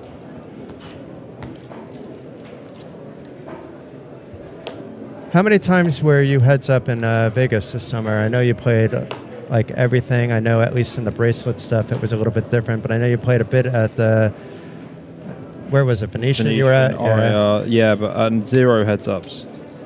It's still some good results, but I know you've been heads up a bit in some other tournaments, and you're playing a lot online, so Yeah. you're probably heads up at least a few times a week. It's especially if it's Omaha, you're playing mostly online. I was heads up yesterday in a tournament, actually. As we talk about heads up, I lost heads up yesterday. It was just a PLO tournament. Proya with bottom set here. Gert's probably not folding this one. Does have top pair and some backdoors. Not many backdoors, but some. Well, still kind of part of the backdoor. Does need a 5 now for a straight. Let's probably just go check bet, to be fair. I think Proya is probably going to bet about 5 to 600k. Guts maybe will overvalue his jack as well. I mean, the 5-6 obviously is there, so it depends on the bet sizing. Oh, he's gone small, 350. I mean, Guts will maybe come along. You may even think I'm good some of the time, and he is good some of the time, actually, but I feel like he's looking at his hand too long. Yeah. It's sort of like a little bit of milking there by Proya, but we'll have to slow down if it's a heart, a 5 or a 6, or an 8, 9, 10 even. But there will be no slowing down, I don't think, if it's checked over to him, which I expect by Getz. There are full houses better than his full house, many of them, but once again, it's too strong to just let go. There's 1.7 million in the pot, 3.5 million in a stack. No, just bet pot. Make it as polarizing as possible. Yeah. Make it look like you missed a flush draw, some straight draw combos that you could have missed. And Guts does have a potential bluff catcher, but it would be kind of risky for him to do. Yeah, 1.55. Yeah. So Proya channeling his inner Bobby James, like I tried to when Bobby was out of the booth, but there was no spot that I needed to really do that with. And I'll ask you afterwards what you think of how I'm talking about PLO, Bobby. Yeah, that's good. Because sometimes it's harder to adapt the thinking, but playing a PLO tournament recently was able to get all the PLO 8 hands out of my hand that I wanted to play. Like I'm so... Yeah, Gertz I have does to fold this one. Gertz does let it go. I mean, pretty easy fold. Yeah. I think you just have to pitch it on the turn, to be honest, because when you do make a straight, it's very hard to get paid, especially in that situation. It's pretty much only a straight that's calling that he's beating, but once again, if he's betting less, you know, maybe the jack is calling, but there was no kicker. It was not really the best of boards. Yeah. Even heads up, certainly for the big bet. These guys probably have friends watching. It is a 20-minute delay, and they probably have a little bit of info on the breaks about their playing styles, and they can see enough hands when there's a showdown to kind of gauge that they do have very similar playing styles. I'm not sure if we've seen Getz do any big bluffs. Proya's done like a medium-sized bluff or two before it got heads up.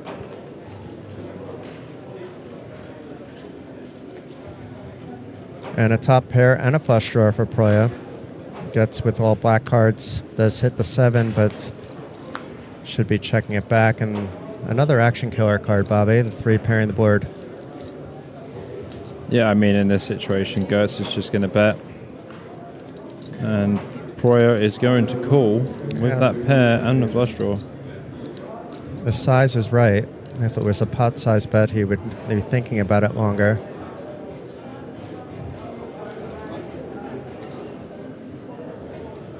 He's not sure for sure that he has the best hand, but we see that that is the case and does have the ability to improve to a flush. Quite interesting. We may, if we see a bluff here by Getz, I'll be highly impressed because it would be completely out of character based on what we've seen before, but it would be an amazing spot for him to do it.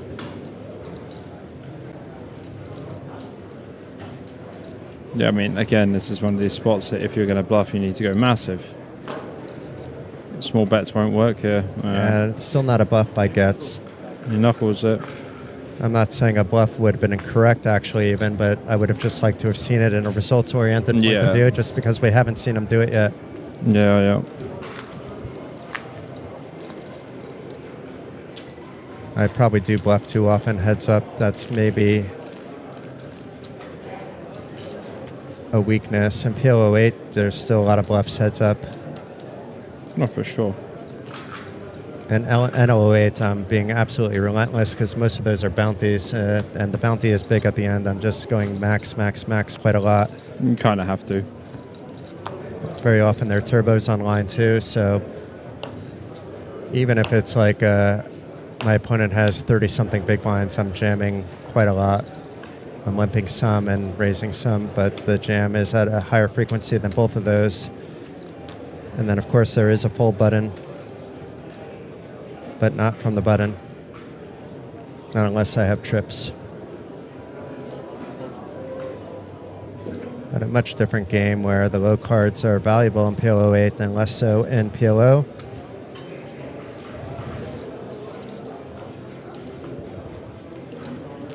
We should figure out, Bobby, where we can play a PLO 8 tournament. I don't know where they're really offered anymore. I've only ever played them really in Vegas or at the EPT. I'm always busy whenever they have them in Tallinn, and it's like mixed with PLO, which then would be a complete mindfuck for me to go back and forth. I like PLO 4-5-6. I like PLO 4-5 better. I think I hate 6 card more than any other PLO game. Sorry, than any other card game in the world. If it's 6 with the 4-5, it's actually okay because you have a lot of 4 card players. I'm pretty sure you know how to range with 6. Yeah, of course, but it's just a terrible game. Proya coming in for the call here with the ace-9 4-deuce. Yeah, I stopped playing PLO in London actually because of the fact that they all like to play 6. Yeah. Diamonds could be dangerous. Oh my gosh. Wow. I mean, even if they slow play the pop. It doesn't matter. Like, the thing is, if there's a board pair, it's the only way it's going to slow this one down. Yeah, this is likely going to change the momentum even with the board pairing. Even if it pairs now and it goes check, check, it'll be a big bet on the river. Wow, look at this. I mean, I expect to see at least 1 million on the turn now. Looks like around 800 he reached for. He's grabbing a couple more. So a little more than 1 million. And he's gone at 1.1 by the looks of that.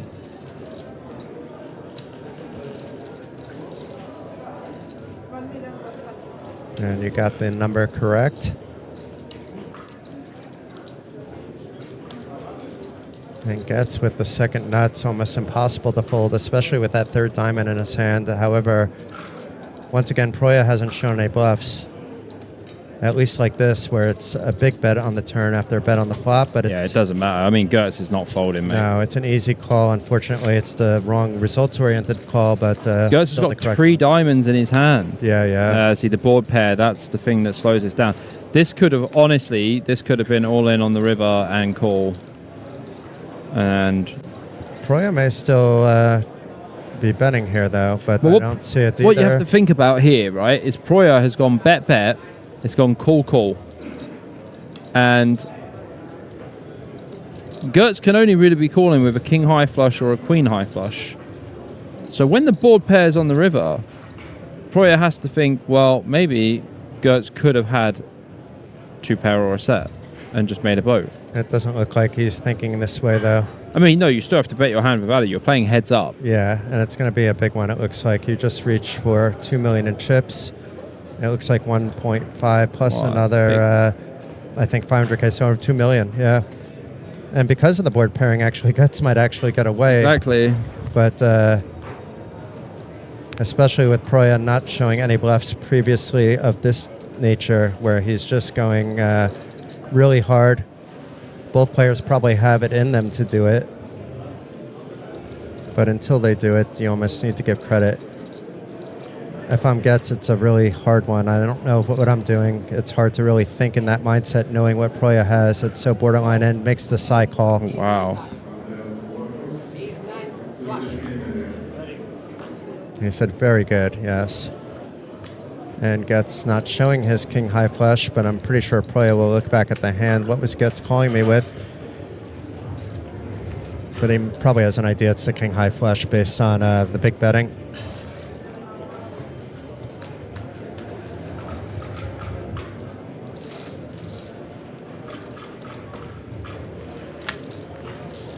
But the tables have turned now, and it's Proya with a 2-1 chip edge. It wasn't a full double up, but it was pretty close.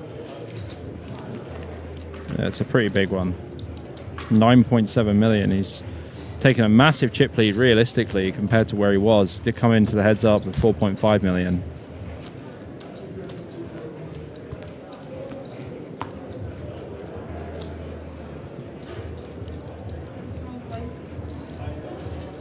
The day has just flown by. I find it hard to believe that it's 2 in the morning, actually, and that we're not extremely exhausted. A little bit tired, but not. We're not ready for this to end by any means.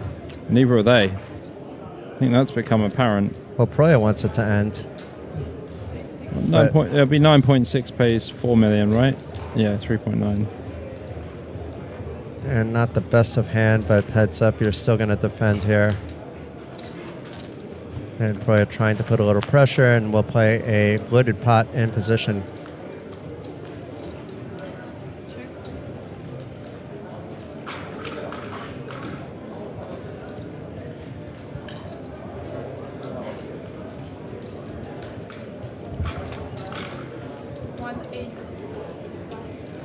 Nice continuation bet there from Proya. Did have some backdoors. And Proya could put max pressure on here now.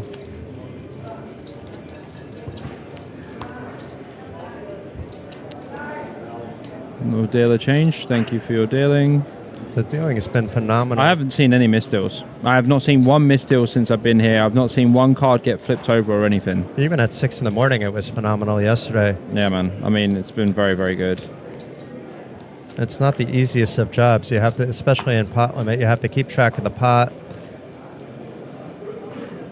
And you have the headset on. You need to communicate all the bets over to the people actually tracking the bets. That's not done automatically. The chips do not have RFID chips like the cards do. But look at this monster for gets. Yeah, I mean, this is just a pure open, really. No suitedness. That's the only thing holding this back. Oh, my God. We're going to see a 3-bet. Wow. Crazy. They're just going to get it in. Yeah, this is a setup. And Proya does have the suited spades. Isn't that far behind. The 3 and 4 are alive as well.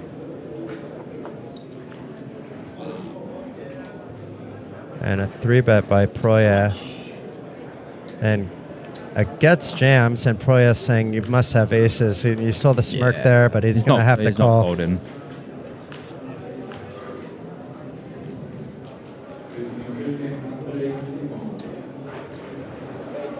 And Gets finding an amazing spot to turn the tables back, potentially speaking. Of course, we see he's only a 2-1 favorite. I think it's actually a little bit more than a 2-1 favorite, but still has a bit of equity. Yeah, I mean, Proya's actually got the king high spades as well. So 35% against 65%. And this could be like a ping pong, this heads up, because if Gertz wins, he's going to have 7.5 million against 6.4 million. We start all over again. But if Proya pings a king, makes a straight, or a flush, or quads, or whatever, then we'll have a champion. Well, connects with this 3, but Gets connecting with this 9. None of that really matters. 2 diamonds don't matter. The 3 is quite important. It means that he can hit a 4 to make 2 pair. He can also hit another 3 to make trips. Or a 2 for the potential runner. And look at that, the 2 comes. Yeah, well, he's going to need one of those aces that Gertz has got, or a 6. Or a 4, or a 3, or a king. So lots of outs. We see 13 of them. That is a 5 on the river. Board pair, and Gertz doubles back up to 7.5 million. And we go over again. And these 2 are having fun. It's like smiles now. It's, they're definitely enjoying it. Very good to see.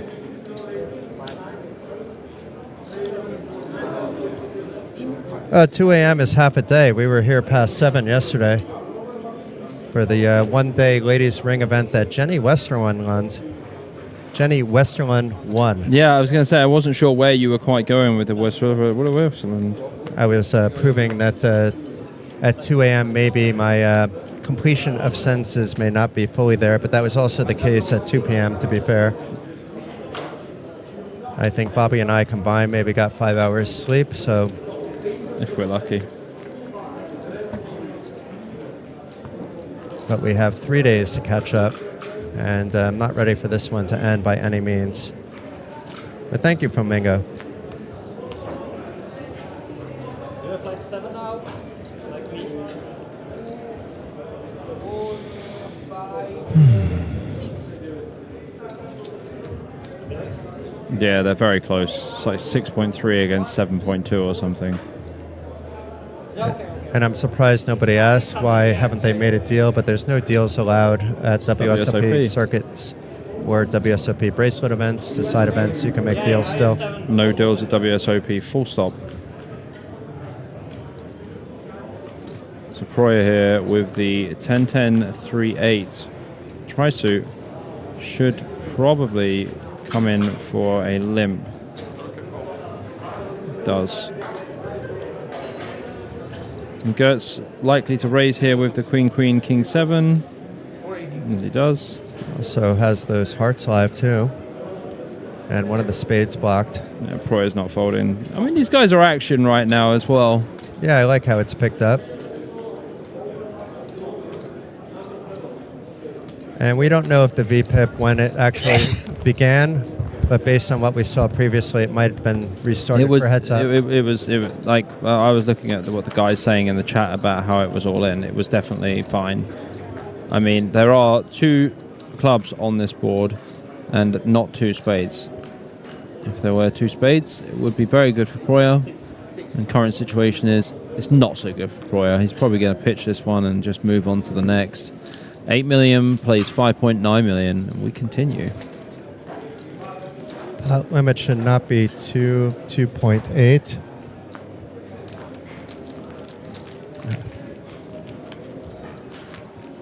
Apologies if there was any echo there.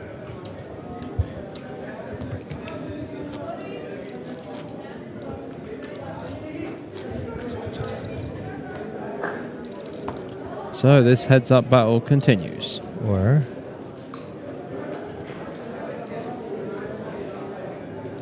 I'm seeing when the next break might be. Well, during heads up, they may take a break a little bit earlier, but it's this level and next level.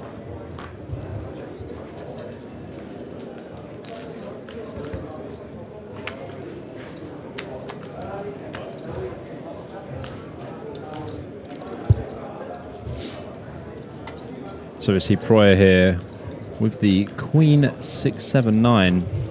Flop 2 pair. Gertz has got nothing. He's going to let that one go. And proceed to another hand. Blind's going up soon as well. And everyone knows that when the blinds go up, it gets a little bit more shallow and a bit more aggressive. I mean, these guys will be trying to close it out as well. It's also 2 o'clock in the morning here in Slovakia. And I'm sure that they'll want to get to bed, but they are playing for a pretty large prize, over 100,000 euros, so about 30,000 euros difference between second and first. So pretty sure that both of these guys are going to put everything they can into it. And we see Proyer here. Woohoo! The King 3-3 double. Beautiful. Yeah, double suited here. And the blinds are up now. It's 160k big blind, and Gertz has got absolute rags there with the Queen 7 tray 8. Absolute rags. And I was off the microphone to get a little bit of information because I was overheard talking about the breaks, but apparently the players agreed at the last break that they took early that they would just take that break and play out through any breaks until a winner, Bobby. Whether that holds true, maybe heads up goes on for a while and they ask for a break, but I think we're going to see action, action, action. Seems fine.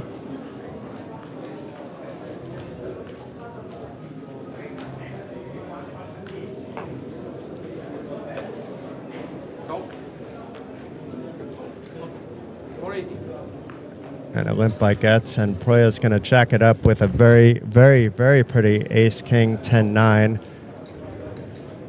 He would have preferred that king not to be a club, but you know, once again, we're heads up. It's not as relevant as it would be in six-handed play, for example. But the equity is actually is closer than I thought. Yeah, 7-7-5 on the flop. Nobody with hearts. Do expect to see a small c-bet from Gertz though. We're around 250. 350. It's not really a c-bet because Proya was the one to jack it up, but still a bet in position. Yeah, sorry, I apologize. On this board, it's going to probably be better for Gertz anyway.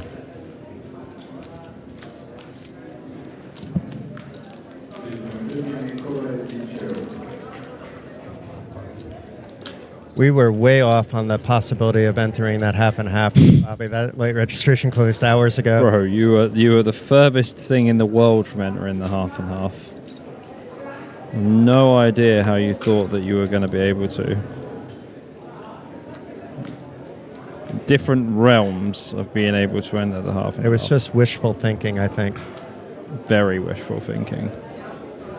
Dreaming, as but I we like have that to call. 770 bounty tomorrow in the evening. No, I After forgot some about rest, that. it's maybe going to be the one I play. It's not for a ring, but So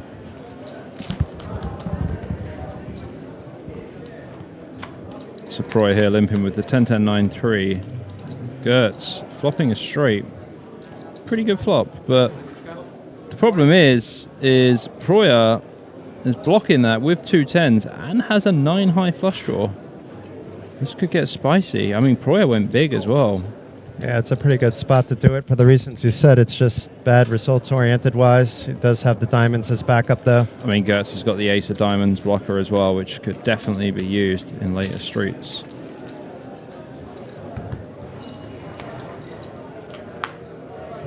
Jack on the turn. Nice check here, I like it. Proya going to be checking as well with the weak flush draw. And still has the open ender, 6 on the river. And now I expect to see a value bet on the river here from Gertz. 1.4 million in the pot. You can probably just go for about 500. Yeah, 600 is fine. It's SSDT. You know that one? SSDT. Yeah, same shit, different toilet. Ah, Just means that it's the same thing. 500, 600, same thing in this situation. and I think Kevin would maybe find the race here, but Proya, I'm not so sure. Well, Kevin's in the car park, mate. Yeah, but it would be a good spot to try to bluff an opponent off. You're blocking a lot. Not on a board pair. If the board wasn't paired, then you can do what you want. But when the board's paired, it's not an ideal situation. I mean, having 2 10s obviously is very nice blockers, and it also has a 9 blocking 9s 4 as well. So, you know, definitely some things that he could do, but also I think you just pitch this one and just forget about it. I had a flush draw, I had a straight draw, I had a pair.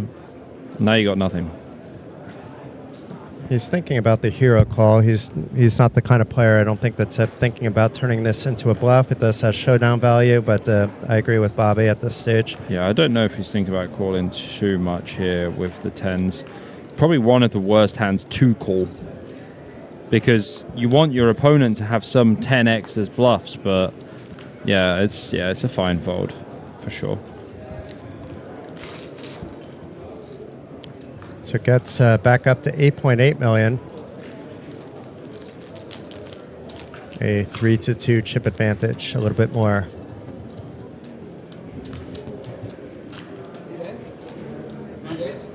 Yeah, I think so.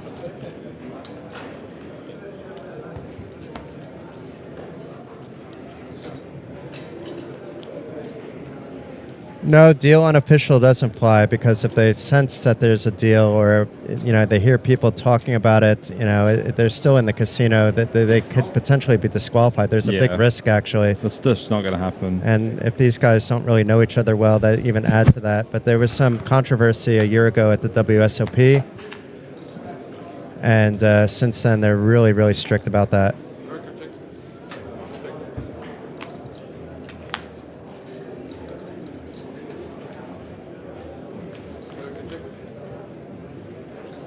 And gets now with 2 pair. And a check bet fold with Victor having nothing going.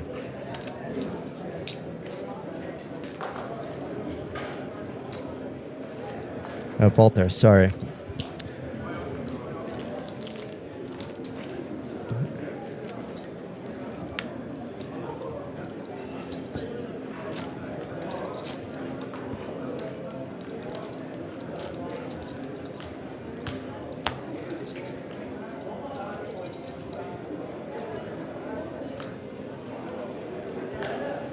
It's 81.60 for maybe another 20 minutes before going up to 100, 200.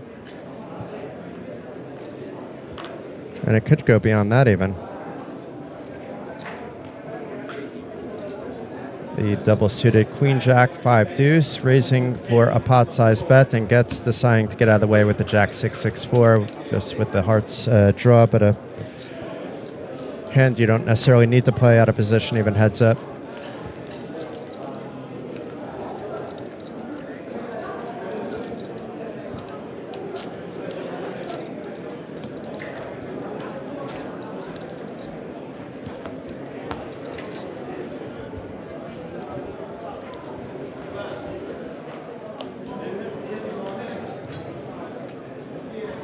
Looks like a bottle of water and a opener here.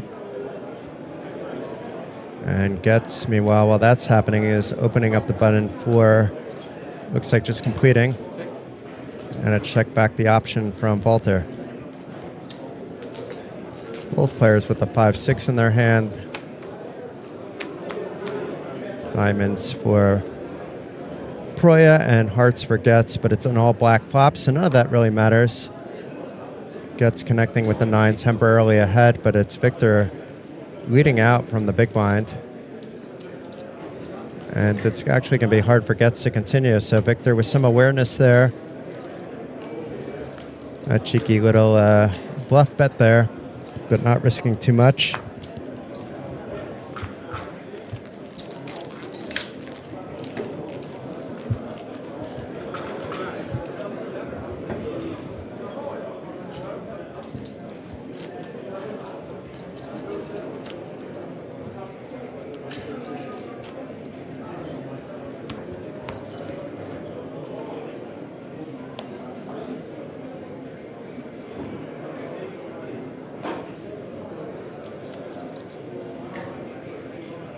Walter with a 6 high rundown.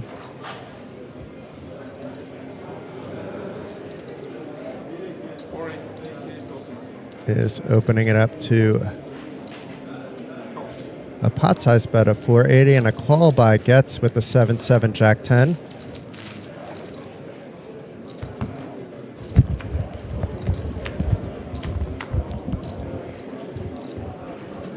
And not the worst flop, but there's pretty much all the straights are there. But it's top 2 for Getz, as long as he's not bet off by Proya. Proya has little hope to win the hand. And not really the flop Proya is looking for, and not getting too fancy here. And Getz now, his hand just got scarier. Not only does a king bring different straights, but also brings that club flush draw despite having the Jack of clubs in her hand, and checks again. Would call a bet likely from Walter though. And Walter is going to try to steal this one away. The bet's not very big though. 380 and a call by Getz. A fold by Getz, interesting. Yeah. Wasn't the big bet. It's very hard for Getz to improve there anyway. Even though Proya has nothing, just nothing you can do about it. Can't just call and just hope to hit a Jack or a 10. There's the ring, and that is quite pretty.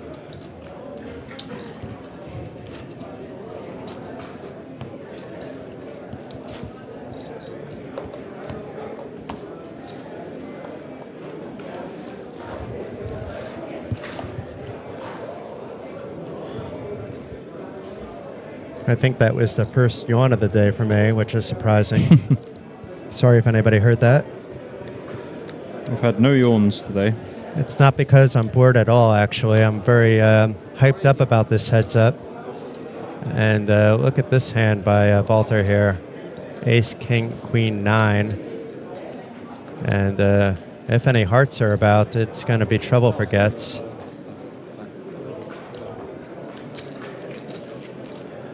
And does call after limping the button.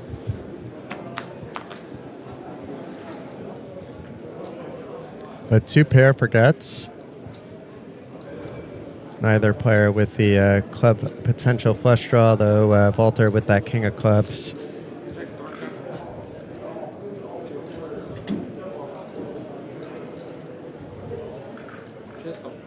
Gert's going to be betting here with that 5 deuce, and Proyer's going to be out of there. I mean, every single hand is, you know, it's 160k big blind. So every hand's pretty important. And we can't be too far away from even 100, 200. Yeah. Second coffee of the day happening now. The 2 a.m. coffee. Maybe that's why I yawned. I weaned myself off coffee around midnight. I mean, you were in for 6. I was in for 6. It's a lot of coffee, mate. I may need to have like half a coffee just so that I don't completely crash, but so far so good. I didn't have any sugar in any of those coffees, by the way, so It's just... the first sugar I've put in coffee for about 6 years, mate. Wow. Yeah. I don't have any sugar normally. I just fancied it because it was there. I like my coffee black. No sugar, no milk. So American. No, Americans like these like flavored hazelnut Or crap. cream and No, just give me stevia. a nice Brazilian coffee and I'm very happy. I like Colombian coffee. Colombian coffee is good as well. It's very similar, actually. A little bit more bitter, I think.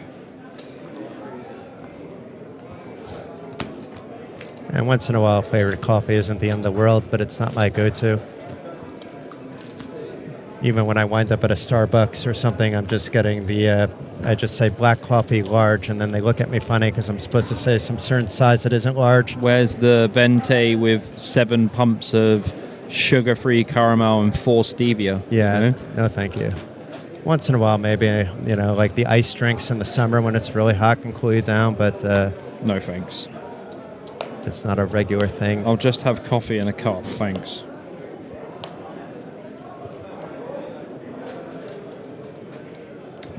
A nice double suited hand again for Getz, ace, queen, 9-4.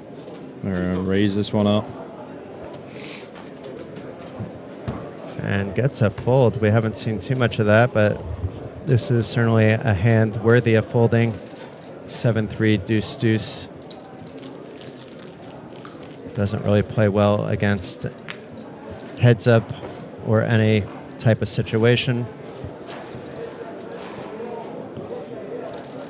Possibly one of the few hands I may even fold, but I'm probably still limping it from the button because you could still play a position later. 7-7 deuce 3 It was, or 7 deuce deuce 3. yeah. Yeah, it's a pretty trashy hand. This is also a pretty trashy hand. 4-4, 3-8. Is it a raise or a call? I think just a call. Definitely just a call. I think that's also fine, despite the trashiness. Position is important, heads up. If you raise this hand, it's a problem.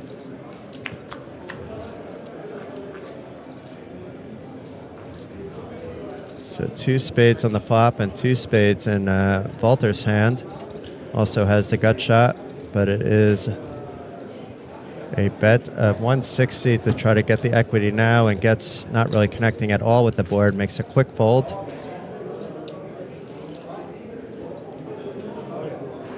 Andre and Walter are playing pretty quickly, so we are getting a lot of hands in.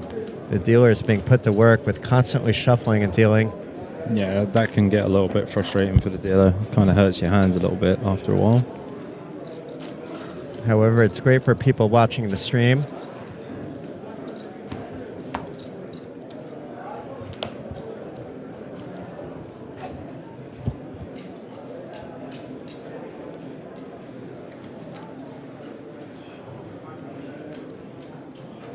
King, king, 6-9, rainbow. Is a limp and a quick check back by Walter. Pretty close in equity here. Get's getting the best of it so far, but not really anything amazing with second pair. Maybe got a little bit stronger. Depends on what Walter does here. Yeah, I mean, even if Proya bets here, we're still calling. Easy call. Looks like for 200. I mean, King Queen. 160, it's just a min bet. King Queen just strengthens up massively in this situation. Flush draw comes on the turn as well. Nice brick on the river. We even have a 6 in our hand. And I don't think Walter's going to try again. No. And there's no reason for Getz to be betting either, so check it is. Showdown value. Massive showdown value with the King Queen.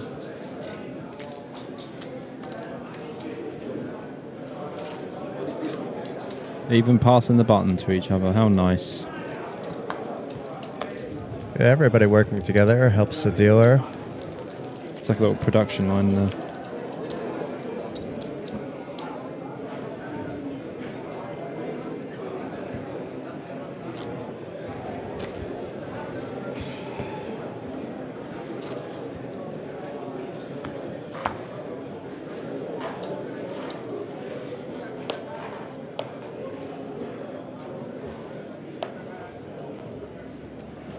What do experience point mean on YouTube, Bobby? Do you have any idea, being a YouTube guru a little bit yourself? Experience points, did you say? Yeah, XP.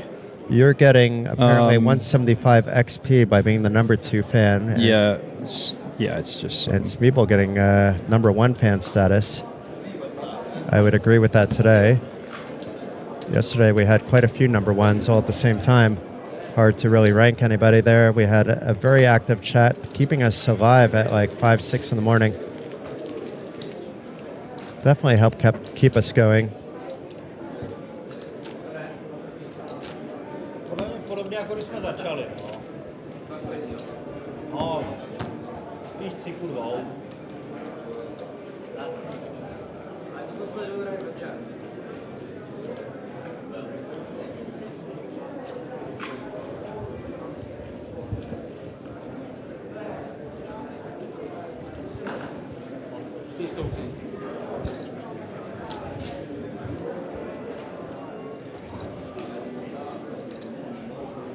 Okay, it said 180 at first, which wouldn't have been a legal raise, but 480 makes a lot more sense. And the fairly standard call here by Walter with a suited ace along with the 10-6. 3 may come into play as well with the 6.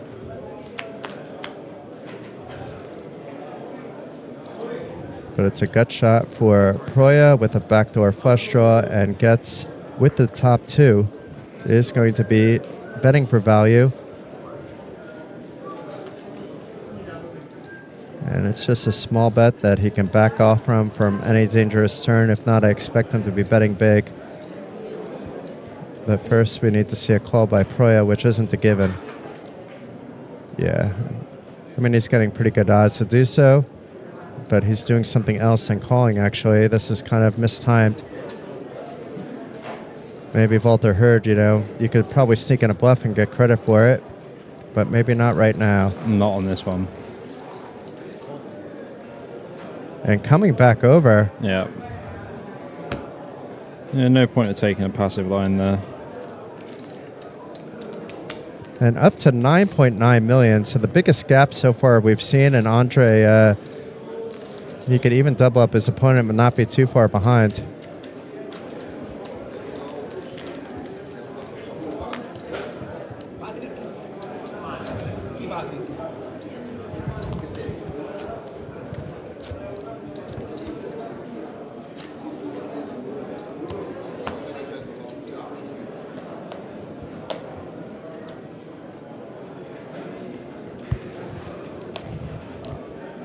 Yeah, it looks like Andre might have Walter on the slight ropes at the moment.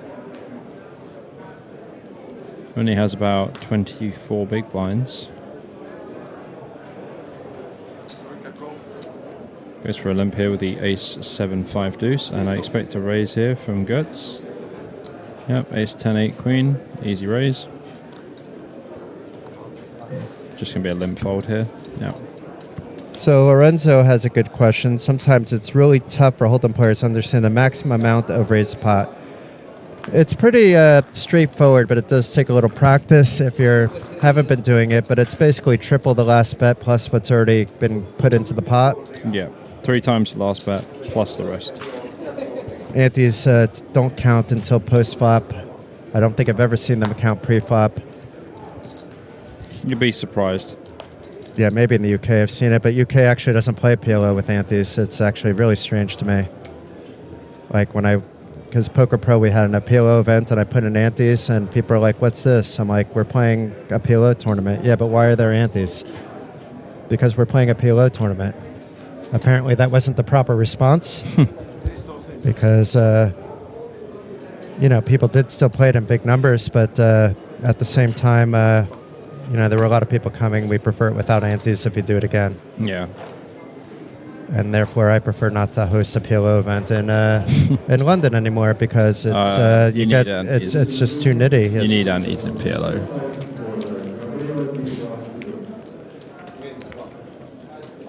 We do host mixed game events there, though. Those don't always require antes. Many of them do. Svetten Special, for example, plays better with an ante or even a third blind.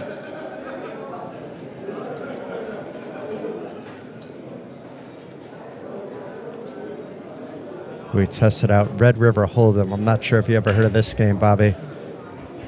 But if the river is red, then there's another river. And it keeps continuing until a black river. Never heard of that game. I was asked for Spain to find a game that was close enough to Hold'em. And I was going through every game I played as a kid, and I couldn't remember the name of it, so I cheated a little bit on the internet. Apparently it was something... it's a real game. I didn't invent this one.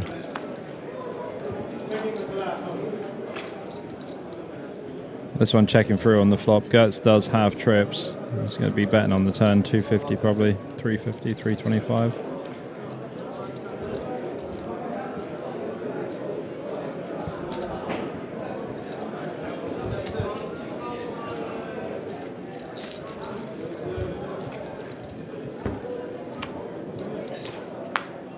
Interesting float there from Proya. Boat on the river for Gertz. Time to put some money in the pot.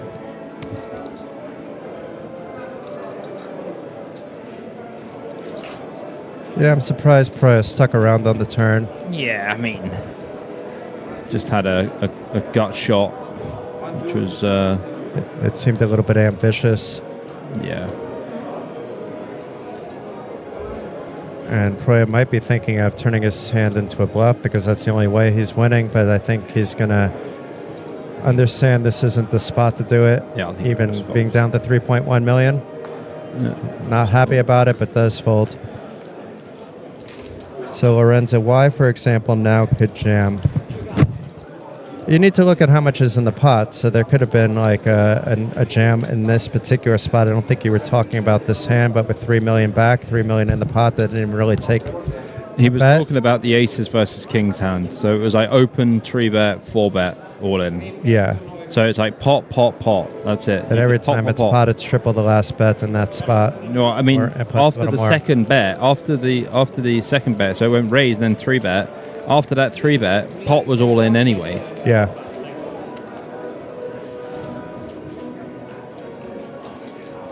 Because he only had 3.8 million start the hand. Yeah. And you're opening for 600, you're opening for about 500k or something. And the 3-bet is 1.5 million.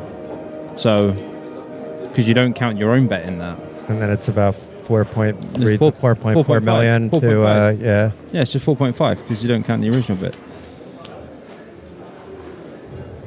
Well, this is a hand we might see a button fold, but Andre is not folding any button if he's not folding 3 jacks and a 3. Yeah, I mean, as John Joanda said, I had trips. Head trips. And I was playing with John Joanda the other day, actually, at the Win. Oh, really? Yeah, cool dude. And then I had him on my table in the 5K as well, in the 6 months.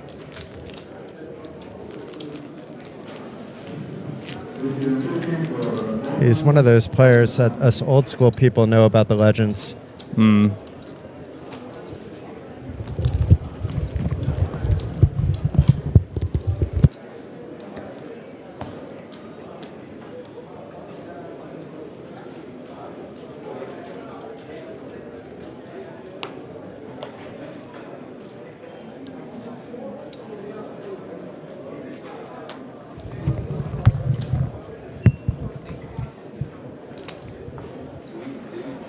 So a raise here by Walter, and gets could have defended there, but would have been kind of in a little bit of trouble. So good timing. Of course, anything can happen on the board, but he had some of the same cards and a couple lower ones on the other end.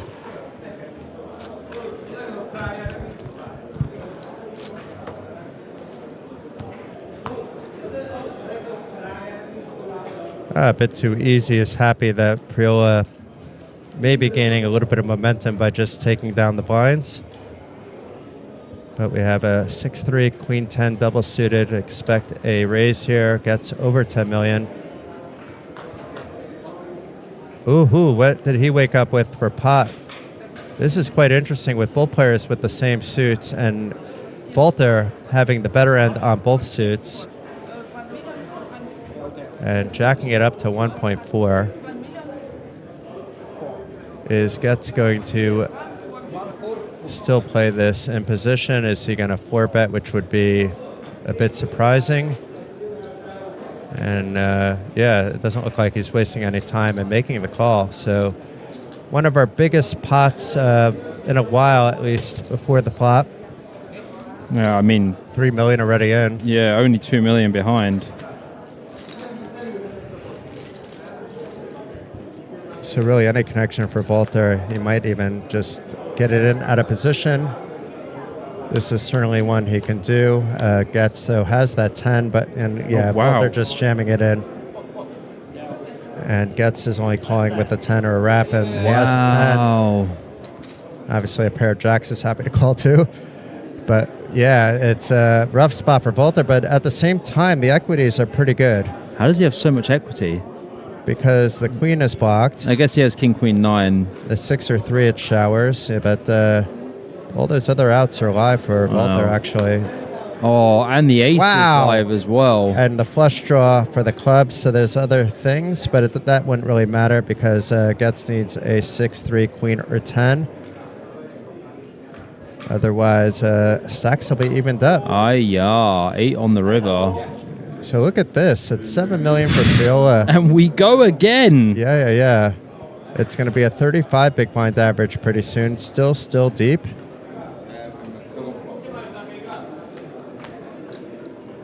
And it's not because these guys aren't playing passively. There's been a lot of active poker heads up. But players typically making the right folds. And this time Priola, even though it wasn't like super duper premium, finding the right spot to be 3-betting and getting actually a pretty good flop to be doing that, if not for Getz having the unlikely 10, or maybe he's calling with a jack, probably is. Otherwise he's calling with the king queen kind of stuff that he already has in the hand. Wow. Pretty sick one to get back to even again. The wonderful game of pot limit Omaha.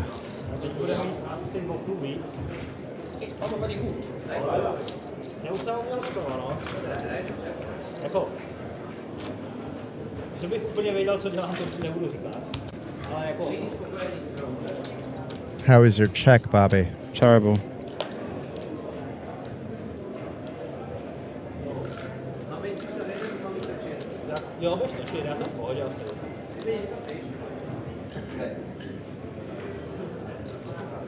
Okay, back to the action, and Priola here with a queen jack 6-3. The queen jack is suited.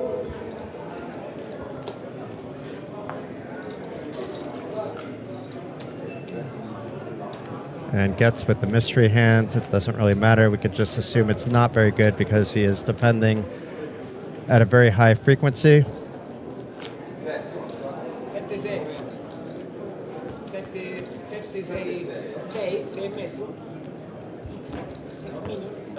Round 3 fight, yeah. Yeah, this has really been a battle. It's been up and down. A lot of small ball followed by those big moments. And the small ball isn't even super small with very little limping. This might be a candidate for that, though. It's just 3-3-8-5. And Priola not with that much, but is going to rep that he has something other than, well, it is double suited, but still it's 2-4, queen 9.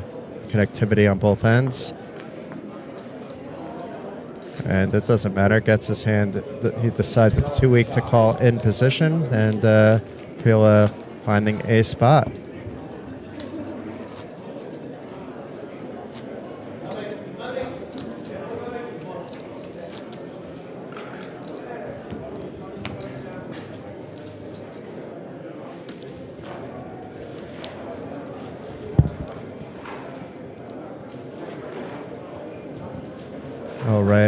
All right. Back to the action, and yeah, this is good in many other games.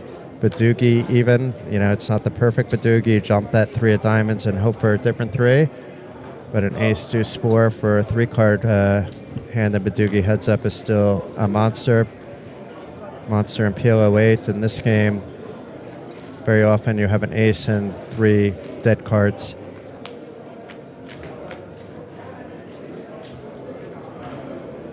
But not on this flop, actually. This is kind of the flop you want to have that 2, 3, 4 with the ace and the 5 coming out. But it doesn't really matter with Gets not connecting at all. So Priola just with the ace is good. But even if that wasn't the works, he had plenty of room to improve and has all the momentum now after being not really on the ropes, but he was down to around 3 million. Under 20 bigs, which is still decent enough.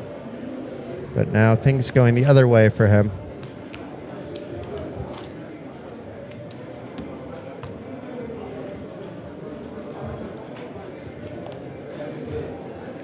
You should, why do you even limp? You should know by now he's C-bet frequency. I mean, you do want to limp some of your hands actually on the button. It shouldn't be like an automatic 3x every single time. Yeah, it's quite a lot of hands you actually limp on the button. You do want to raise quite a large amount, and then you don't always get credit for your monsters, but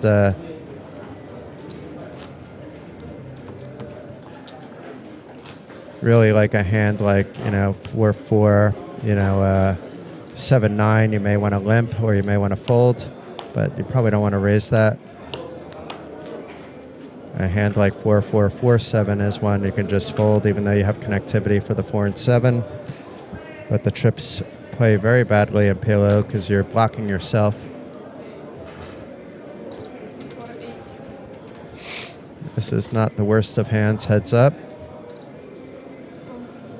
And same with Gets. He has a club live draw and the King 10 and the 4-3. So fairly even in equity with both players having live cards, but it's a king out of the window. So Gets with top pair is checking, and Priola check back really, really fast and pulls ahead with the ace on the turn. Not really afraid of the hearts, it seems, or just seeing where he's at. Yeah, Priola actually turns 2 pair with the ace-5, and a gut shot here for Gertz with the 3-4 can hit the deuce or the 6. No, that's a boat on the river for Priola. And we're going to see probably 1,150,000 because he likes to bet very awkward numbers.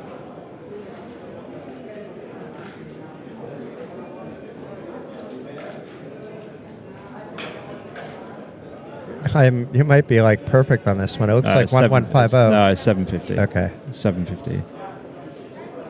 Yeah.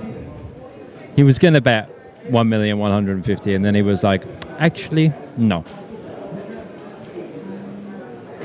And Gets thinking about whether his king is good. We know it's not.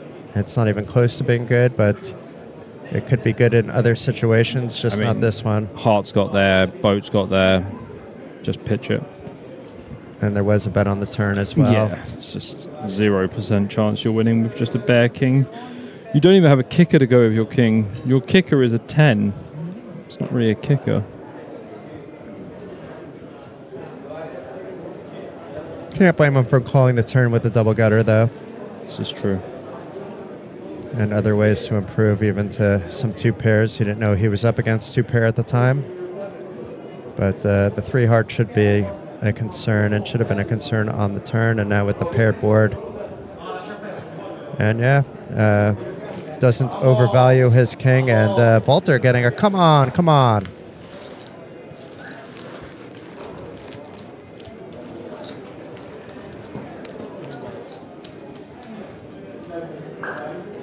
No, but whenever he's limping, he's also folding 2 raises. You don't want to be doing that too often, but certainly there are hands that you would limp that you just don't want to play if you're raised. If you know your opponent is more often than not raising with very good cards, and you know you have these baby flush draws and not really much else, it's easy enough to fold some of those. I'm not folding too often either, though, so I understand what you're saying.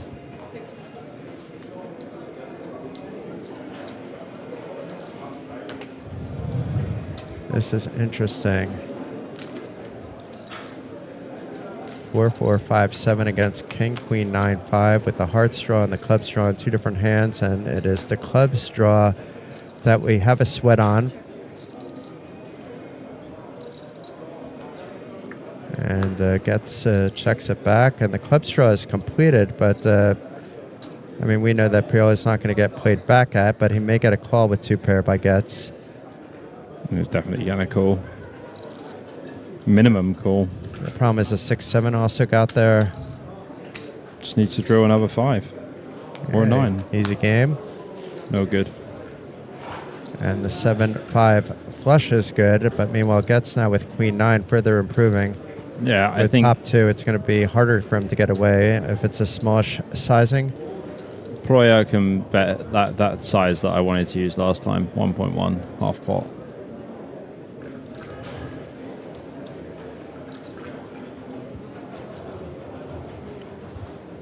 He didn't reach for that many chips here, actually. That's about 750, 650, 550. Yeah. Wow. So exactly 1/4 of the pot. Yeah, just trying to squeeze out all that extra value here with this flush. But what I don't like, it invites almost for a raise, but it does get a call, actually. So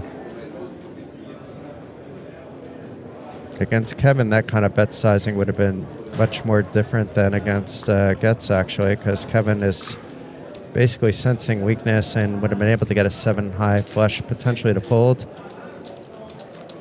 Although once players kind of caught on to what Kevin was doing during 3-handed play, we saw them adjust. Thank you, Bit Too Easy. And thank you for keeping along the chat. But we're doing our best. We're having a lot of fun. It is 2:45. I can't promise you everything I say will make sense, but I will do my best, and Bobby will give me a signal if I'm crossing any lines. And meanwhile, Bobby is a little bit quieter at the moment, letting me talk, but the analysis is always going to be spot on. I just wait until I need to speak. Yeah, right now it's fairly standard stuff. And Proya is the first player with an 11 million thus far, so extending his chip lead, limping the button, getting a call, and both players connecting with the 4 with the jack kicker. No hearts about for either.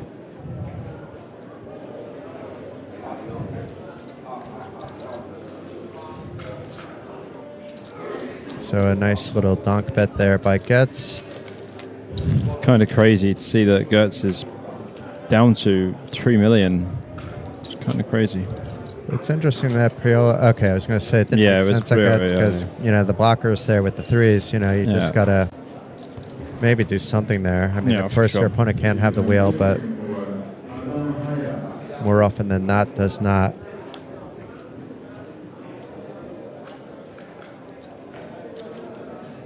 Well, thank you, Bit Too Easy. If you don't recognize who we are, I think I might even know who you are, at least online, but not 100% sure. I'm Jason Glatzer, joined by the legendary Bobby James, who's really stepped it up quite a lot over the last couple years, both in the commentating booth and at the tables.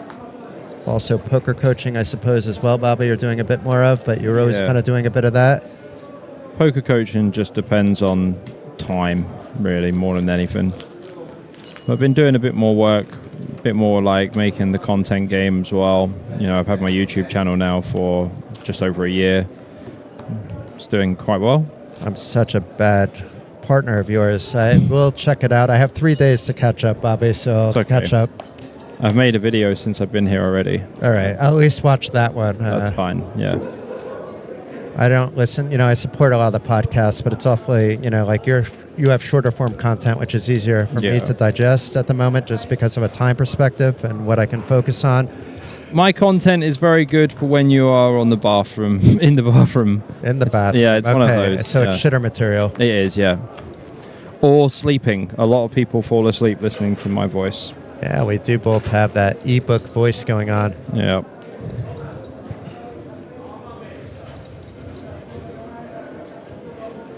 I have a friend, you might know him, Georgie, over in Bulgaria.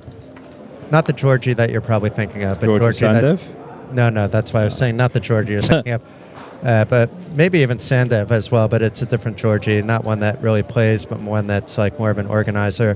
He's he's actually downloaded some of like the commentating that I do alone. Nice. Just you know, he listens to it, the soothing voice, and he says it just helps him go to sleep. I'm like, I'm not sure I'd take that as a compliment if I'm putting you to sleep with my commentating, but thank you anyway. Thank you for the sleep. Well, Proya really putting the foot on the gas now. And Andre down to 2.4 million. And Zuki giving some clues to like my screen name, which I've been keeping very quiet. But it doesn't really matter, actually. But yeah, thank you, Zugi. And it's a shame that you're not listening to us, but it's still cool that you're tuning in. And just met a cool friend that lives with Big Huni in Vegas. So I'm trying to think who Big Huni lived with in Vegas this year. I kind of lost touch with him. Oh, I saw him many quite years a lot. ago. Saw him quite a lot in Vegas. Yeah. We were at the cage together a lot. I think my last trip to Vegas in the summer was when Zugi was there, and I was just absolutely miserable, not because of Zugi, but it's just too hot and too homesick. It's a 10-hour time difference for me. And my kid was like 3 years old back then, you know, so it's a really difficult trip for me.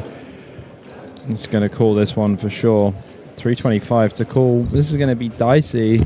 1.2 million behind. Yeah, we could see action all the way through. Gertz puts it in. I mean, probably an easy fold for Proya, yeah. So saving 1.2 million on just hoping for the best. There was nothing really to call at that point, as you pointed out. Yeah. And Bit Too Easy, I respect the hustle. Content is not easy to create. So both Bobby and I are involved in the content world. Bobby is involved, you know, promoting like, you know, what he's been up to. You know, he's a big name in the poker world. Me, I'm about running a poker media site. There's a little bit of, let's say, intersection in what we do, but, you know, we have, I'm not really focused that much on the video side because we have a wonderful host for that. And we will be looking for a person fairly soon to help out in the social media department to allow Glenn to focus a bit more on hosting, but that might be a spoiler about the company. But we are here as well. There's a lot of articles. I can give a plug occasionally, so go check us out, poker.pro. And we just launched a Swedish version as well, but I don't think we have any Swedes in the chat. That would have been a better plug last night with Jimmy Heads Up.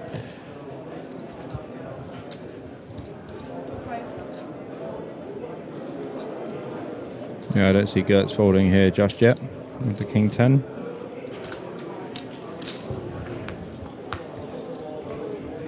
Ace on the turn. 2-pair improves to a straight. Guts with still the 2-pair. Nice check. Well, I guess it's everybody loves chop pot, and I think everybody will like this one with the 3 hearts on the board.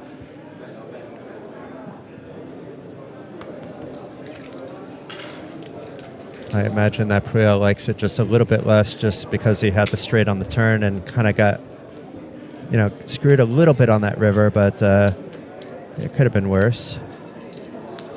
You would have it called a bet if your opponent had a flush as well.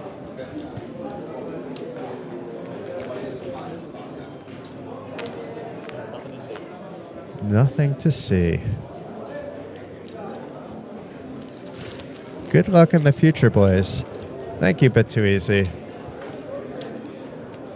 We'll be back in 3 days after this, and I have a feeling this is going to go on for a bit longer. But you can come back and It's a little bit of a new combination, me and Bobby. We had a little bit of fun, and I'm looking forward to 3 days' time. And Yeah, the main should be fun. frankly, if there's another opportunity with Bobby, as I said, commentating is a fun thing for me. I focus primarily on poker.pro, but always happy to get into the booth occasionally, and it's been really good chemistry with Bobby. It's good crack. Enjoy it.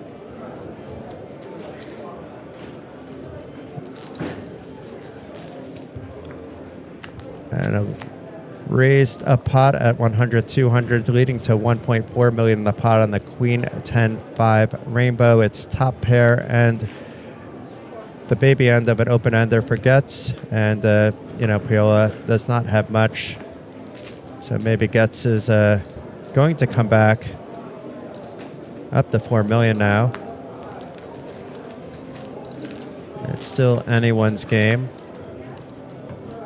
I recently played it was a Hold'em tournament in Greece, actually. It was a hyper turbo that had a second day, which is quite freaking unusual. But we made the final table, and a guy made it was like a bit of a cooler, and he was down to a single chip. He was already out the door, and I said, "Come on back, you have a chip, you're going to spin it up." I'm awfully sad that I actually brought him back. Comes back and wins it. I had the chip lead with three-handed, and I was told before three-handed that if the casino closed and we were still playing, it was an automatic chop, and the chip leader would get the trophy, or it would be flipped for the trophy. But one of the players really was insisting that we had to come back, and I'm not one to really argue. I had the chip lead, but it was the guy it wasn't the guy with one chip that did the arguing, but the guy with the one chip benefited the most, actually, because he had a dominating chip stack with me heads up. I got very short three-handed, doubling him up, and thankfully the guy that was asking it to come back made one of the biggest blunders I've seen three-handed. I'm not sure what he was doing with me sitting on a sub 6 big blind stack and him sitting on a 28 big blind stack. But I took runner-up in that one to the guy with one chip when it was seven-handed. Wow. I like those stories. I didn't mind not taking the trophy to that story. Proya probably has to bluff this, to be honest. Yeah. With this hand in particular, after whiffing everything, just has to try and get a 10 or a queen to fold. It doesn't need to be big based on Getz's, something like $1 million. This is even less. It's 875 or something. And if he's pushing over the top, it's a super easy fold, obviously, with really just 7 high. And Getz with connecting with the queen, missing his flush draw. And it's lots of straight potential, lots of 2 pairs that would be betting the same in position on a check. Your queen, more often than not, actually isn't good here. But maybe understanding that there are some bluffs now with Proya, and he's getting good odds. So the problem is if he calls and he's wrong, he's so short, he's sub 10 big blinds. Still able to come back from there, but really then you have one street of betting value if it's a pot size open, and doesn't allow you the full flexibility of pot limit Omaha.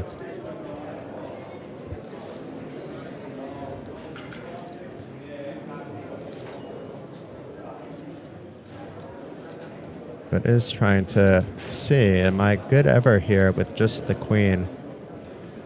This would be a pretty sick call, to be fair. There would be maybe some physical read. We're not focused on the right player to Whoa, he does one. flick in the call. He should be quite happy about this call, and he says, I have nothing, just a 7. And he's showing all 4 just to show I can call you with just a queen and no kicker and no nothing else. I knew you had garbage. That's a great call. Wow. So stack's actually getting closer back to even again. Oh boy. It is a fun match. Bit too easy. Loving the hand. Looks like they want to take a break. Wants to go for a cigarette. Well, I could use a break too. All that coffee earlier in the day makes it that it's very hard to last 2 hours before needing to take care of some business. But let's see. It looks like they're getting up. Do we know how long the break will be? No idea, but it looks like we are going to go on a quick break, and we will see how long the countdown timer is. I at least will take a 7 to 10 minute break. I don't I think that's probably safe, Yeah, I think it's safe. but I'm hoping to see something with a 12 or higher come down on that countdown timer. It is now 3 a.m. here, but here we go. It's a 0.00, so undefined break, but we will be back soon.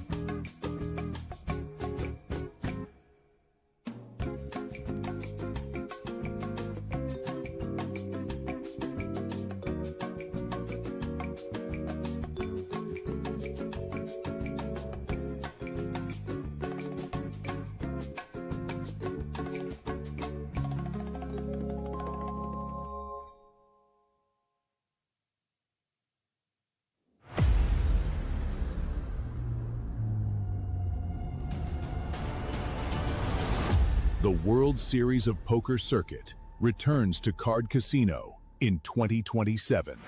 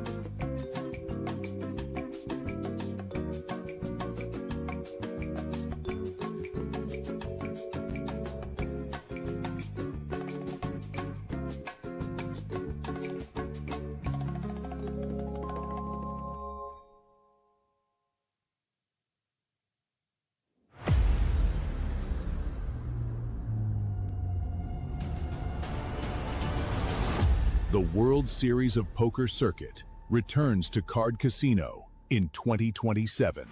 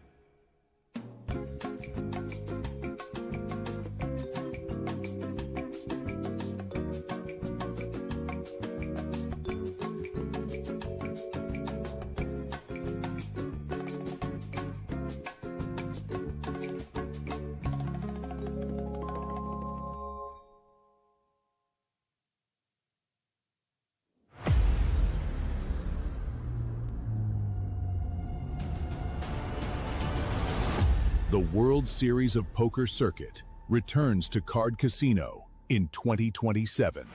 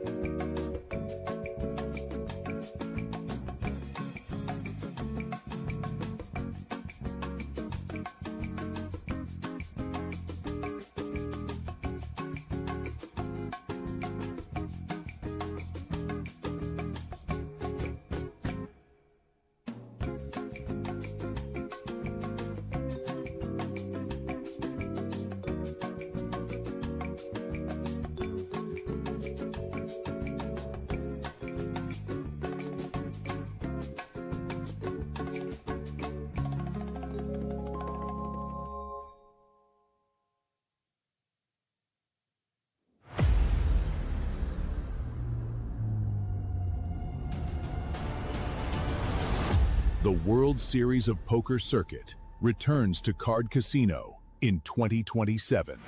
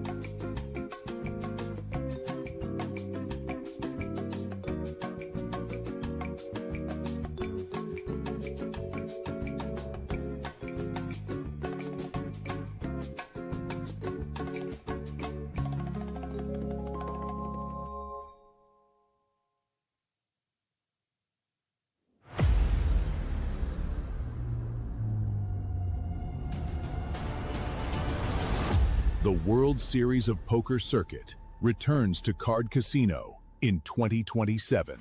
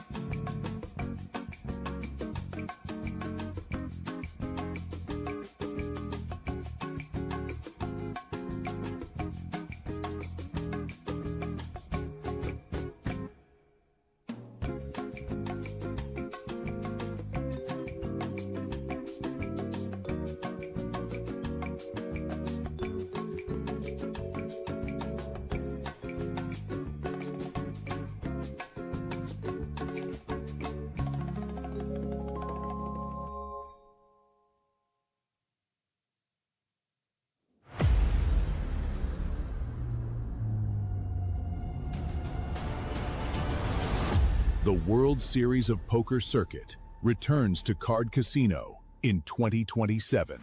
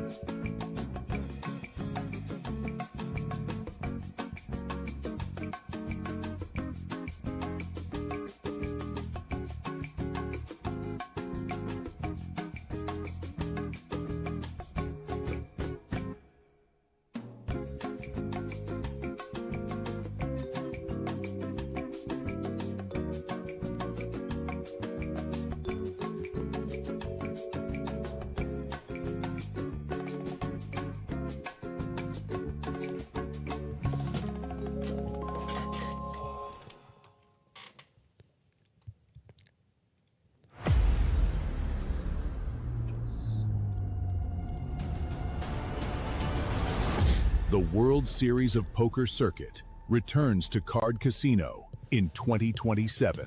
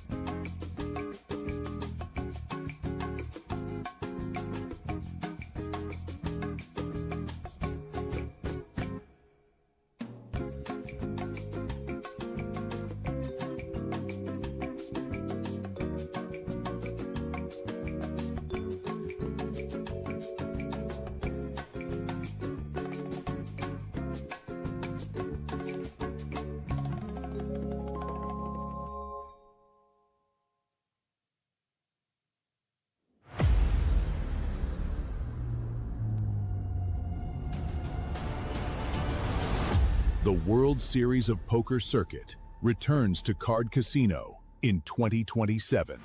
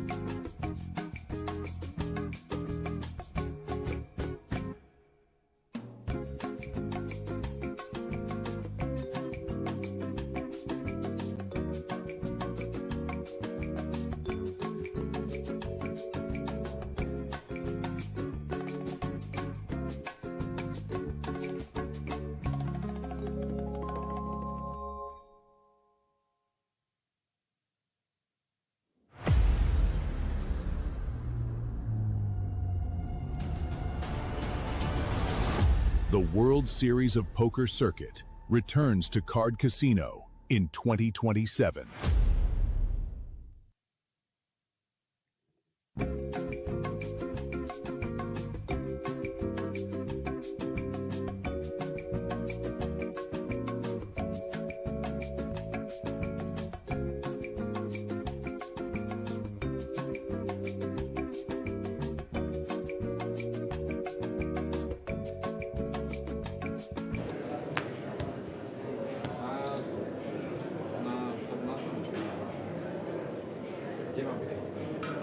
Well, we're back, everybody, and the players did say originally that they didn't need a break, but I don't think they were expecting the heads up to be this kind of back and forth. We've had multiple lead changes, we've had some big pots, and we've had some solid poker, Bobby. I have to say it's been a quite entertaining heads up. And heads up is always my favorite part of a tournament. Many commentators are ready to go home and dial it in, and perhaps if it was 3 hours later, I'd feel the same, but at 3 in the morning, let's just keep going and see as much poker action as possible. Yeah, absolutely. Welcome back, everyone. Oh, wow. Both players waking up with something, a nice double-suited ace 4, 5, 6 alongside the ace 10, jack 10. So a pair of 10s with the ace jack. Club's a little bit blocked, but heads up, that's kind of doesn't matter so much, and you have a double-suited hand with 2 live flush draws also. So let's see what comes on the flop.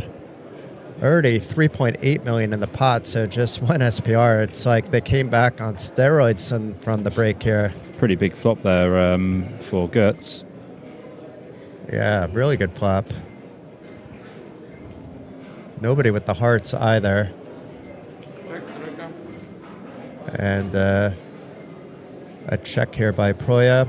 And Andre, I don't think, should be slow playing here. He has a pot-sized bet behind. Even just getting a fold here isn't the end of the world.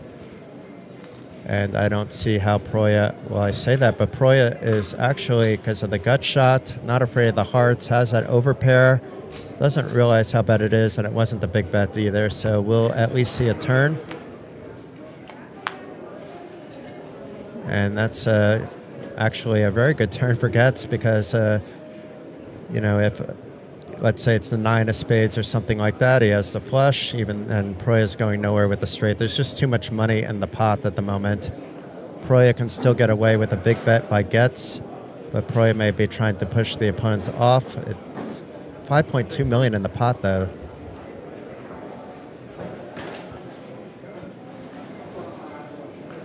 One SPR for Proya and 0.6 for Getz, who has that straight, a flush draw, and only needs to fade the 4 9s.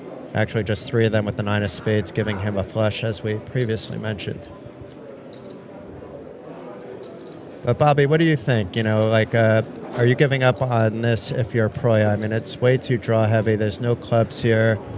I expect Getz to bet. Yeah, I mean, there's not really much else you can do here apart from bet. However, it is a game-defining pot in many ways, too. Yeah, for sure. And I'm not sure if it looks stronger when Getz is doing these baby bets versus jamming, but it doesn't really matter. Yeah. And another lead change, so Andre back on top. Action straight out of the gate. Yeah, pretty crazy. This has been the swingiest heads up I've seen for a long time. And pulling back up the chat, we did lose a bunch of people while the players actually needed a break. But to be fair, Bobby and I also appreciated the 5 to 10 minute stretch and refresh some beverages and release some beverages as well, at least in my case.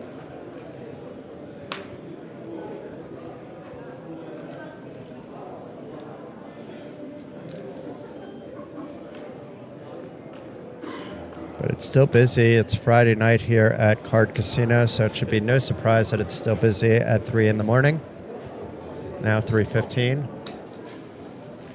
And open by Victor on by why am I keep saying Victor? Victor. Yes. That is the nuts on the flop there for Ploya. And just one pair for Gertz with a gut shot also. Yeah, we might see the lead change switch around with Walter here. Club could be interesting. Or a paired board. Just to slow down the action, and it is a paired board actually. With the ace as well. It shouldn't really slow down Proya, but it's going to actually potentially let Getz get away if it's a big bet.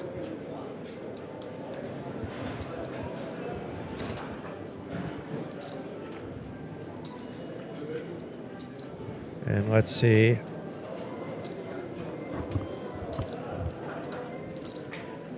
Walter sizing it up a little bit, but those are sized up at the green chip, so it's not as much as it seems. It's a bet of 1 million into 2.2. And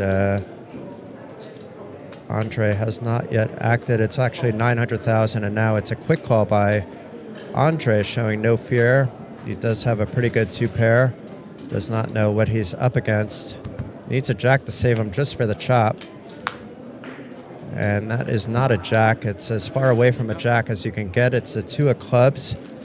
And yeah, are there any traps that Andre could really have here? I think, you know, you just kind of have to target those value calls and really just put it in. You have less than a pot bet behind. Try to go for the full double, but there's some arguments maybe to try to get a smaller bet in. I think you just go for it here, Bobby. Yeah, I mean, it's one of these situations where Gertz can definitely still have a boat. Yeah, he does have to check. And showing the king-queen, and we'll get the bad news that we have a lead change again. So 2 hands and 2 lead changes. Action, action, action, straight off the break. Either some Red Bull or some spinach.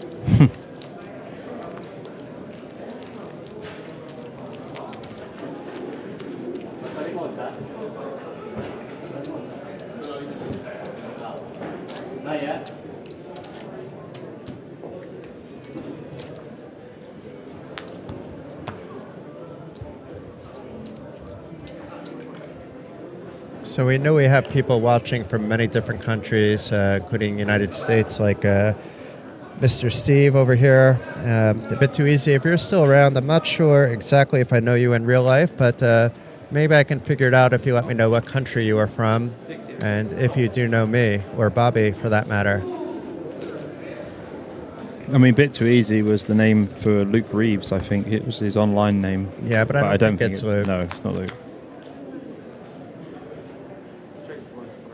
But yeah, thank you for that, because I was trying to remember who that was. And yeah. It's a different personality, I would say, than Luke coming into the chat. Yeah. Gertz with straight here. Not too much going on for Proya. Does have a jack-high flush draw, which he might call the turn with. Does have a pair and a gut shot. It's a pretty jack-high flush draw. Decent board for 2, 4, 6 jack. Does call the 400k bet. Yeah. Hopefully he doesn't get trapped with a non-spade. Queen That's on the an river. easy one to get away from, though.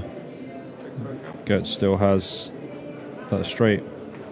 And Goetz Yeah, checking check it back, back as not well, playing yeah. for any cheeky two-pair value that probably would fold anyway. That leads to a big bet. And is it another lead change? Back and forth, back and forth, back and forth. 3-hand, 3 lead changes. Just the 15th lead change, nothing major. Both of these players worthy of that ring and the top prize, but only one will have it. But there's a nice consolation prize for the runner-up. Absolutely. 71,100. Very nice consolation prize. It's an extra 35,700 for the winner, though, so they're still playing for chunks. Yeah, that is a lot. About 20 buy-ins. Or maybe just one buy-in and this... no, they're not buying in for 36K and the 100 going on. Not straight away, but does add up. All right, let's see what happens here. But we have Andre with an absolute monster heads up. It doesn't get any love. Falter just limping and then folding, not wanting to even play that hand in position. I do not blame him. Not a great hand.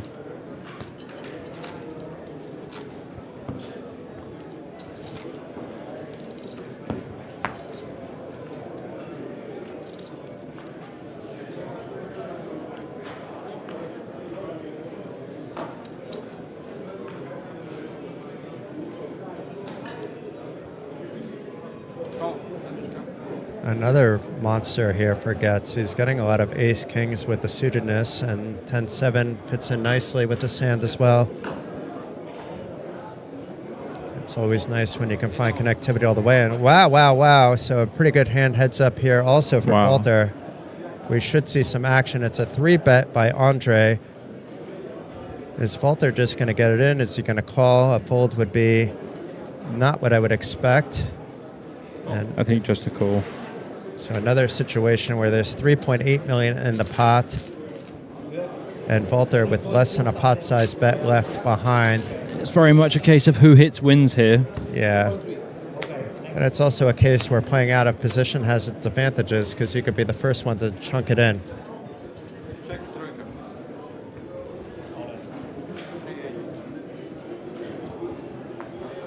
Yeah, does put it in with the flush draw and does get the fold. Now he has a big lead. Yeah, we've seen this lead before, and we've seen the comeback before. But it's now 18 big blinds. The stack depths were a little bit different back then, so still plenty with 18.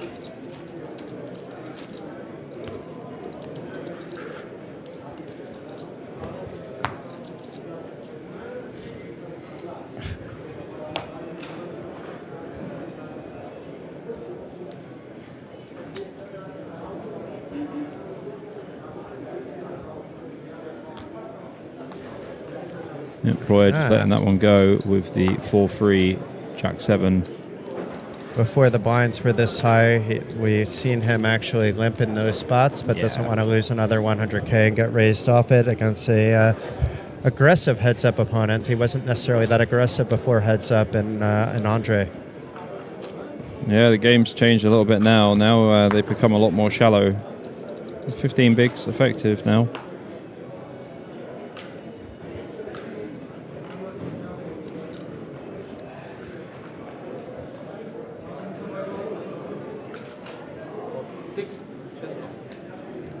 Another double suited hand for Andre. Not as good as some of the other ones we've seen, but still fairly connected. Yeah, I mean, Proyer kind of getting dealt bottom of the deck at the moment. Going to have to fold this one as well. 4-4 deuce 7, not looking good. Yeah, no point in playing this out of position. Well, he has something else in mind, so... Interesting. Perhaps getting frustrated and not getting cards dealt to him. We did see him call like this when the blinds were half as much at 5,100. And not the best flop for either player, but it's one Goetz can rep if he wants to bet, but opts to check. It doesn't mean he can't play it, bet it now. Easy bet on the turn, which is like 600 on the turn or something. It looks like just 300. It doesn't even go that big. 400. Yeah. I mean, But easy that'll be fold. enough. Yep. With the 2.7 million stack depth Well. for sure. But even if he's just betting 200, I don't know why Proya would stick around in the hand out of position Götz. with no chance. Götz with the momentum now. Absolutely pressing. I mean, he was bottom of the barrel at one point, then he was crushing, then he was bottom of the barrel again, then he had all the chips, then he was bottom of the barrel again. It's been up and down quite a lot. It's been fun. And the shoes are off. We see them in the corner again. The shoes are now in the corner, yeah. I mean, I wear my flip-flops when I come here as well, but, well, I wear socks. With flip-flops. Yeah. People look at me very funny, and I just say, yeah, I'm British. British. We do what we do. For me, it's just I'm Jason, you know, and that's Yeah, it. it's enough, You know, yeah. it's and top pair for Getz here. Another crap hand here for Priola. Yeah, he's really getting bottom of the deck dealt right now. Yeah, I almost feel bad for Walter, but there was plenty of chances before this point to get things moving. The heads-up has been going on for quite some time, which has been quite enjoyable, but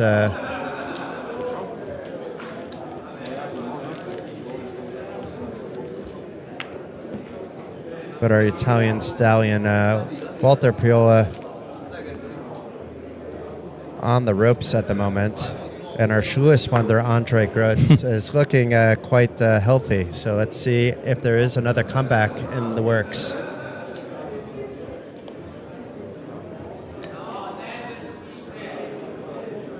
And Getz is likely to open. It's a question if it's a limp or a call, a limp or a raise, and he opts for the limp. And a check back up the option with more crap for Priola. Double suited at least. The queen deuce 6-7, pretty good flop actually. And a donk bet here by Walter. Easy fold for Götz. And a quickie. Doesn't need to do anything special there. But it's, I think, the first hand that he's won since the break. Yes. So maybe could be a momentum changer, but it wasn't for much though. When the first pot you win is a limp pot and single bet takes it down, I guess that doesn't lead to any momentum, but better than the other way around. Would have been down to about 10 bigs. And now has 13 and a half. I guess 13 with the small blind going in. No, just 11 actually.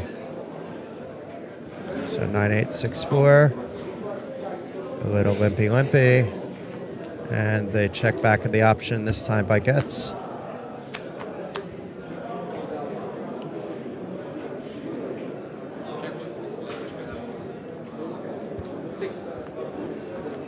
An open ender for Priola and gets the job done. So up to 2.7, but back in the big blind. So 400,000 of that going straight back into the middle. 200 in front for the big blind and 200 straight in the middle for the ante.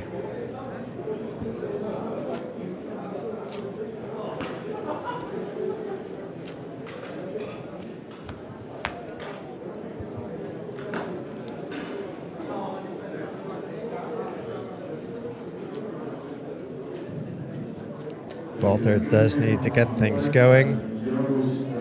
And maybe he'll wake up with a hand here. It's a decent enough rundown for Andre to play with the 9-7-5-4, and a check back with the queen 9-6-6 is fairly standard. He's happy just to be able to see a free flop.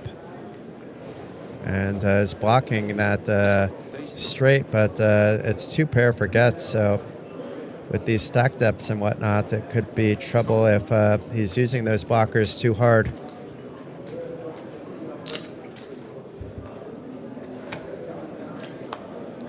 Oh boy, it's a full house for Getz, so let's see if Walter can read the room and not overplay his blockers. He does. And I think Getz is going to check back just to see. Nope, he's betting small, hoping that Walter has a piece, or maybe trying to induce a shove with a 6-7 or a 6-deuce or an ace-deuce, but I would have liked to have seen a check back and let some of those draws get a little bit further along, especially after Walter checked. He's not checking, I think, any straights there. Well, Proyer is definitely feeling the struggle now. Down to 2 million, 10 big blinds.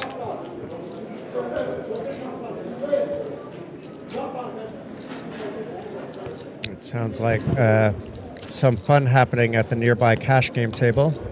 As always. And cash games here have been pretty awesome, to be fair.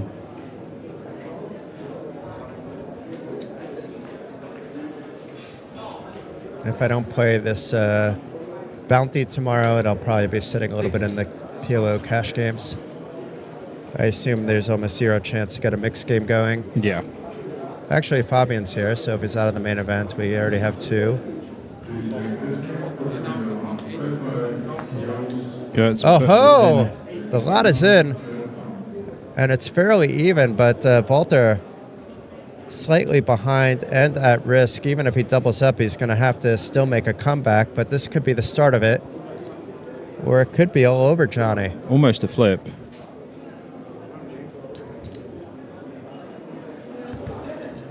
Gertz is definitely looking for a low flop. It's not a good window card. Wow, well, that is a fantastic flop for Proyer there. The backdoor flush drawer forgets. Does still just need the low cards. Low and low is possible. Low cards and board pairs. That's exactly what Gertz needs. 4 spades for the money card. Nope. Oh, 10 of diamonds. So any ace, 3 or 5, it's over. Actually, it's still ahead with just a brick. Ace is bad. Yeah, ace is bad. You're right. So a paired board. It is a 5 on the river. Wow, wow, wow. And that is that. Too many outs for Walter, but well played by both players. Walter out in second place for 71,100. And meanwhile, we have our champion, our ring winner, 106,800 euros richer. Congratulations to Andre Götz. Yeah, really great performance. Really enjoyed that. Both players played fantastically. Back and forth, heads up. Absolute craziness. And we don't know when we will get cut off, but what we can tell you is Bobby and I will be back in 3 days for the main event. And thank you for watching, as the sign says. Ciao, ciao, and good night. Yeah, thanks for watching, guys. Hope you enjoyed that, and we'll see you soon.